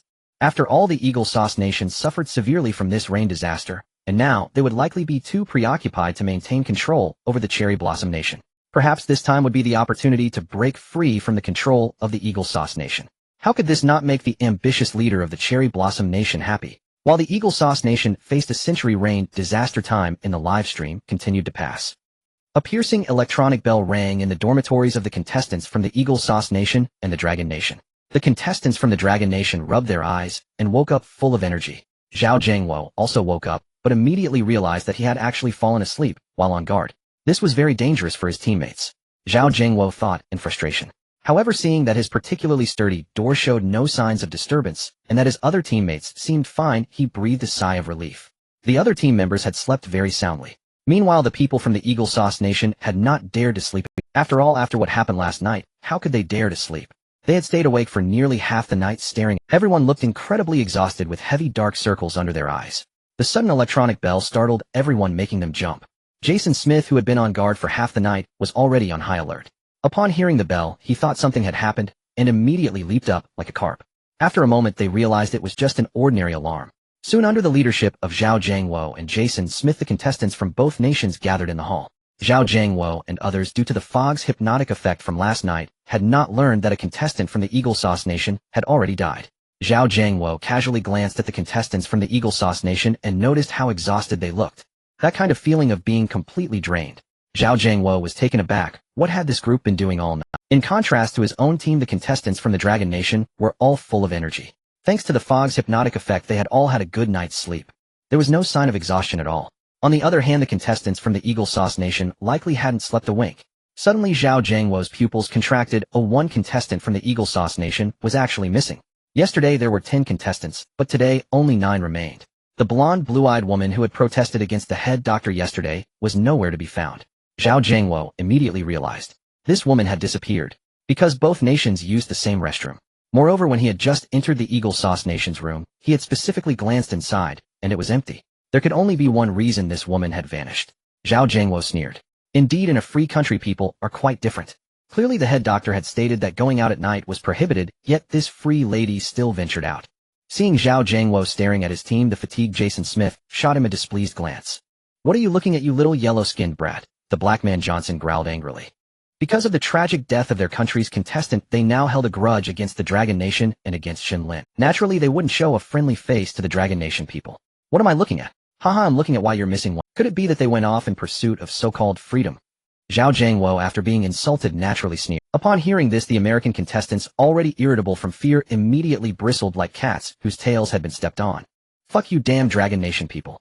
Yes, you should pay for Miss Daisy's life." The American contestants knew they couldn't seek revenge against the chief physician, so they vented their anger on the Dragon Nation people whom they considered inferior. But Zhao Jiangwo and his team were not to be bullied so easily. Zhao Jiangwo stepped forward, standing like a city wall before the American contestants. That fearless aura instantly quieted the other American contestants. After all, Zhao Jiangwo was known to be a special forces king from the Dragon Nation. Without Jason Smith speaking up, how would they dare provoke Zhao Jiangwo? Jason Smith looked at the crowd staring at him, knowing he had to take a stand now. But before he could speak, a figure in a white coat suddenly appeared before everyone. It was the chief physician. Jason Smith's pupils contracted instantly. He quickly led his teammates to stand properly in line. No joke. After last night's events, how would they dare act recklessly in front of this merciless chief physician? Zhao Jiangwo, though Shen Lin had gotten the chief physician to look after them, did not act presumptuously. He also quickly stood straight. "Starting today, you will begin work. Your main task is to make the psychiatric patients here take their medication. Let me remind you once again, do not forget the 4 rules from yesterday. Otherwise you will bear the consequences." The chief physician looked at the crowd calmly and said coldly. Then, under the chief physician's arrangement, the American and Dragon Nation contestants were each assigned to their respective wards and patients. Then, after another eerie electronic bell rang, the sound of doors opening came from every ward. It was time for the patients' outdoor break. It was also the time for the contestants to start their work, feeding the patients their medication. And naturally, the chief physician did not assign any work to Shen Lin. It even shielded Shen Lin from the harsh electronic wake-up bell. It also looked after the Dragon Nation contestants after all the little girl had instructed it last night. It didn't know whether it was the little girl's will or the Ghost King's will, but it couldn't take the risk. So it specially assigned the easier-to-care for milder patients to the companions of that little girl. That was the limit of its goodwill. While everyone was working, Shen Lin, lying on a soft bed, rubbed her sleepy big eyes, stretched, and woke up with a yawn. The chief physician, who could oversee the entire hospital, immediately sensed that the girl had awakened. With a thought, a zombie nurse wobbled over to Shen Lin's door holding a tray. Under everyone's astonished gaze, the zombie nurse placed an enticing sandwich and a warm glass of milk at Zhao Jiangwo was dumbfounded. They hadn't even been provided breakfast. They were working on empty stomachs. And Shen Lin got breakfast delivered right when she woke up. Even though Shen Lin was his teammate, Zhao Jiangwo couldn't help thinking that comparison is odious. But then he thought that as long as the little girl could be comfortable and happy, he felt at ease. However, this scene made the American contestants gnash their teeth in hatred. But with Ms. Daisy's example, no fool would dare to retort or question the chief physician why and by what right. Shen Lin watched everyone working, finished her breakfast, patted her slightly bulging belly, and let out a burp. To aid digestion, she strolled around the hospital. Suddenly, she saw a patient squatting under a tree, one hand digging into the ground, the other holding an umbrella. Curious, she walked over. "Uncle, what are you doing?" Shen Lin crouched down, looked at the similarly squatting man, and asked. Hearing Shen Lin's question, the person squatting under the tree raised his head stiffly, like a robot. This man had his face completely wrapped in bandages from which trickles of blood constantly seeped out. The person only revealed a pair of eyes and a mouth. And of these eyes, upon closer inspection, one was hollow. It had only one eyeball, the other side was just an empty. An ordinary person, upon seeing this person's face, would probably be startled. But to Shen Lin, this person was perfectly ordinary, nothing special. "Little girl, are you talking to me?" The man stared at Shen Lin for a long while, and said uncertainly, Yes, you're the only— Shen Lin nodded her little head and said sweetly. A strange smile curled at the corner of the man's mouth, looking— Hee, you must not be talking to me, because I am a mushroom. No one talks to a mushroom. The man said eerily. Nonsense. You're clearly not a mushroom. Lin has seen mushrooms and eaten mushrooms, and they don't look like you. Shen Lin shook her head and said seriously. Nonsense. I am a mushroom. I am a mushroom. I am a mushroom. The man shook his head madly, biting his lip, fiercely sinking his teeth into his own flesh, as if feeling no— A trickle of blood ran down from the corner of his mouth. And because Shen Lin had denied him, the look in his eyes toward Shen Lin had changed. Crimson blood instantly suffused the only eye that existed, and a stream of black liquid, emitting a nauseating odor, flowed down from the hollow socket. At this moment the live comments exploded. Oh my god, why did Shen Lin little angel have to deny this mushroom patient? Yes, when encountering a mental patient you must go along with him. This is just provoking him. This might have violated the second rule. Hope Shen Lin the little angel stays safe.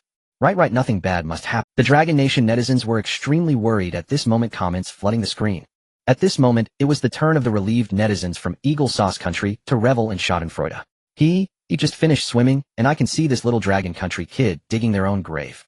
Yes, it's time for her to taste the consequences of breaking the rules. Let this arrogant little Dragon Country kid experience the repercussions.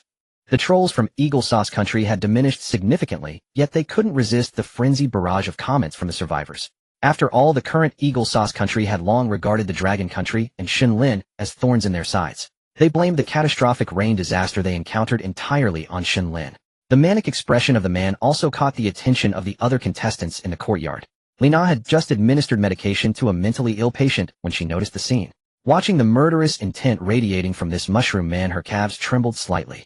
After all, this mushroom man's appearance was indeed somewhat terrifying. However, driven by her instinct to protect Shen Lin, Lina gritted her teeth and walked towards Shen Lin and the mushroom man. At that moment, a large hand grabbed Lina. Xiao Wei, let me go. Zhao Jiangwo pulled Lina back, resolute and unwavering, as he headed towards Shen Lin. He had to ensure Shen Lin's safety. The contestants from Eagle Sauce Country naturally noticed this scene, and a wave of Schadenfreude surged within them. Jason Smith glanced over, a subtle smirk appearing at the corner of his mouth. As expected, when someone violated the first rule, someone else would violate the second rule. Fortunately, this time, it was the Dragon Country that broke the second rule. It was that little girl who had been instructed by the leader of Eagle Sauce Country to take good care of her in the instance. The phrase "consequences are to be borne" had struck a deep chord with the contestants from Eagle Sauce Country. Now it was time for the contestants from Dragon Country to feel it too. On the second floor of the hospital, the chief doctor leaned against the railing, squinting as he observed Shen Lin and the mushroom man. I hope this patient has a proper episode. The chief doctor thought wickedly. This peculiar mentally ill patient, who had always considered himself a mushroom man, was quite a challenging case. Moreover, over the years this fellow had relied on his immense strength, completely disregarding the mental hospital. If it weren't for the constant medication control, he would have escaped long ago. Now if he could use the Ghost Emperor in Shen Lin's hands to eliminate this patient, it might actually be quite beneficial. With this thought, a sinister smile crept across the chief doctor's lips. Just as Zhao Jiangwo rushed towards Shen Lin, the mouth of the mentally ill mushroom man had already split open. The terrifyingly large mouth unexpectedly stretched to his ear.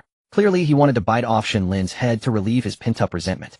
He wanted this ignorant mortal girl to understand the consequences of provoking him. But at that moment an aura erupted from Shen Lin. This incredibly terrifying aura left the mushroom man with a blood-dripping mouth frozen in place. The chief doctor on the second floor immediately changed his expression. His estimate was indeed correct. This girl was indeed accompanied by a Ghost Emperor as her bodyguard. In an instant, the mentally ill mushroom man frozen in place was dumbfounded. Wasn't this little girl a mere mortal? How could she suddenly emanate such a terrifying aura? You low-level ghostly beings, what do you want to do to my master? A cold and authoritative voice emanated from the Shiba Inu doll. The mentally ill mushroom man turned to look at the Shiba Inu doll. Originally, this doll had not emitted any aura. Moreover, he had clearly noticed that the eyes of the Shiba Inu doll should have been tightly closed just moments ago. Now they were inexplicably open. The black irises fixedly stared at him. At that moment, the mentally ill mushroom man felt as if 5 massive guillotines were poised over his limbs and neck. He could clearly sense that if he made any further moves, his head and limbs would be severed. A strong sense of death's threat caused cold sweat to break out on his forehead. Yes. Before the mentally ill mushroom man could apologize, a strange force instantly constricted his neck, preventing him from continuing to speak. With his throat gripped by this inexplicable force, the mentally ill mushroom man had given up struggling. In the presence of a Ghost Emperor, any form of struggle was futile. The more one struggles, the more painful it becomes. Instant death would become a luxury, leaving one unable to live or die. Stop the nonsense. If my existence is exposed, it will be your death. The voice of the Shiba Inu doll echoed in the mentally ill mushroom man's ears once more. Originally he had abandoned all hope, but the words of the Shiba Inu the Ghost Emperor immediately brought him a glimmer of hope. He hurriedly nodded like a garlic peeler, completely afraid to open his mouth. As he nodded, the strange force constricting his neck instantly retreated. The overwhelming pressure from the Shiba Inu doll dissipated as well. The mentally ill mushroom man fell to his knees, clutching his neck and panting heavily. Shen Lin stared at the strangely breathing mushroom man who had suddenly opened and then closed his mouth, utterly stunned. Zhao Jiangwo, who was rushing toward Shen Lin, and the mushroom man, was also frozen in place. After all, the scene before them was too bizarre. The live stream was in chaos. What just happened? Why is the little angel Shen Lin, who clearly provoked this mentally ill patient, unharmed? Do you want our Shen Lin to be in trouble? It seems you're walking disaster. No, you've misunderstood me. I merely said that little angel Shen Lin broke the second rule. Indeed, her words clearly offended this pretender mushroom mentally ill patient, and even confronted it directly. The netizens from Dragon Country were puzzled, yet astonished. Why is this? Lawyer, why did this Dragon Country girl violate the second rule, yet not face any punishment? The netizens from Eagle Sauce Country clamored in dissatisfaction within the live stream. Foolish foreigners, the chief doctor has already said consequences are to be borne. Clearly our little angel Shen Lin has faced no consequences. The netizens from Dragon Country were riding high on morale. How could they allow this group of trolls from Eagle Sauce Country to disparage their beloved little angel Shen Lin? Look, how could a mushroom breathe? You still don't believe you're not a mushroom? Shen Lin crossed her arms, pouting as she said discontentedly. The mentally ill mushroom man immediately realized what was happening. Yes, I am definitely not a mushroom. The mushroom man hurriedly nodded, forcing a smile as he spoke. Oof, my father said that a good child admits their mistakes and corrects them. I'll punish you by making you play with me, Shen Lin said with an air of maturity, patting the mushroom man's shoulder with a smile. The mushroom man instinctively flinched as he looked at Shen Lin's hand on his shoulder, which piqued her interest. I didn't expect you to react so quickly. Shen Lin clapped her hands joyfully, as if she had discovered a new toy. Go find a sandbag. Let's play with the sandbag, Shen Lin said, looking at the mushroom man with her big eyes full of anticipation. Let's play well together. The mushroom man sighed in relief. After all, he had no idea what the little girl was planning, and he was still quite scared. Hearing that Shen Lin wanted to play with a sandbag, the mushroom man perked up immediately. As long as it wasn't about his life, he was fine with being treated like a sandbag. Soon the mushroom man found a mental patient holding a sandbag on the other side of the courtyard, and directly snatched the sandbag without a second thought.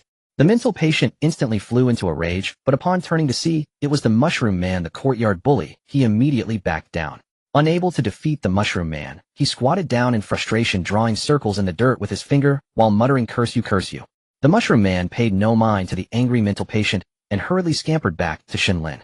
He respectfully presented the sandbag with both hands. How do we play? The mushroom man asked, cautiously bowing his head. I throw it at you, and you dodge. Shen Lin tilted her head, thinking for a moment before sweetly responding. The mushroom man nodded. Thankfully, it didn't involve endangering his life. If I miss you 3 times, then it's your turn to throw at me, and I'll dodge. We'll take turns, that's the fun part, Shen Lin cheerfully said. Hearing this, the mushroom man's heart trembled. Oh my goodness. You can hit me however you like, even if you kill me I won't complain. Are you saying my life is long? Or do you think I'm just a mushroom? Can't I stop being a mushroom from now on? How could I dare to hit you? The mushroom man thought silently as he looked at Shen Lin. But looking into her sincere eyes, he momentarily didn't know how to respond. He could only helplessly nod. The two of them began to play with the sandbag under the astonished gazes of the onlookers. Most people could see the truth. The mushroom man was completely charging towards Shen Lin's sandbag. He almost wished for Shen Lin to hit him every time. This in turn delighted Shen Lin. The entire courtyard was filled with her melodious laughter. Jason Smith looked on in shock at the joyful scene before him. He then glanced at the attending physician on the second floor, who was expressionless and seemed lost in thought. Hey. Could this be right? Last night our own person violated the rules, and you immediately devoured them. Now this little girl not only has collided with a mental patient, but is even asking him to play with her. She has violated 2 rules in one go. Where are you watching the show from? Jason Smith was filled with shock, but naturally he wouldn't dare confront the attending physician. The other competitors from the Eagle Sauce Nation were also baffled. How come this little girl violated the rules without facing any punishment? Could it be that the second and third rules have no negative consequences? Now their minds were filled not only with jealousy and resentment, but also with shock. Meanwhile, Zhao Jiangwo came to a complete halt. At this point he too was somewhat confused. After all, he had memorized the attending physician's words from the first day he entered the mental hospital. So when Shen Lin was talking to the mushroom man, his heart had already dropped. Although it seemed that the attending physician was taking good care of Shen Lin and even arranged a room for her. But these mental patients are not normal beings.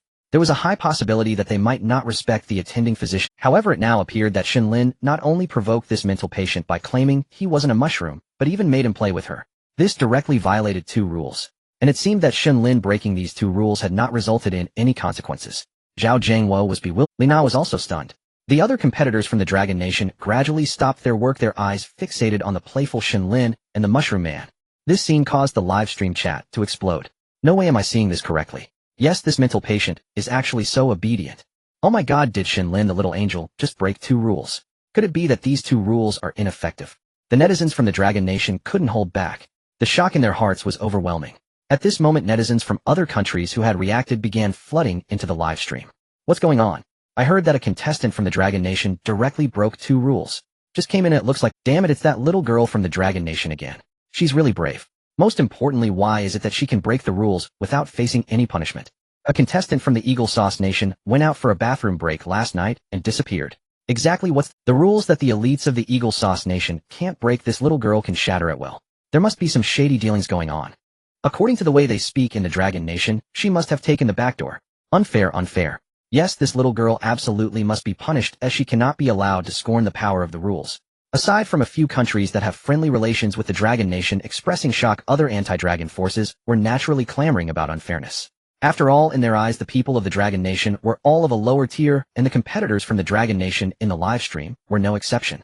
Why can the people of the Dragon Nation break the rules without a scratch, while their leaders, the contestants from the Eagle Sauce Nation, have to pay with their lives for breaking the rules? After all, the Eagle Sauce Nation suffered such heavy losses after the death of the contestant named Daisy. Many lives were lost, survivors lost their homes, and there were countless economic damages. Though it has nothing to do with their own country, they just can't stand to see the Dragon Nation do well. The highest council hall of the Dragon Kingdom. All the experts in the expert group now had their mouths agape, as if they could fit a duck egg inside.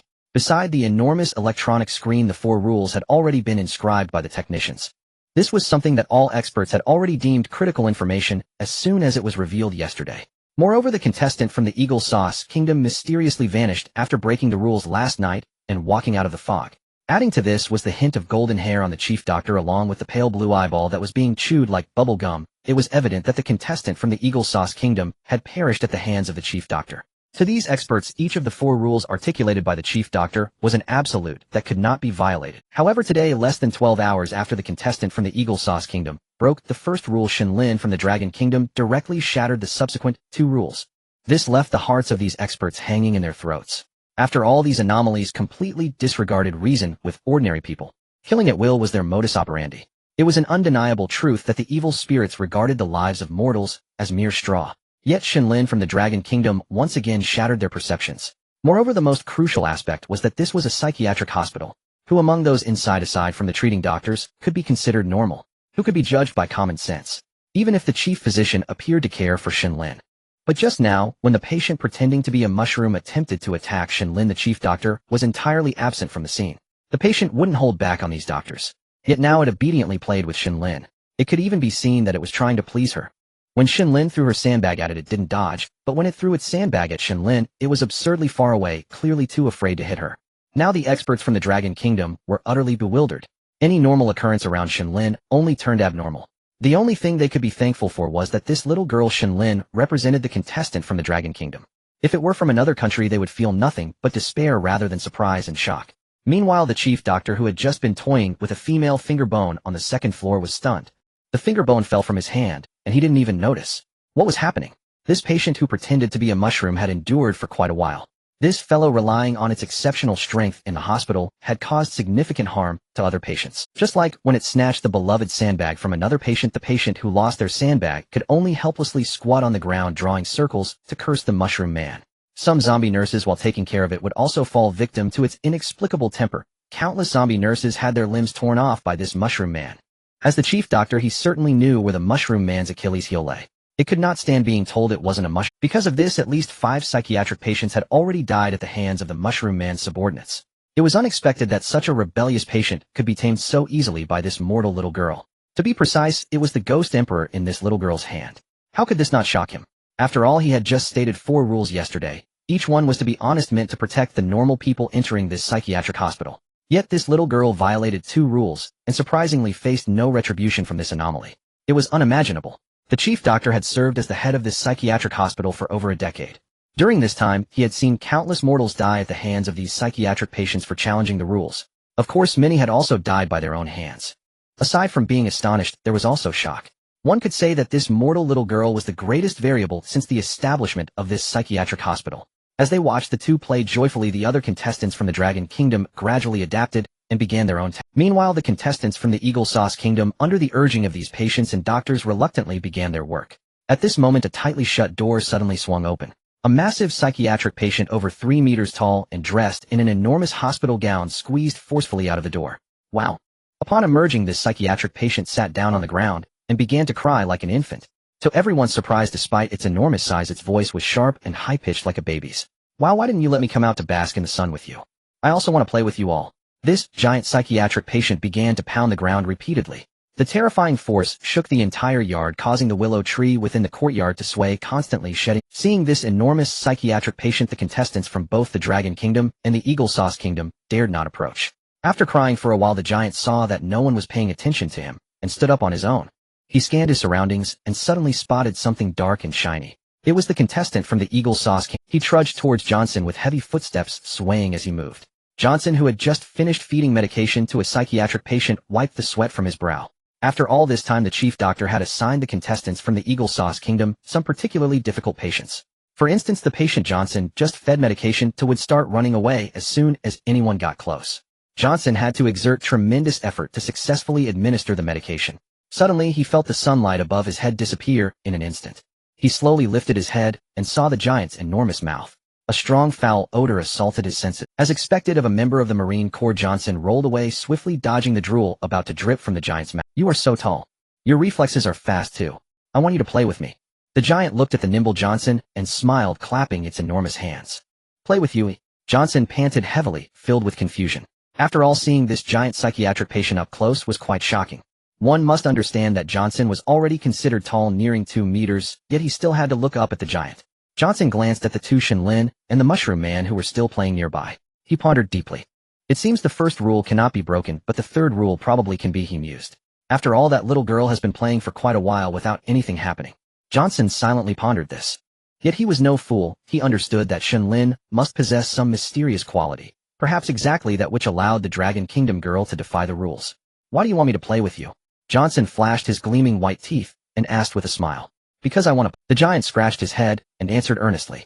Oh, right, a friend in the yard told me I need to offer a reward when asking someone to play. As if recalling something, the giant muttered to himself, then turned and dashed back into his room. A moment later, he squeezed out through the door again. In his hand, he held a heavy-looking bag that clinked and jangled. He sat down cross-legged in front of Johnson. Even while seated, the giant towered over the standing Johnson. Everyone's attention was captivated by the bizarre behavior of this colossal figure. As the bag opened, a flash of golden light burst forth. It was a bag full of ghost coins. Johnson's gaze was now locked onto the treasure bag, unable to look away. After all, in the previous instance, the Dragon Kingdom had been the first to sacrifice ghost coins, thereby elevating their national fortune.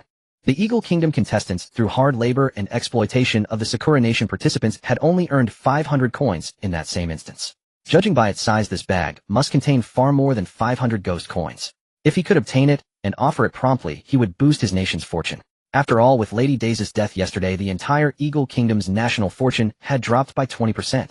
They were unaware of the century-long deluge back home, but they imagined the Eagle Kingdom was suffering. At that moment, Johnson admitted he was tempted. Jason Smith was also taken aback by the sight of that bag of ghost coins. Who would have thought a psychiatric patient could have such a stash of ghost coins? Still, while shocked, Jason Smith did not place too much importance on it. After all, obtaining those coins would require breaking the third rule. The other Eagle Kingdom contestants, however, were growing. Eagerly, they volunteered to take Johnson's place and play with the giant. With Shen Lin, as an example, playing with these bizarre mental patients seemed harmless enough. If they could win those ghost coins for their nation, it would be a timely rescue. Returning home, they would be hailed as national saviors, showered with wealth, fame, status, women, and power, everything one could desire. Zhao Jingwo was also startled, well aware that if the Eagle Kingdom obtained the bag, they would surely sacrifice it to boost their fortune. Yet an instinct told him it was not so simple. An old Dragon Kingdom saying goes, nothing in the world falls from the sky. Zhao Jingwo and the other Dragon Kingdom contestants believed this might be a trap, but as rivals they had no intention of offering a warning. What do you want to play? Johnson swallowed hard, still able to think clearly despite his temptation. His eyes fixed on the bag of ghost coins, he asked. Let's play hide and seek. If you find me, I'll give you the coins in this bag. The giant tilted his head, pondered, then replied. Johnson's heart leaped. Hide and seek was perfect for him, given the giant's massive size, made finding him easy. All right, I agree to play with you, Johnson said, glancing again at Shen Lin, happily playing with the Mushroom Man, as if gathering his resolve. After all, challenging the rules required courage. Whoopee! Someone's playing with me. The giant psychiatric patient immediately clapped his enormous hands in glee. Jason Smith felt a jolt. This idiot. He dashed toward the giant and Johnson. Seeing Jason Smith storming toward him, Johnson realized he had been too hasty, making such a major decision without consulting his superior. Before Johnson could salute his commander, a size 48 boot slammed into his stomach. Damn it. Who told you to agree? Jason Smith, barely containing his fury, roared. Even a man as strong as Johnson was doubled over by that vicious kick. His face twisted in pain as he dropped to his knees, clutching his abdomen. Cough. Cough. Sorry, Captain. I didn't think it through. Johnson, knowing full well why he was kicked, quickly apologized. Idiot. Can our country afford another disaster? Jason Smith gritted his teeth. Captain, I want that bag of ghost coins to earn our nation 10% national fortune. Johnson stared greedily at the bag in the giant's hand and whispered. I understand your feelings, but understand this: whether you get the coins is uncertain, but if you fail, the entire Eagle Kingdom will suffer. Jason Smith sighed, wishing for the bag himself. Yet he knew no one could predict whether the price for those ghost coins might be Johnson's life, and another 10% of the Eagle Kingdom's national fortune. After all, the death of Lady Daisy had already cost the Eagle Kingdom 20% of its national fortune. Now Johnson wanted to break the rule and play with this giant wraith patient, adding insult to injury. At that thought, Johnson lowered his head. Indeed, he had been impulsive. He looked at the giant entity. Sir, I don't want the bag of coins anymore. Please go play with them. Johnson pointed at the Dragon Kingdom spectators. Wah, what do you mean? Are you backing out? And they're too short. I don't want to play with them. The giant glanced at the Dragon Kingdom contestants and shook his head. Upon hearing that the Black Johnson wanted to refuse to play with him, the giant mentally unstable patient immediately shook his head and struck the ground heavily with his massive palm. No way, I disagree. The giant mentally unstable patient shook his head immediately. Besides, I'm not asking you to play with me for free. Many people desire the things in this bag, don't you? The giant mentally unstable patient picked up the heavy money bag and shook it as he spoke. I was impulsive just now. You should go play with them. They want this bag too. The Black Johnson turned his head and maliciously said upon seeing the Dragon Kingdom contestants nearby. The onlooking Dragon Kingdom contestants immediately shrank their necks. Joking aside, although they were indeed tempted by the bag of ghost coins, they dared not break the rules. The giant mentally unstable patient looked at the Dragon Kingdom contestants, who were shorter than the Black Johnson, and shook his head. I don't like short people. Oh, I want you to play with me. You're the tallest. Besides, I absolutely despise those who agree and then back out. The giant mentally unstable patient glared ominously, looking unfavorably at the Black Johnson. The Black Johnson immediately broke out in a cold sweat, glancing at Jason Smith for help. Please spare us. We have our difficulties. Jason Smith gritted his teeth and said with forced composure. Although he was remarkably strong, that was only compared to ordinary people. Faced with this giant mentally unstable patient, whose palm was many times larger than his head, how could he fight back? The giant mentally unstable patient said nothing, merely observing the two with contemplation. Oh, I see. The giant mentally unstable patient stroked his chin and spoke with his sharp voice. Upon hearing this, Jason Smith and the Black Johnson felt a wave of relief. It seemed the giant mentally unstable patient was not too insistent. Then I'll take my leave with my subordinates. However, the next moment, before Jason Smith could finish his sentence, a giant hand suddenly enveloped him. Before he could react, the giant mentally unstable patient's large hand had already grasped Jason Smith's head, lifting him effortlessly.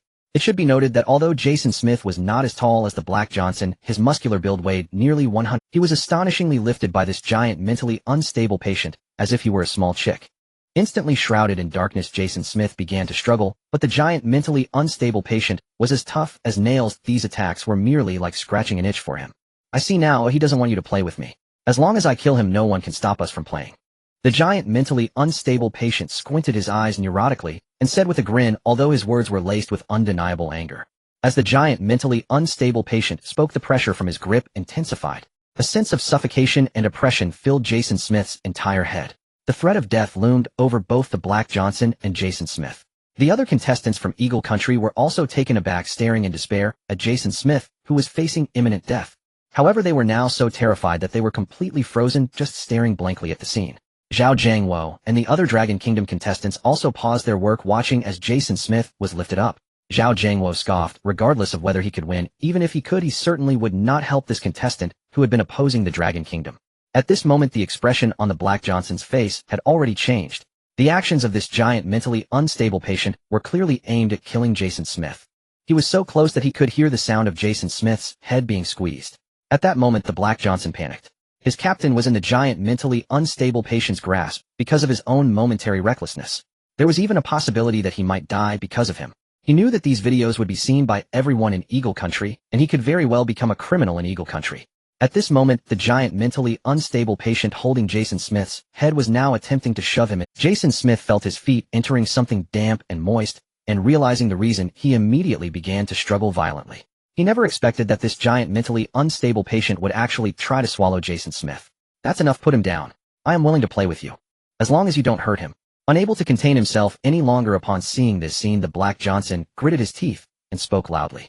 Upon hearing this, the giant mentally unstable patient immediately perked up. He gradually loosened his grip, pulling Jason Smith, whose entire lower leg was in his mouth, out. Alright, if you back out again you will all die. The giant mentally unstable patient tossed Jason Smith away, as if flicking away a booger. Naturally, Jason Smith, who was nearly unconscious due to lack of oxygen and the pressure on his head, was on the verge of losing consciousness. The contestants from Eagle Country nearby immediately reacted, shouting and catching Jason Smith as he fell. Seeing Jason Smith's eyelids fluttering and waking up, the Black Johnson let out a sigh of relief. Meanwhile, the giant mentally unstable patient had already grabbed the Black Johnson and was happily running off. Watching this scene in the live stream, the hearts of all the netizens from Eagle Country had long been in their throats. After all, it was evident that Jason Smith was just a step away from death. My God, that scared me to death. Yeah, I thought Captain Jason Smith was going to have an accident. This Johnson is truly a disaster. He almost got our captain in trouble. What was he thinking trying to play with a mentally unstable patient? Doesn't he fear for his life? Don't say that. Oh, I understand him. He just wanted that bag of ghost coins to enhance our luck by 10% for Eagle Country. Yes, I understand. Besides, if that kid from the Dragon Kingdom can play, why can't our contestants from Eagle Country play? The netizens of Eagle Sauce Country immediately split into two factions. One side supported the Black Johnson and the psychotic patient playing together, while the other side continuously condemned Black Johnson for nearly endangering his teammate. At this moment, some rational and understanding individuals stood up. We are all here for Eagle Sauce Country, let's stop arguing. Right, isn't this just making a joke of Dragon Country? With the emergence of such comments, the netizens of Eagle Sauce Country gradually ceased their disputes. After all, their arguments were pointless now. In any case, Black Johnson had no choice but to play with this giant psychotic patient, and the captain of Eagle Sauce Country, Jason Smith, had regained his senses and was no longer in serious trouble. I think Black Johnson is really courting death. Yes, the rules clearly say not to play with psychotic patients. I wonder what he's thinking. Maybe he saw that little girl from Dragon Country playing too. I think it should be fine. That giant psychotic patient, although a bit neurotic and seemingly not to be trifled with, appears to be someone who keeps his word. Maybe if he finishes this game of hide and seek, he will get that bag of ghost coins. Then it would be God blessing us, Eagle Sauce Country. Some overly optimistic netizens from Eagle Sauce Country were excitedly discussing, after all, their entire nation was currently in dire straits. If Black Johnson really could get that bag of ghost coins, Eagle Sauce Country could definitely recover a lot. Don't celebrate too early. Exactly, have you all forgotten how your female contestant met her end? Exactly, do you think anyone can compare with our little angel Shen Lin from Dragon Country? Yes, remember that you bear the consequences. The netizens from Dragon Country coldly stated. This also garnered the agreement of other dissenting netizens from Eagle Sauce Country. I have a feeling something bad is going to happen to Johnson. Stop jinxing it, man. Exactly, just watch quietly. Are you even a member of Eagle Sauce Country? Why are you siding with the Dragon Country people? Don't let me find you, or it'll give you a taste of American-style IATO. Some diehard fans had already begun to curse. Meanwhile, inside the terrifying psychiatric hospital, the chief doctor on the second floor looked at Black Johnson and the giant psychotic patient, a mocking smile curling on his lips. Does this black fellow really think he can compare to that little girl? What kind of being is she, and what kind of being is he? That little girl has the protection of the Ghost Emperor. Not only would those psychotic patients not dare to play with her, even if she wanted to eliminate them, they wouldn't dare to make a sound. How dare this unprotected mortal break the rules directly? Even if he plays, he has chosen the most neurotic patient in the entire psychiatric hospital to play with. He won't even know how he died. Yet the chief doctor still sighed slightly. His eyes were fixed on Black Johnson through the lenses. What a pity. The chief doctor felt a sense of regret. After all these years, he had never seen a mortal of this color. He was still quite curious about what the taste of a person of this color would be like. Moreover, with Black Johnson's strong muscles, the chief doctor's back was already starting to feel damp. The cracks on his back began to uncontrollably drool. With such muscular meat, it must be very chewy. Definitely better than that woman from last night. The meat is tender but still soft and lacking in texture. It's all technological products with no flavor. You'd have to spit out a bunch of silicone-like stuff. This Black Johnson's physique looks completely natural. Unfortunately, he didn't expect to be targeted. I hope you can make it through. The chief doctor scoffed, silently muttering. The giant psychotic patient pulled Black Johnson to the other side of the yard. Let's play rock, paper, scissors. Whoever wins gets to find someone first. How about that? The giant psychotic patient, clearly having not played for a long time, happily said, while bouncing around. However, his massive body cracked the ground beneath, and Black Johnson was constantly trying to steady himself as if drifting on a boat. Upon hearing the giant psychotic patient speak, Black Johnson nodded. Now he had no say. 1, 2, 3. Both of them counted down simultaneously and extended their hands.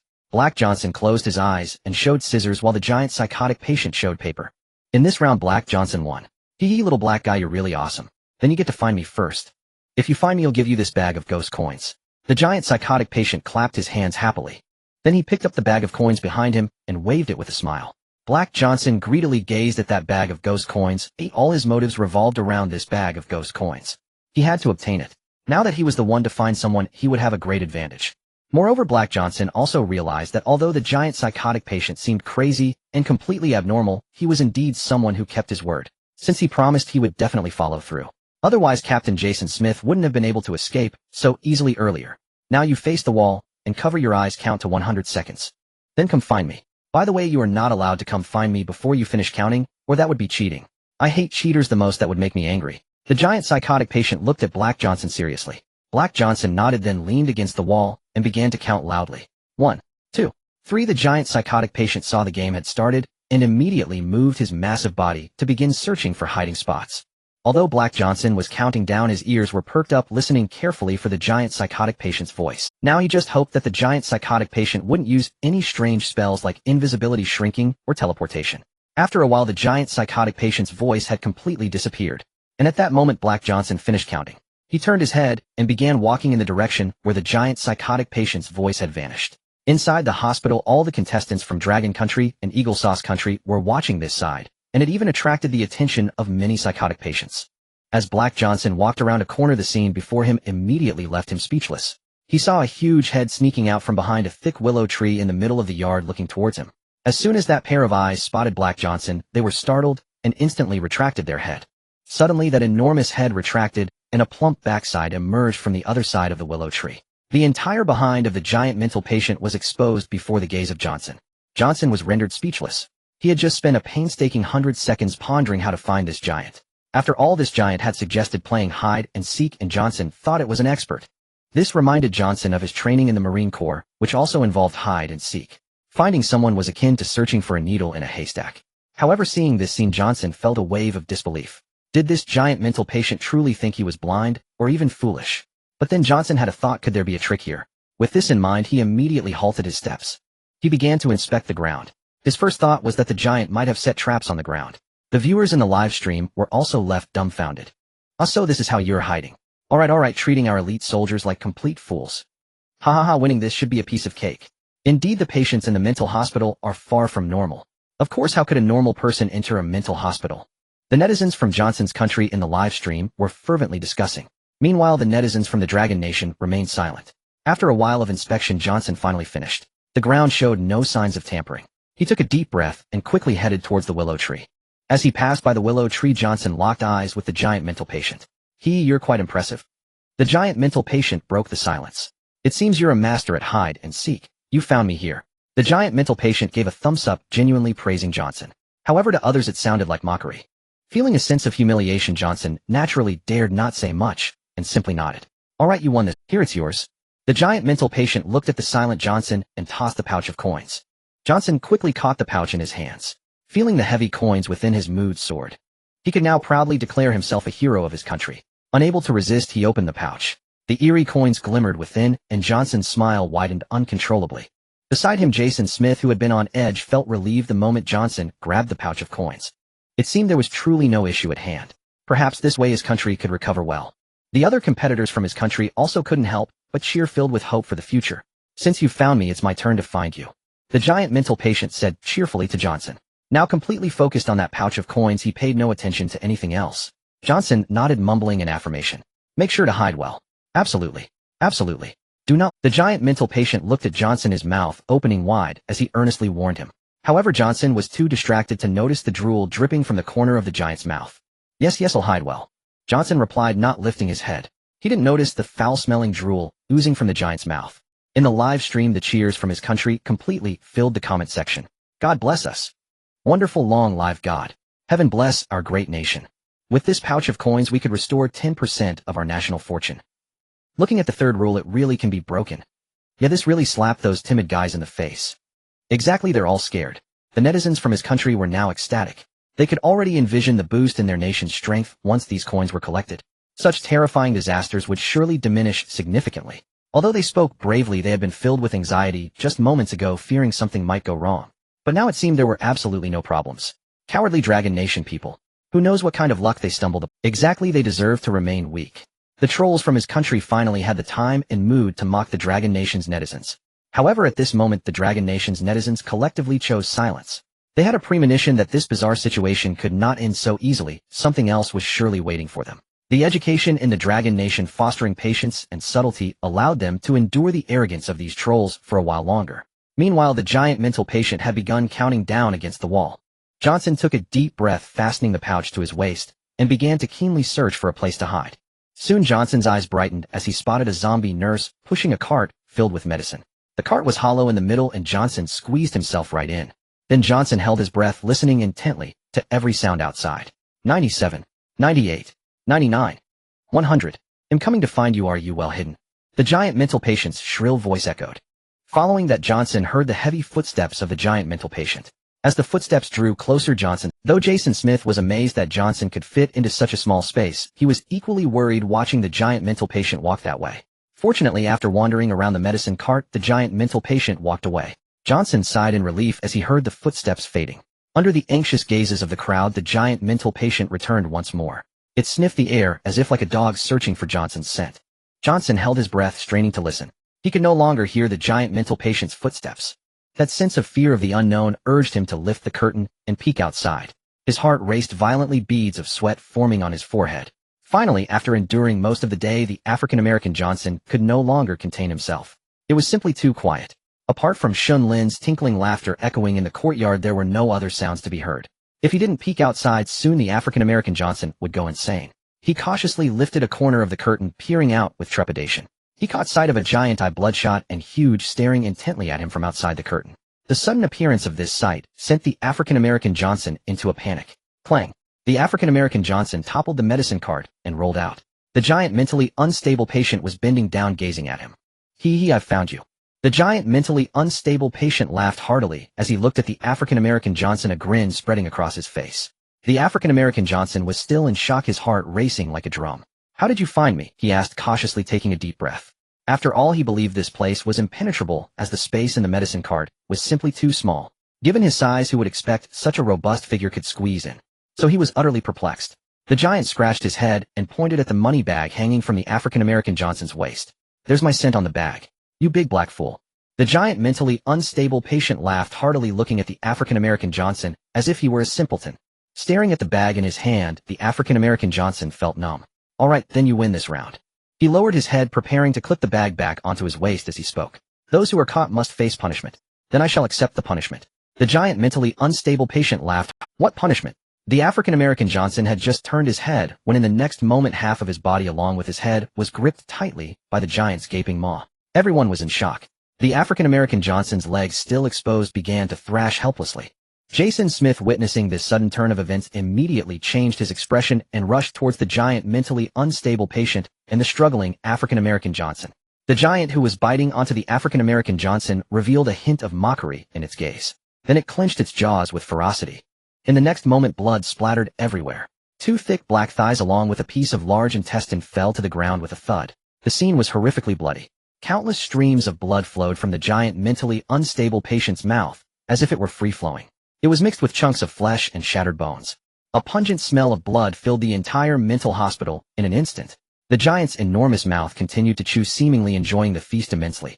After chewing for a while, the giant's throat began to convulse, and suddenly it coughed. A blood-soaked money bag along with a shiny dark severed hand was spewed out. The severed hand was still tightly gripping the blood-soaked money bag. This gruesome bag landed directly in front of Jason Smith. Seeing this, Jason Smith opened his mouth and his steps involuntarily halted. There was no way to proceed. Jason Smith knew he was stronger than the African-American Johnson, but facing this bizarre creature that could bite the African-American Johnson in half, he realized he was powerless to avenge him. However, looking at the money bag, a thought crossed Jason Smith's mind to take the bag. After all, it was something he had fought for with his life.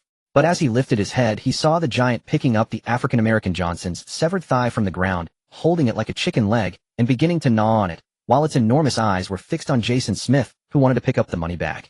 Jason Smith broke out in a cold sweat, relieved he hadn't gone for the money bag at the first opportunity. It was clear that the giant mentally unstable patient had been watching this spot all along. Grinding his teeth, Jason Smith had no choice but to leave as if nothing had happened. He could distinctly feel the giant's chilling gaze upon him. Perhaps the moment he touched that money bag was when he caught the giant's attention. Zhao Jiangwo was stunned by the sudden bloody scene before him. Did this African-American Johnson really just vanish without a trace? Is this what this group is like? A senseless slaughter. Truly they are real mental patients. At this moment the contestants from the Dragon Nation could no longer hold themselves back and immediately began to discreetly distance themselves from the scene. Meanwhile the contestants from the Eagle Sauce Nation looked as pale as death. Is one of their country's contestants really dead just like that? Now all that remains is a thigh. It couldn't be more dead. Is this the consequence of breaking the rules? A group of people was now too frightened to utter a word. The chief physician sighed as he gazed at the giant mentally unstable patient devouring its meal. He hadn't even tasted the flavor of that black man yet, and now it had fallen to this giant mentally unstable patient. Fool, he snorted coldly, speaking with an indifferent expression. The fools of this country. Truly they provoke the rules time and again. Do they really think this institution is... The chief physician tossed aside his rest and coldly walked into his office. Meanwhile the barrage of comments continued to explode. Damn, that's ruthless. It's been a while since I've seen such an 18 scene. The blood is so red. TSK tisk, I said not to easily break the rules, yet you wouldn't listen. Seriously, do you think you are on the same level as the little angel Lin Lin? Right, Lin Lin is adored by everyone, and you, a black coal ball, do this. Who will die if not you? Why learn from others? Isn't it better to do your own job well? Haha, the ghost currency is gone, the heads have fallen, was it? You don't understand, it's called fortune favors the bold. Unfortunately, it just didn't work out, ha ha ha. The netizens from the Dragon Nation exploded with anger, their words piercing deep into the hearts of the fragile netizens from the Eagle Sauce Nation. Netizens of Eagle Country saw the mocking words from Dragon Country netizens and were so angry that they nearly ground their teeth to dust. Yet they had no idea how to refute. After all, their country's contestant Black Johnson still had his other big black leg in the hands of that giant psychopath. It seemed that the giant psychopath was already full now, not very hungry at all, and was waving and playing with Black Johnson's big black leg like a mace. The netizens of Eagle Country simply couldn't bear to watch the scene. It was far too cruel and bloody. Good heavens, I just went to the bathroom. How did our hero Johnson just disappear? Oh my god. This is too cruel. This psychopath has no respect for human rights. Is there no protector for the race? This is an insult to Johnson's race. Why did it suddenly become like this, eh? How can a person just disappear like that? The netizens of Eagle Country had already started pouring out their grievances. After all, they highly valued human rights. But when they looked at the other side, they were dumbfounded. Shen Lin and the others were at the other end of the yard, not particularly noticing the commotion of the giant psychopath devouring Black Johnson on this side. It was now Shen Lin's turn to throw the sandbag at the Mushroom Man. With one hand holding the small knife shield in her arms, she picked up the sandbag with her other little hand. Shen Lin let out a soft shout and threw the sandbag with all her might toward the Mushroom Man, standing not far away. The sandbag left her hand and floated slowly toward the Mushroom Man's position. But Shen Lin had only focused on the force, not on the aim. The sandbag was clearly drifting further and further from the Mushroom Man, whose pupils contracted sharply. He immediately leaped toward the sandbag. To the astonishment of the others, the sandbag struck the Mushroom Man. The Mushroom Man also rolled over, landing rather awkwardly. Yeah, I hit him again. Shen Lin, seeing the sandbag hit the Mushroom Man, immediately jumped up and cheered joyfully. Her already angelic face brightened with an even more radiant smile. The Mushroom Man stood up, dusted himself off, and forced a flattering smile. Little princess, you're so amazing. The Mushroom Man clapped his hands and flattered her happily. He also carefully glanced at the Shiba Inu plush in Shen Lin's hand. After all, that thing was a ghost emperor. He was now completely just a three accompany in play and laughter and amusement. To think that he, once a tyrant of the terrifying mental hospital, was now so pathetic. But there was no choice who told him to provoke this little ancestor. Although Shen Lin hadn't noticed the scene of the giant psychopath devouring Black Johnson, on the other side the perceptive Mushroom Man had definitely noticed. His position allowed him to see out of the corner of his eye that the giant was still feasting. Look at little angel Lin Lin's smiling face. I'm instantly healed. Right, so adorable. Really like an angel descending to earth, so beautiful. Indeed, it has to be a Lolita. Yes, Lolita is supreme. At this moment, the netizens of Dragon Country, watching this warm and bright scene, could only sigh at the peacefulness of the moment. Shen Lin saw that she had hit the Mushroom Man, but his pose of being hit was too deliberate. You can't do that. If you're hit, you're hit. Don't let me win. A victory like this isn't fun. Shen Lin patted the Mushroom Man's shoulder and lectured him seriously. The Mushroom Man immediately nodded vigorously. I just wanted to stretch my muscles. Then I accidentally bumped into the Mushroom Man scratched his head, chuckled awkwardly, and tried to explain. Alright then. Now it's your turn to throw. Shen Lin shot a glance at the mushroom man, handed the sandbag to him, and skipped over to the center of the field. The mushroom man was on the verge of tears. Looking at the giant psychopath, the mushroom man sighed. Damn it, why did this little girl have to pick him? Why him of all people? And she even has a ghost emperor as a bodyguard. How is he supposed to play? Look at that giant psychopath next door. His way of playing is much more interesting. That guy gets an extra meal. And what about him? But helpless looking at the Shiba Inu plush in Shen Lin's hand, the mushroom, as if resigned to his fate, he slowly threw the sandbag far away from Shen Lin. Shen Lin jumped hard, but found the sandbag was very far from her. Haha, you idiot. How can you hit me like that? Shen Lin pointed at the mushroom man and laughed happily. At that moment, all the netizens of Dragon Country seemed to see an angelic smile that warmed their hearts. So healing. But there are always dirty rats that jump out at this moment to disgust people. Fuck why? Why can this yellow-skinned kid from Dragon Country play with a psychopath like this, while our country's elite soldier gets devoured? Yeah, unfair. I demand that this little girl also experience the consequences of breaking the rules. Yes, she has broken 2 rules in a row, why isn't she punished? Besides, why is the psychopath she chose so obedient, while the one our hero Johnson chose is so brutal? It must be those damn Dragon Country people playing tricks. What is the Eagle Country government doing? Why aren't they sanctioning Dragon Country yet? We are the world's #1 superpower, why don't we dare to retaliate against Dragon Country's despicable behavior? Countless netizens of Eagle Country could no longer suppress their inner anger. After all, they had completely lost their reason. Not only did they begin to think that the live stream was silent, the mental hospital unfair, and the Dragon Country contestants playing tricks behind the scenes, they even started directly denouncing their own country, Eagle Country, for its inaction. The leader of Eagle Country looked at the overwhelming barrage of comments and sighed inwardly. What could he do? Report your approval rating has dropped by another 3%. A new secretary said quite coldly, but she couldn't suppress the joy in her heart. After all, she had just been in the live stream denouncing the Eagle Country government. The leader of Eagle Country no longer cared about the so-called approval rating at all. Because of the century rain disaster, 2/3 of Eagle Country was still affected. Countless citizens were in deep distress, and just the rescue efforts had kept him so busy that he was losing the few hairs left on his head. How could he care about anything else? He hated Dragon Country more than anyone, one might say. But there was no choice. The impact of this century rain disaster on Eagle Country was simply too great. How could his country, now reduced by 20% and left with only 80% of its national fortune, compare with Dragon Country, which now possessed a total of 130%? Looking at these comments, the netizens of the Dragon Kingdom completely ignored them. As long as they remain silent, the ones who will be slapped in the face are those shouting mindlessly from the Eagle Sauce Kingdom. Facts speak louder than words. Our little angel Shen Lin from the Dragon Kingdom is simply luckier than that black guy from the Eagle Sauce Kingdom. What can you do about it? If you're not satisfied, come across the Pacific and bite us. The netizens of the Dragon Kingdom only see these Eagle Sauce Kingdom netizens as a bunch of clowns, noisy and ridiculous. The leader of the Cherry Blossom Country. After taking a sip of tea, the leader of the Cherry Blossom Country sprayed the tea out in shock. Baka, what is going on here? He looked at the black man, the rock, being chewed upon, and directly cursed. After all, he was quite shocked himself. Although in the last round the participants from the Cherry Blossom Country were continuously suppressed by those from the Eagle Sauce Kingdom, according to the participants from the Cherry Blossom Country, the competitors from the Eagle Sauce Kingdom indeed had skills. But how could a bunch of Eagle Sauce Kingdom people who made their own country's participants feel convinced repeatedly encounter setbacks against the participants from the Dragon Kingdom? What exactly happened?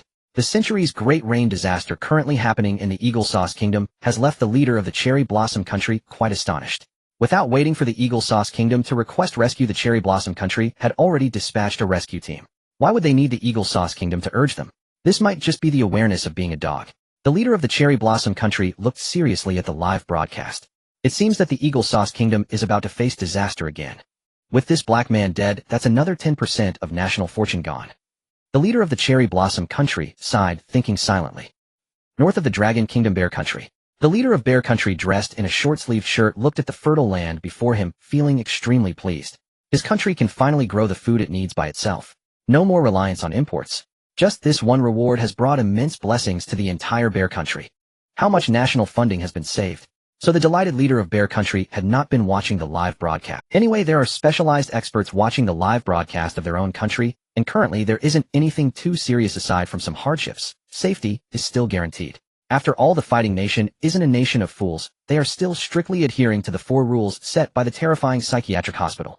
But suddenly a secretary stumbled in, panting and holding a tablet. Comrade leader, there is an urgent matter to report to you. The secretary panted, stuttering. Comrade Andrew, how many times have I told you one must remain calm? Do not be impulsive.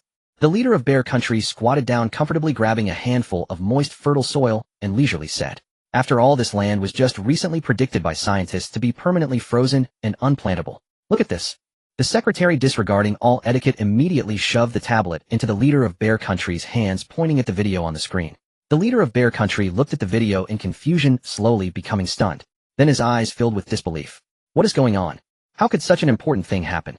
At this moment, the leader of Bear Country was no longer calm and began to speak. The secretary glanced at the leader of Bear Country, silently rolling his eyes. Who was it that just educated me about not being impulsive? On the screen was the scene of a giant psychiatric patient devouring the rock. On the other side was a scene of Shen Lin happily playing with Mushroom Guy. The stark contrast between the two instantly made the leader of Bear Country unable to remain calm. The secretary organized his words and briefly explained the situation of the rock and the giant psychiatric patient playing hide and seek to the leader of Bear Country. The more the leader of Bear Country listened, the more unbelievable it felt.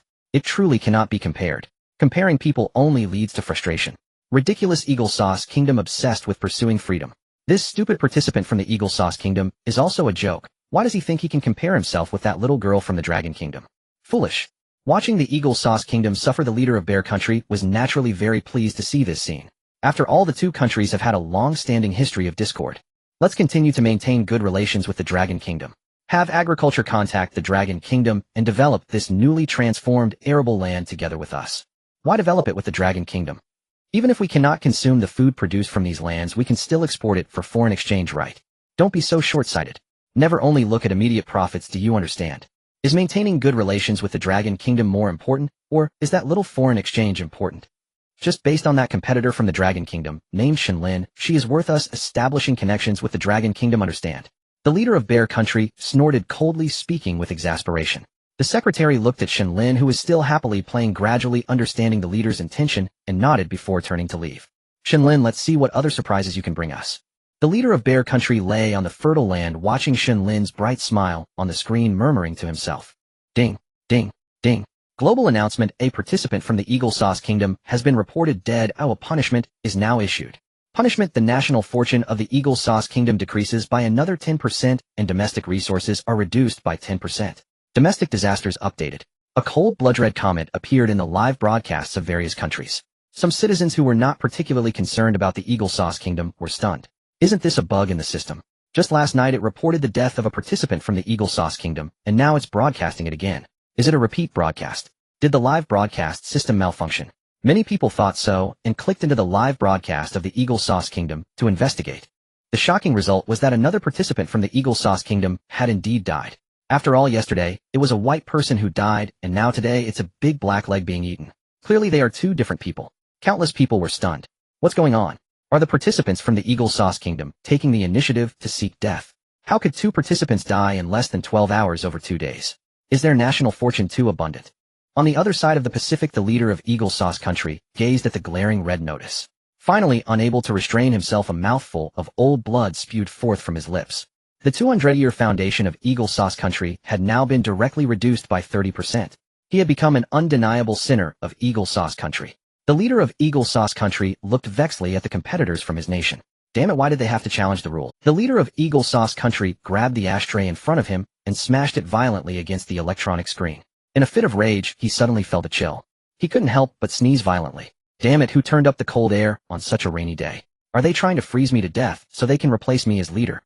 In a fury, the leader of Eagle Sauce Country kicked open the office door and began cursing at the world outside. But what he saw left him speechless. The leader of Eagle Sauce Country's office was on an aircraft carrier, and opening the door led directly to the deck. The rain that had been continuously dripping had mysteriously stopped. Instead, it was replaced by snowflakes. The leader of Eagle Sauce Country was now frozen in place. What was happening? It was only July. It wasn't even the season for snow yet.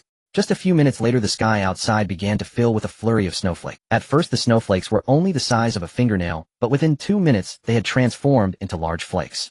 The wind outside began to howl, and the snow seemed to turn terrifying in an instant. Above the entire city, an unexpected blizzard had appeared. In less than 10 minutes, half a meter of snow had accumulated on the deck of the aircraft carrier on the water.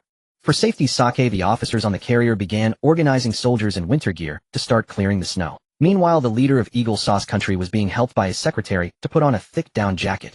This down jacket boasted the latest cold-resistant technology of Eagle Sauce Country, yet even so the leader still felt an uncontrollable chill seeping into his clothing. The temperature had now dropped to -20 degrees. In less than half an hour it had plummeted from plus 20 degrees to minus 20 degrees. A full 40-degree temperature change. The ice age belonging to Eagle Sauce Country had arrived. Even though the generals on the aircraft carrier assigned every available person to the snow-clearing task, they still couldn't keep up with the speed of the snow accumulation. At this time the temperature continued to drop. An hour later the leader of Eagle Sauce Country glanced at the thermometer. Minus 40 degrees. The heavy snow continued to fall. No one was left to clear the snow now. The terrifying minus 40-degree temperature made it impossible for anyone to stay outside. The general wasn't even afraid of the aircraft carrier being crushed by the snow, because the entire water surface had already frozen solid. The enormous aircraft carrier was now firmly trapped in the ice. At this moment the leader of Eagle Sauce Country, dressed in winter gear, wrapped in a blanket, holding a cup of hot coffee, and blowing hot air from the heater, still couldn't help but shiver from the cold. After all, the entire aircraft carrier was made of steel, which couldn't resist the cold very well. Coupled with the outdoor temperature having dropped to a terrifying minus 40 degrees. Who could withstand that kind of cold? At this moment there was a knock on the iron door. The leader of Eagle Sauce Country remained seated, too cold to move, as even the slightest motion brought a gust of chill. After a while the knocking continued. Reluctantly the leader of Eagle Sauce Country stood up and opened the icy iron door. As soon as the door swung open, a gust of cold wind mixed with a blizzard rushed in. Damn it! The leader of Eagle Sauce Country cursed and immediately pulled in his secretary, who was nearly frozen outside. At this moment the secretary's face was covered in frost with icicles hanging from his nose. Hell, leader, there's an urgent notification. It was rare to see such dutifulness in a secretary. The leader of Eagle Sauce Country silently cursed the secretary for being insane and took the tablet from his hand. Just one glance, and the leader of Eagle Sauce Country felt as if he would vomit blood again. It was reports from various cities. 2/3 of the country's territory had been hit by this terrifying cold snap. The extreme cold weather had swept through. Some cities that had barely recovered from the last century's deluge still had water that had not receded. Now they were faced with this terrifying drop in temperature. The standing water had frozen into ice blocks, and many refugees from Eagle Sauce Country were still wading through the water to evacuate. Yet within an hour, with the temperature plummeting, countless people were directly frozen in the water. Those living in warmer cities suffered even more. These cities were accustomed to good weather year-round, with the lowest temperature barely around 10 degrees. Now they faced this terrifying cold snap. Over 90% of the city's population perished from the cold. They had no means or clothing to withstand the chill. Moreover, the century's deluge had yet to restore power and other necessities. They couldn't even turn on the air conditioning for a brief warmth. In less than an hour, a city had essentially turned into a dead. This was not an isolated case. The leader of Eagle Sauce Country could no longer afford to think about staying warm. He immediately initiated a video conference, calling an emergency meeting of the higher-ups from various regions of Eagle Sauce Country. A moment later, only about 10 people were connected on the call. In the video, without exception, they were all wrapped in heavy down jackets, holding cups of coffee that would freeze into ice blocks if not drunk immediately, their images shaking on the screen. Where are the others? The leader of Eagle Sauce Country asked, puzzled as he looked at the screens of the other 10 that remained. The secretary quickly began contacting these officials, and moments later, he shook his head, looking pale and visibly distressed. The leader of Eagle Sauce Country immediately understood the implication. These high-ranking officials either died from the century's deluge or perished in the face of this sudden terrifying cold snap. The surviving higher-ups of Eagle Sauce Country all changed their expressions. The consequences of the fallen officials might soon be theirs. The leader of Eagle Sauce Country sighed. If even these well-protected officials of Eagle Sauce Country couldn't withstand the terrors of this natural disaster, how could the common citizens fare any better? Moreover, due to the national disaster, there was neither time nor capacity to organize rescue teams. Oh my God! Is it possible that the heavens no longer favor our great Eagle Sauce nation? A high-ranking official howled in sorrow, gazing skyward. A tear rolled down his cheek, and in the next moment the tear on his face froze into ice. My lord, what should our Eagle Sauce nation do now? A high-ranking official looked at the Eagle Sauce nation's leader, whose face was ashen, and spoke heavily. Yes, my lord. If this continues, the only fate awaiting our Eagle Sauce nation is destruction. Another high-ranking official shouted excitedly. But all that followed was a heavy silence. The current leader of the Eagle Sauce nation was at a loss for what to do. The only sound now was the rustling of snowflakes falling outside. In the capital of Sakura Nation, an urgent notice was delivered to the desk of its leader. Aka, what is going on? Why has the rescue team we dispatched to Eagle Sauce Nation gone radio silent? The leader of Sakura Nation slammed the report on the table, reprimanding. The officials below, seeing their leader's furious expression, dared not utter a word. Suddenly a scientist burst through the door. The leader of Sakura Nation was startled and immediately grabbed a teapot from the table, hurling it at the hurried scientist. Baka, you fool! Why did you come in without knocking? The enraged leader of Sakura Nation shouted. Die, my lord! The scientist, struck on the head by the teapot, immediately knelt and bowed, completely disregarding the blood flowing from his head, and humbly apologized. You better have something important to say, or prepare to commit seppuku. The leader of Sakura Nation coldly gazed at the scientist. Our satellite has just transmitted the current disaster situation in Eagle Sauce Nation. The scientist quickly raised the report in his hands above his head, speaking respectfully. What's so surprising about that? Isn't the rescue team heading there because of the catastrophic rain disaster? The secretary of the leader of Sakura Nation replied disdainfully. The leader is angry now because the rescue team that should have appeased Eagle Sauce Nation is currently unreachable. Another official shook his head and said, "Prepare to commit seppuku. I will personally be your kaishikonin." The leader of Sakura Nation clearly wasn't joking. His solemn face seemed ready to drip water as he spoke seriously. No, things have changed. I believe the disappearance of our rescue team is related to this situation. The scientist looked at the serious leader of Sakura Nation and hurriedly spoke. He then disregarded the objections of others and directly opened the document. A stark white image appeared before everyone's eyes. The clear photo showed the capital of Eagle Sauce Nation completely covered in snow. Everyone in the room was stunned upon seeing this photo. Wasn't it a catastrophic rain disaster? How could it be snow? Wasn't it just July? The climate in the capital of Eagle Sauce Nation should be normal. What is going on? The leader of Sakura Nation took a deep breath and asked seriously.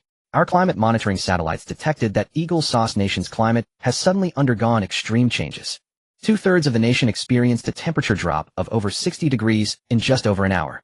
Currently, the overall average temperature in Eagle Sauce Nation is minus 40 degrees. The scientist spoke rapidly. Upon hearing this, the leader of Sakura Nation slumped in his chair. He suddenly understood why the rescue team sent by his country to assist Eagle Sauce Nation had gone missing. The terrifying drop in temperature had affected them. Perhaps this rescue team had already turned into snow sculptures in Eagle Sauce Nation. Immediately contact the leader of Eagle Sauce Nation. The leader of Sakura Nation, having slumped for a moment, suddenly recalled something and jumped up shouting. A secretary hurriedly made the international video call. Beep. All that came from the other end was a busy signal. No one answered. Watching the secretary hang up the phone, the leader of Sakura Nation's face turned ashen. What in the world has happened to Eagle Sauce Nation? Usually, even if the leader of Eagle Sauce Nation doesn't answer, a secretary or another high-ranking official would take the call, yet today there was no answer at all. My lord, our scientific team has completed the casualty prediction report for Eagle Sauce Nation. Another scientist walked in holding a report. Before the secretary could step forward to take the report, the leader of Sakura Nation had already dashed over. Everyone else was stunned, hardly able to imagine that the stout and round leader of Sakura Nation, who was not very tall, could move so quickly. The leader of Sakura Nation hurriedly flipped through the report, and the more he read, the paler his face became. According to the predictions of the Sakura Nation scientific team, this snowfall could directly lead to over 80% of the population in Eagle Sauce Nation being affected. The death toll could exceed 50%. That would mean half of Eagle Sauce Nation could be lost. The leader of Sakura Nation was filled with worry at the thought of losing a vital ally, while their neighbor Dragon Nation kept growing stronger. Now Sakura Nation was unsure of what to do next. In the highest council chamber of Dragon Nation, the atmosphere was filled with joy. The broadcast continuously played festive music like Good Days and Good Fortune, which could only be heard in shopping malls during the new year. On the big screen, there were satellite images of the frozen cities of Eagle Sauce Nation. They were clearer and more comprehensive than those from Sakura Nation. One photo stood out the most.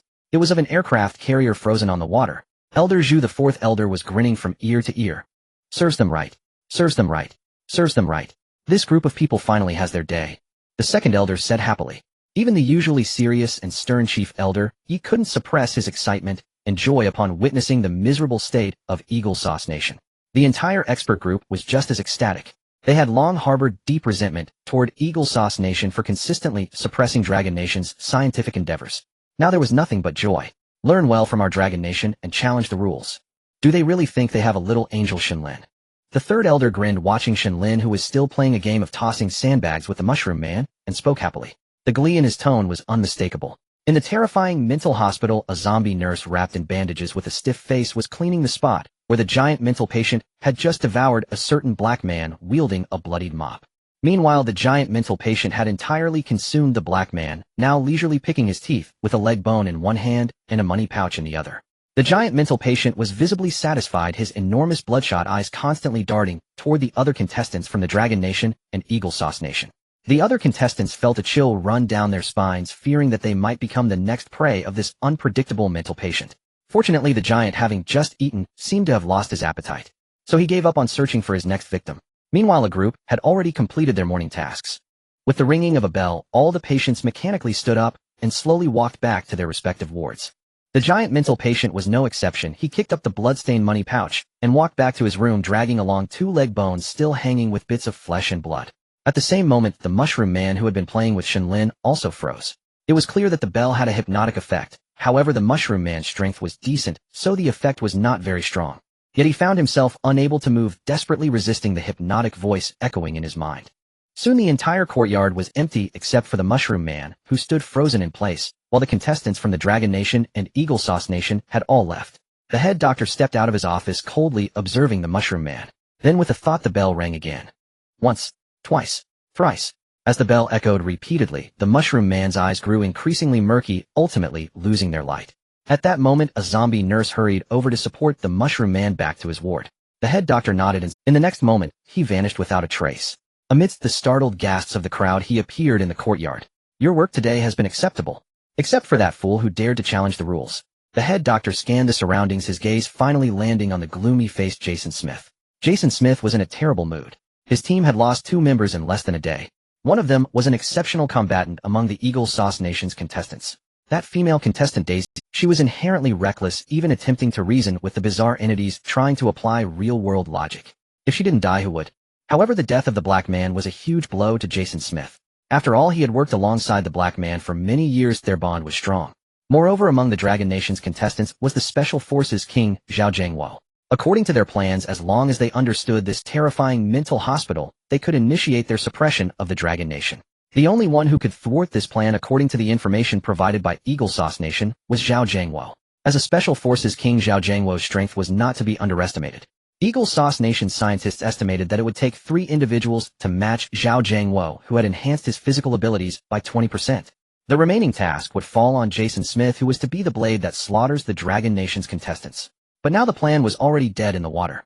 Not to mention the mysterious disappearance and death of that female contestant on the first day, but the black man's death made the plan impossible to execute. The remaining 2 could hardly stop the ferocious Zhao Jiangwo. And if he were to join the team trying to stop Zhao Jiangwo, could he really rely on a few ordinary people to eliminate the other contestants from the Dragon Nation? They were at a disadvantage in numbers. While Jason Smith was lamenting how to fulfill the task assigned to him by Eagle Sauce Nation, he felt a chilling gaze upon him. It was the head doctor of the terrifying mental hospital gazing at him with a malicious glare. I'm talking to you, do you hear me? Seeing Jason Smith silent, the head doctor spoke coldly. Having fought on the battlefield, Jason Smith immediately sensed a wave of murderous intent. Yes, head doctor. Now Jason Smith dared not provoke any trouble. If a moment of impulse led to his own demise, that would truly mean the end for Eagle Sauce Nation. Not to mention the punishment that Eagle Sauce Nation would face in the outside world at that time. But as long as Zhao Jiangwo had that intent, the remaining contestants from Eagle Sauce Nation would merely become meat on the chopping board for the Dragon Nation, ready to be slaughtered. Thus he could only grit his teeth, clench his fists, and respectfully answer the head doctor, take care of your foolish team. Don't cause any more trouble for me. The head doctor coldly snorted. Seeing Jason Smith's attitude was acceptable, he chose not to say more. After all, as the head doctor, he did not wish for the patients to be overly stimulated. The stimulation of blood and slaughter was the most evident. If he allowed these foolish contestants from Eagle Sauce Nation to create chaos again, who knows how many already stabilized patients would have a relapse. Now let's assign the afternoon tasks. After a meal in the cafeteria, you can take a short break. In the afternoon, let the 2 teams swap the patients they are caring for. The head doctor looked at everyone and said after a moment of contemplation. Zhao Jiangwo shrugged. He believed that as long as they adhered to the 4 main rules of the hospital, the Dragon Nation's contestants would not encounter problems. Jason Smith also breathed a sigh of relief, as the patients they cared for in the morning had been too difficult to manage. They were all still quite unstable. Unlike the patients from the Dragon Nation, some of whom had stabilized, they were obedient and cooperative. At that moment, Shen Lin, who had been playing all morning, felt her little stomach growl. Doctor, I'm hungry. Shen Lin, clutching her ghostly little knife shield Shiba Inu plush toy, walked over to the still-talking head doctor and cheerfully tugged at his long white coat sleeves. The head doctor glanced at the ominous-looking plush toy in Shen Lin's hands and quickly nodded. All right, you go rest in your room for a while. You've played all morning and must be tired. I will have someone bring food to your... I don't want to eat alone in the room. I want to eat with Uncle Zhao and Sister Li. Shen Lin pouted and shook her head. The chief doctor dared not refuse and immediately agreed. Soon he disappeared in the courtyard of the mental hospital. Under the guidance of the zombie nurses, everyone walked into a cafeteria that looked like it hadn't been used in a long time. A plump zombie nurse wrapped in bandages was mechanically preparing something in front of a large pot. Before long, a strange smell wafted throughout the cafeteria. Clang, clang, clang. The plump zombie nurse tapped a large iron spoon against a big iron bucket. Hello, hello, hello, hello, food. is ready. The plump zombie nurse seemed like some sort of video blogger from the past. Zhao Jiangwo and the others stood up. After toiling all morning, they were already hungry. A group of them lined up with iron trays to start serving food. At that moment, from the other side of the kitchen, a zombie nurse pushed the door open holding a large tray and walked towards Shen Lin, who was sitting at the table. The people in line couldn't help but look over. They saw the zombie nurse respectfully place the tray in front of Shen Lin. This is an authentic shrimp wonton noodle made by one of our hospital's chefs, paired with white-cut chicken and stir-fried seasonal vegetables. I hope you enjoy your meal. The zombie nurse respectfully introduced the dishes to Shen Lin and then walked away slowly. The fragrant steam of the wonton noodles immediately filled the entire cafeteria. Everyone couldn't help but start swallowing their saliva.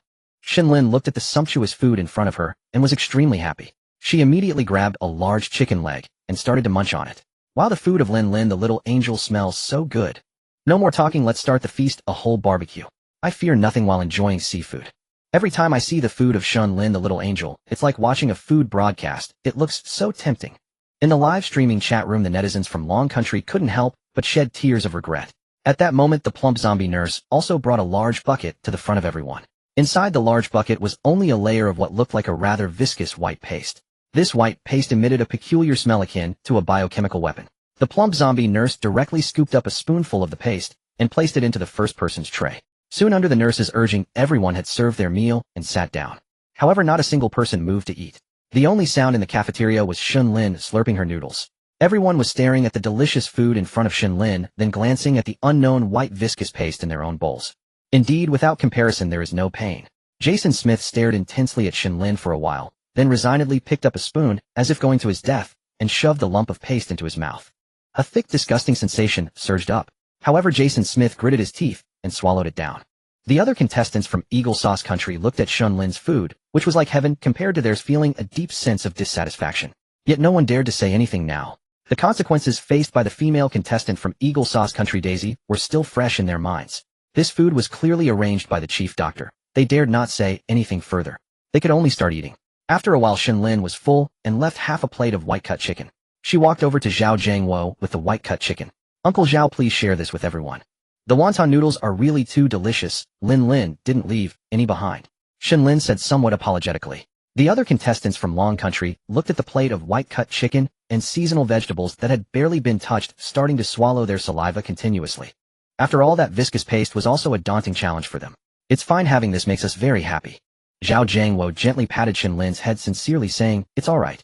Soon, under the envious and jealous gazes of the Eagle Sauce Country participants, the contestants from Long Country swallowed down the paste along with the white-cut chicken and vegetables. An hour later, a sharp bell rang again. This afternoon's task was still to administer medication. However, this time the contestants from Eagle Sauce Country and Long Country switched roles. At this moment, the contestants from Eagle Sauce Country felt much more balanced. After all, they had taken care of those strange characters in the morning, who all had bad tempers. Now, taking care of these mental patients was easy. They would do whatever they were told. After taking the medication, they wouldn't pester them any further. On the other side, the Mushroom Man mental patient, seeing Shen Lin did not look for him, breathed a sigh of relief. He quickly found a secluded corner and resumed his mushroom disguise. However, this time, he silently prayed that the little girl, his little ancestor, would not suddenly remember him. On the other hand, the contestants from Long Country faced a tough challenge. After all, these mental patients were completely different from the group they had cared for in the morning. Each one was clearly suffering from some sort of mental issue. Zhao Jiangwo was already sweating profusely. The mental patient he was taking care of was a strange woman, and her bizarre condition was to call everyone husband. Husband, I don't want to be here. Husband, please take me out. The strange woman repeatedly called Zhao Jiangwo. Zhao Jiangwo, who was already timid about such things, felt his face flush red as he thought of his wife watching this scene. Don't call me that. Quickly take your medicine. You need to comply with the treatment. Zhao Jiangwo hurriedly picked up a pill and patiently said, no, husband.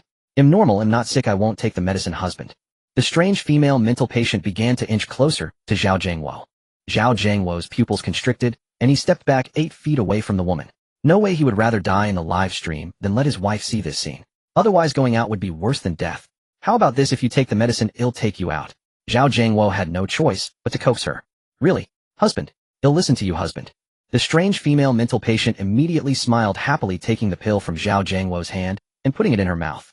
Moments later, the woman's expression gradually became vacant. Zhao Jiangwo finally breathed a sigh of relief. Zhao Jiangwo's psychiatric patient was proving exceptionally difficult, and so were the others. Lina held a medicine bottle in her hand. Be good. Take this pill first, then we'll play, okay? She spoke to the towering psychiatric patient before her with gentle, almost maternal kindness, as if coaxed. No, I don't want pills. I want to play. I want to play. AHHHHH. The moment the bell's control lapsed, the giant psychiatric patient relapsed into full-blown psychosis. Sitting on the floor, its enormous legs thrashed wildly. Its piercing shriek sent searing pain through everyone's temples. Lina, standing closest, could only clasp her ears, helplessly enduring the agony, while desperately urging the patient to swallow the medication. Yet a patient deep in psychotic episode would never comply so easily. Suddenly, a thunderous gurgle erupted from the giant's stomach. Zhao Jiangwo instantly turned, his heart sinking. Sure enough, before Lina could react, the giant fixed its gaze directly upon her. Miss, will you play with me? Let's play hide and seek. If you find me, I'll take my medicine without complaint. Spoken with eerie clarity, hunger had sharpened its mind. In that instant, it stood in stark contrast to the infantile tantrum-throwing creature it had been moments before. Lina paled instantly and shook her head frantically. No hesitation, no thought. Haha, I don't play hide. She forced a nervous laugh while inching backward. Absolutely not. Not with this slaughterer. Just hours earlier, it had devoured the black man Jason Strong's son. The memory, still vivid, visceral. Now it wanted to play with her. Her legs trembled uncontrollably. It's all right. I'll teach you. The giant narrowed its eyes as it spoke, its voice thick with lethal intent. No, really. No need. Lina finally broke, spun on her heel, and bolted sideways. Ah, you want to play tag? You run, I chase.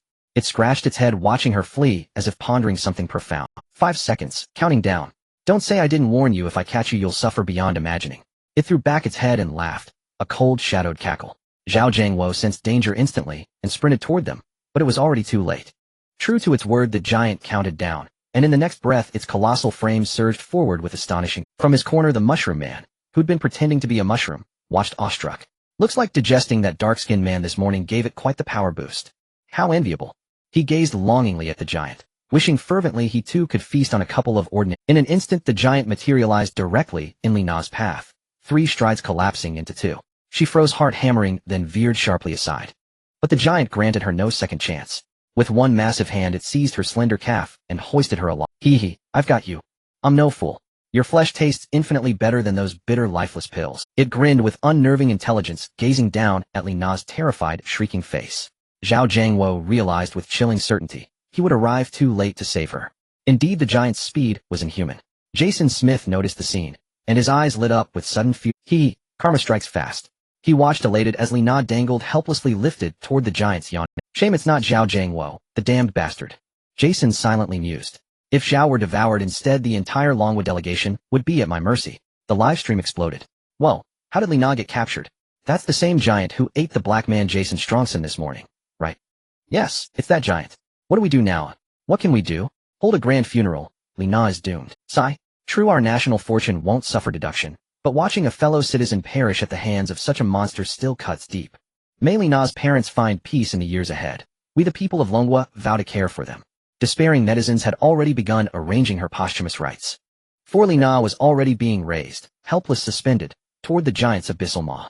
Yes, yes, yes. At last, the fools of Longwa are getting theirs. Brilliant, like it. Ha ha. Why aren't you laughing now, Longwa? Or is laughter simply not in your nature? Citizens of Eagle Sauce Nation finally emerged, braving the cold to crow triumphantly. Watching their Longwa rivals face annihilation, they felt warmth bloom around them. Even the Eagle Sauce Nation's leader radiated pure exhilaration. He had been exhausted for days.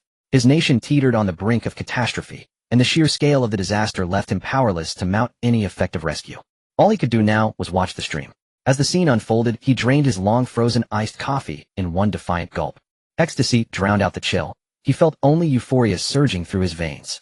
He knew well, even if this Longwa contestant perished, Longwa's national fortune remained unscathed. Yet seeing Longwa suffer brought him unadulterated joy. Meanwhile, Zhao Jiangwo closed his eyes in utter. Lina stopped crying.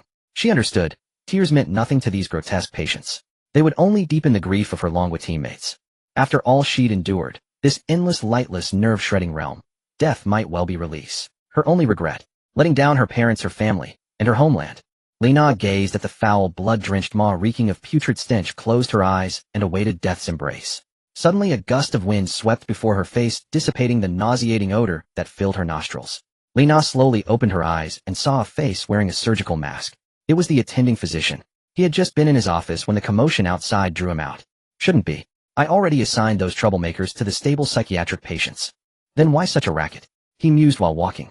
Upon stepping out, he saw Li Na being hoisted upside down by the giant psychiatric patient about to be shoved into its gaping mouth. The attending physician's pupils constricted sharply. Damn it, how did this girl provoke that giant? He was taken aback. After all, he had some recollection of Li Na. She was the second youngest among the 20 commoners, next only to Shen Lin. Moreover, when observing Shen Lin, he often saw Li Na clinging to her. Li Na acted as if she were Shen Lin's elder. Both Li Na and Shen Lin were strikingly beautiful. This led the attending physician to mistakenly believe they might be biological sisters. In a moment of urgency, he intervened and stopped the giant psychiatric patient. The attending physician placed a hand on the giant psychiatric patient's arm that held Li Na. No matter how hard the patient struggled, it could not move that arm an inch. Ravenous with hunger, the giant psychiatric patient cared not who stood before it. With its free hand, it punched fiercely at the attending physician. The terrifying force even stirred the leaves around them. A mere psychiatric patient dares to raise a hand against. The attending physician snorted contemptuously. He then met the patient's punch with one of his own. A crack sounded. The unmistakable noise of shattering bone rang out. Ow! The giant psychiatric patient let out a blood-curdling scream of agony. That single exchange had shattered its arm completely. The excruciating pain made it wail uncontrollably. In contrast, the attending physician appeared utterly unruffled, as calm as a gentle breeze. The searing pain jolted the giant psychiatric patient back to its senses. It looked closely and realized the figure before it was none other than the attending physician. A surge of terror flooded its entire being. Like a mouse encountering a cat, its body trembled uncontrollably. Ever since it was first admitted, the attending physician's brutal, inhumane treatments had left deep imprints on its body and even more indelible scars on its psyche. Put her down. The attending physician, satisfied with the patient's reaction, barked sharply. The giant psychiatric patient, startled, gently lowered Li Na. Take your medicine and get back to your room. The attending physician glared coldly at the giant psychiatric patient, who shuddered at the mere glance. Before Li Na could react, the patient snatched the medicine from her hand, swallowed it in one gulp, and scurried back to its room like a ghost, though it was already a fearsome specter itself. To be honest, Li Na still had no idea what had just happened. She was in a state of utter bewilderment. All she knew was that her life was safe now. Zhao Zhengwo was also stunned. What was going on? Why had the attending physician intervened? And for what reason? But he didn't have time to ponder. He hurried over and pulled the limp Li Na to her feet. Hurry and thank the attending. Zhao Zhengwo immediately began bowing to the attending physician, dragging Li Na along. Li Na finally snapped back to reality. Her savior was actually the head doctor of the psychiatric hospital, a revelation that filled her with astonishment. Could it be the same as that terrifying hotel? Had the attending physician taken a fancy to her, just like that ghost king? The thought made Li Na's heart flutter with panic. She truly wanted nothing more to do with these monstrous entities. Her expression toward the attending physician shifted instantly. Unaware of Li Na's inner turmoil, the attending physician simply nodded coldly, turned, and strode back to. Watching him leave, Zhao Zhengwo and Li Na exchanged a glance. Li Na's narrow escape from death left both of them, and the other Dragon Kingdom contestants, heaving a collective sigh of relief. Meanwhile, Jason Smith from Eagle Country could no longer contain himself. Is that Dragon Kingdom guy some ancestor of the attending physician? Why is he so protective of them? Jason Smith hurled the medicine bottle to the ground, seething with rage. That Dragon Kingdom girl was supposed to die for sure. Why did the attending physician have to intervene? His large head was filled with immense confusion. Back on the second floor, the attending physician looked at Zhao Zhengwo and Li Na and felt a sense of relief. He regretted caring about the condition of those unstable psychiatric patients. He should have simply let those blonde-haired, blue-eyed, white-skinned commoners walk to their doom. Li Na seemed extremely close to that little Dragon Kingdom girl, and the Ghost Emperor was watching nearby. If Li Na had died because of his arrangements, heaven knew whether the Ghost Emperor would vent its fury upon him. After all, the Ghost Emperor did not negotiate. It simply killed. Just then, the attending physician saw Shen Lin, just waking from her nap, yawning and clutching her Shiba Inu plushie as she stepped out of her room. The moment Shen Lin emerged, she saw Li Na crying bitterly. Sister, what's wrong? Who bullied you? Lin will teach them a lesson. Shen Lin freed one hand to wipe away Li Na's tears, speaking with earnest seriousness. Hearing such comforting words, Li Na, who had almost stopped crying, burst into tears once more. Zhao Zhengwo, a rough fellow, had no idea how to console a weeping Li Na. He stammered and fumbled, unable to produce any words of comfort. So he recounted the entire incident to Shen Lin in detail. After listening, Shen Lin patted her chest and breathed a sigh of relief. Thank goodness for the attending physician. He'll be sure to thank him properly later, Shen Lin said with a cheerful smile. Hearing those words, the chief doctor of the psychiatric hospital breathed a sigh of relief. It seems that his act of saving that mortal girl was indeed the right choice. If he were to neglect that girl, and something happened to her, he would really have to think carefully about how to deal with that little girl's ghostly bodyguard. The live broadcast bullet comments were already in an uproar. What the heck does this chief doctor have his eyes on the beautiful girl Li Na, just like the Ghost King Zombie King from the last instance? I think it's normal to be targeted. Oh, just look at how beautiful Li Na is, pure and graceful. Yahoo has the contact information for Lina's parents. I want to visit my future in-laws. Damn, I can hear you're scheming, even in Bear Country. Some newly entered netizens from Dragon Country began to tease after witnessing the chief doctor saving Lina. However, some netizens from Dragon Country who had been paying attention here naturally had their own opinions. I think they are wrong. Yes, this chief doctor clearly did not save her out of any base desire. Then why did he do it? A netizen asked in confusion. Did you forget about the angels from our Dragon Country? Another netizen said meaningfully. Netizens from Dragon Country immediately regained their senses. They had underestimated the chief doctor. He did not save Lina simply because she was beautiful. To put it simply, the chief doctor was strange a ghost. No matter how beautiful Lina was, she was nothing more than a mortal in the eyes of the chief doctor. However, after so many events, the netizens were not fools. They understood that Shen Lin must have some unique qualities. It wouldn't be like what some otaku said, the so-called lowly superiority or something. Would a ghost consider you a child and spare you just because you look cute? No, before these strange ghosts, everyone is insignificant. Therefore, Shen Lin's preferential treatment policies must be due to her exceptional qualities. It's just that these people, being mere mortals, couldn't see through it. Lina was completely basking in Shen Lin's glory this time. At this moment, the live broadcast captured the chief doctor watching Shen Lin and the others talking from the second floor. Hearing Shen Lin's words of gratitude, the chief doctor's tightly furrowed brows noticeably relaxed.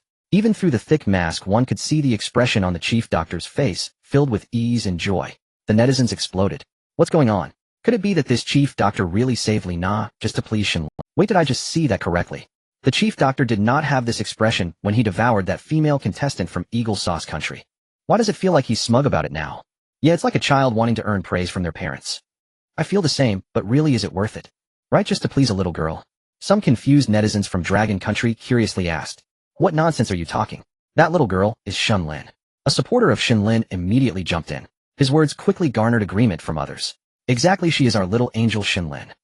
Right, just look at the chief doctor's reaction. It clearly shows he is relieved to have helped Lina, thus gaining Shen Lin's praise.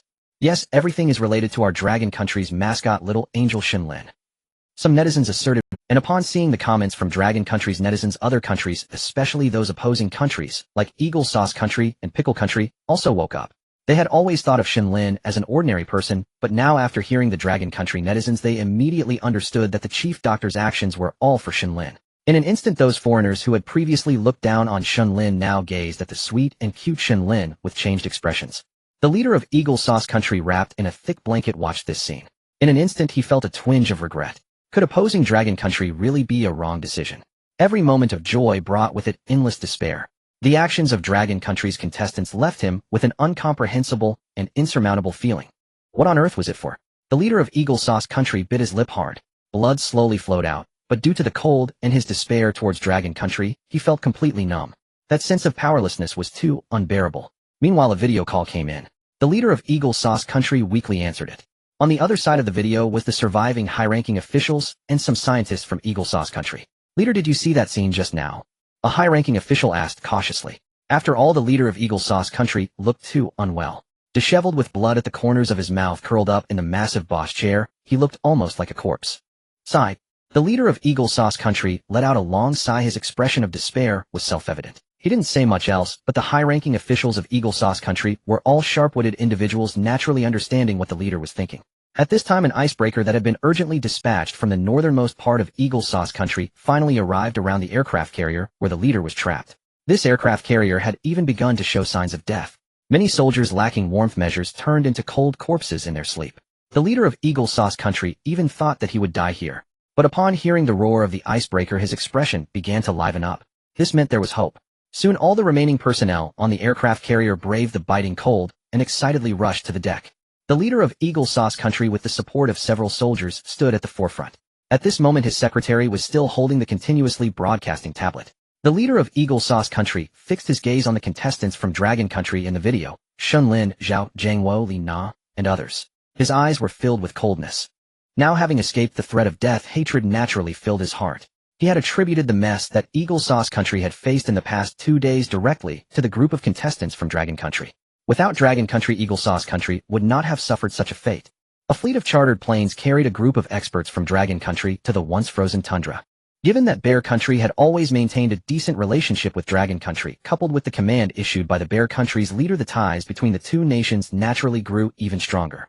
Thus, when the Bear Country's leader proposed joint development of the tundra to Chief Grand Elder Yi of Dragon Country, Chief Grand Elder Yi naturally understood the Bear Country leader's intention. Therefore, Chief Grand Elder Yi readily approved the proposal, for it held no detriment to Dragon Country.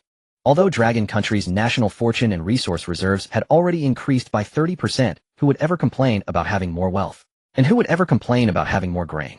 Moreover, this time the Bear Country leader had spared no expense, offering virtually no conditions. They merely required Dragon Country to dispatch agricultural experts for theoretical guidance and oversight. All manual labor would be borne by Bear Country, and Dragon Country could directly take 40% of the grain and its value harvested. Chief Grand Elder Yi, after reviewing the analysis from his agricultural experts, immediately dispatched numerous domestic agricultural experts to board the planes provided by Bear Country and head to Bear Country. Chief Grand Elder Yi also understood Bear Country's purpose. It was naturally because of Dragon Country's unique contestant Shen Lin. After all, Shen Lin had brought immeasurable enhancements to Dragon Country, so much so that Dragon Country's international standing had skyrocketed. Many small nations that had once followed Eagle Country in suppressing and belittling Dragon Country now saw that after Eagle Country clashed with Dragon Country, the entire nation was on the brink of collapse. These fair-weather nations promptly shifted their stance, extending olive branches and overtures of goodwill to Dragon Country. Except for those nations that had always shared good relations with Dragon Country, such as Bear Country, which Chief Grand Elder Yi received personally. As for the remaining fair-weather nations, Chief Grand Elder Yi refused to meet them, handling them with perfunctory diplomatic receptions of standard protocol. Chief Grand Elder Yi loathed such behavior above all else. When Dragon Country was in decline, they relentlessly suppressed and mocked us. Now that Dragon Country is thriving and its national strength is ever-growing, they choose to come and seek shelter. How can they be so unappealing, yet harbor such fanciful thoughts? Do they believe all good fortune can be theirs? Inside the terrifying psychiatric hospital, the contestants from Eagle Country had grown numb. They now looked at Shen Lin as if they had seen a ghost. Why? What charm did this seemingly harmless little girl possess? Or did the mysterious Eastern nation Dragon Country hold some secret that allowed them to thrive so remarkably within this horrifying psychiatric hospital? In their so-called fair and free homeland, the social elites of Eagle Country had never enjoyed such favorable treatment. Hatred filled their hearts. All of them glared at the contestants from Dragon Country with gritted teeth, their eyes burning with hatred and resentment. But after 2 days of this, who dared to step forward? No one dared. They valued their lives far more than anyone else. They could watch others' lives fade away with a laugh, but when it came to their own lives, they were extremely protective. Beholding the head doctor, who was more ferocious than a demon, they naturally lacked the courage to emulate Daisy. After all, Daisy, due to her bravery, had become nourishment in the head doctor's stomach. Now even the unruly Jason Smith obediently completed the tasks assigned by the head doctor. The patients under Eagle Country's care had stabilized, but the morning slaughter by the giant psychiatric patient had stirred many others whose conditions had been under control. Deprived of the calming music, these psychiatric patients naturally relapsed. That afternoon, the Eagle Country contestants were driven to the brink of madness. Often before they could finish tending to one patient, another would snatch their medication and flee. Chaos reigned in Eagle Country's section. Eventually, the commotion even drew the head doctor out. The moment they saw the head doctor approaching with a grim expression, the faces of the Eagle Country contestants turned pale. A bunch of idiots. You can't even handle a simple task. The head doctor's gaze was icy cold behind his glass. Seeing the group remain silent, the head doctor grew furious and began to berate the Eagle Country contestants with the most foul and caustic language. Thus humiliated, the Eagle Country contestants could only clench their fists and bow their heads deeply. At this moment, the boxer from Eagle Country, filled with humiliation, accepted the head doctor's scolding, his fists clenched so tightly that his knuckles cracked. Crack! The moment he clenched his fists, the head doctor's harangue ceased. The sound of his knuckles was far too, and his wretched teammates, almost in unison, turned to look at him. The boxer broke out in a cold sweat on his forehead and cautiously looked up. His gaze met the head doctor's, who was staring at him. "It seems you are quite dissatisfied with what I said," the head doctor said calmly, slowly walking toward him. The other Eagle Country contestants who had been blocking his path automatically parted, clearing a path between the head doctor and the boxer. The head doctor stood before the boxer. "No, I dare not. I think. Your reprimand is—" The boxer was stammering, terrified by the head doctor's aura. Sweat covered his forehead and back. He feared that the head doctor would kill him in a fit of rage. "Oomph." The head doctor snorted, then backhanded the boxer across the face. The next moment, the boxer was sent flying. A spray of blood mixed with 2 white teeth shot from the boxer's mouth. The side of his face that had been struck swelled visibly, forming a puffball like a pig's head. The boxer, clutching his face, scrambled backward in terror. "This is a lesson. Next time you die," the head doctor said. The boxer nodded frantically, his face contorted with fear. He no longer cared about his 2 lost teeth. As long as he kept his life, that was enough. Now he dared not utter a single word. The others were filled with hatred. After all, as elites from various industries in Eagle Country, they were accustomed to berating others, not being berated themselves. Now the tables had turned completely. They could only endure beatings without retaliation and insults without. After a whole day of labor, the contestants from Eagle Sauce Country were utterly exhausted, constantly under the pressure of the chief physician, their minds in a state of high tension. In contrast, the contestants from Dragon Country, although initially assigned to unstable patients with mental illnesses, found themselves in a different situation. However, after the chief physician intervened to stop the giant patient, and with Shen Lin waking up and shaking a small knife and shield Shiba Inu plush toy in front of them, these mentally ill patients sensed a powerful aura and naturally dared not act recklessly. Thus the contestants from Dragon Country had it extremely easy afterward, as these originally unstable patients began to cooperate exceptionally well. Whatever they were told to eat, they ate. Whatever they were told to do, they did. No questions asked. By the end of the afternoon, the contestants from Dragon Country were hardly tired. In fact, the 9 of them even played a game of hide-and-seek with Shen Lin and several patients for a while. Separated by a large willow tree, it was as if 2 worlds existed. Soon a familiar piercing bell rang out, causing the patients in the courtyard to change their expressions in an instant, becoming blank-faced and devoid of their own thoughts. Numbly and mechanically they walked towards their respective wards. Meanwhile, the contestants from Eagle Sauce Country, having completed a full day's labor, could no longer hold on and slumped to the ground. After all, this was a rare break. Once night fell, there would be no time for free activities. Under the organization of the zombie nurses, the group finished their meals. As always, their food was that unidentifiable thick, white paste. Naturally, Shen Lin's meal was far better, featuring braised pork rice, paired with roast goose and rib soup. The food for the other contestants from Dragon Country had also changed, turning into their most coveted delicacy, instant noodles. The aroma of the braised beef noodles instantly captivated the contestants from Eagle Sauce Country. However, after a whole day of numbness, they understood that any resistance would be futile. Anyone daring to rise up would only meet with death. The contestants from Dragon Country were even happier. This was naturally thanks to Shen Lin. Though it was just ordinary instant noodles, it was still much better than that unidentifiable paste. The food from both sides was indeed worlds apart. After the meal, as the bell signaling the arrival of night rang, the contestants from Dragon Country and Eagle Sauce Country returned to their respective dormitories. A strange mist suddenly enveloped the entire courtyard. Within the mist, a pair of cold eyes surveyed the area from the second floor. The owner of these eyes was none other than the chief physician. Any existence attempting to enter the mist would become its prey, regardless of whether they were mortal or otherworldly. This was the unchanging rule of the mental hospital. Just then, the ancient and unchanging door at the bottom of the hospital emitted a bizarre purple glow. A primitive yet incredibly bloody aura violently spread out. The chief physician immediately noticed the scene before him, his usually calm expression suddenly shifting. In the next moment, with a wave of his sleeve, the chief physician summoned enormous hard steel locks that appeared on every door within the mental hospital. When the lock appeared at the entrance of Shen Lin's room, the chief physician was momentarily taken aback. In the end, he sighed and intended to dispel the lock that tightly secured Shen Lin's room. After all, Shen Lin had a ghost emperor as her bodyguard, someone he couldn't provoke. Moreover, this lock was originally meant to protect the individuals within those rooms. With the ghost emperor's protection, no one should be able to harm her. Furthermore, if he locked the door without the ghost emperor's consent, what if the ghost emperor was unreasonable and sought revenge afterward? It would mean he had inadvertently done something harmful. After much thought, he decided to dispel the lock. With a click. Subsequently, all the locks on the doors were secured. The chief physician then appeared at the bottom door. At this moment, the glow emanating from the bottom door, which radiated a bewitching purple light, became even more intense. A rare look of seriousness appeared on the chief physician's face. In the next moment, it seemed that the presence within the bottom was aware of the chief physician's existence, and a brutal aura began to wildly spread from below. The chief physician close to the bottom door even heard a faint, inhuman roar. A strong scent of blood mixed with the overwhelming resentment surged toward the chief physician. However, in the next moment, the surface of the bottom door emitted a crimson glow, isolating that terrifying aura. The layer of crimson light rippled like a giant stone thrown into a lake. Yet even so, a trace of aura escaped from a spot so minuscule it was invisible to the naked eye. In an instant, an extremely violent aura surged directly toward the chief physician. The chief physician immediately took a defensive stance, crossing his arms, while 2 massive tentacles emerged behind him, blocking his path. Even so, this aura, diluted multiple times by the barrier of the crimson light on the surface of the bottom door, still managed to send the fully defensive chief physician flying. The chief physician's expression changed. 2 sharp, thick tentacles plunged straight into the ground. This stabilized his continuously flying body. The tentacles embedded in the ground left deep marks spanning several meters. Just a trace of aura, diluted and isolated, had forced the chief physician back several dozen meters. In the next moment, the thick fog enveloping the courtyard was instantly blown away by this aura. In an instant, the robust willow tree in the courtyard began to sway violently, with countless leaves falling in a frenzy.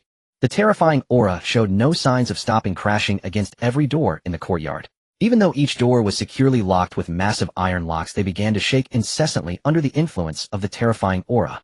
Some of the iron locks closest to the bottom door even showed signs of cracking. Naturally, the dormitories of the contestants from Dragon Country and Eagle Sauce Country were also secured with iron locks.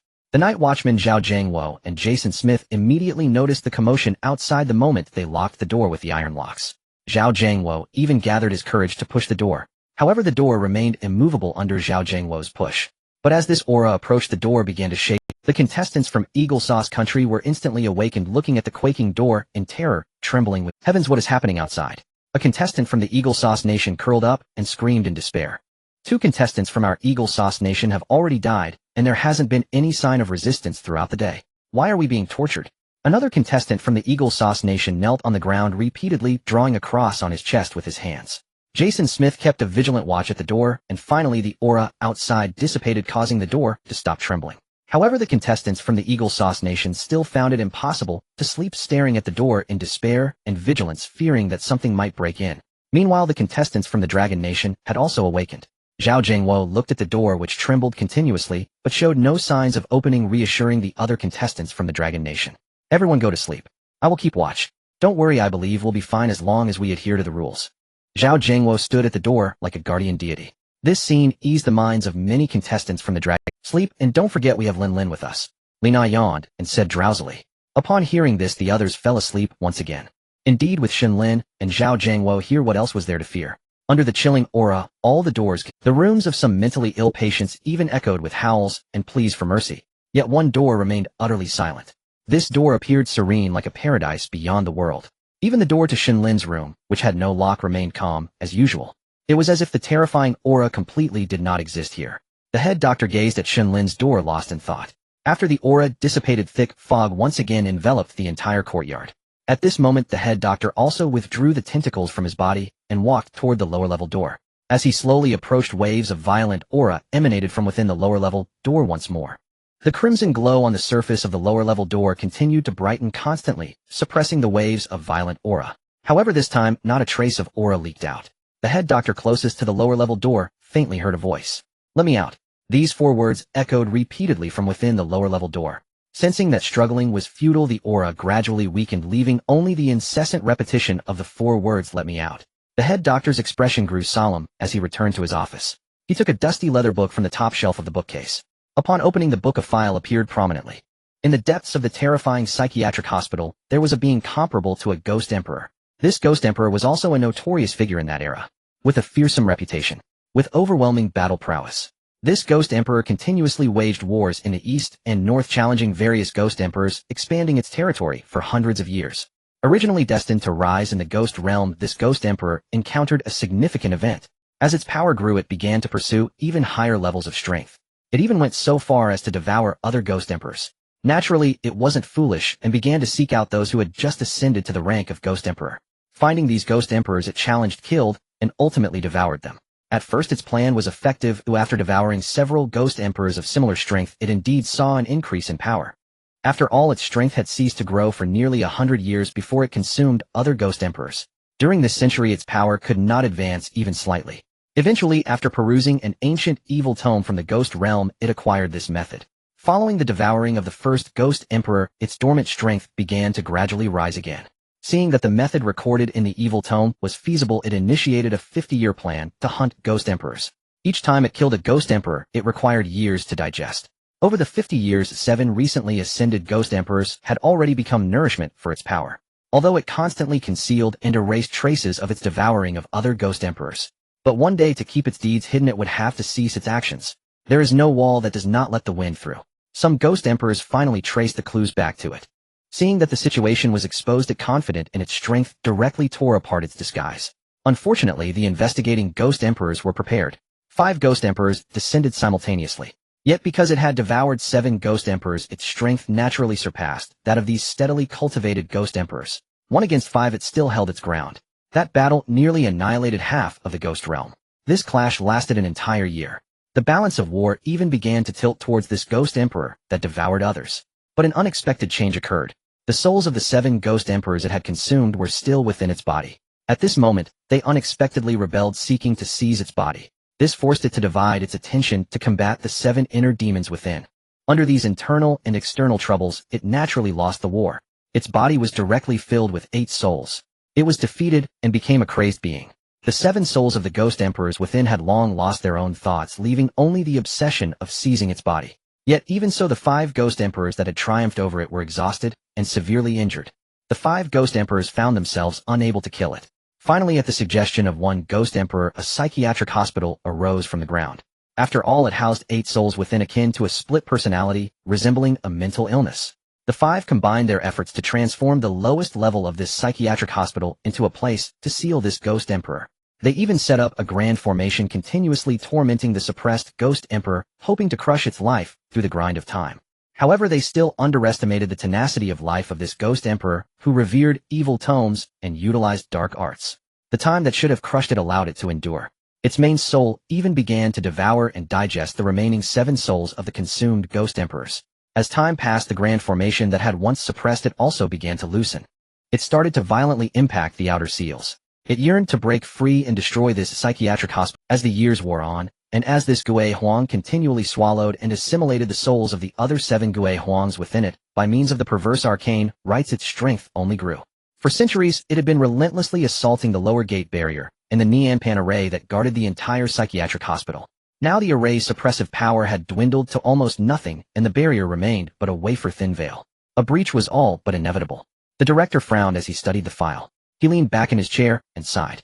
He could not believe such a thing would occur during his tenure. Should he call it misfortune or innocence?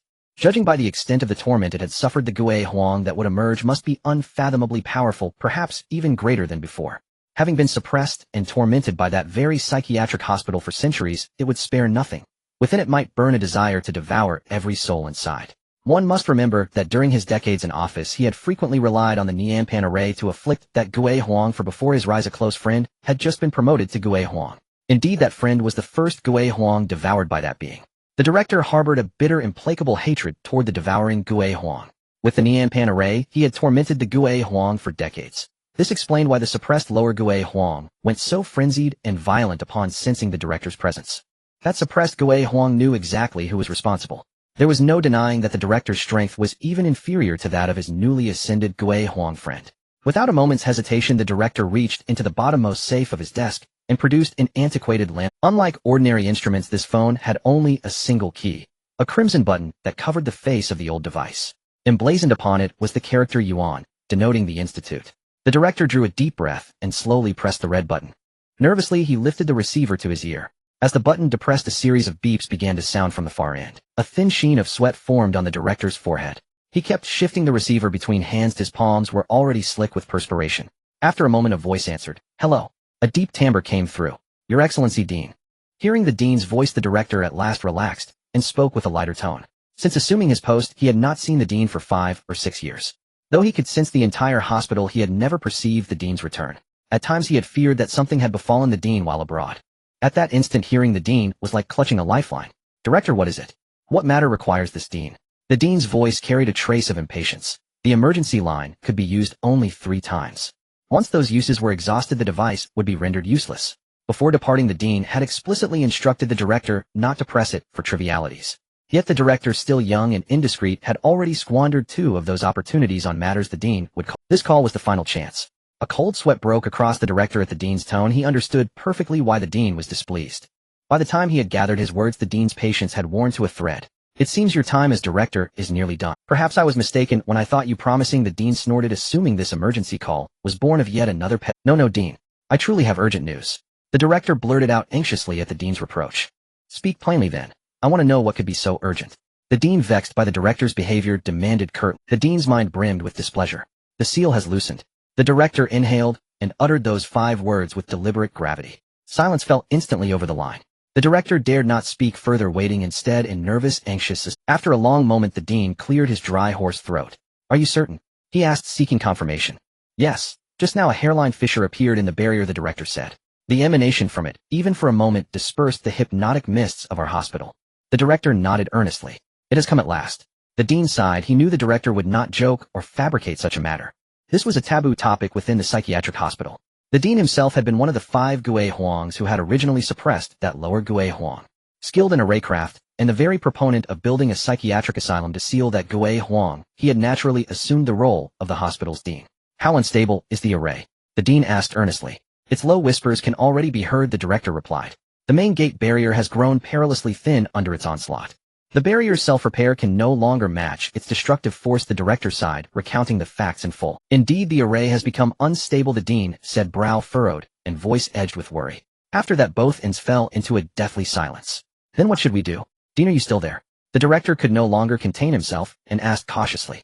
It was no jest. If that suppressed lower Gui Huang broke free, he would almost certainly be the first to die. Though the dean had been one of those who sealed it, he now wandered the world, and his whereabouts were unknown. Any hope of revenge would be a concern after the director's own death. Very well, I understand the situation. The dean's voice came cold and implacable. By the way, cease those petty maneuvers of yours immediately. You have tormented it for a full decade. Surely your vindictiveness should be satiated by now. Petty maneuvers. The chief doctor's voice carried a hint of uncertainty. I am the architect of the grand formation. Any anomaly from the outside, no matter where I am, I can sense it. The dean let out a cold snort. For over 10 years the chief doctor had been drawing external disturbances to the formation's core, tormenting the imprisoned Ghost Emperor, and the dean had known all along. But since the impact was negligible and the dean himself bore a blood feud against the Ghost Emperor, he naturally chose to turn a blind eye. Now, however, the situation was dire. The formation teetered on the brink of collapse. The dean could no longer allow the chief doctor to provoke the formation, or the Ghost Emperor trapped within. Perhaps this would buy the formation a little more time, enough to endure until his return. All right, I'll find a way. I will also start heading back. With that, the dean hung up before the chief doctor could utter another word. Listening to the dial tone, the chief doctor had no choice but to set down the phone. The emergency hotline, having exhausted its 3 uses, had now lost all value. Cracks slowly spread across the entire phone. The cracks multiplied until in the next moment it shattered. The fragments scattered like burning paper slips, dissolving into the air. Drenched in sweat, the chief doctor collapsed limply into his office chair, his eyes brimming with dread and fear. Resting for a moment, he sighed and stepped out of the room. The mist that had been dispersed by that furious aura once again engulfed the entire courtyard. With a sweeping gesture from the chief doctor, the massive iron locks on every door throughout the courtyard clicked open and vanished into the air. Gazing at the lock on the ward closest to the deepest gate, the chief doctor's anxiety returned tenfold, for those locks were riddled with cracks. A single aura had sent him flying dozens of meters, fractured the steel locks forged of fine iron, and set the formation's eye, the life-claiming willow tree, swaying violently. It had instantly cleared the hypnotic fog that permeated the entire formation. The power of this imprisoned Ghost Emperor was truly terrifying beyond measure. As the chief doctor scanned the surroundings, his gaze slowly fixed on one door, the door to Shen Lin's room. He had deliberately left Shen Lin's room unlocked before sealing the others for fear of offending her Ghost Emperor bodyguard. Ghost Emperor bodyguard. Ghost Emperor. The chief doctor slapped his forehead. The protector he had been desperately seeking was none other than a Ghost Emperor. And the bodyguard of this ordinary mortal girl was a genuine Ghost Emperor. The chief doctor was certain because the aura he had sensed from the small knife shield Shiba Inu plush toy was identical to that of his dean. In fact, he vaguely felt that this Ghost Emperor bodyguard's aura might be even denser and more formidable than. Could he request the aid of this Ghost Emperor to suppress the impending deadly monarch about to break free? But that was easier said than done. Not to mention whether this matter even concerned the Ghost Emperor bodyguard. Ghost Emperors by nature were domineering and solitary, their temperaments capricious and eccentric. A Ghost Emperor willingly serving as a mortal's bodyguard. The chief doctor had never even heard of such a thing, let alone witnessed it. The chief doctor sighed. He would see how things unfolded and try to negotiate with the Ghost Emperor bodyguard, offering inducements in exchange for aid. After a night of turmoil, dawn broke. The chief doctor concealed his form and vanished from the courtyard. The next moment a bell rang. The mist in the courtyard receded like a receding tide. Zhao Jiangwo and the other Dragon Kingdom contestants emerged from their rooms, stretching lazily. The minor incident of the previous night had not greatly disturbed their rest. With Zhao Jiangwo and another male Dragon Kingdom contestant standing guard, all 9 of them had slept soundly. In stark contrast, Jason Smith and his Eagle Kingdom teammates stood bleary-eyed, their hair disheveled and bloodshot, eyes revealing their exhaustion. When they felt the violent aura battering the doors, they had been convinced something was about to break in. How could they dare? They had spent the entire night staring at the door, wide-eyed and tense. The 8 Eagle Kingdom contestants had gone 2 days without proper rest. Even a sturdy Special Forces soldier like Jason Smith was reaching his limits. The moment they saw the Dragon Kingdom contestants, their tense spirits finally relaxed. Now they could barely keep their eyes open. When the nurse guided them to breakfast, they flatly declined, choosing instead to collapse onto the tables and catch some rest. They knew that no matter how tired they were, they couldn't escape today's work. This morning the Dragon Kingdom contestants' breakfast had been replaced with soy milk youtiao and pickled vegetables. Simple fare, but at least it was clean and hygienic. After a full night's rest their stomachs were empty, and they ate. On the Eagle Kingdom side they were still served the same thick white paste which looked nauseating and unappetizing. Luckily they were too exhausted to care. They mechanically swallowed a few mouthfuls before dropping their heads onto the tables to sleep. The Dragon Kingdom contestants savored their simple yet fragrant breakfast while gleefully watching their haughty Eagle Kingdom counterparts. Where was the arrogance the Eagle Kingdom contestants had displayed before? Now they were utterly miserable, both hungry and worn out, cold and famished. The Dragon Kingdom contestants exchanged glances. The disparity in treatment was immense. But they were no fools. They knew that without the special care the chief doctor had shown Shen Lin, their lot would have been no better than the Eagle Kingdom's. It was all thanks to the chief doctor's favor towards Shen Lin that they shared in her good fortune. Brothers, bottoms up on this soy milk. Zhao Jiangwo raised his bowl of soy milk, heroically addressing the others. The rest lifted their own bowls with smiles. To our little angel Shen Lin. Without her we wouldn't be living so comfortably, Zhao Jiangwo declared. Then he drained his bowl in one gulp. To our darling Lin Lin. The others echoed with genuine enthusiasm. The crowd gathered for dinner filled with lively joy once again received their respective tasks. The contestants from the Dragon Kingdom were responsible for cleaning the house. Meanwhile the contestants from Eagle Sauce Nation were still tasked with administering medication to the bizarre psychiatric patients, but this time they had to medicate all the patients in the hospital. It can be said that their workload had doubled compared to the previous day. However, the contestants from Eagle Sauce Nation were now too exhausted to muster any spirit of resistance. Even if they harbored great resentment, they dared not voice it, merely nodding helplessly. In contrast, the contestants from the Dragon Kingdom found their work to be exceedingly easy. Firstly, they no longer needed to interact with the bizarre psychiatric patients. During the recreation time, all the bizarre psychiatric patients were playing in the courtyard, unless under special circumstances the head doctor would not allow them to return to their rooms.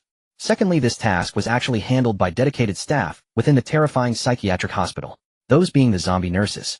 Most of the rooms were clean, and the only thing left to do was to tidy up the slightly messy beds. Thus at the head doctor's signal, they merely needed to follow in the footsteps of the zombie nurses, performing exceedingly simple and light work. After more than an hour the contestants from the Dragon Kingdom had already completed their work for the morning and rested in the area designated by the head doctor. As they enjoyed the breeze they watched the contestants from Eagle Sauce Nation who were being troubled by various bizarre psychiatric patients and felt a sense of satisfaction. At that moment a zombie nurse shuffled over presenting a large platter of fruits before the contestants from the Dragon Kingdom. They gazed at the exquisite fruits on the plate, feeling a renewed sense of appreciation. Oh, having Shen Lin is truly wonderful. This was the thought shared among the 9 contestants from the Dragon Kingdom. Watching the leisurely resting contestants, the contestants from Eagle Sauce Nation were filled with jealousy and resentment. What the hell? Why do those yellow-skinned monkeys not have to work? Why must we toil like dead dogs? A contestant from Eagle Sauce Nation muttered angrily. He dared not speak loudly, but he could no longer contain himself. Are you insane? Shut up.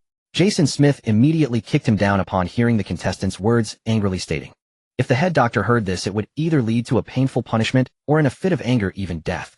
Although witnessing this entirely unfair treatment filled Jason Smith with resentment and confusion, there was nothing to be done. This was not Eagle Sauce Nation where there were no unions, no courts, and no free government to deliver justice for those who considered themselves noble. This was a terrifying psychiatric hospital where in the eyes of Eagle Sauce Nation the head doctor was the ruler of their lives and deaths. Naturally they did not dare to offend him lightly. The contestants from the Dragon Kingdom looked at the stark contrast between their situation and that of their counterparts, feeling a wave of satisfaction. Everyone knew that without Shen Lin they would not be enjoying such a leisurely day. Captain Zhao, you are a government official. What is so special about Lin Lin? Can you talk to us about it? A contestant from the Dragon Kingdom cautiously approached Zhao Jiangwo, who was exercising, and asked. This question immediately drew the attention of the other contestants nearby, who perked up their ears to listen. Their bodies cautiously shifted closer. Zhao Jiangwo looked at these curious souls with amusement. Everyone, there's no need to be like this. If you want to know, just come boldly, Zhao Jiangwo said helplessly. The group immediately looked embarrassed, exchanged awkward smiles, and then sat down beside Zhao Jiangwo, eagerly listening. They anticipated what explosive news Zhao Jiangwo coming from the government and military might reveal. Zhao Jiangwo waved his hand, signaling them to draw a little closer. The crowd immediately huddled together tightly around Zhao Jiangwo. At this moment the comments exploded. Oh my god, I'm so curious about what explosive news Captain Zhao Jiangwo will say. I'm curious too, but this is a global live broadcast. Right, any information Captain Zhao Jiangwo knows must be classified. Wouldn't saying it out loud let those scheming saboteurs hear it. Some netizens from the Dragon Kingdom were still concerned about national security, cautiously stating, hey, I understand Captain Zhao Jiangwo's thoughts. Our Dragon Kingdom is already exceptionally strong. We are not afraid of those saboteurs' interference. Some confident netizens from the Dragon Kingdom stated seriously. Meanwhile, the leader of Eagle Sauce Nation, now in a comfortable position, looked at the formal scene with Zhao Jiangwo and immediately perked up. Quick, have the experts start recording. This Dragon Kingdom Special Forces king might really share some explosive news. The leader of Eagle Sauce Nation said excitedly. Having shed the threat of death, he became lively once more. I've heard from my friends in the government. Shen Lin, this Zhao Jiangwo said seriously and solemnly, hesitating for a moment. This hesitation made the contestants from the Dragon Kingdom, who were still listening, anxious. Hey, Captain Zhao. Hurry up. Please don't keep us in suspense. The contestants from the Dragon Kingdom began to urge him immediately. Meanwhile, in the real world, the chief elder of the two clan nervously gripped his cane. What is Zhao Jing? Could it be that he really intends to reveal Shen Lin's secret?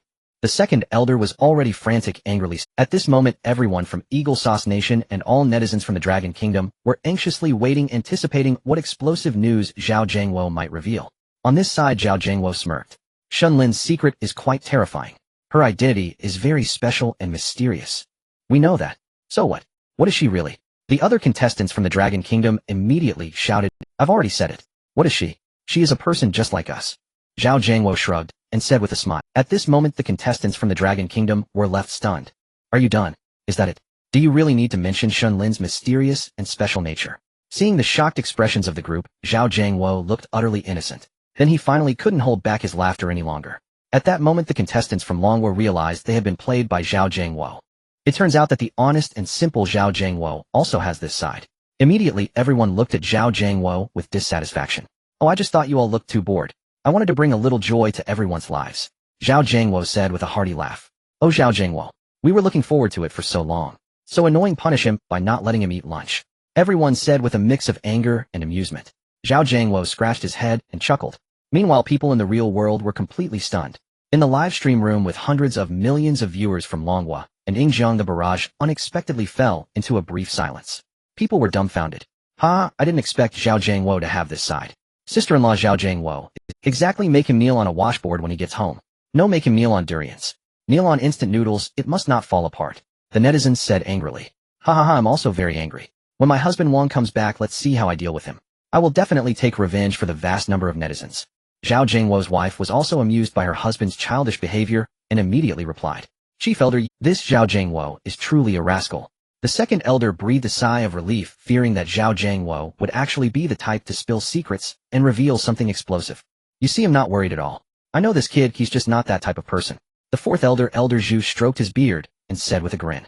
As an old superior of Zhao Jiangwo, Elder Zhu naturally understood Zhao Jiangwo's character and teasingly said, why didn't you say so earlier? Look, you're making me anxious. I'm about to have a heart attack. The second elder said angrily. You, heart attack? You eat like a king, waste nothing. How could you have a heart condition? Elder Zhu chuckled as well. His words prompted a burst of laughter from the other elders. To be honest, they had also been quite tense because of Zhao Jiangwo. Meanwhile, across the ocean, the leader of Yingjiang was dumbfounded. What the heck? Damn it. What is wrong with these soldiers from Longhua? So annoying. What a bastard. The leader of Yingjiang realized he had been made a fool of and immediately began to curse, spewing expletives. After waiting for so long, only to be met with a joke. The secretary, seeing the leader like this, originally intended to comfort him, but halted in her tracks. Making jokes. In this state, only a fool would want to provoke the leader of Yingjiang. Meanwhile, Shen Lin, after waking up from a rest, stretched her limbs and cheerfully walked out. She had already had breakfast in her room. Looking around, some contestants from Longhua were either sitting or standing, and a few had managed to find playing cards and started playing landlord. Then Shen Lin bounced over, hugging her little dog-shaped shield plush toy. Zhao Jiangwo picked Shen Lin up directly, and Li Na placed a piece of already sliced apple into Shen Lin's little mouth. So sweet. Sister Na? Shen Lin exclaimed in delight. If it's sweet, eat more. Li Na laughed as she picked up a grape and placed it into Shen Lin's little mouth again. At this moment, the Longhua contestant who had been teased by Zhao Jiangwo approached. Lin, is the grape delicious? The Longhua contestant cheerfully picked up a grape and fed it to Shen Lin. It's yummy. Shen Lin nodded vigorously. Uncle is very curious about something. The Longhua contestant said with a broad smile. Go ahead and ask. Shen Lin tilted her head and replied with a smile. Why do you always carry this dog plush toy? Does it have a backstory? The Longhua contestant pointed at Shen Lin's closed-eye little dog-shaped shield plush toy, asking with great curiosity. Regardless of whether it was the first terrifying hotel instance or this terrifying mental hospital instance, Shen Lin would never part with this dog plush toy.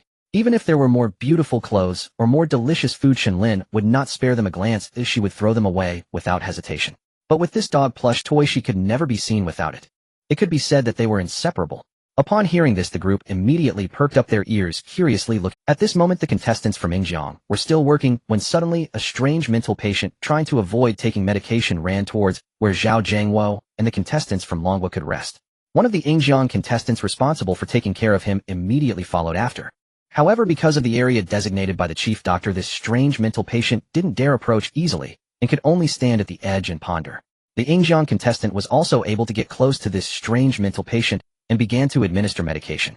He also curiously perked up his ears, wanting to hear what secrets the Longwa people were discussing together.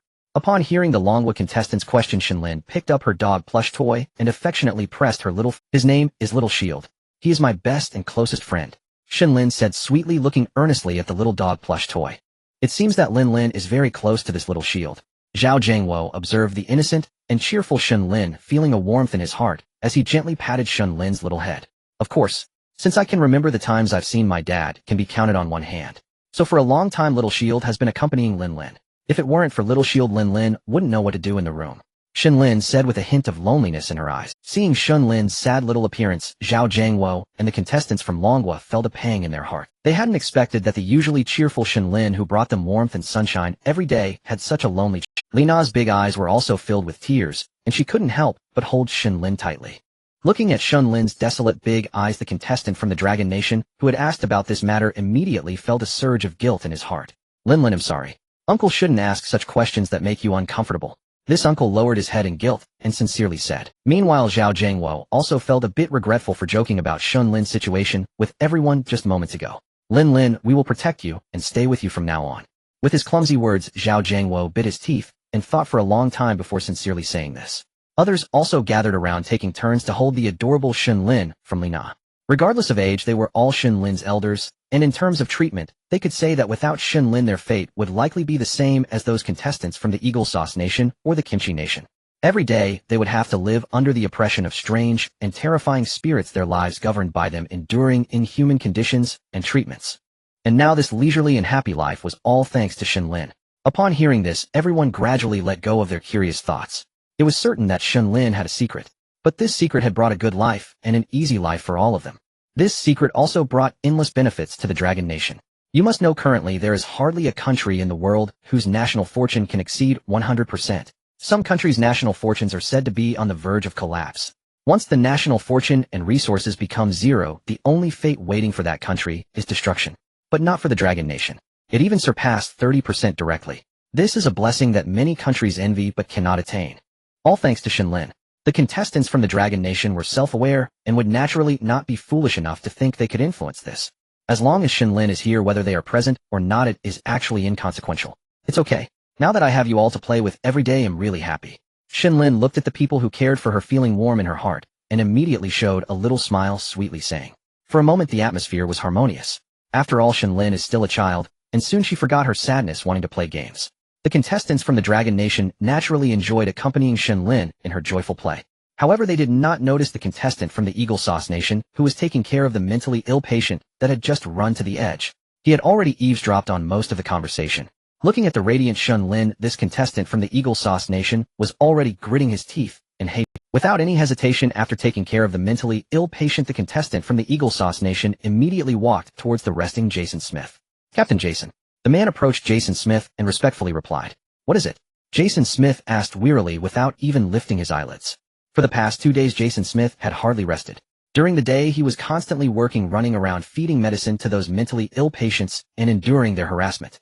At night, he was undoubtedly the first to guard the night. After 2 days and nights, he was already exhausted both physically and mentally. I heard a big secret from the Dragon Nation. This contestant from the Eagle Sauce Nation leaned closer to Jason Smith, glanced at the Dragon Nation's resting area, and cautiously said to him, Oh, what secret? Jason Smith immediately perked up and asked in a low voice. Soon the contestant from the Eagle Sauce Nation told Jason Smith everything he had just overheard. As Jason Smith listened, he looked over at Shen Lin. Indeed, as the contestant had said, Shen Lin was tightly holding on to that Shiba Inu plush toy, not letting go at all. Captain Jason, before entering the bizarre space, I particularly enjoyed researching the culture of the Dragon Nation. Especially the mysterious studies related to the Dragon Nation, I pay great attention to them. This contestant from the Eagle Sauce Nation said seriously to Jason Smith. Jason Smith nodded as he indeed Before entering the first instance as the designated captain, he had already received all the files of the Eagle Sauce contestants from the Eagle Sauce government. This contestant from the Eagle Sauce Nation was indeed a lover of Dragon Nation culture. Elaborate. Jason Smith fixed his gaze on Shen Lin in the distance filled with hatred. I am very fascinated by the mysterious Eastern culture of the Dragon Nation. There is a thought of controlling ghosts. And this Shen Lin is obviously not ordinary with those bizarre spirits. Moreover, she just mentioned that she has spent a long time with that Shiba Inu plush toy. I suspect that Shen Lin might have built a good relationship with this chief doctor through that Shiba Inu plush toy. That Shiba Inu plush toy is very likely an item called a magical artifact. This contestant from the Eagle Sauce Nation analyzed with conviction. Magical artifact. Jason Smith asked, somewhat confused, as these unfamiliar Dragon Nation terms had touched upon his knowledge blind spot. It refers to some tools with special functions. And that Shiba Inu plush toy is very likely the item Shen Lin uses to interact with those bizarre spirits. This contestant from the Eagle Sauce Nation said earnestly. Jason Smith nodded thoughtfully. Are you sure that Shiba Inu plush toy is not an ordinary children's toy? Jason Smith still had some doubts after all. That Shiba Inu plush toy seemed too ordinary. Aside from being inseparable from Shen Lin, there was nothing particularly special about it. Even if it is not the kind of magical artifact I mentioned. This Shiba Inu plush toy is still the most cherished item of that Dragon Nation girl. This contestant from the Eagle Sauce Nation said confidently. Seeing him so serious and self-assured, Jason Smith also believed him and nodded. This news is excellent. When we get back to the real world, I will definitely apply for a bravery medal for you from the chief. Jason Smith patted this contestant from the Eagle Sauce Nation's shoulder and said seriously. Upon hearing this, the contestant immediately beamed with joy. Don't be too hasty to rejoice. There's still a task to assign to you. Jason Smith interrupted the contestant. You need to find a way to steal that Shiba Inu plush toy from the Dragon Nation girl. Jason Smith said, firmly staring at the Shiba Inu plush toy in Shen Lin's hands. Why do we need to steal that Shiba Inu plush toy? Even if it were a magical artifact, we wouldn't know how to use it. The contestant paused, somewhat bewildered, and asked. Even if this thing doesn't possess the so-called magical artifact function you mentioned, it's fine. As long as Shen Lin truly treasures this Shiba Inu plush, it works in our favor. Jason Smith said with a meaningful tone. Seeing the contestant still utterly perplexed, Jason Smith was also exasperated. Idiot. Do you want to keep living this dark, sleepless, poorly fed, and terrified existence forever? Jason Smith bellowed, cutting off the contestant's wandering thoughts. As long as Shen Lin cares about this Shiba Inu plush, we can use it to blackmail her. Make her talk to that bastard head doctor to improve our living conditions and lighten our workload. Since she treasures this plush so much, as you said, these requests should be a piece of cake. Having this Shiba Inu plush is like holding the Dragon Kingdom's lifeline, you understand. Jason Smith gave the contestant from the Eagle Nation a sharp rap on the head, speaking with a mix of frustration and disappointment. The contestant rubbed the rapidly swelling lump on his head and finally realized. His eyes lit up and he quickly, alright, just tell me what cooperation you need. The rest of our contestants will give you full support. Jason Smith waved his hand, signaling the contestant from the Eagle Nation to withdraw. The contestant walked away holding his head while pondering. Jason Smith once again fixed his gaze on the Shiba Inu plush in Shen Lin's hands. Meanwhile, in the live stream's comments, the Dragon Nation's contestants were all focused on Shen Lin. Oh my, our little angel Shen Lin had such a tough childhood. Indeed, what's wrong with her father? Exactly how could he neglect such a beautiful, innocent, and lovely daughter? What's he so busy with? Seriously, if I had a daughter as pretty as Shen Lin, I'd cherish her like a precious gem, afraid to hold her too tight, or let her go. Stop daydreaming. With your looks, could you ever produce a girl as exquisite as Shen Lin? Damn, why are you cursing? Don't bicker. Don't you think little angel Shen Lin resembles the children in our Dragon Nation's villages? A rural grassroots worker said, feeling a pang of sadness as he looked at Shen Lin. Yes, she's just like the left-behind children in our villages. Alas, I was a left-behind child myself, and I know exactly what Shen Lin's childhood was like. It's so pitiful. I was also a left-behind child, but I think I was better off than Shen Lin. At least I had my grandparents to take care of me, but from what she said, she was completely on her own. Yes, some left-behind children at least have childhood playmates to keep them from being lonely. But look at little angel Shen Lin. She only had a Shiba Inu plush toy to accompany her. I'm already crying. Netizens expressed their sorrow. When our Lao Wang brings Lin Lin out, he'll definitely tell him to take her home. I'm willing to take care of her like a real mother. Zhao Jiangwo's wife looked at the innocent and beautiful Shen Lin, but there was an undeniable melancholy in her eyes. Zhao Jiangwo's wife was already in tears. Her words instantly sparked agreement from many mothers watching. Their gazes toward Shen Lin had changed, now filled with boundless maternal love. But at times like this, there were always a few bad apples to spoil the mood. I don't get why these Dragon Nation people are so sentimental. Exactly, it's just parents going out to work and the kid enjoying. Right, our children in the Eagle Nation are very independent. Yes, we learn to take care of ourselves at a very young age. You Dragon Nation people place too much importance on this. A group of Eagle Nation netizens immediately jumped in, speaking with contempt. This is why your Eagle Nation has such weak family bonds. Don't you find it pathetic? Some Dragon Nation netizens naturally didn't want these troublemakers to ruin the tender.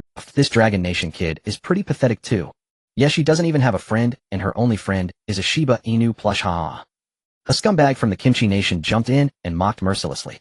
And that Eagle Nation contestants talk about magical artifacts is also hilarious. Even if the Dragon Nation really had such artifacts, I doubt a child of 5 or 6 could control them. A netizen from the Sakura Nation said with disdain, "Yes, I think our contestant is being a bit paranoid too. But the plan our Captain Jason came up with is pretty good. Use that Shiba Inu plush to improve our lives." Eagle Nation netizens chimed in. "Right, I think it's just an ordinary plush, not as mystical as that guy claimed." Some Sakura Nation netizens agreed. Can you foreigners ever fathom the mysterious Eastern culture of the Dragon Nation? Do you think you can learn thousands of years of Dragon Nation culture just through the internet? Fools who know a few scraps and then babble on arrogantly. Hearing the self-righteous remarks from the Eagle Nation and Sakura Nation, the Dragon Nation netizens naturally took offense and fired back. You think such shameless behavior is acceptable? Has your Eagle Nation's moral compass been devoured by dogs? Stealing a child's toy and still feeling so righteous. You make me sick, truly sick. The Dragon Nation netizens who had seen the video of the Eagle Nation contestants conspiring with Jason Smith spoke with disgust and anger. You Dragon Nation have an ancient saying, a wise man adapts to circumstances. I think the Eagle Nation contestants are just being wise.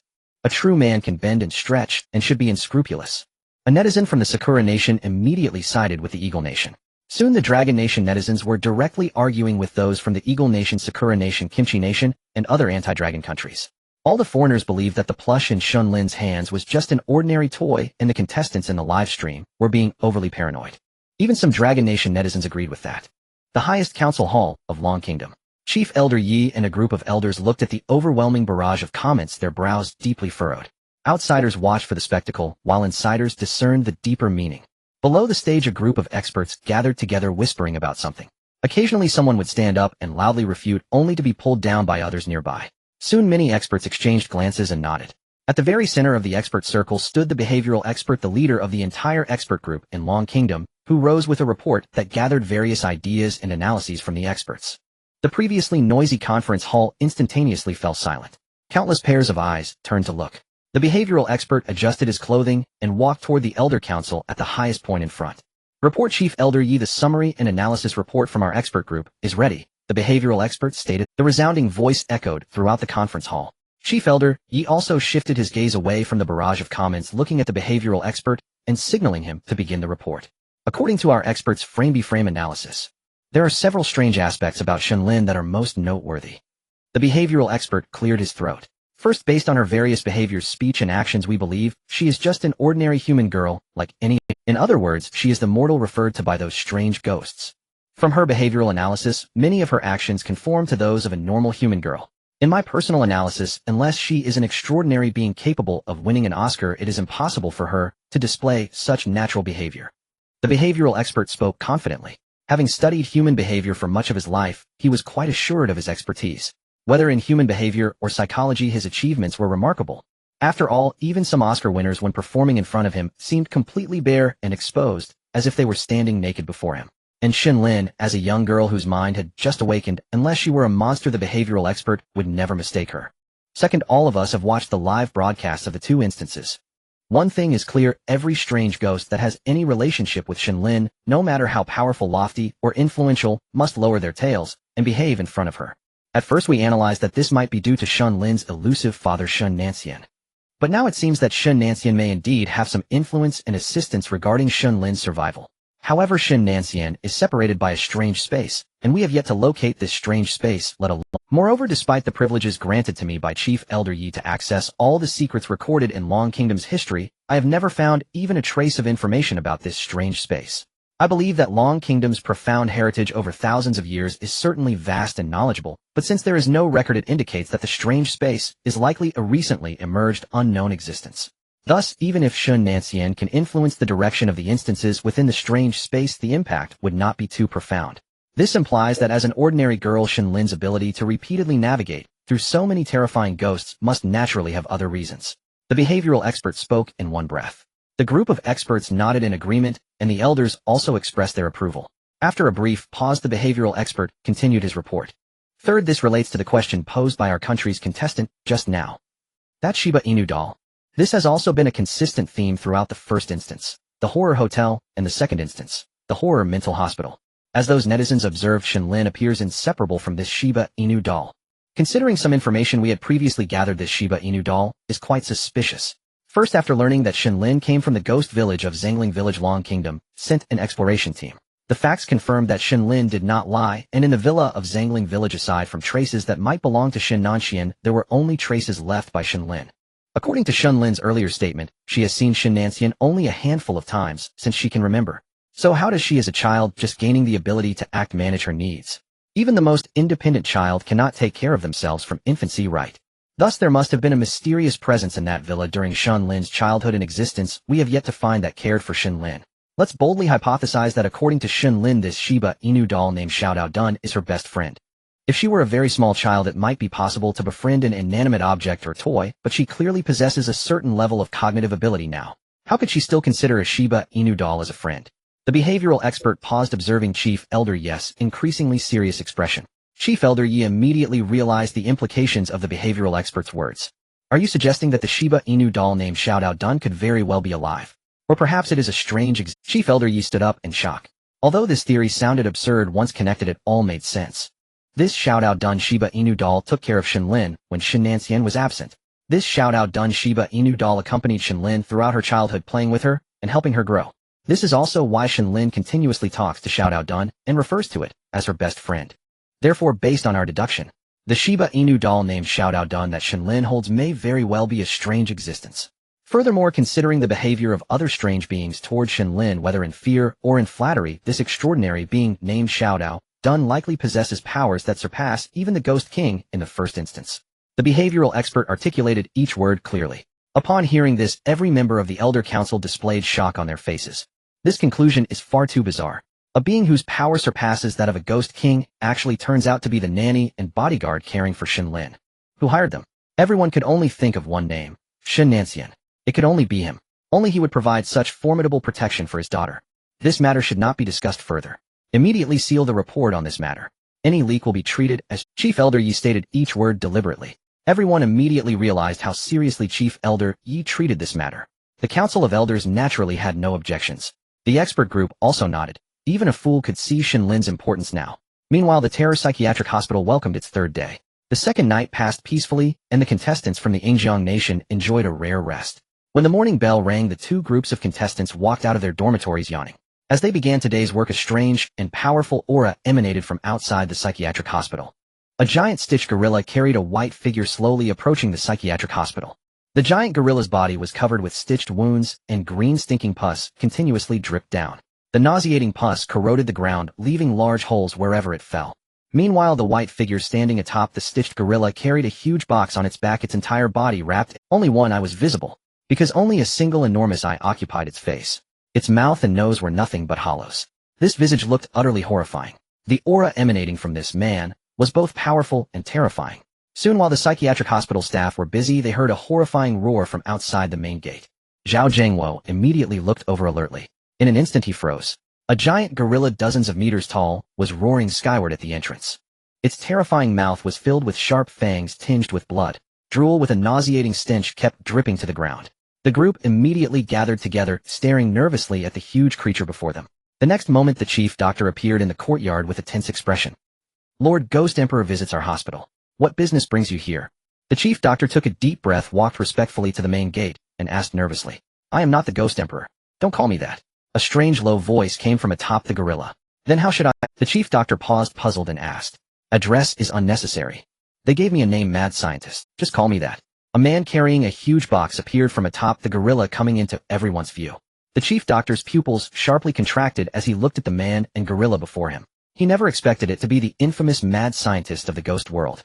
This being was extremely peculiar. Its own strength had reached the level of a half-step Ghost Emperor, and it even possessed a peak Ghost King level ghost pet. It was this Mad Scientist who slaughtered tens of thousands of ghosts and specters to piece it together. Presumably this gorilla was its ghost pet. May I ask what business brings the Lord Mad Scientist to our hospital? In my humble impression, our hospital has never had any conflict with you. The chief doctor looked at the terrifying face of the Mad Scientist before him and asked with some confusion. It should be known that this psychiatric hospital was jointly established by 5 Ghost Emperors, and the director was a long-renowned Ghost Emperor Venerable. Sensible ghosts would never want to oppose this psychiatric hospital. However, rumors had it that the mad scientist was eccentric, acting willfully and doing whatever he pleased. The stitched gorilla ghost pet even contained a ghost emperor's ghost pet. When the mad scientist saw this ghost emperor's ghost pet, he completely disregarded that ghost emperor and directly killed him. He even suffered decades-long pursuit by that ghost emperor. Eventually, for unknown reasons, the matter was dropped. And this battle spread the mad scientist's fearsome reputation far and wide. After all, he had only just stepped into the half-step ghost emperor realm at that time. To survive a ghost emperor's relentless pursuit was certainly a testament to his skill. Someone just asked me to do it. The mad scientist pulled a token from his chest and flung it at the chief doctor. The terrifying force accelerated the token to supersonic speed. As the chief doctor watched the token hurtling towards him, countless thick tentacles rose from the ground, blocking his path. The next moment, the token tore through the chief doctor's defenses, carrying the blood from his tentacles as it shot straight. The chief doctor was horrified, never expecting his strongest defense to be so fragile. Seeing the token hurtling toward his head, he closed his eyes in despair. Indeed, this half-step ghost emperor mad scientist truly lived up to his reputation. He never imagined he would die today under such a tiny token. But a surprising scene unfolded before everyone's eyes. The token, stained with blood, emitted a black light the moment it touched the chief doctor. The terrifying speed vanished instantly. The chief doctor felt a gust of wind brush past his cheeks. The token floated quietly in the air. "I asked you to help. Why are you attacking my staff?" A voice that the chief doctor found very familiar came from the token. It was the voice of the psychiatric hospital's director. Who asks for help and doesn't open the door? Besides, a ghost of this level. Kill it if you want. The mad scientist looked at the token and said nonchalantly, "You still have that awful temper after all these years. That same temper got you chased for decades." The director snorted coldly. "Less nonsense, don't lecture me. Don't think I'll respect you just because you saved me. I'm helping to repay the favor of your intervention back then. Once this is done, we'll owe each other nothing." The mad scientist didn't indulge the director, a ghost emperor, and retorted directly, "Open the door. This is the person I hired to handle that matter. Treat him well." The director knew this was just the mad scientist's personality and didn't bother saying more, so he spoke to the chief doctor. The chief doctor naturally had no hesitation regarding the director's words and opened the gate of the psychiatric hospital. As the large iron door slowly opened under the control of the chief physician, the Frankenstein monster bent its legs slightly and once again leaped onto the enormous stitched gorilla's head. The extremely irritable stitched gorilla, upon sensing the Frankenstein monster, immediately calmed down, behaving like a well-trained puppy. The Frankenstein monster pointed ahead, and without a word the gorilla carried him directly into the mental hospital. Upon hearing the chief physician's recent words, he immediately realized what the Frankenstein monster had come for. Recently, the formation suppressing the devouring ghost emperor had begun to weaken, and since the director might not return soon, they had to invite a half-step ghost emperor, the Frankenstein monster, to assist. The Frankenstein monster maneuvered the giant gorilla to stop in the courtyard, where the gorilla obediently placed the Frankenstein monster down in its palm. Watching the Frankenstein monster approach step by step, the chief physician felt a sense of dread. Although the director had indicated that the Frankenstein monster had been saved by him before, at that moment the chief physician suddenly came to a realization. More than a decade ago, the esteemed director had traveled for a while and hurriedly left with a treasure taken from the mental. At this time, it was when the ghost emperor who had been killed by the Frankenstein monster had given up the pursuit. Linking these two events together, it was not difficult to deduce that the former director of the mental hospital might have used that treasure to exchange for the ghost emperor's cessation of the hunt for the Frankenstein monster. The Frankenstein monster looked at the chief physician, who was deep in thought, and snorted coldly. "Stop overthinking it. Indeed, your director meddled and saved me. Therefore, this time I am also here to repay his kindness by agreeing to help." The Frankenstein monster glanced at the floating token and said coldly. The Frankenstein monster surveyed the surroundings and continued, noticing the curious gazes of the ordinary people and the strange mental patients. His expression immediately brightened. "It seems you have quite a number of experimental subjects here." The Frankenstein monster licked his lips, and his crimson tongue emitted a terrifying glow. "Hey, I want to use these patients and those ordinary people at will." The Frankenstein monster turned to the floating token and said seriously. After a moment, the light on the token brightened again. "Agreed. But don't forget our agreement." The director said. "Rest assured." The Frankenstein monster waved his hand and walked towards the nearest strange mental patient. This patient suddenly became excited upon seeing the towering stitched gorilla. "Wow, so big. Wow, so impressive. Wow, I want to ride it." The strange mental patient began to clap and shout excitedly. The Frankenstein monster smiled and approached him. "Do you want to ride my gorilla?" He patted the shoulder of the excited mental patient gently and said warmly, "Yes, yes, yes." The mental patient nodded eagerly, mumbling excitedly. "Then I'll help you up." The Frankenstein monster snapped his fingers and grabbed the collar of the mental patient's gown. The mental patient's face changed dramatically, and before he could react, he was already flying towards the stitched. The stitched gorilla, seeing the mental patient flying towards it, immediately excitedly pounded its chest, and its huge furry hand caught the patient. Within the giant gorilla's hand, corrosive green pus was continuously eating away at the strange mental patient. Feeling the pain, the patient instantly began to struggle wildly. Countless sharp spikes grew from its body, which were its primary means of attack. The thick spikes could easily pierce through iron plates, and at their tips there were even terrifying toxins. However, all of this was completely insignificant to the gorilla, which had stitched together tens of thousands of ghost pets. The moment the spikes touched the gorilla's skin, they let out a sound like metal clanging. In the next moment, the spikes on the mental patient were completely broken off. The toxins were even less worth mentioning. All of it was completely ignored by the giant gorilla. Eat up. The Frankenstein monster looked at the giant gorilla with eyes full of affection. With the Frankenstein monster's consent, the giant gorilla showed no hesitation. It directly lifted the strange mental patient high above its head and clenched its fist. Everyone heard a terrible scream. In the next moment, blood and shredded flesh poured from the giant gorilla's hand. Zhao Jiangwo looked solemnly at the scene before him. So horrifying. The giant hand actually crushed the strange mental patient into a pulp and blood like a juicer. The giant gorilla immediately opened its mouth and gulped down the flesh and blood. As it devoured the mental patient, its body seemed to grow slightly larger. Its already blood-soaked mouth was now even more covered in blood, looking incredibly frightening and terrifying. What on earth is this creature? Did this strange mental patient just get killed without a second thought?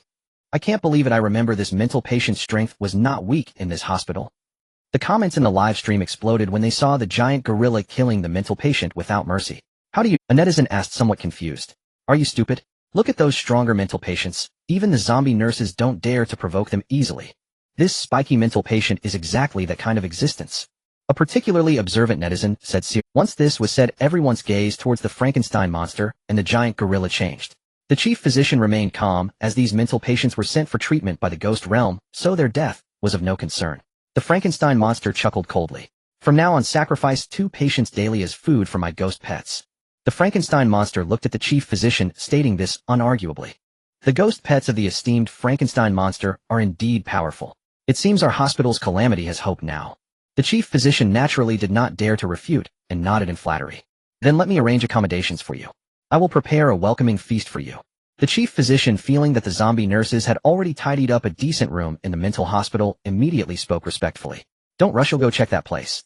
The mad scientist waved his hand, cutting off the chief doctor's flattery. Watching the giant gorilla that occupied half the courtyard, the mad scientist formed hand seals. Shrink, the mad scientist barked. The next moment, a blinding radiance burst forth from the giant gorilla's. As the onlookers' eyes adjusted, they witnessed a shocking scene. The enormous gorilla, originally dozens of meters tall, had shrunk to less than 4 or 5 centimeters. Unlike its previous giant form, this shrunken doll-like gorilla had become considerably cuter in appearance. The little gorilla in leaps and bounds hopped onto the mad scientist's shoulder and perched there. The mad scientist with the little gorilla walked toward the ground-level gate that exuded an eerie aura.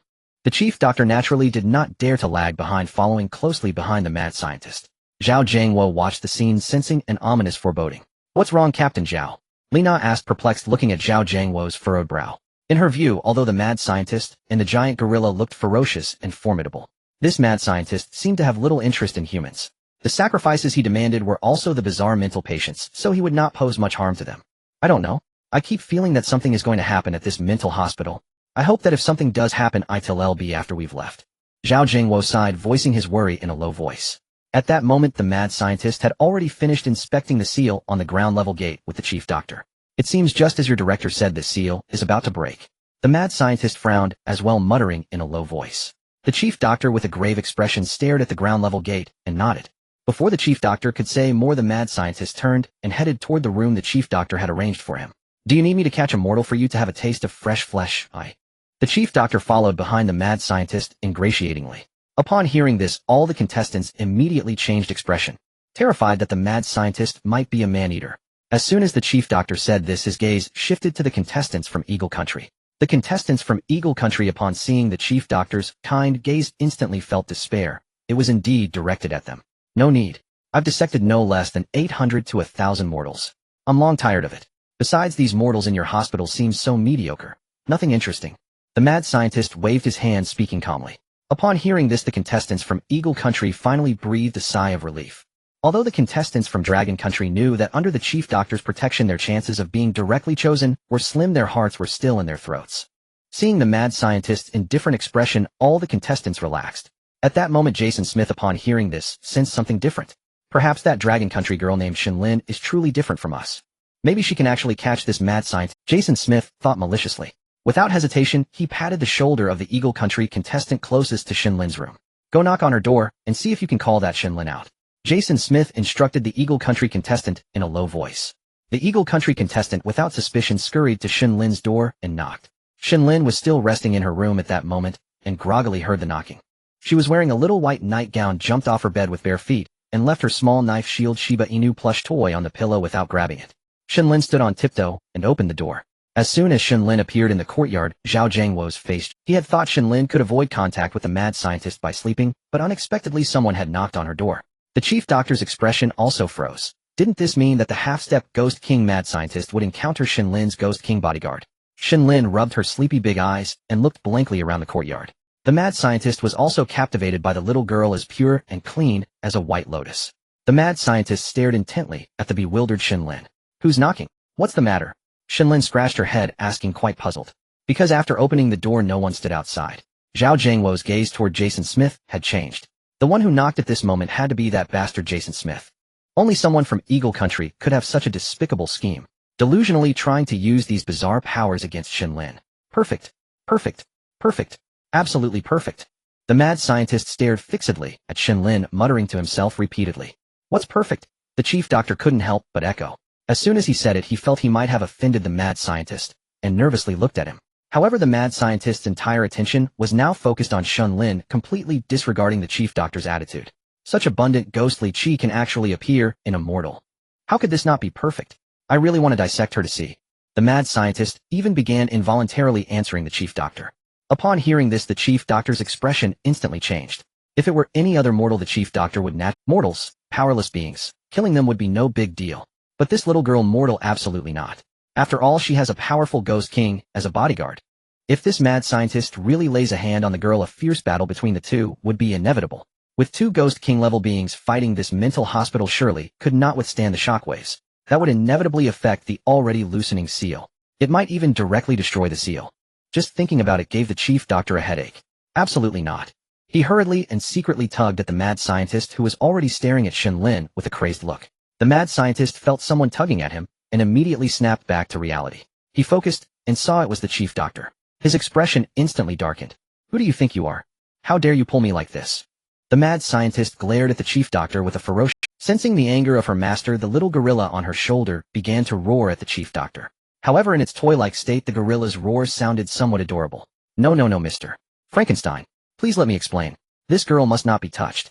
The chief doctor immediately let go of Frankenstein's arm as if electrocuted and hurriedly explained. In a moment of excitement, he had acted so rashly toward Frankenstein. Must not be touched.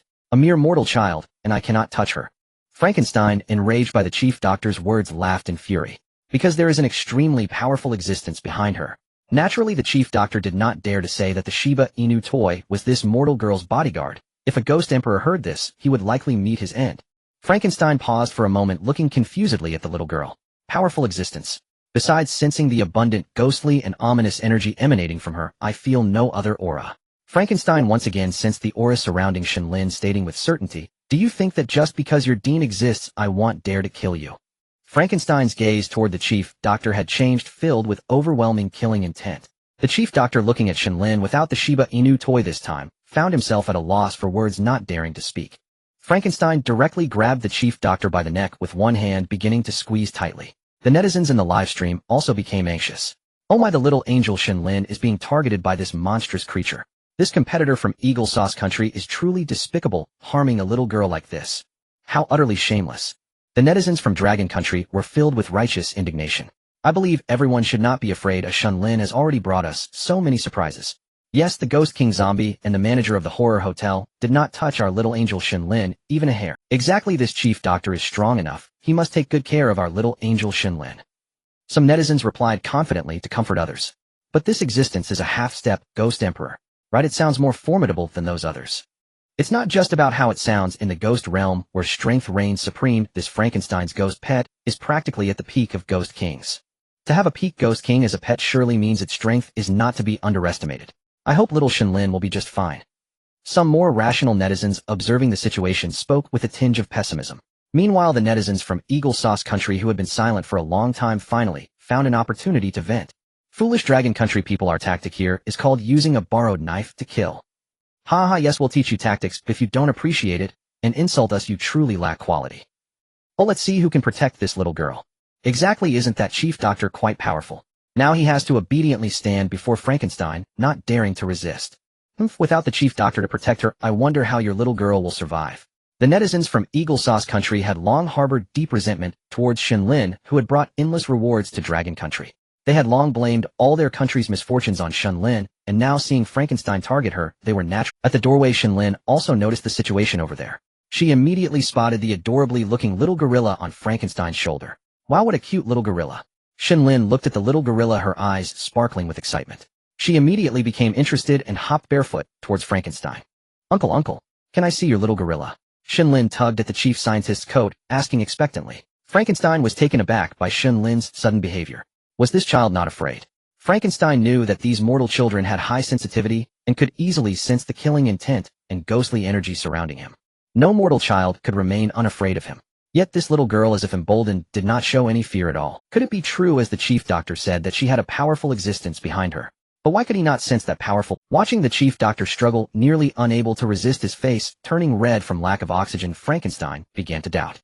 The chief doctor certainly dared not deceive himself. He was on the verge of death, yet insisted that there was a powerful presence behind this little girl. It seemed he could not act rashly. Although he was never afraid of trouble, the last time he impulsively dealt with the Ghost Emperor's pet, he was hunted for decades and ended up owing a huge favor. Frankenstein was not afraid of a fight, but feared these troubles. Having learned from past losses, he did not wish to attract more trouble to himself. He threw the chief doctor aside. Sensing the fresh air, the chief doctor immediately covered his throat and began to cough incessantly. Where is that existence? Frankenstein telepathically asked the chief doctor. Feeling the threat of death, the chief doctor did not hesitate and immediately pointed towards Shen Lin's room. Shen Lin had come out this time without holding the Shiba Inu toy, and the chief doctor knew she had just woken up, so the Shiba Inu toy was likely on the bed in her room. Little girl, did you leave something behind in your room? Please go and fetch it. Frankenstein lowered his head, looking at Shen Lin, and spoke softly. Shen Lin was taken aback for a moment, but quickly realized. Oh no, I didn't bring my little knife shield. Uncle, please wait, I will be right out. Shen Lin immediately ran back into the room barefoot and closed the door behind her. The onlookers were stunned, watching her rush in and out so quickly. If you dare to deceive me, the second meal it eats today will be you. Frankenstein glared at the chief doctor, pointing at the little gorilla on his shoulder, his expression unfriendly. The chief doctor, having regained himself, nodded vigorously. I wouldn't dare to deceive you even if I had 1,000 lives. The chief doctor said respectfully. After a while, just as Frankenstein was about to lose patience, the door to Shen Lin's room opened. Shen Lin emerged fully dressed and looking adorable, like a little angel holding her toy. The moment Shen Lin stepped out of the door, the little gorilla, which had been quietly perched on the shoulder of the Frankenstein, began to become restless. Frankenstein immediately sensed that something was amiss. After all, this ghost pet of his at the peak of Ghost King level had never shown fear, even when facing the Ghost Emperor who had hunted him for decades. It could charge at that Ghost Emperor at his command. Yet now it was so agitated. Connected to the ghost pet through a mental bond, Frankenstein felt the extreme fear emanating from the little. Frankenstein instantly saw what ordinary people could not. The Shiba Inu doll in Shen Lin's arms was emitting a heart-stirring glow. Frankenstein suddenly understood why his ghost pet little gorilla was being so restless. It was because it sensed an unprecedented threat and fear. Frankenstein's expression changed instantly. Indeed, this chief doctor had not been lying. He too sensed an aura from the Shiba Inu doll that he had never felt before. After all, he had been hunted by a ghost emperor for decades, so he was very familiar with that kind of ghost emperor's aura. Moreover, Frankenstein possessed a sensitivity to auras and crises that ordinary people lacked. Over the years, it was this sensitivity that had allowed him to escape repeatedly from the ghost emperor chasing him. Those who recognize the times are wise. Frankenstein immediately abandoned his curiosity and desire for Shen Lin. All he wanted now was to distance himself from this mortal girl and the inexplicably powerful ghost emperor. However, Shen Lin, who was very interested in the little gorilla perched on his shoulder, would naturally not let Frankenstein off easily. She bounced over to him. Seeing a group of people looking at him, Frankenstein could only brace himself and stand there. Uncle, let me see your little... With one hand holding the Shiba Inu doll, Shen Lin looked at the little gorilla with eyes full of longing. It seemed that, feeling its fate, the little gorilla had already begun to struggle, backing away incessantly. Frankenstein, seeing Shen Lin's lack of interest, understood that the little girl was merely curious about the little gorilla. He then commanded the little gorilla to walk towards Shen Lin. With the owner's command being irresistible on one side, and the terrifying aura of the Shiba Inu doll instilling fear on the other, the little gorilla found itself in a difficult predicament. In the end it resignedly ran towards Shen Lin, who hugged it tightly. Shen Lin laughed joyfully, as if she had received a new toy. Unbeknownst to her, Frankenstein only wanted to leave this place. Little girl uncle has something to do and needs to go back to his room. Can you give it back to me? Frankenstein cautiously approached Shen Lin and whispered. Upon hearing she was to be separated from the little gorilla she had just met, Shen Lin pouted unhappily. The little gorilla, with its own awareness, understood that its owner had come to fetch it and looked expectantly at Frankenstein. Naturally, the little gorilla in Shen Lin's arms would not dare to struggle easily. If it angered the Shiba Inu doll nearby, it might not even know how it would die. Seeing Shen Lin's reluctance, Frankenstein's heart tightened. How about this? Let the little gorilla play with you for now. When you get tired of playing, or when Uncle really needs it, you can give it back to me. Frankenstein compromised and hurriedly spoke. Hearing this, Shen Lin laughed again. Okay, I will take good care of it. Shen Lin hugged the little gorilla and the Shiba Inu doll tightly, sweetly nodding her head. Upon hearing its owner say such words, the little gorilla immediately realized its fate and resignedly lay in Shen Lin's embrace. In its gaze towards its owner, Frankenstein, there was a sense of grievance. It's not that the owner doesn't care about you. Please understand me. Frankenstein sighed, silently muttering in his heart. He knew that with the power of that Shiba Inu doll, it could easily kill the little gorilla. So this little girl was simply acting on a child's whim. The little gorilla would basically not suffer any harm here apart from perhaps some psychological trauma. This was also the reason why Frankenstein finally felt at ease to hand over the little gorilla to Shen Lin. Moreover, Frankenstein simply wanted to leave this place of troubles and had to sacrifice his ghost pet. Then Uncle, you go be busy. I promise it will return safe and sound. Shen Lin said cheerfully while holding onto the adorable little gorilla. Frankenstein nodded, immediately walking towards his room with the bewildered chief doctor. The chief doctor was also stunned by this unexpected turn. From his perspective, although Frankenstein might be wary of Shen Lin's ghost emperor bodyguard, he shouldn't be too afraid. He never expected the effect to be so pronounced. Not only did he want to flee the scene like the wind, but he even allowed his beloved ghost pet to be treated as a toy for Shen Lin, this mortal girl. Uncle! Shen Lin suddenly called out to the backs of Frankenstein and the chief doctor loudly. It was clear that Frankenstein and the chief doctor froze in place. Frankenstein mechanically turned his head, revealing a smile that was more pitiful than crying. What is it, little girl? He asked with a shaky voice. What is its name? Shen Lin curiously asked while holding up the little gorilla, which wore a face of despair. I haven't named it. Why don't you give it a name? Frankenstein immediately breathed a sigh of relief and hurriedly replied. Shen Lin nodded and continued squatting down to play. Seeing Shen Lin, who was unresponsive, Frankenstein dashed back into his room. With a bang, the door was shut. The sound of the door closing snapped the dazed chief doctor back to reality. He hurriedly followed Frankenstein's pace and left the courtyard. Lord Frankenstein, are you satisfied with this place? The chief doctor gently knocked on the door and asked in a low voice. The next moment he was swiftly pulled into the room by Frankenstein. Damn it, why didn't you say earlier that such a presence existed in your hospital? Frankenstein snarled, grabbing the chief doctor's collar with a fierce expression. I am sorry, my lord. I just forgot about this matter for a moment. The chief doctor replied in terror. Damn it, if something like this happens again, just tell me directly. Frankenstein flung the chief doctor away, displeased. Seeing the displeased expression on the face of the Frankenstein, the chief doctor could only nod in agreement. You have quite the temper for someone of your lesser stature. Why is it that you behave so well in front of that ordinary little girl? You've even sent your ghost pet away for her to play with. While bowing, the chief doctor couldn't help but internally grumble about the situation. Watching the chief doctor's sincere attitude, even the Frankenstein had nothing much to say. After all, it was thanks to the chief doctor's reminder that he didn't end up causing trouble due to rashness. Meanwhile, in the courtyard, Shen Lin was playing with a stiff little gorilla. Shen Lin adjusted the little gorilla a couple of times, hands on her hips, frowning at it. The little gorilla, seeing its little master frowning, immediately broke into a cold sweat. Gorilla, what are you pretending to be? Shen Lin said, somewhat displeased.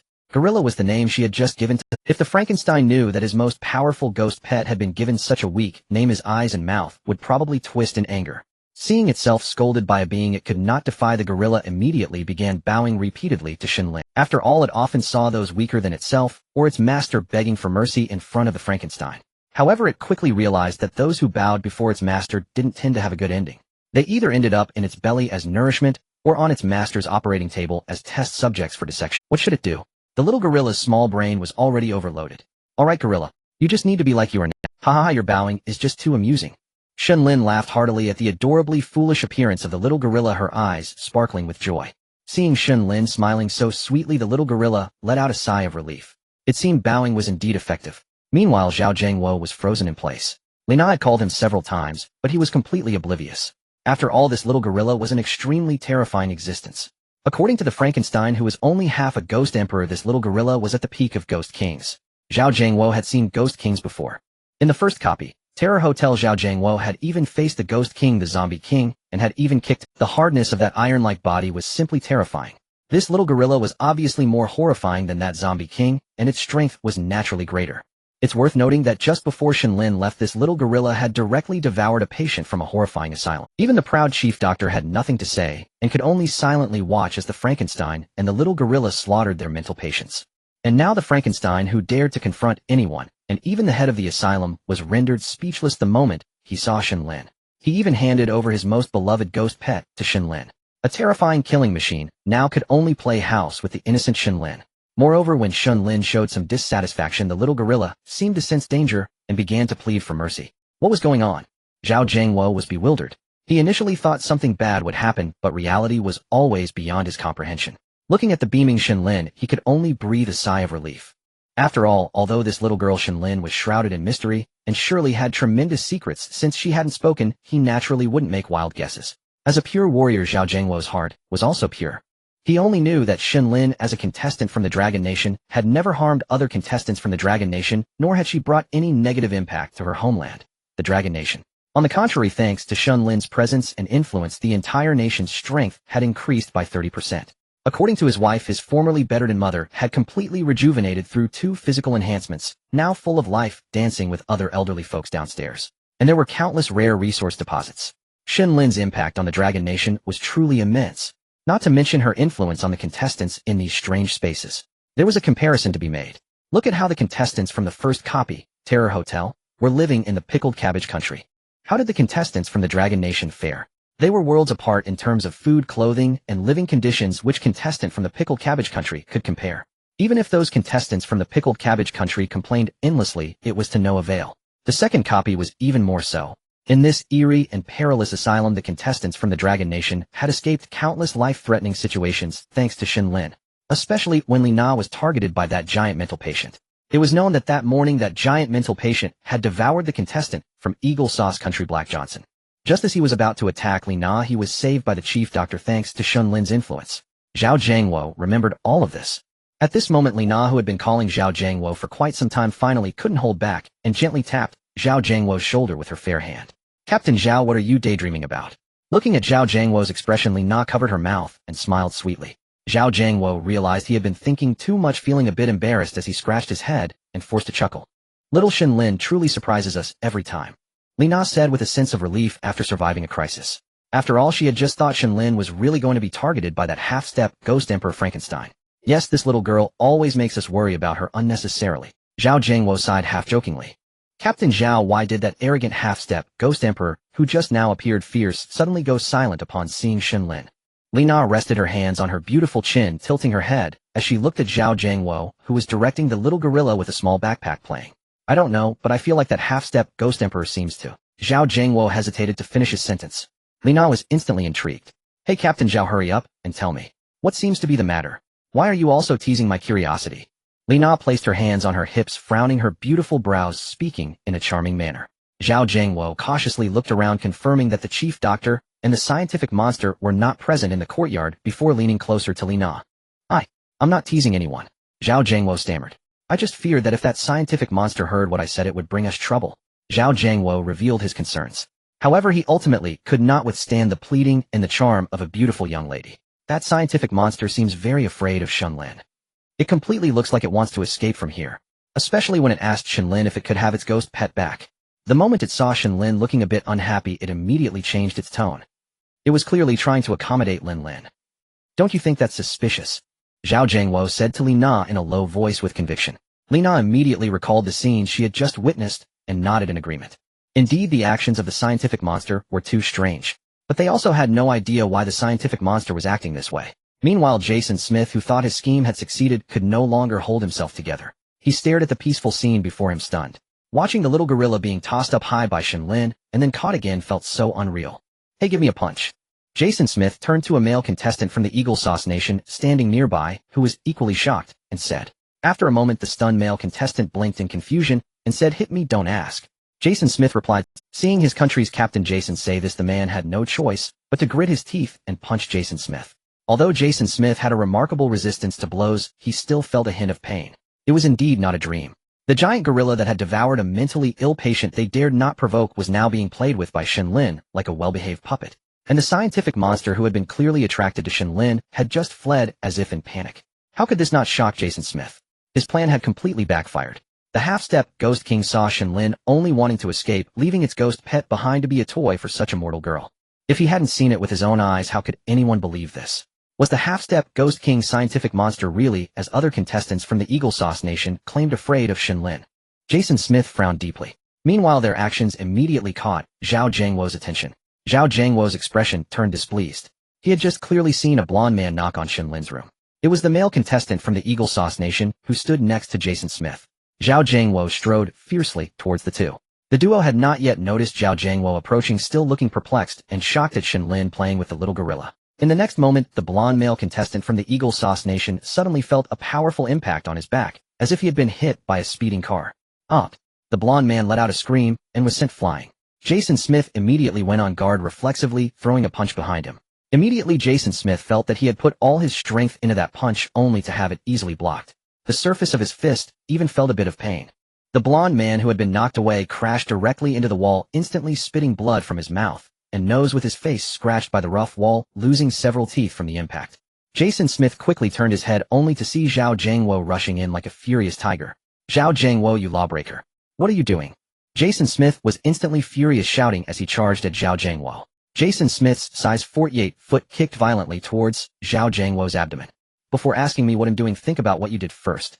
Zhao Jiangwo naturally wouldn't sit idly by directly delivering a whip kick to Jason Smith's waist. The two struck each other almost simultaneously. The only difference was that Jason Smith was sent flying while clutching his waist, whereas Zhao Jiangwo merely took a step back to steady himself. Jason Smith, who was sent flying, managed to steady himself after rolling, but the strong pain in his waist made even a tough guy like him frown and take deep breaths. Zhao Jiangwo, however, remained calm, brushing off the footprint on his abdomen, as if Jason Smith's powerful kick hadn't affected him at all. "Are you trying to provoke a war between two nations?" Jason Smith gritted his teeth and shouted. "How not to mention that you started it first. Does your Eagle Sauce Nation really have the strength to cross the ocean and wage war against my great Dragon Nation now? Do you, a mere soldier, have such power?" Zhao Jiangwo scoffed, looking disdainful. Jason Smith immediately realized he definitely could not defeat Zhao Jiangwo. And his most capable ally, the black strong man, had now become mere nutrients and excrement for that giant mentally ill patient. Now there was only one soldier and one boxer left. However, their fight had already attracted the attention of the other contestants from the Dragon Nation and Eagle Sauce Nation. Jason Smith understood that even with the help of that surviving soldier and boxer, which could barely hold off Zhao Jiangwo, the remaining five were definitely no match for the other 8 contestants from the Dragon Nation. Among his remaining 5 contestants, one blonde man who had just been kicked away by Zhao Jiangwo had completely lost his fighting ability, rolling on the ground and wailing. Clearly, Zhao Jiangwo's kick had rendered him powerless. Suddenly, out of the corner of Jason Smith's eye, he spotted Shen Lin, actually carrying the little gorilla towards them. Damn, that little gorilla was definitely not something numbers could stop. With how obediently that little gorilla listened to Shen Lin, it was very likely that the Eagle Sauce Nation would be wiped out here. Jason Smith quickly weighed the pros and cons. "Let's go leave this place," Jason Smith ordered his teammates in a low voice. Naturally, the contestants from the Yingjiang Nation were filled with terror. Upon hearing their captain's words, they immediately, as if relieved of a heavy burden, hoisted up the blonde man, who had been kicked into a state resembling a dead dog, and fled from the scene. "Captain Zhao, shouldn't we strike while they're down?" A contestant from the Long Country who had long harbored deep hatred for these treacherous Yingjiang contestants clenched his teeth and asked, watching the backs of the fleeing Yingjiang team. "Do not pursue a desperate foe." Zhao Jiangwo shook his head. It wasn't that he feared the Yingjiang contestants. Here, the Long Country's combat power had already crushed that of the Yingjiang Nation. This was not to mention the exceptionally obedient Ghost King-level little orangutan in Shen Lin's possession. Now relying solely on Zhao Jiangwo and the other 8 contestants, they could annihilate the entire Yingjiang team if they wished. Moreover, this could even lead to the immediate downfall of the Yingjiang Nation in the real world. After all, once the national fortune dropped by 100%, nothing but destruction awaited the rest of the Yingjiang people. But Zhao Jiangwo would not do such a thing. He understood that given the Yingjiang Nation's vindictive nature, if all their contestants were wiped out, they would inevitably launch a desperate revenge against the entire Long Country. The Yingjiang Nation might be despicable, but its war capabilities were still worthy of acknowledgement. Not to mention its terrifying nuclear arsenal. The moment the Yingjiang Nation fell, it would surely launch a nuclear attack on the Long Country. Although the Long Country's national fortune had grown, there was still no effective solution against nuclear attacks. Currently, the international approach to nuclear strikes barely considered interception. The only method was nuclear, but exchanging a prosperous and growing nation for one on the verge of extinction was a losing deal. Therefore Zhao Jiangwo merely wanted to teach them a lesson. He wanted the Yingjiang contestants to understand not to cause trouble recklessly. The Long Country contestants had not yet grasped this level of reasoning, but they respected Captain Zhao Jiangwo's decision and understood that he would consider details beyond their scope, so they raised no objections. Meanwhile, in the live stream, the netizens of the Long Country had begun to cheer. Dude brothers, Captain Zhao is awesome. Captain Zhao thrashed the Yingjiang contestants. The scum of Yingjiang only use dirty tricks, they dare not face us heathen. Huffed, disgusting creatures. The Long Country netizens erupted in jubilation as they watched Zhao Jiangwo beat the blonde Yingjiang man. These words instantly darkened the faces of the initially smug Yingjiang netizens. Buff, you Long Country folks are the ones using dirty tricks. Exactly, you talk big. Our Captain Jason Smith just couldn't be bothered with you uncivilized Eastern monkeys. Yes, our Yingjiang nation cares deeply for the weak. Some brainless Yingjiang netizens immediately shot back, though their words seemed ridiculous compared to the video evidence. Ha ha ha, I'm dying of laughter. Caring for the weak. Didn't you see your precious Jason Smith get sent flying by our Captain Zhao's kick? Clearly Jason Smith was scared. Your Yingjiang nation is so good at self-deception. And aren't your Yingjiang contestants stupid? How could they dare to provoke our little angel Shen Lin, who scared off a half-step ghost emperor? What were they thinking? Exactly, for real. Aren't you afraid? The Long Country netizens immediately launched into a frenzy of mockery. After all, they had witnessed the scene between Shen Lin and the half-step ghost emperor Kashue Guiron, shocked to their core. Especially when the half-step ghost emperor Kashue Guiron directly gave that ghost pet to Shen Lin as a toy. If that wasn't submission or fear, what else could it be? If they were just letting you off. And you Long Country people sure love to delude yourselves.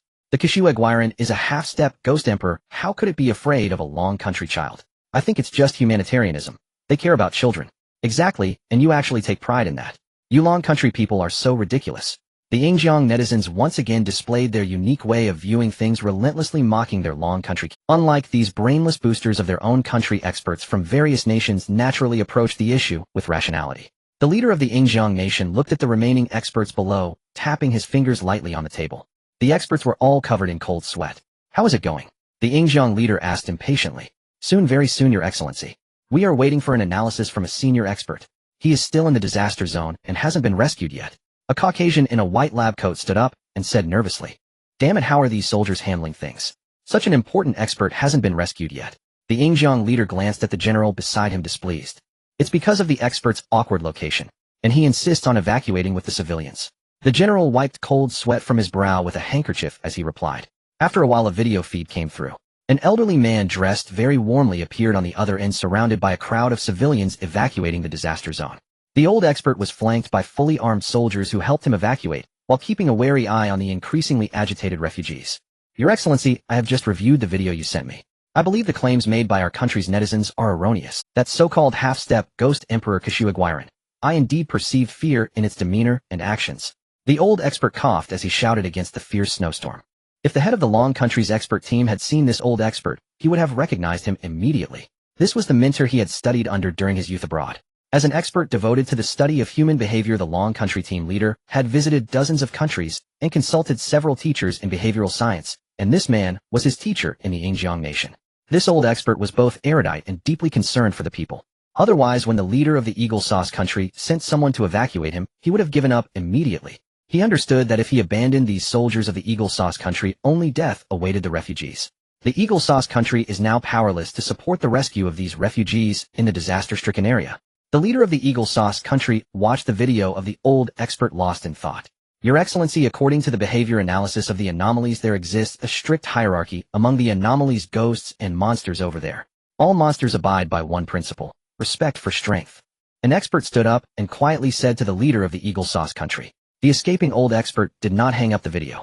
Seeing the heated discussion among the experts, the old expert coughed lightly. A group of people, including the leader of the Eagle Sauce country, looked over in unison. The high-ranking officials of the Eagle Sauce country still recognized the words of this old expert. Is there a possibility? Let's boldly hypothesize. These so-called powerful ghosts and anomalies, what they fear is Shen Lin, that little girl from the Dragon Country. Perhaps it is very likely that this little girl is a remarkably powerful ghost. The old expert said slowly. As soon as these words were spoken, all the experts and the leader of the Eagle Sauce country were immediately shocked. Professor, do you know what you were saying? This contravenes science and logic. Some experts immediately opposed, exclaiming in disbelief. After all, what this expert said was truly horrifying. Still stubbornly sticking to the traditional view. Cough, cough, cough. Upon hearing the doubts from these experts, the old expert immediately became serious, but the fierce wind and snow made him cough violently. Everyone looked at the expert, resting with skepticism.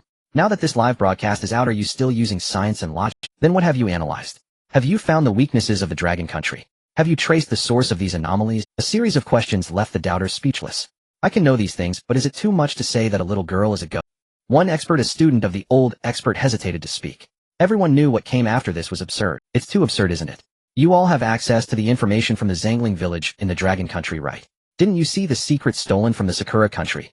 That child's father, Shen Nanyan, is a ghostly existence. The old professor patted his chest, coughing and speaking excitedly. These people were taken aback. Indeed, as the old expert said, the experts from the Eagle Sauce Country had all seen the information sent back from the Sakura Country. At this moment, most of the people began to accept the old expert's conjecture.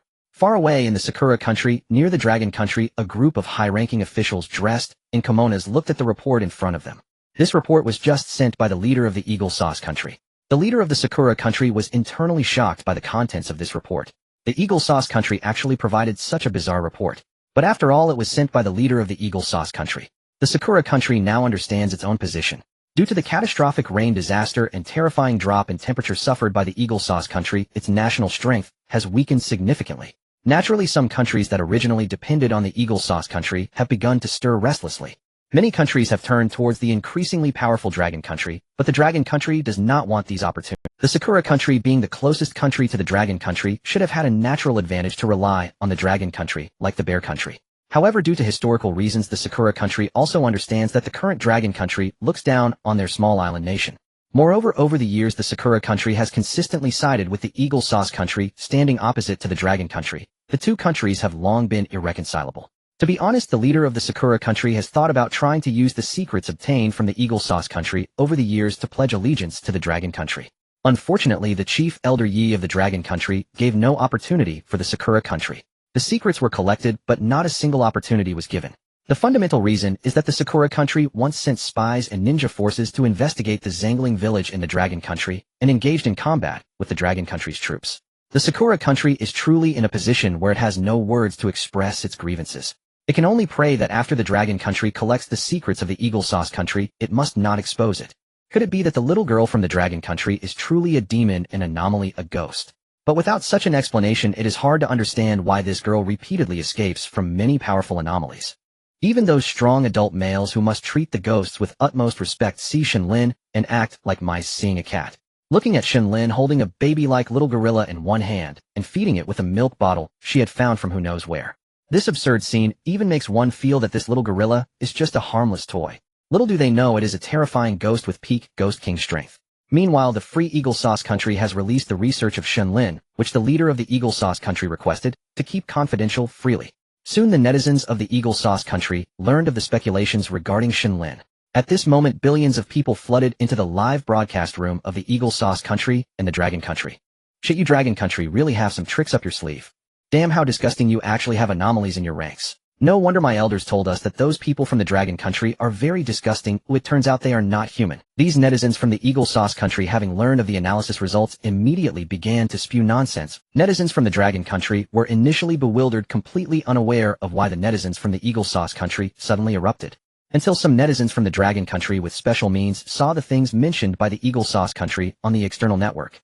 Some well-meaning netizens from the Eagle Sauce Country even analyzed various videos and screenshots of Shen Lin one by one. Some of them were surprisingly coherent. Such posts directly received hundreds of millions of shares. Soon netizens worldwide became aware of this matter. In an instant, the Dragon Country's live broadcast room, which already had billions of viewers, saw another surge of hundreds of millions of people. Damn guys, the latest gossip is out. What gossip? Asking for answers online. Don't tell me it's about those entertainment industry affairs. This isn't the time to care about those people. No way. This matter concerns our little angel. What? Something about Shen Lin, the little angel. Spill it. Spill it. Some netizens from the Dragon Kingdom who had already seen those posts immediately boasted in the. This instantly piqued the interest of the less informed netizens.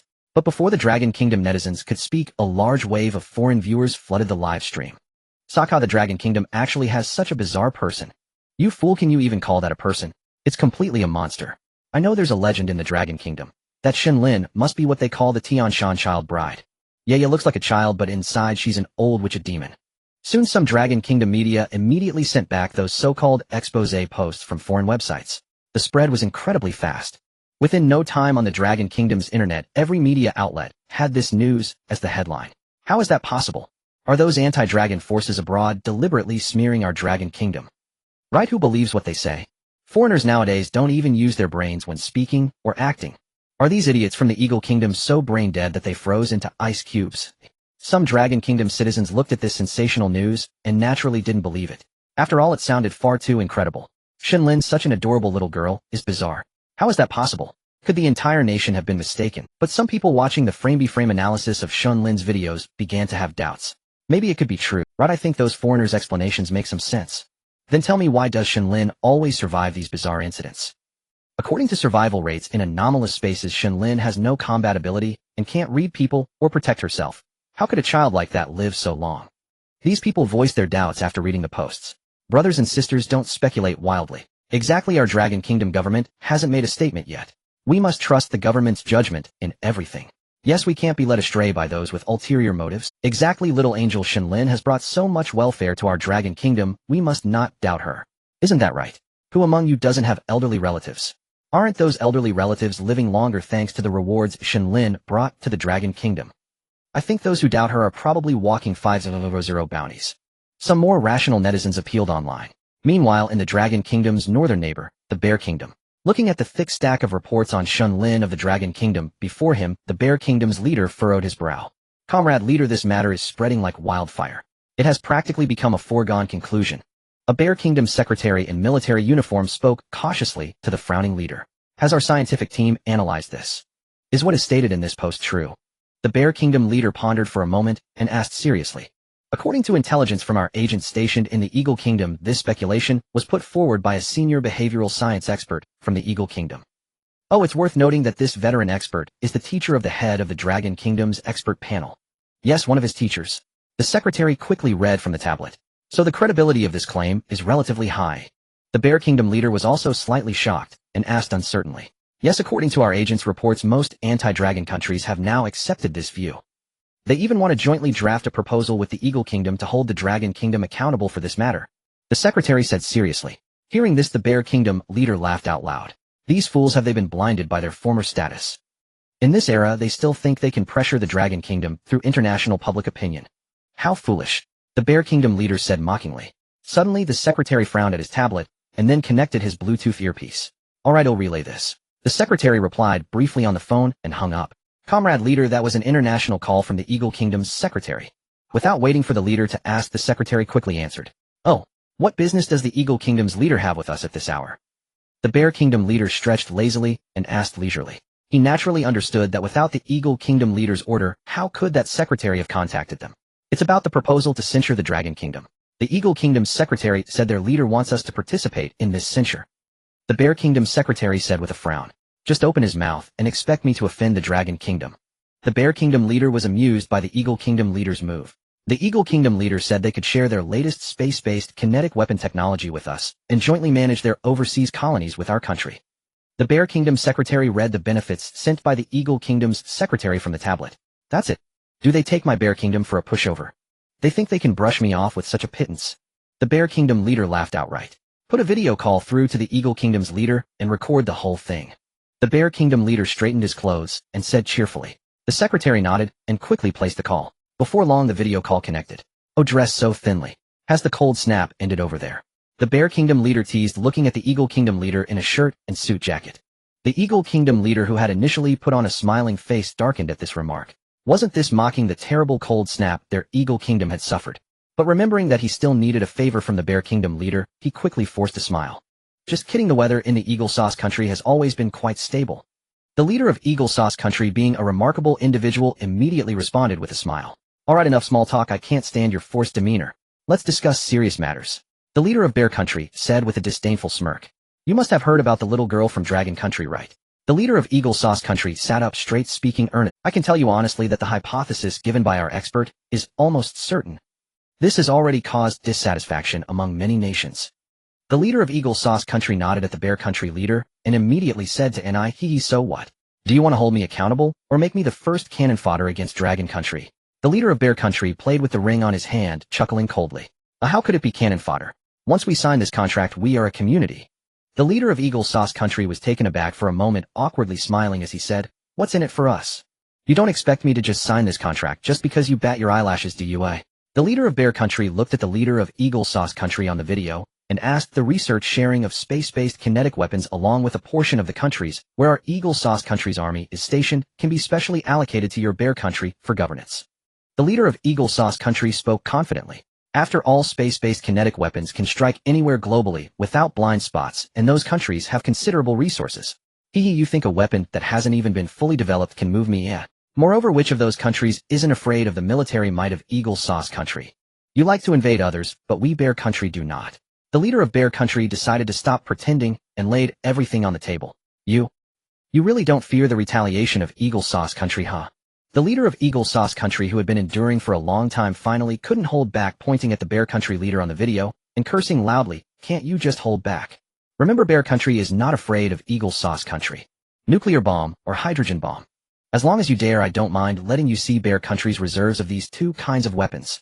The leader of Bear Country showed no fear of the retaliation mentioned by the leader of Eagle Sauce Country, coldly saying, "Enough, you stagnant fools, handle this yourself." "Fool." The leader of Bear Country chuckled coldly, signaling his secretary to hang up the phone. At that moment, a general from Bear Country, who had been watching, approached. "Comrade leader, we have completely torn our faces with Eagle Sauce Country." The general of Bear Country sighed, speaking with some worry. Even though Eagle Sauce Country is currently suffering from a century's worth of torrential rain and a terrifying drop in temperature, as the leader of Eagle Sauce Country said, the military forces stationed abroad have not been significantly affected. Eagle Sauce Country still possesses considerable military strength. So what? Bear Country is not afraid of them. The leader of Bear Country said with a cold laugh. "Send this video and the contract from Eagle Sauce Country to Chief Elder Yi of Dragon Country. Forget it, call the Dragon Country's Chief Elder Yi, and I will speak to him personally." The leader of Bear Country adjusted his collar and immediately sat up straight. Moments later, an elder from Dragon Country, exuding an air of immortality, appeared on the other end of the video. "Chief Elder Yi, long time no see." The leader of Bear Country immediately said with a friendly smile. Thanks to little Shen Lin, my health has improved." Chief Elder Yi also replied with a smile. "I won't say much about old times. I will send you some information. Please review it carefully." The leader of Bear Country said seriously. Chief Elder Yi immediately received the materials. His previously amiable expression turned gloomy. Eagle Sauce Country is truly unrepentant. Even not being on the same continent, they still want to meddle in others' affairs. Chief Elder Yi snorted coldly and said, "You are suffering from this. Doesn't that mean Bear Country has completely lost its room for maneuver against Eagle Sauce Country?" Chief Elder Yi looked at the recent video of the leaders of Eagle Sauce Country and Bear Country and asked softly, "That doesn't matter. Chief Elder Yi, you and I are both straightforward people. Let me put it this way, compared to Eagle Sauce Country, I have more confidence in Dragon Country and absolutely stand on Dragon Country's side.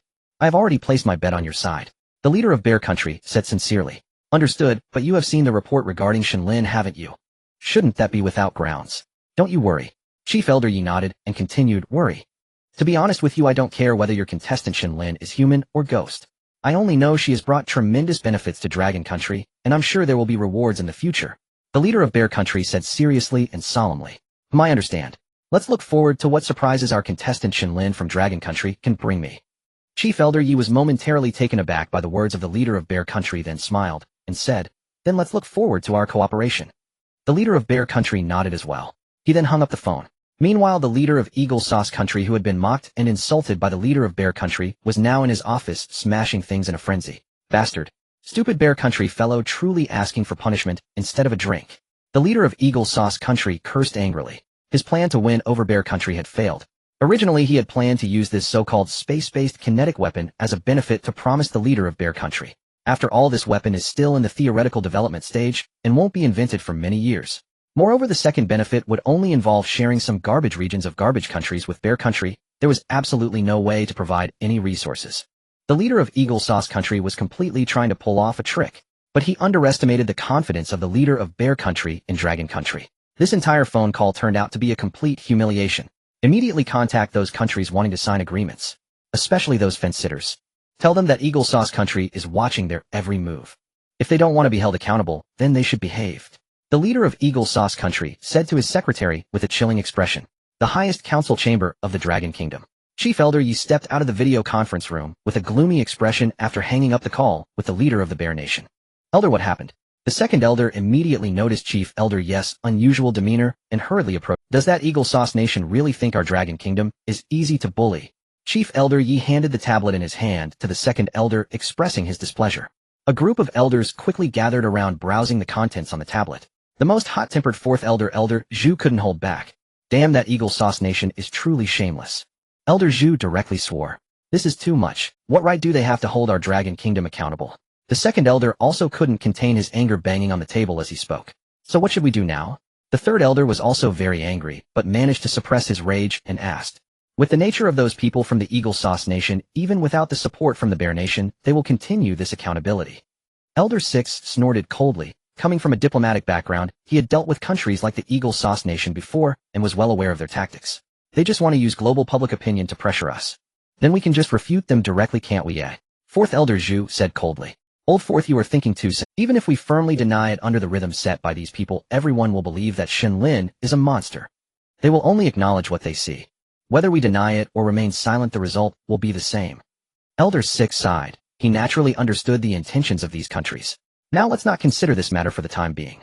Have you all seen the post from Eagle Sauce Nation regarding the young girl? Chief Elder Yi interrupted the conversation of the elders, speaking earnestly. Seeing Chief Elder Yi speak, the elders quieted down and nodded. All right, let's gather our expert team. This matter needs to be discussed. Chief Elder Yi led the way towards the meeting room where the expert team was located. As Chief Elder Yi pushed open the door, the originally noisy and bustling meeting room immediately fell silent. Over 100 experts turned to look at them. I believe everyone is worried about that post. Chief Elder Yi walked to the front of these experts and cleared his throat to speak. Seeing the crowd nodding, Chief Elder Yi looked at the leader of the expert group, the behavioral expert. Leader, please. The Chief Elder Yi addressed the behavioral expert. Then I will respectfully comply, Elder. The behavioral expert nodded and stood up. In this matter, I should have the most authority to speak. Because the senior expert from the Eagle Sauce Nation who proposed this theory was my mentor during my studies there. The behavioral expert looked sternly at the crowd of experts and elders. Upon hearing this, some experts who were unaware of the situation immediately expressed their shock. Although he is my teacher, I do not agree with his theory that Shen Lin is a ghost. I admit he is a leading figure in the field of behavioral science. But I have my own views. He is too stuck in his ways. Although the time I spent learning from him taught me a lot, I also recognized his shortcomings, being too inflexible and overly confident in his judgments. I believe he is merely trusting his own judgment now. The behavioral expert said earnestly. Some experts nodded in agreement. And I think instead of focusing our energy on determining whether that little girl Shen Lin is eerie, it would be better to analyze the things around her. The behavioral expert looked at everyone seriously. So your point is that Shen Lin is not eerie or a ghost, but Chief Elder Yi raised a question. This question left the behavioral expert momentarily stunned. Wait a moment. I will give you an answer right away. The behavioral expert immediately picked up the tablet by his side and began to rewatch the live replay regarding Shen Lin. After a while, the behavioral expert put down the tablet. The crowd's gaze also shifted as he stood up. Yes, that Shen Lin is definitely not a ghost. I believe even more that there are ghosts around Shen Lin. The behavioral expert said seriously. This statement shocked all the experts, and even Chief Elder Yi was slightly taken aback. There are ghosts around her. Chief Elder Yi repeated in a low voice. Yes, it's that Shiba Inu puppet. The behavioral expert immediately had the technicians project a video onto the big screen. It was the segment where the half-step Ghost King scientist saw Shen Lin, who had just come out of the room. Everyone can see that this was the first encounter between Shen Lin and this half-step Ghost King scientist. Clearly, the half-step Ghost King scientist took a keen interest in Shen Lin. You must know, in their eerie world, having an eerie being take an interest is not a good thing. However, just as this half-step Ghost King scientist was about to take action against the waking Shen Lin, the head doctor from the mental hospital stopped the half-step Ghost King. Although we still don't know why the head doctor chose to wade into these murky waters, I analyzed his expression and actions to see his conflict. He fears the half-step Ghost King scientist and is also afraid of something else we are unaware of. And that something is likely right next to Shen Lin. Especially this action look. The behavioral expert pointed at the video showing the head doctor, who was shoved aside by the scientist pointing at Shen Lin's room. The behavioral expert immediately pressed the pause button. The video froze.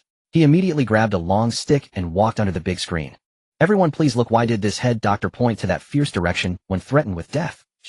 According to logic, if the head doctor wanted to find someone to save his life, he would definitely look for someone at least on par with the half-step Ghost King scientist. He did not point to the token that could communicate with the hospital's director, nor to the ghost Shen Lin mentioned by the senior expert from the Eagle Sauce Nation, but instead pointed at Shen Lin's room. Combining that when Shen Lin just came out, she was only wearing clothes at that moment, the half-step Ghost King scientist could be said to have regarded Shen Lin merely as a mortal. With the stick of the behavioral expert, everyone immediately witnessed this scene. At that moment, the incident occurred so suddenly that many people did not notice the chief physician in the corner pointing at Shen Lin's room. Now it seems that just as the behavioral expert said, it is indeed very strange. Let us continue watching. After Shen Lin entered the room and came out, she was now fully dressed, and notably, she was holding that Shiba Inu. The behavioral expert pointed the laser pen at the knife shield Shiba Inu doll in the video, and said earnestly, "Now, let's observe the reaction of the half-step Ghost Emperor and its ghost pet at this moment. Let us see what reaction this half-step Ghost Emperor has." Shock. Its expression changed instantly. One could say it was faster than the face-changing performance of our country's Sichuan opera. This is an unreserved display, or rather a reaction that came too suddenly to conceal. And regarding this change, I believe no one would be foolish enough to think it was because Shen Lin changed her clothes. The only thing the young girl Shen Lin brought out was that Shiba Inu doll. The behavioral expert slowly spoke to the crowd. Chief Elder Yi, upon hearing the expert's analysis, couldn't help but nod in agreement. Next, let's take a look at the ghost pet. Let our zoologist elaborate on this. The behavioral expert handed the laser pen to a senior zoologist standing nearby. It is well known that animals have a particularly strong ability to sense danger. Although this half-step Ghost Emperor's ghost pet is bizarre, many of its behaviors are no different from those of a gorilla in our real world. Everyone please observe when Shen Lin came out holding that Shiba Inu doll, this ghost pet immediately reacted. It was fear, unease, and agitation. Under normal circumstances in this bizarre world where strength is paramount, coupled with the fact that a gorilla's IQ is not too high, this leads to one point: a ghost pet with a master beside it would naturally not be afraid of ghosts stronger than itself. However, the ghost pet's reaction now clearly exceeds the control the half-step Ghost Emperor has over it. This has brought about fear and dread both psychologically and physiologically for this ghost pet. The zoologist quickly analyzed and immediately spoke up. After the two finished speaking, they looked at the crowd. The experts couldn't help but nod in agreement. Indeed, the analyses of these two experts were much more reliable than the posts circulated by netizens from the Eagle Sauce Nation. In other words, what this half-step Ghost Emperor and its ghost pet fear is that Shiba Inu doll, right? Chief Elder Yi also came back to his senses from his shock, took a deep breath, and said slowly. The behavioral expert and the zoologist exchanged glances and nodded. The other experts, upon hearing their analysis, naturally expressed their admiration and agreement. Then, according to your statement, what kind of being is this Shiba Inu doll? The second elder stood up and earnestly asked the experts below. Exactly, we need to clarify this. If the Shiba Inu doll beside Shen Lin is indeed a bizarre existence, we need to ascertain its strength. This is very important for the future of our Dragon Nation. Chief Elder Yi also stood up and said solemnly. A group of experts immediately engaged in intense analysis. After a moment, the behavioral expert stood up. Chief Elder Yi and various elders, based on our analysis, if that Shiba Inu doll is indeed bizarre, its strength must be at least that of a Ghost Emperor. Only a Ghost Emperor could make a half-step Ghost Emperor retreat. The behavioral expert stood up and said serious. Actually, Chief Elder Yi had already guessed similarly, but the answer from the expert's detailed analysis still shocked him. A Ghost Emperor level of strength. This caused Chief Elder Yi to fall into deep thought. It was clear that this Ghost Emperor could not be something that a mere mortal girl like Shen Lin could tame. Let alone a Ghost Emperor, even a zombie king or a half-step Ghost Emperor like a science monster would be extremely arrogant. There is only one possibility. Shen Nanyan, Shen Lin's father, who had never shown his face. Now all clues point to Shen Nanyan. Only he could possibly have a Ghost Emperor as his daughter's bodyguard. It is known that the Dragon Nation's government has never ceased its search for Shen Nanyan. So far, the entire Dragon Nation has conducted 4 national censuses, and the 5th is already underway. Yet despite all this, not a single piece of information about Shen Lin's father Shen Nanyan has been found. Chief Elder Yi looked at the report before him, his heart filled with deep shock. Who exactly is this Shen Nanyan? Why does his daughter, who is an ordinary person, have a bizarre Ghost Emperor as her bodyguard? At that moment, a video call came in. Chief Elder Yi's secretary hurried over. Elder, it's a joint video conference with the Eagle Sauce Nation and several other countries. Should we answer? The secretary looked at the report in front of him somewhat uncertainly. Chief Elder Yi's gaze sharpened. It had indeed arrived. Answer it, why not? And make it a global live broadcast. Chief Elder Yi said with a hearty laugh. Soon the video call was connected. Dragon Nation, do you know the content of this conference? The leader of the Eagle Sauce Nation looked down at Chief Elder Yi with a condescending gaze. Is it about your disaster relief efforts? Our Dragon Nation has dispatched a humanitarian rescue team. Chief Elder Yi said with a puzzled expression. Not this matter. The leader of the Eagle Sauce Nation poked at his sore spot, immediately darkened his face. It's about your country's child contestant, Shen Lin. According to the post from our Eagle Sauce Nation's netizens, it has been confirmed that she, or rather it, is bizarre, not human. The leader of the Eagle Sauce Nation said ominously while looking at the report in front of him. Chief Elder Yi did not expect the leader of the Eagle Sauce Nation to be so straightforward, without even a hint of pretense. However, all of this was within Chief Elder Yi's calculations. If I may say so, I think you leaders of these countries must have lost your minds. Chief Elder Yi sneered. As soon as these words were spoken, the other country leaders who had originally come to watch the excitement immediately turned gloomy. I hereby declare that our country's contestant, Shen Lin, is a human, a real human. Chief Elder Yi said clearly and emphatically. Looking at Chief Great Elder Yi's righteous and stern demeanor, the leader of the United States let out a cold laugh. Great Elder Yi, are you so old that you've become senile? The leader of the United States said mockingly. That child is your Dragon Kingdom's contestant, so naturally you would shield her. Is your word even credible? Do you have evidence? The leader of the United States said slowly. The other leaders, whether coerced or willing, all nodded. Indeed, the purpose of their actions was simply to smear Dragon Kingdom. Do I need to prove my credibility to you? What qualifications do you have to examine evidence? Chief Great Elder Yi sneered coldly. Then how do you explain that girl from your Dragon Kingdom? The leader of the United States choked, paused, and then hurriedly said, proof. Our Dragon Kingdom's citizens, our Dragon Kingdom's contestants. Who do they need to prove themselves to? Chief Great Elder Yi looked coldly at the group of anti-Dragon Kingdom leaders. You? The leader of the United States pointed at Chief Great Elder Yi, intimidated by his forceful demeanor. Stop playing these childish games. Chief Great Elder Yi suddenly changed his expression and looked at the crowd. This meeting you've dragged me into. Don't tell me it's just for a war of words. We are all heads of state. Let's get straight to the point. Chief Great Elder Yi leaned back leisurely in his chair and said calmly. As the Great Elder of Dragon Kingdom, Chief Great Elder Yi naturally understood their intentions. A group of national leaders would never simply want to denounce Dragon Kingdom. After all, no country could intervene in the bizarre space livestream.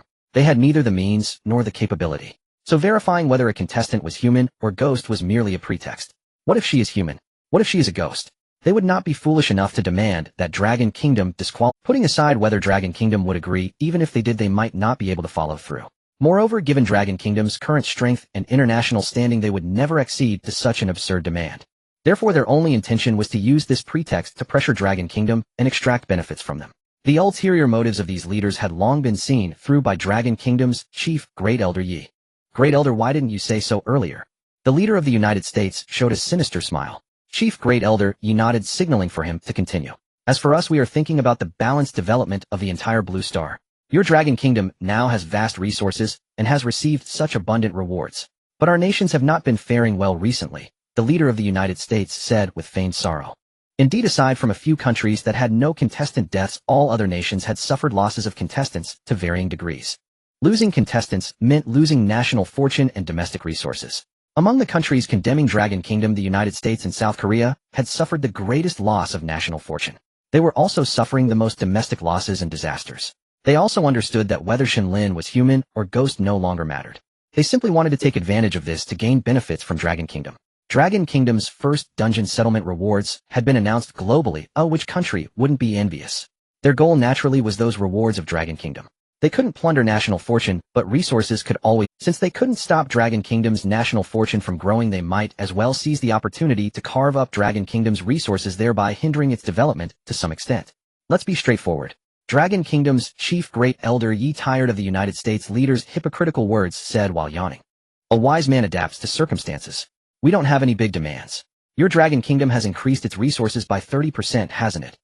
Give these resources to our countries. The leader of the United States laughed, squinting his eyes. The other anti-Dragon Kingdom leaders nodded in agreement. After all, since they had always supported the United States, Dragon Kingdom would naturally not accept their allegiance now. Better to curry favor where there is hope of rewards than to be snubbed. So they followed the United States, hoping for a share of the resources. 30%.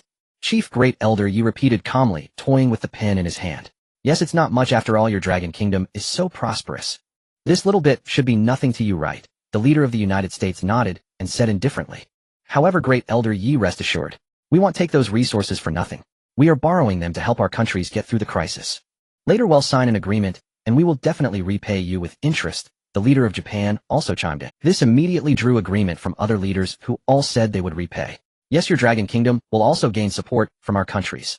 Moreover, the United States will certainly supervise the repayment matters of the participating countries. The leader of the United States said leisurely while crossing his legs. Indeed, 30% is not much for you. Chief Great Elder Yi nodded. But can the resource reserves of our Dragon Kingdom be compared to those of your small nations? Then Chief Great Elder Yi's tone turned, and he asked sternly. As soon as he said this, all the leaders were stunned. Immediately their faces turned ugly.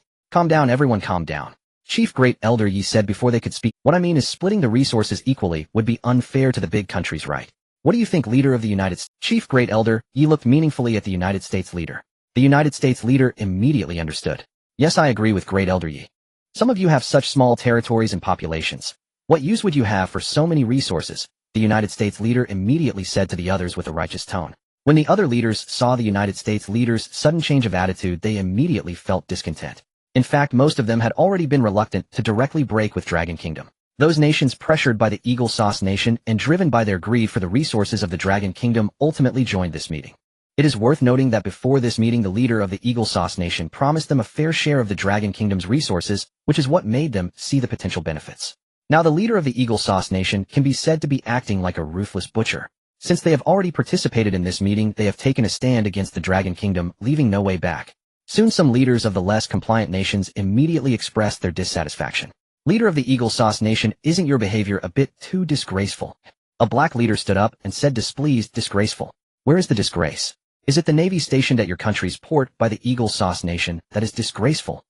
The leader of the Eagle Sauce Nation sneered, speaking without revealing any emotion. Upon hearing the mention of this matter, the black leader immediately fell silent.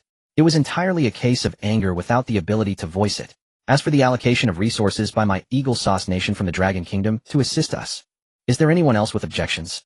The leader of the Eagle Sauce Nation looked at all the leaders present with a smile, slowly asking, feel free to voice any objections. This is an international meeting, and our Eagle Sauce Nation truly pursues freedom and democracy. The leader of the Eagle Sauce Nation spoke leisurely. Then Elder Yi, when will these resources be handed over? After dealing with internal issues, he turned to Elder Yi, who was watching the commotion. Oh, the resources are negotiable. But we the Dragon Kingdom are a bit curious. Elder Yi said, feigning confusion. Go ahead. Our Eagle Sauce Nation will certainly speak freely. Before the leader of the Eagle Sauce Nation could finish his sentence, a voice interrupted him. The secretary of the leader of the Eagle Sauce Nation rushed in holding a tablet, interrupting his words. At that moment, the leader of the Eagle Sauce Nation was still immersed in the joy of soon obtaining the resources of the Dragon Kingdom, fearing that someone would ruin his good fortune. Get out, who allowed you to come in? The leader of the Eagle Sauce Nation immediately frowned and cursed loudly. But leader, there is something very serious that I need to report to you. The secretary said anxiously. However, before she could finish, a teacup was thrown at her, interrupting her words. Right now, nothing is more important than what I am discussing with Elder Yi of the Dragon Kingdom. Now get out, don't make me hold you accountable. The leader of the Eagle Sauce Nation roared like a fierce demon, completely disregarding the disdainful gazes of the other leaders. Oh dear, the leader of the Eagle Sauce Nation is indeed busy. Elder Yi immediately fanned the flames from the side. Why don't we postpone this matter for another day, considering how busy you are today? Elder Yi smiled, and said, then prepared to leave the video conference. Seeing Elder Yi's actions, the leader of the Eagle Sauce Nation panicked. Today was like pushing a duck onto the shelf, having caught the Dragon Kingdom completely unprepared. Now that the duck was ready, how could the leader of the Eagle Sauce Nation let a cooked duck escape from his mouth? Moreover, it was such a plump duck from the Dragon Kingdom. The leader of the Eagle Sauce Nation actually took a pistol from his drawer. Skillfully loading it, he aimed at the secretary standing at the door. Get out, or let me shoot you. You choose. The leader of the Eagle Sauce Nation looked at the female secretary with a crazed expression, gritting his teeth as he asked. The secretary immediately realized that her leader was genuinely preparing to shoot. She understood that in the current state of madness, if she said one more word, she might really end up taking a bullet. Thus the female secretary gritted her teeth and left the office without saying a word. The leader of the Eagle Sauce Nation instantly transformed, putting away the gun and revealing a smile once more. It was as if the person who had just threatened to shoot his own citizen was no longer him. The leader of the Eagle Sauce Nation has quite the means. Elder Yi couldn't help but admire the shameless arrogance of the leader of the Eagle Sauce Nation. Naturally, the leader of the Eagle Sauce Nation did not detect the sarcasm in Elder Yi's tone and laughed heartily. What were you about to ask? I will certainly speak freely. The leader of the Eagle Sauce Nation said with a smile. Oh, there is indeed something I am unclear about. It's about our national contestant Shen Lin. I wonder if you have any detailed information on her.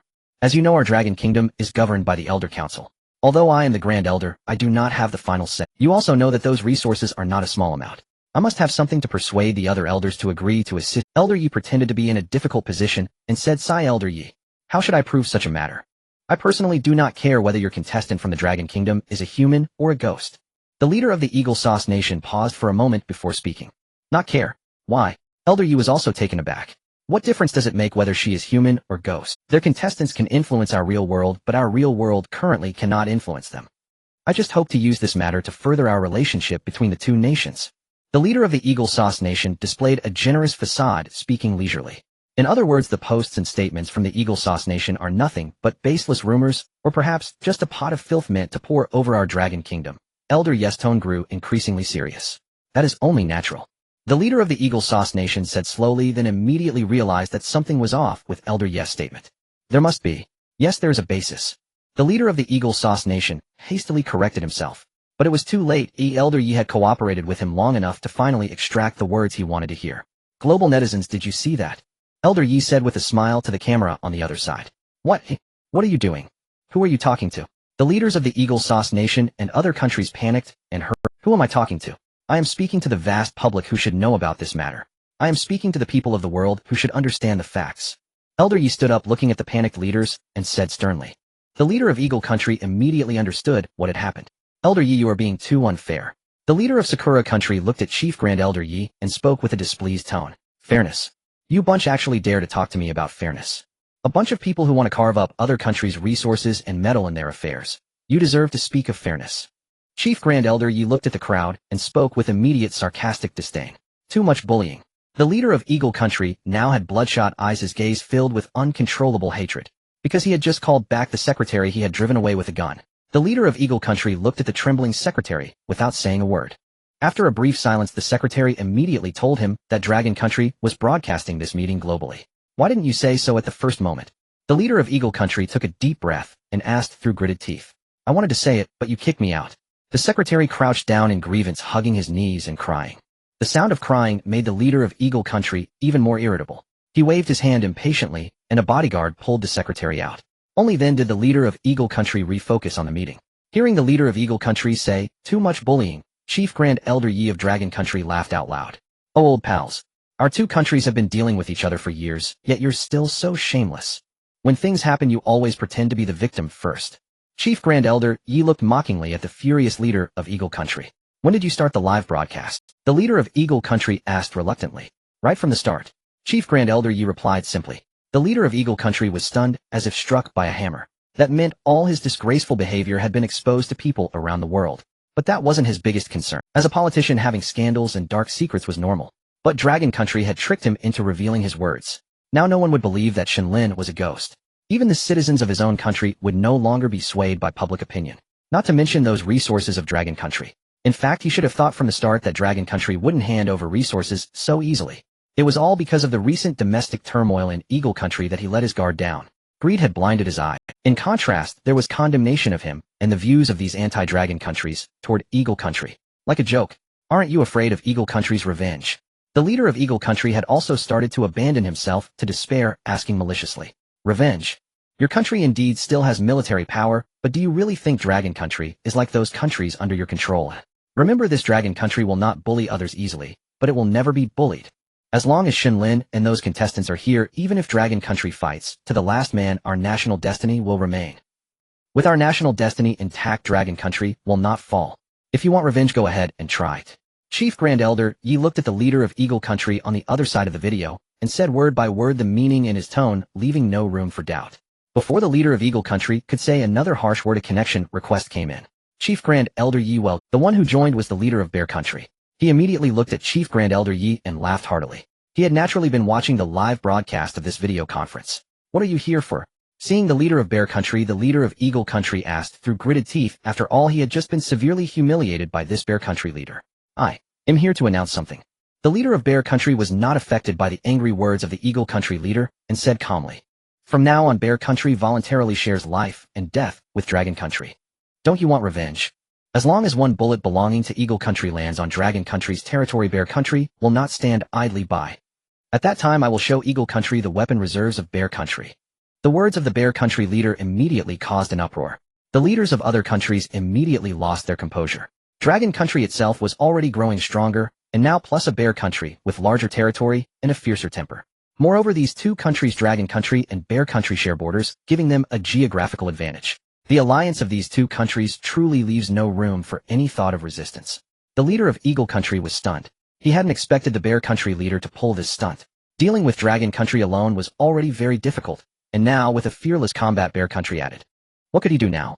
The face of the Eagle Country leader was as black as could be. Then the leader of Eagle Country directly hung up the video call. Continuing the conversation would only mean slapping his own face a few more times. It was meaningless. The leader of Eagle Country sat on the chair with a livid face. The other countries, seeing that their master Eagle Country had withdrawn from the meeting, also hung up without any hesitation. Chief Grand Elder Yi exchanged a few pleasantries with the Bear Country president and then hung up. Chief Grand Elder Yi was not surprised by this declaration-like move from the Bear Country leader. Bear Country had been sending such friendly signals to Dragon Country for a long time. Although Chief Grand Elder Yi also understood that without Shen Lin and Dragon Country's current strength, the Bear Country leader would naturally not be so resolute.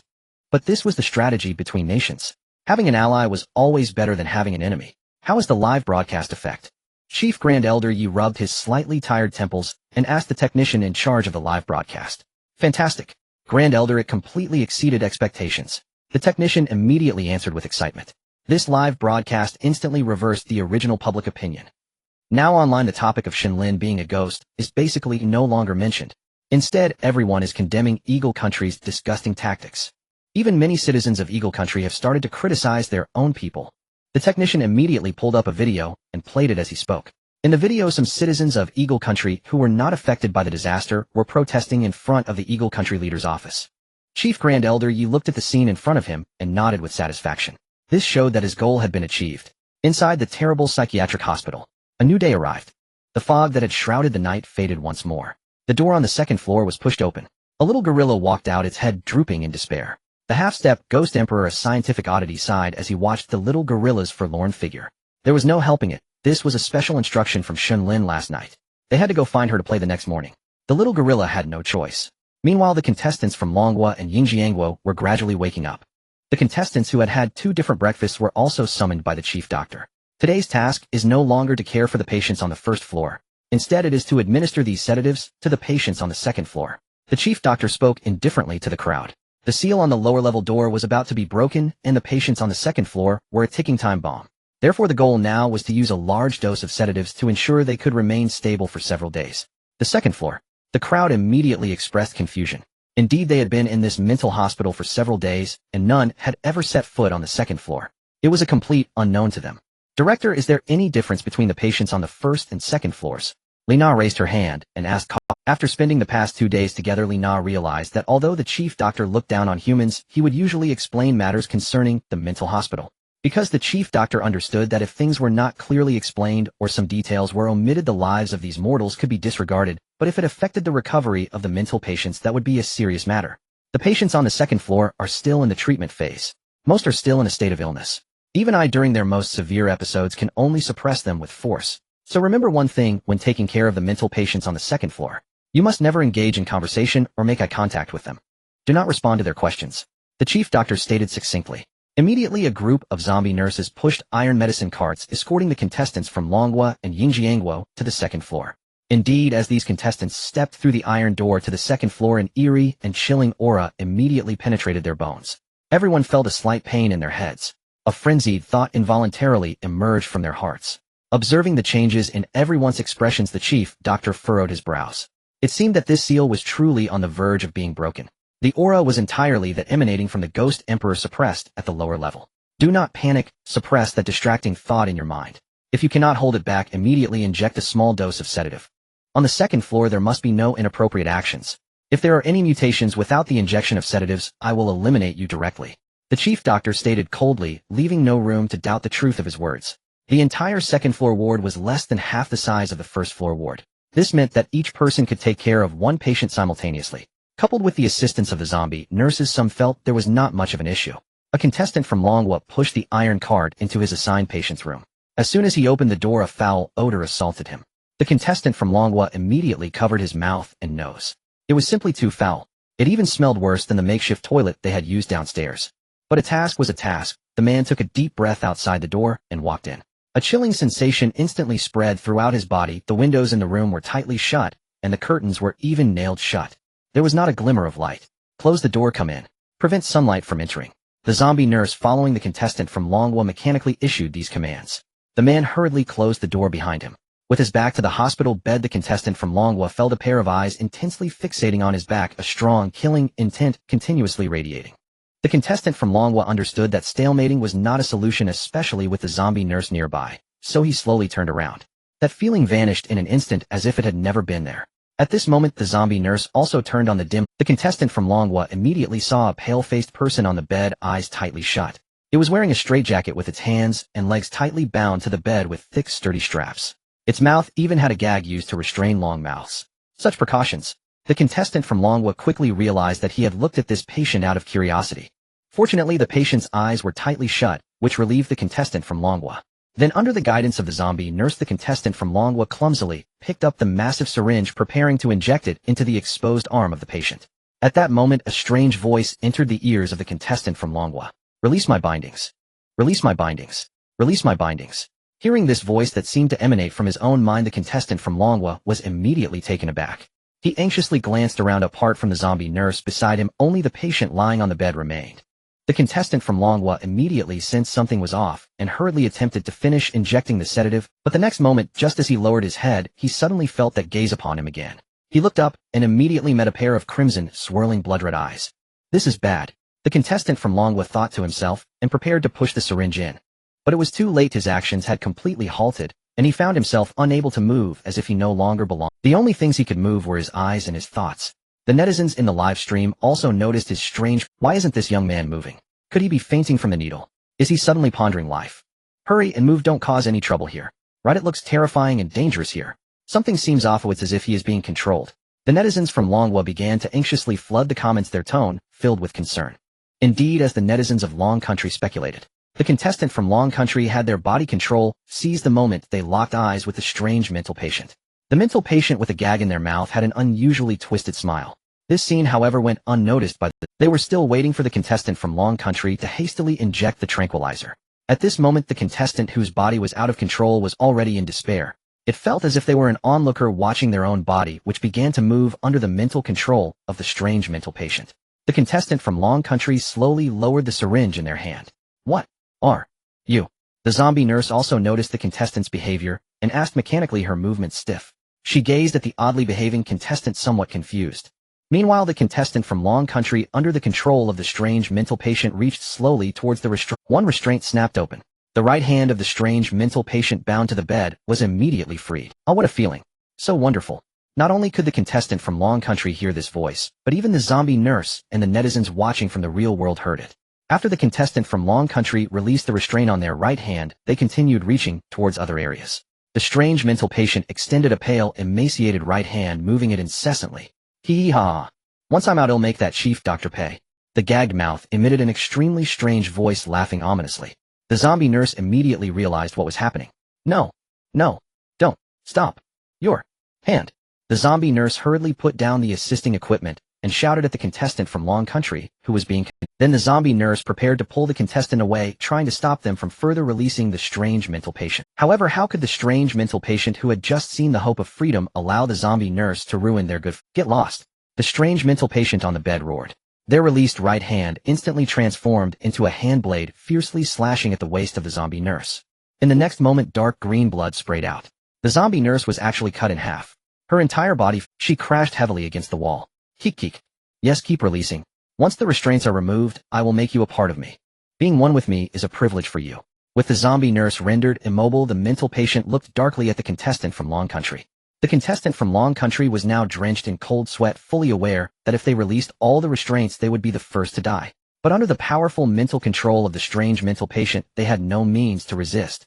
They could only watch in despair as their hand reached towards the restraints. Who will come? Who can come? Who can save me? The contestant from Long Country cried out in their heart. They had even lost control over their mouth. The fear of death caused tears to flow continuously from the corners of their eyes were filled with despair. At this moment, the zombie nurse, now in two segments, suddenly began to move. Although cut in half, the zombie nurse, as a peculiar existence, still had its own means of movement. It started crawling towards the door. The strange mental patient on the bed naturally noticed this. Oomph. The chief doctor's lapdog, are you still hoping for rescue? The strange mental patient sneered, clenched their right hand again, and struck at the zombie nurse from afar. A fist shadow emitting strange light instantly struck the zombie nurse's back. The upper half of the zombie nurse was blasted away like a cannonball, her head violently crashing against the hospital room door. Bang! The iron hospital room door produced a dull sound. The zombie nurse completely lost consciousness. It's over. This strange mental patient is too powerful. Indeed, even a zombie nurse couldn't put up any. If our contestant is released, the first to die will definitely be him. No need to guess, didn't you hear that statement? To merge into one. It's already a certainty that he will be consumed. Alas, now the only one who could help the zombie nurse has also fainted. It's doomed. The netizens from Long Country were filled with fear and sorrow upon witnessing this scene. Although Long Country's national power does not fear the death of one or two contestants, no one wants to see their compatriots die right before their eyes. Haha, people of Long Country remember this saying. It's not that revenge isn't coming, it's just that the time isn't right. Revenge comes splendidly. Why aren't you laughing now? Be more arrogant, fools from Long Country. The netizens from Eagle Sauce Country began to spew insults once more. Watching the contestant from Long Country potentially die seemed like a tremendous joy. This is how they are. They can be miserable themselves, but they absolutely cannot bear to see others do well. This must be freedom. Meanwhile, at the horror mental hospital, Zhao Jiangwo, having just finished attending to his assigned mental patient, was whistling as he leisurely walked down from upstairs. He was quite lucky today, assigned a mental patient who had been injected with tranquilizers just a couple of days ago. Upon entering the room, he quickly injected the tranquilizer again and completed his task. As he passed by a hospital room, Dora's sudden cry of pain rang out. Zhao Jiangwo paused in confusion. He recalled that this mental room belonged to a contestant from Long Country. What had happened? How could such a strange sound come from inside? Who is this mental patient? Zhao Jiangwo turned to the nearby zombie nurse and quietly asked. These zombie nurses also knew that this person from Longhua had a very good relationship with the mortal little girl their director was trying to curry favor with, and generally, they would patiently answer questions for Zhao Jiangwo, Li Na, and others. It is extremely dangerous. Its strength is even on par with the director. The zombie nurse spoke succinctly. Upon hearing this, Zhao Jiangwo immediately frowned. Its strength is actually on par with the chief physician. If it were admitted, it would surely be firmly bound. How could such sounds come from the room? Zhao Jiangwo immediately turned and knocked on the door. Xiao Zhao, how is your situation? Zhao Jiangwo asked the Longhua contestant inside. Xiao Zhao looked at his still moving hand and felt a surge of joy. He immediately recognized the voice outside the door. It was their captain, Zhao Jiangwo. However, under the control of the eerie mental patient, Xiao Zhao could not produce a single sound. After asking, Zhao Jiangwo also held his breath and listened intently to the sounds inside. But all he received was a dead silence. Damn it! Zhao Jiangwo thought to himself that something was wrong. He decisively opened the door. Sure enough, the sight before him shocked him as well. The leading zombie nurse had been severed into two halves at the waist, lying unconscious and unresponsive at the door. The Longhua contestant named Xiao Zhao, standing before the hospital bed, was reaching for the restraint on the mental patient. Zhao Jiangwo saw that the mental patient's right hand was now free and his pupils contracted instantly. Looking at the aftermath in the ward, Zhao Jiangwo could guess who had done it. Sure enough, as he looked up, he immediately met a pair of blood-red icy eyes. The eerie mental patient, whose pleasure had been interrupted, was glaring at Zhao Jiangwo, who had pushed the door open. Without any hesitation, Zhao Jiangwo gritted his teeth and rushed into the room, wanting to pull Xiao Zhao, who was still being controlled, out. But how could the eerie mental patient about to regain his freedom allow Zhao Jiangwo to do that easily? He immediately clenched his right fist again and punched directly at Zhao Jiangwo's approaching head. A strange fist shadow formed once more and charged toward Zhao Jiangwo's head. Zhao Jiangwo's pupils shrank. He naturally understood that as a mere mortal, he could not withstand this eerie mental patient whose strength was comparable to that of the chief physician. He immediately ducked his head, barely dodging the fist shadow. The shadow grazed Zhao Jiangwo's scalp as it flew past. The terrifying force of the shadow even caused his scalp to ache. The next moment, the fist shadow struck the wallpaper, instantly creating a large hole in the reinforced concrete wall. A fist print was left on the wallpaper. Zhao Jiangwo looked back with lingering fear. Indeed, if that fist shadow had hit his head, it would have likely exploded it. The mental patient on the bed, seeing his attack miss, immediately clenched his fist again, and the next fist shadow followed. Zhao Jiangwo immediately rolled on the ground. Though clumsy, he managed to dodge this attack. As both attacks missed, the mental patient lying on the bed also changed expression slightly. If I hadn't been bound for so long without any ghostly energy replenishment, how could my attacks be dodged by a mere mortal like you? The eerie mental patient roared in anger. He then accelerated his control over Xiao Zhao, the Longhua contestant. Zhao Jiangwo finally reached Xiao Zhao and grabbed him, intending to get away from this dangerous place. At that moment, Xiao Zhao also finally unfastened the strap binding the eerie mental patient's left hand.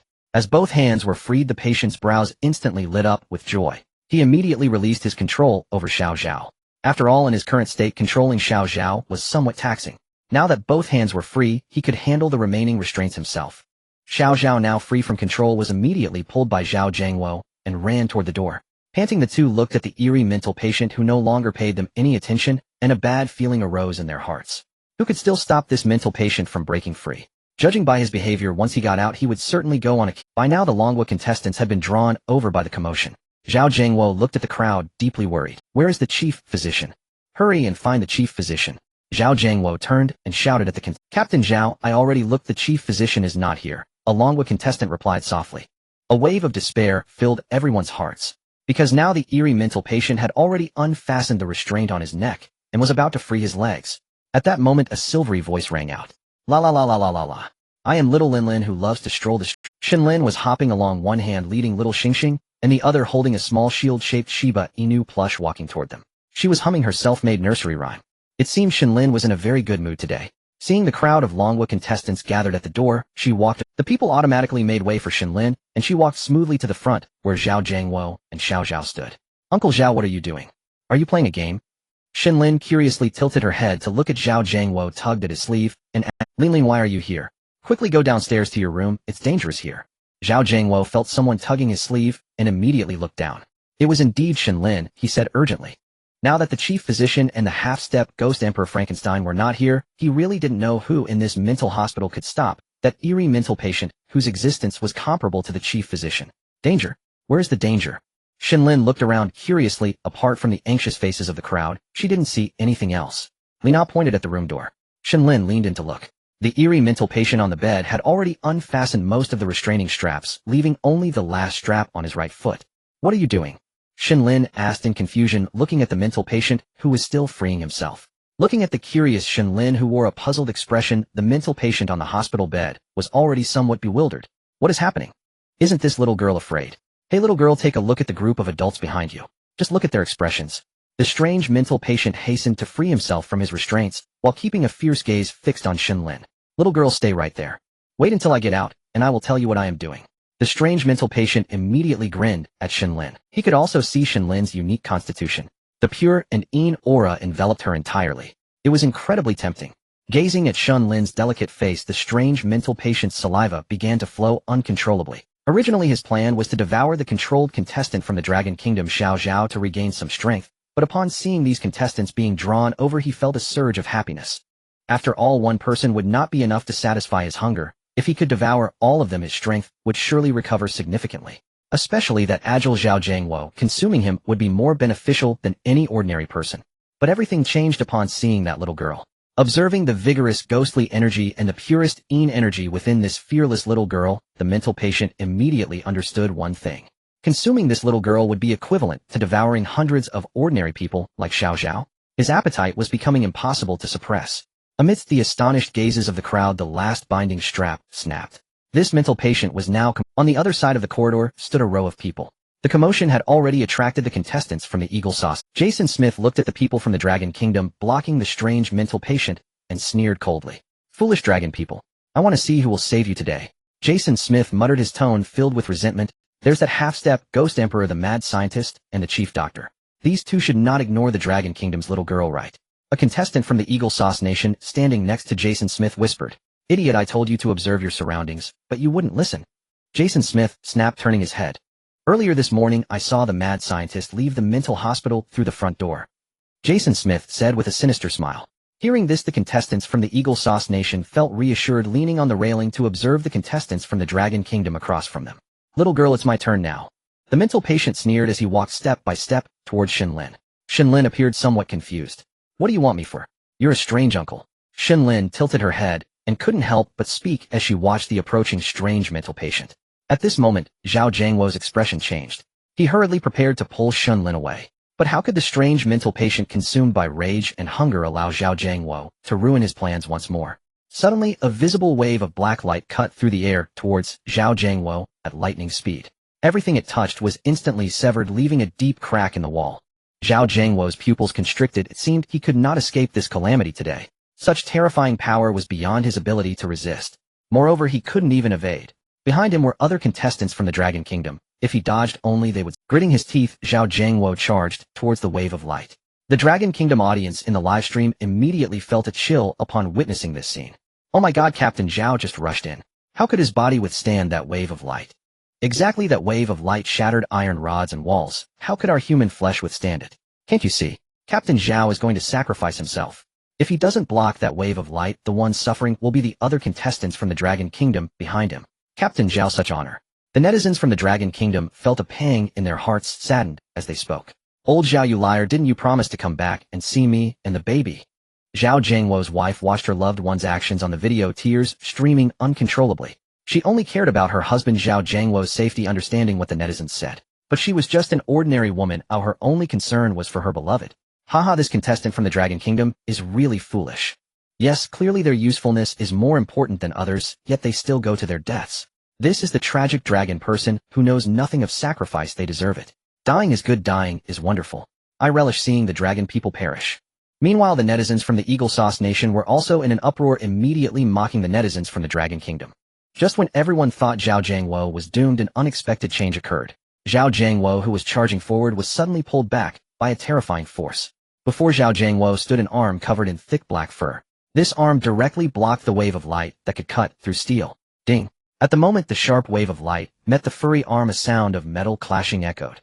As the wave of light dissipated, the force that could sever steel and break walls left only a faint white mark on the arm. Zhao Jiangwo focused his gaze and saw a gorilla about his size standing in front of him, blocking the nearly fatal wave of light. Good job, little gorilla.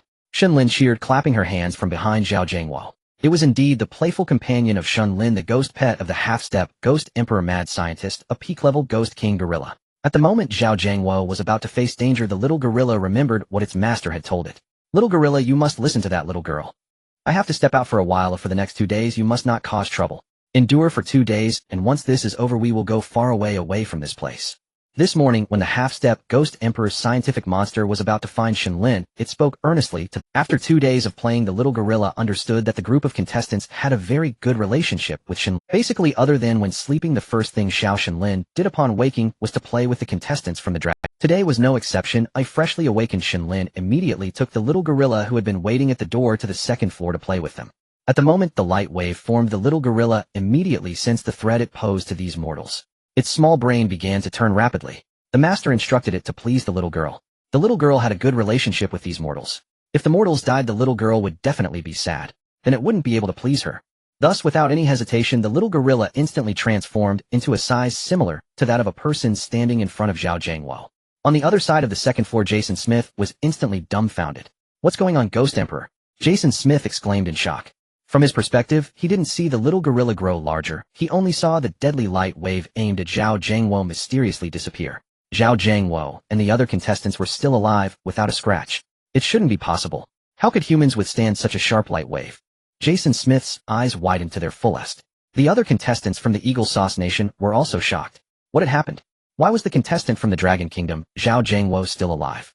Meanwhile, the netizens watching the live stream were witnessing it all vividly. Oh my god, it's that half-step Ghost Emperor's ghost pet, the little gorilla that has stepped up. What the heck, it's actually helping us. Has it been swayed by us humans? Fool, what do you mean swayed? This ghost pet acts entirely in favor of the little angel Shen Lin. Exactly, without the little angel Shen Lin, this ghost pet would probably have devoured many more people. How can it not be scared of this psychotic patient? The netizens from the Dragon Kingdom excitedly chatted in the live stream. Hey, what about those Eagle Sauce dogs that were barking so ferociously just now? Why aren't they barking now? What's wrong? On mute. Was their back door blocked by poop? Speak up, I still liked how you all sounded so arrogant earlier. Why aren't you laughing? Did something happen at home? The netizens from the Dragon Kingdom immediately recalled how harshly the Eagle Sauce Nation netizens had spoken, and they began to attack en masse. The netizens from the Eagle Sauce Nation naturally dared not speak. They truly felt embarrassed now. The psychotic patient stared at the one-eyed gorilla before him, frowning. We are both strange existences, so we have no grievances or grudges. Why do you obstruct me from killing these more? The psychotic patient wasn't foolish, naturally realizing that his strike had been blocked by the gorilla in front of him. Moreover, it appeared to be so effortless. Although he hadn't used his full strength, it was enough to prove that the strange gorilla before him had some real skills. The little gorilla looked at the psychotic patient without saying a word, but its eyes revealed a hint of hostility. If you also have your eyes on these mortals, I will willingly give them up. I only want her. As the gorilla remained silent, the psychotic patient pointed at Shen Lin among the crowd and spoke. You want to kill her? The little gorilla slowly opened its mouth and stuttered. Of course, we strange beings can kill these mortals whenever we want without needing any explanation. The psychotic patient sneered coldly and replied nonchalantly. This is the mindset of most strange and malicious spirits. When facing mortals, they can kill whenever they want without needing any explanation. I want to kill you. What does it have to do with you? It is this domineering. This is the crushing power and strength. Seeing the little gorilla remain silent, the psychotic patient thought the strange gorilla had tacitly agreed to his proposal and began to walk towards Shen Lin. But in the next moment, a gigantic furry fist came crashing towards the psychotic patient's face. The psychotic patient quickly blocked with both hands, trying to shield himself from the incoming punch. But with a crunch, the psychotic patient was sent flying, slamming heavily into the wall behind him. The terrifying force caused the hard wall to crack with numerous fissures. With just that one punch, the psychotic patient's arm was brutally broken. The broken bone pierced through flesh, blood gushing everywhere. I have no grievances or grudges with you. Why did you strike? The psychotic patient looked at his broken arms, his face contorted as he roared in anger. Want to kill her? You must die. The little gorilla pointed at Shen Lin behind it, speaking slowly and deliberately. The determination and killing intent in its tone were unquestionable. You, a strange malicious spirit, actually protect a mortal. You are truly a disgrace and a joke of the strange realm. This psychotic patient was also a fierce character. While screaming, he actually bit down on his own arm, which had drooped down due to the broken bone, and tore it off. Watching this psychotic patient go insane, everyone couldn't help but feel a chill down their spines. Thankfully, the ghost pet little gorilla intervened.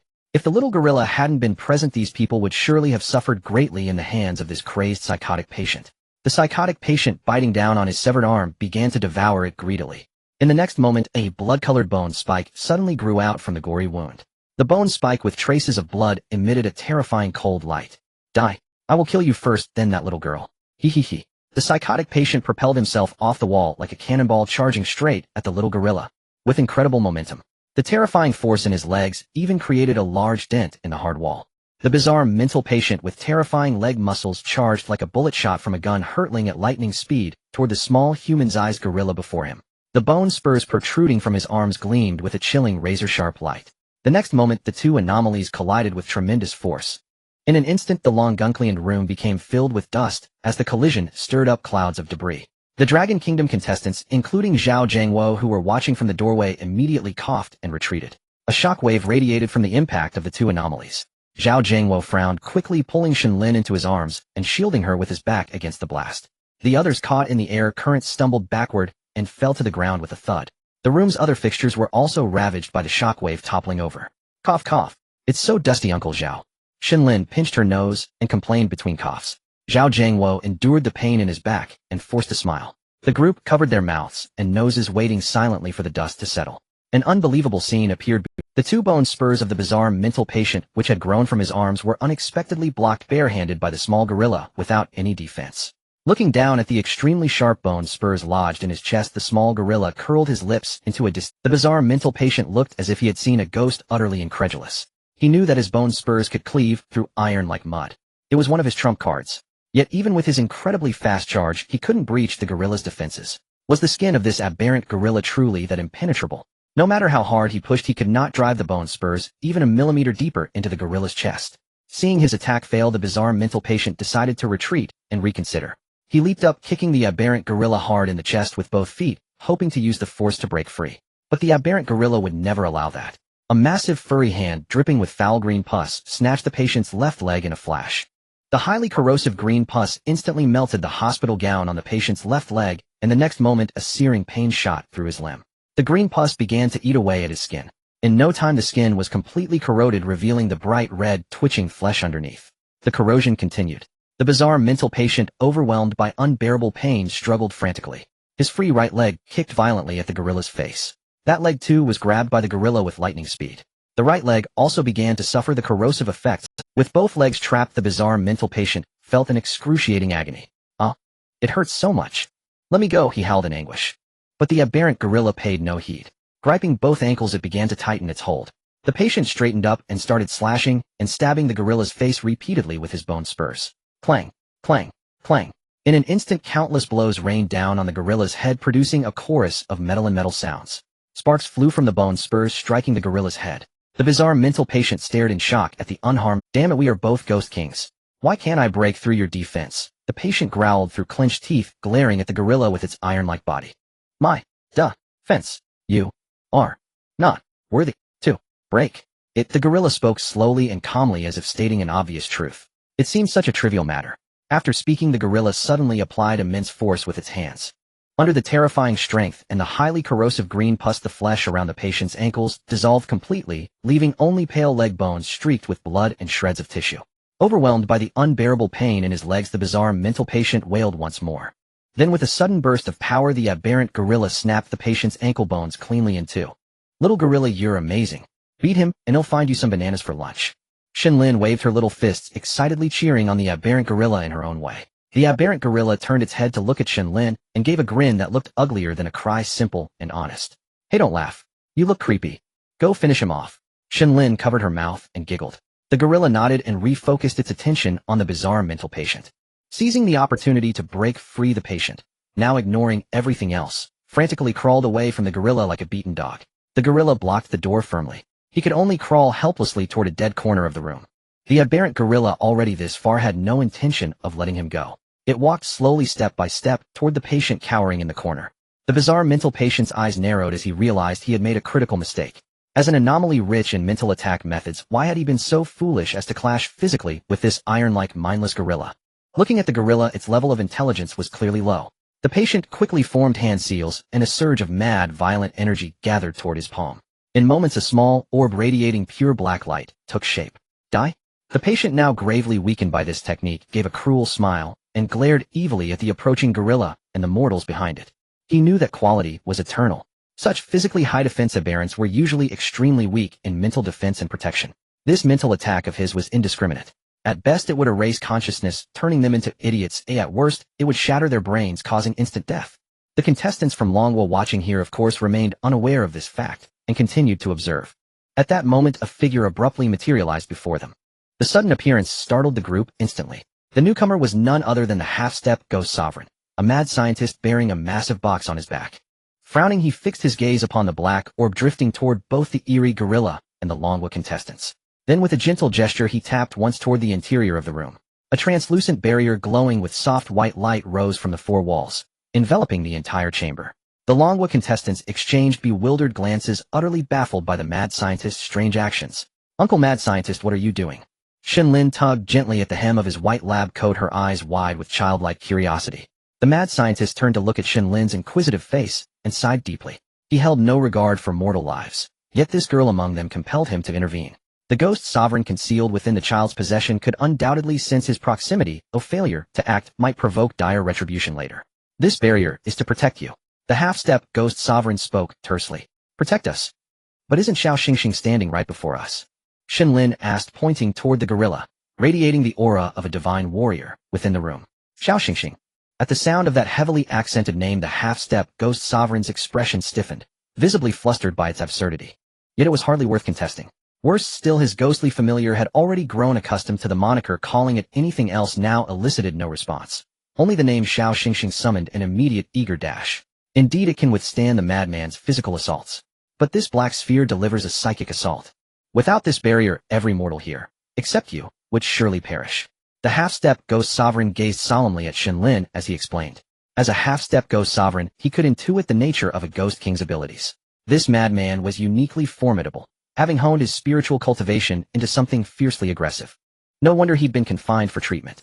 Spiritual cultivation is a double-edged sword. Mastered, it becomes impervious and devastating. Mismanaged, it invites mental collapse and demonic derangement. Hearing this, the group paled instantly. They'd watched the battle like oblivious fools. Had the half-step ghost sovereign not intervened, the room would now be strewn with corpses. So terrifying. Zhao Jiangwo murmured softly. Upon hearing him, the half-step ghost sovereign turned his gaze toward the man. TCH. The half-step ghost sovereign clicked his tongue. Remarkable. Your mortal constitution is unusually robust. Were it not for your complete lack of ghostly energy, I might mistake you for a nascent anomaly. The half-step ghost sovereign remarked, visibly impressed.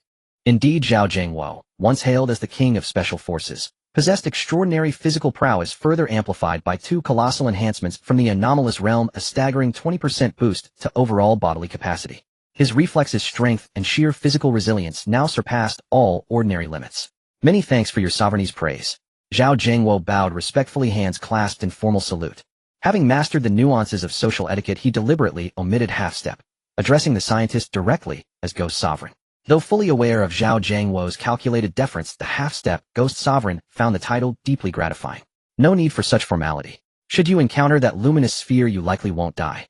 So long as you remain vigilant, the half-step Ghost Sovereign added thoughtfully. Just as Zhao Jiangwo began to smile with relief, the Sovereign doused his hope with icy candor. You won't die, but your mind will surely shatter. Reduced to a hollow puppet obeying only the madman's, the half-step Ghost Sovereign mused quietly. Zhao Jiangwo exhaled heavily, realizing at last the unbridgeable chasm separating mortals from the anomalous. Inside the chamber, the black orb slammed violently into Xiao Xingxing's forehead. Instantly, a void-like sphere expanded, swallowing the entire room whole. Yet the ever-widening vortex surged toward the doorway. A collective gasp erupted as everyone instinctively recoiled, only to breathe again when the vortex halted abruptly upon striking the barrier. The void relentlessly eroded the white barrier, but the barrier pulsed with inexhaustible energy, steadfastly resisting annihilation. How frightening! Shen Lin pressed a hand to her chest. That madman truly possesses formidable power. Indeed, were I caught off guard by such an attack, even I might be forced into a desperate retreat. The half-step Ghost Sovereign observed the vortex with calm detachment. Can Xiao Xingxing withstand it? I'd hate to lose such a wonderful companion. Shen Lin peered anxiously into the chamber, though the void obscured all sight within. Xiao Xingxing is unharmed, the half-step Ghost Sovereign replied, dismissively waving a hand. Why, is Xiao Xingxing stronger than you? Shen Lin blurted out the question openly, unwittingly striking at the Sovereign's pride before the entire group. Instantly a thick vein throbbed violently across his temple. Young lady, speak carefully. Xiao Xingxing is my familiar. How could he possibly surpass me? Just as all braced for an eruption, the Sovereign suppressed his rising indignation. I won't stoop to quarrel with a child. She knows nothing. No anger, no anger. The half-step Ghost Sovereign repeated inwardly, soothing himself. Then why isn't Xiao Xingxing afraid? Shen Lin tilted her head curiously. Because Xiao Xingxing has no brain at all. What then is there for him to fear? The half-step Ghost Sovereign gazed coldly into the chamber as he spoke. It doesn't have a brain. The half-step Ghost Emperor, the mad scientist, chuckled as he spoke to Shen Lin. The moment he said this, everyone present was left in a state of shock. No brain. What does that mean? Is it literal, or does it carry another meaning? Watching Shen Lin, who was puzzled and scratching her head, the half-step Ghost Emperor felt a sense of pride. Although he looked down upon these mortals, seeing their bewildered expressions was quite enjoyable. The little monster was stitched together from thousands of ghost pets and peculiar evil spirits. This leads to a fatal flaw. Every ghost pet and peculiar evil spirit has its own unique thoughts. With thousands of thoughts merging together, even the strongest and most resilient brain cannot withstand it. That would only render this brain useless. The half-step Ghost Emperor said with a smile. The crowd began to understand. After all, a brain filled with thousands of voices would surely drive anyone mad. It's essentially an ultimate invincible version of schizophrenia. So I boldly tried it. I gave this ghost pet no brain. Only a heart. 3 hearts to control the entire body. The effect is truly remarkable. It possesses only a rudimentary level of intelligence and outstanding combat instincts. Therefore, this peculiar mental patient's spiritual attack has absolutely no effect on the little monster. In the words of your human world, it's like a false city strategy. Yes, the little monster's brain is just an empty city. It is even inferior to its physical attacks. The half-step Ghost Emperor said boastfully. These remarks left the contestants from the Dragon Kingdom, who had never encountered such matters, stunned. Even though they didn't fully understand, it sounded incredibly impressive. Under Zhao Jiangwo's leadership, a group of people began to clap while exclaiming in admiration. This scene greatly pleased the half-step Ghost Emperor. Once the speech concluded, the black hole in the room began to slowly dissipate. As the black light faded, everyone could only see the little monster standing motionless in place. The little monster regained its vision and looked around confused. Why was it completely unharmed? Meanwhile, the peculiar mental patient in the corner gazed at the unmoving little monster, a grin spreading across his face. It worked. Haha, what if you are at the peak of the Ghost King level? You still fell under my spiritual attack. The peculiar mental patient laughed, arrogantly struggling to rise as he spoke. Now obey my command. Die, little monkey, attack the people outside and offer them to me. The peculiar mental patient staggered over to the little monster, pointing at the contestants outside. But the little monster naturally did not move. The peculiar mental patient looked at the little monster with some confusion. Could there still be residual spirit? The peculiar mental patient said this while preparing to stab the little monster's brain with his bone spike. In the next moment, the little monster swiftly grabbed the peculiar mental patient's neck with one hand like lightning. I am the little monster. Not called dead monkey. The little monster slowly articulated each word. Then it began to exert force. The peculiar mental patient's eyes were filled with shock. Why haven't you been controlled? It shouldn't be. Even a ghost emperor would feel a headache from my spiritual attack. You, a mere peak ghost king, shouldn't be much stronger than me.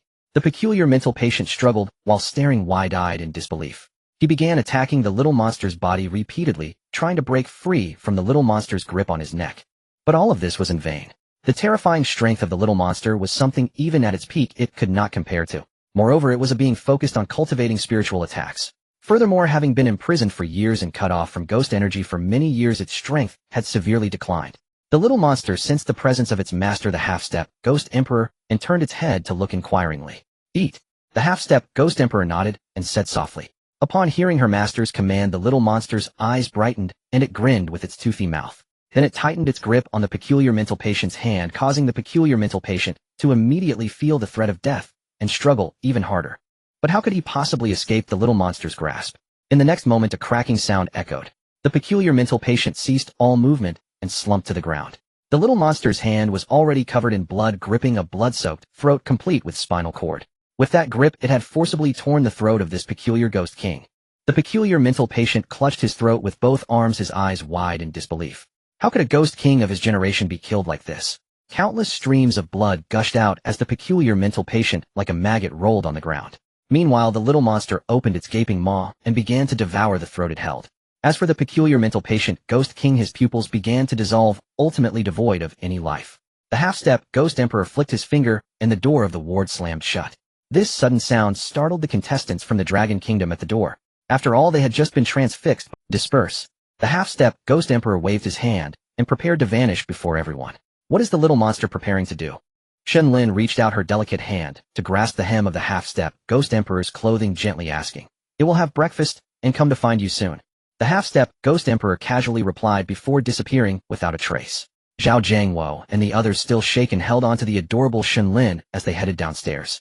In the room behind them, the sounds of crunching and swallowing began to echo, sending chills down the spines of the contestants from the Dragon Kingdom. Before long, Shen Lin, who was playing downstairs, saw the little monster waddling down with its round belly. The little monster had now grown to the size of a Shiba Inu plush toy, looking incredibly adorable. Netizens of Dragon Country watched as the Xiong, which had just devoured its own kind, now obediently stayed in Shen Lin's arms, feeling utterly unreal. Damn, is this a ghost pet? Indeed, just now it was ferocious, now it's so cute. Only the little angel Shen Lin can suppress such a strange eerie. The netizens of Dragon Country began to discuss one after another. In another live broadcast room, the label conspicuously read Sakura Country. This was the exclusive live broadcast room of Sakura Country. In the frame, a short man with a Sakura warrior top knot was carrying a tray of medicine and food toward a ward. "Kamade-san, you must be extremely careful with this eerie mental patient," exclaimed another Sakura Country contestant standing behind Kamade-san. "Understood, I'll be careful." Kamade-san waved his hand dismissively. Having studied Bushido since childhood, his martial skills were decent. Moreover, thanks to his timely preparation, a sharp katana hung at his waist. Kamade-san then pushed open an iron door. A stench of blood and rot hit him. "Baka! It stinks in here." Kamita frowned and cursed uncontrollably. The eerie mental patient on the bed heard his voice and cast a cold glance. Those eyes seemed so indifferent. Kamita looked back with disgust. As a proud samurai, he detested the gaze of these eerie mental patients. That look of disdain and contempt appeared before him without any concealment. Kamade-san thought to himself and glared back viciously. "A mortal! This asylum truly holds nothing worthwhile." The eerie mental patient curled his lips contemptuously and said in a low, hoarse voice, "You?" Kamade-san started angrily, then stopped himself. The eerie mental patient, seeing Kamade-san's flustered and furious expression, curled a playful smile. "Mortal, where is my medicine?" the eerie mental patient said slowly. Kamita was taken aback. This was the first time he had encountered a patient asking for medicine on his own. Other mental patients either refused to take medicine or fled at the mention of it. "You're quite cooperative." Kamita snorted coldly, carrying a glass of water and a plate of pills as he walked over. He deeply disliked this menial work. A distinguished samurai of the great Sakura Country forced to do such labor. "It greatly demeans my Bushido spirit." This was Kamita's most common complaint in the dormitory. Reluctantly, he poured the pills into the patient's mouth, then roughly tipped the glass of water in. The sudden hot water rushed down the throat, causing the patient to cough violently. The undissolved pills sprayed out, splattering onto Kamita's kimono. "You? Baka!" Kamita saw his beloved kimono stained with medicine and water, and immediately burst out. At that moment, the patient's eyes shifted, filled with murderous intent. Even as a bound mental patient, a malevolent ghost could not be humiliated by a mere mortal. Then the patient rolled his eyes, a scheme forming in his mind. He began to cough incessantly, flinging saliva and snot all over Kamita. Kamita couldn't bear it anymore. He dropped the iron tray and tried to leave. But the zombie nurse blocked him. "You are. Work is not done," the zombie nurse said slowly. Kamita frowned. Yet recalling that a contestant from another country had recklessly resisted the zombie nurse's orders upon arrival and had an arm torn off, he turned back with a grimace. "Exactly, I still need to eat," the eerie mental patient sneered. Seeing the patient's arrogant demeanor, the proud Kamita grew even more irritated.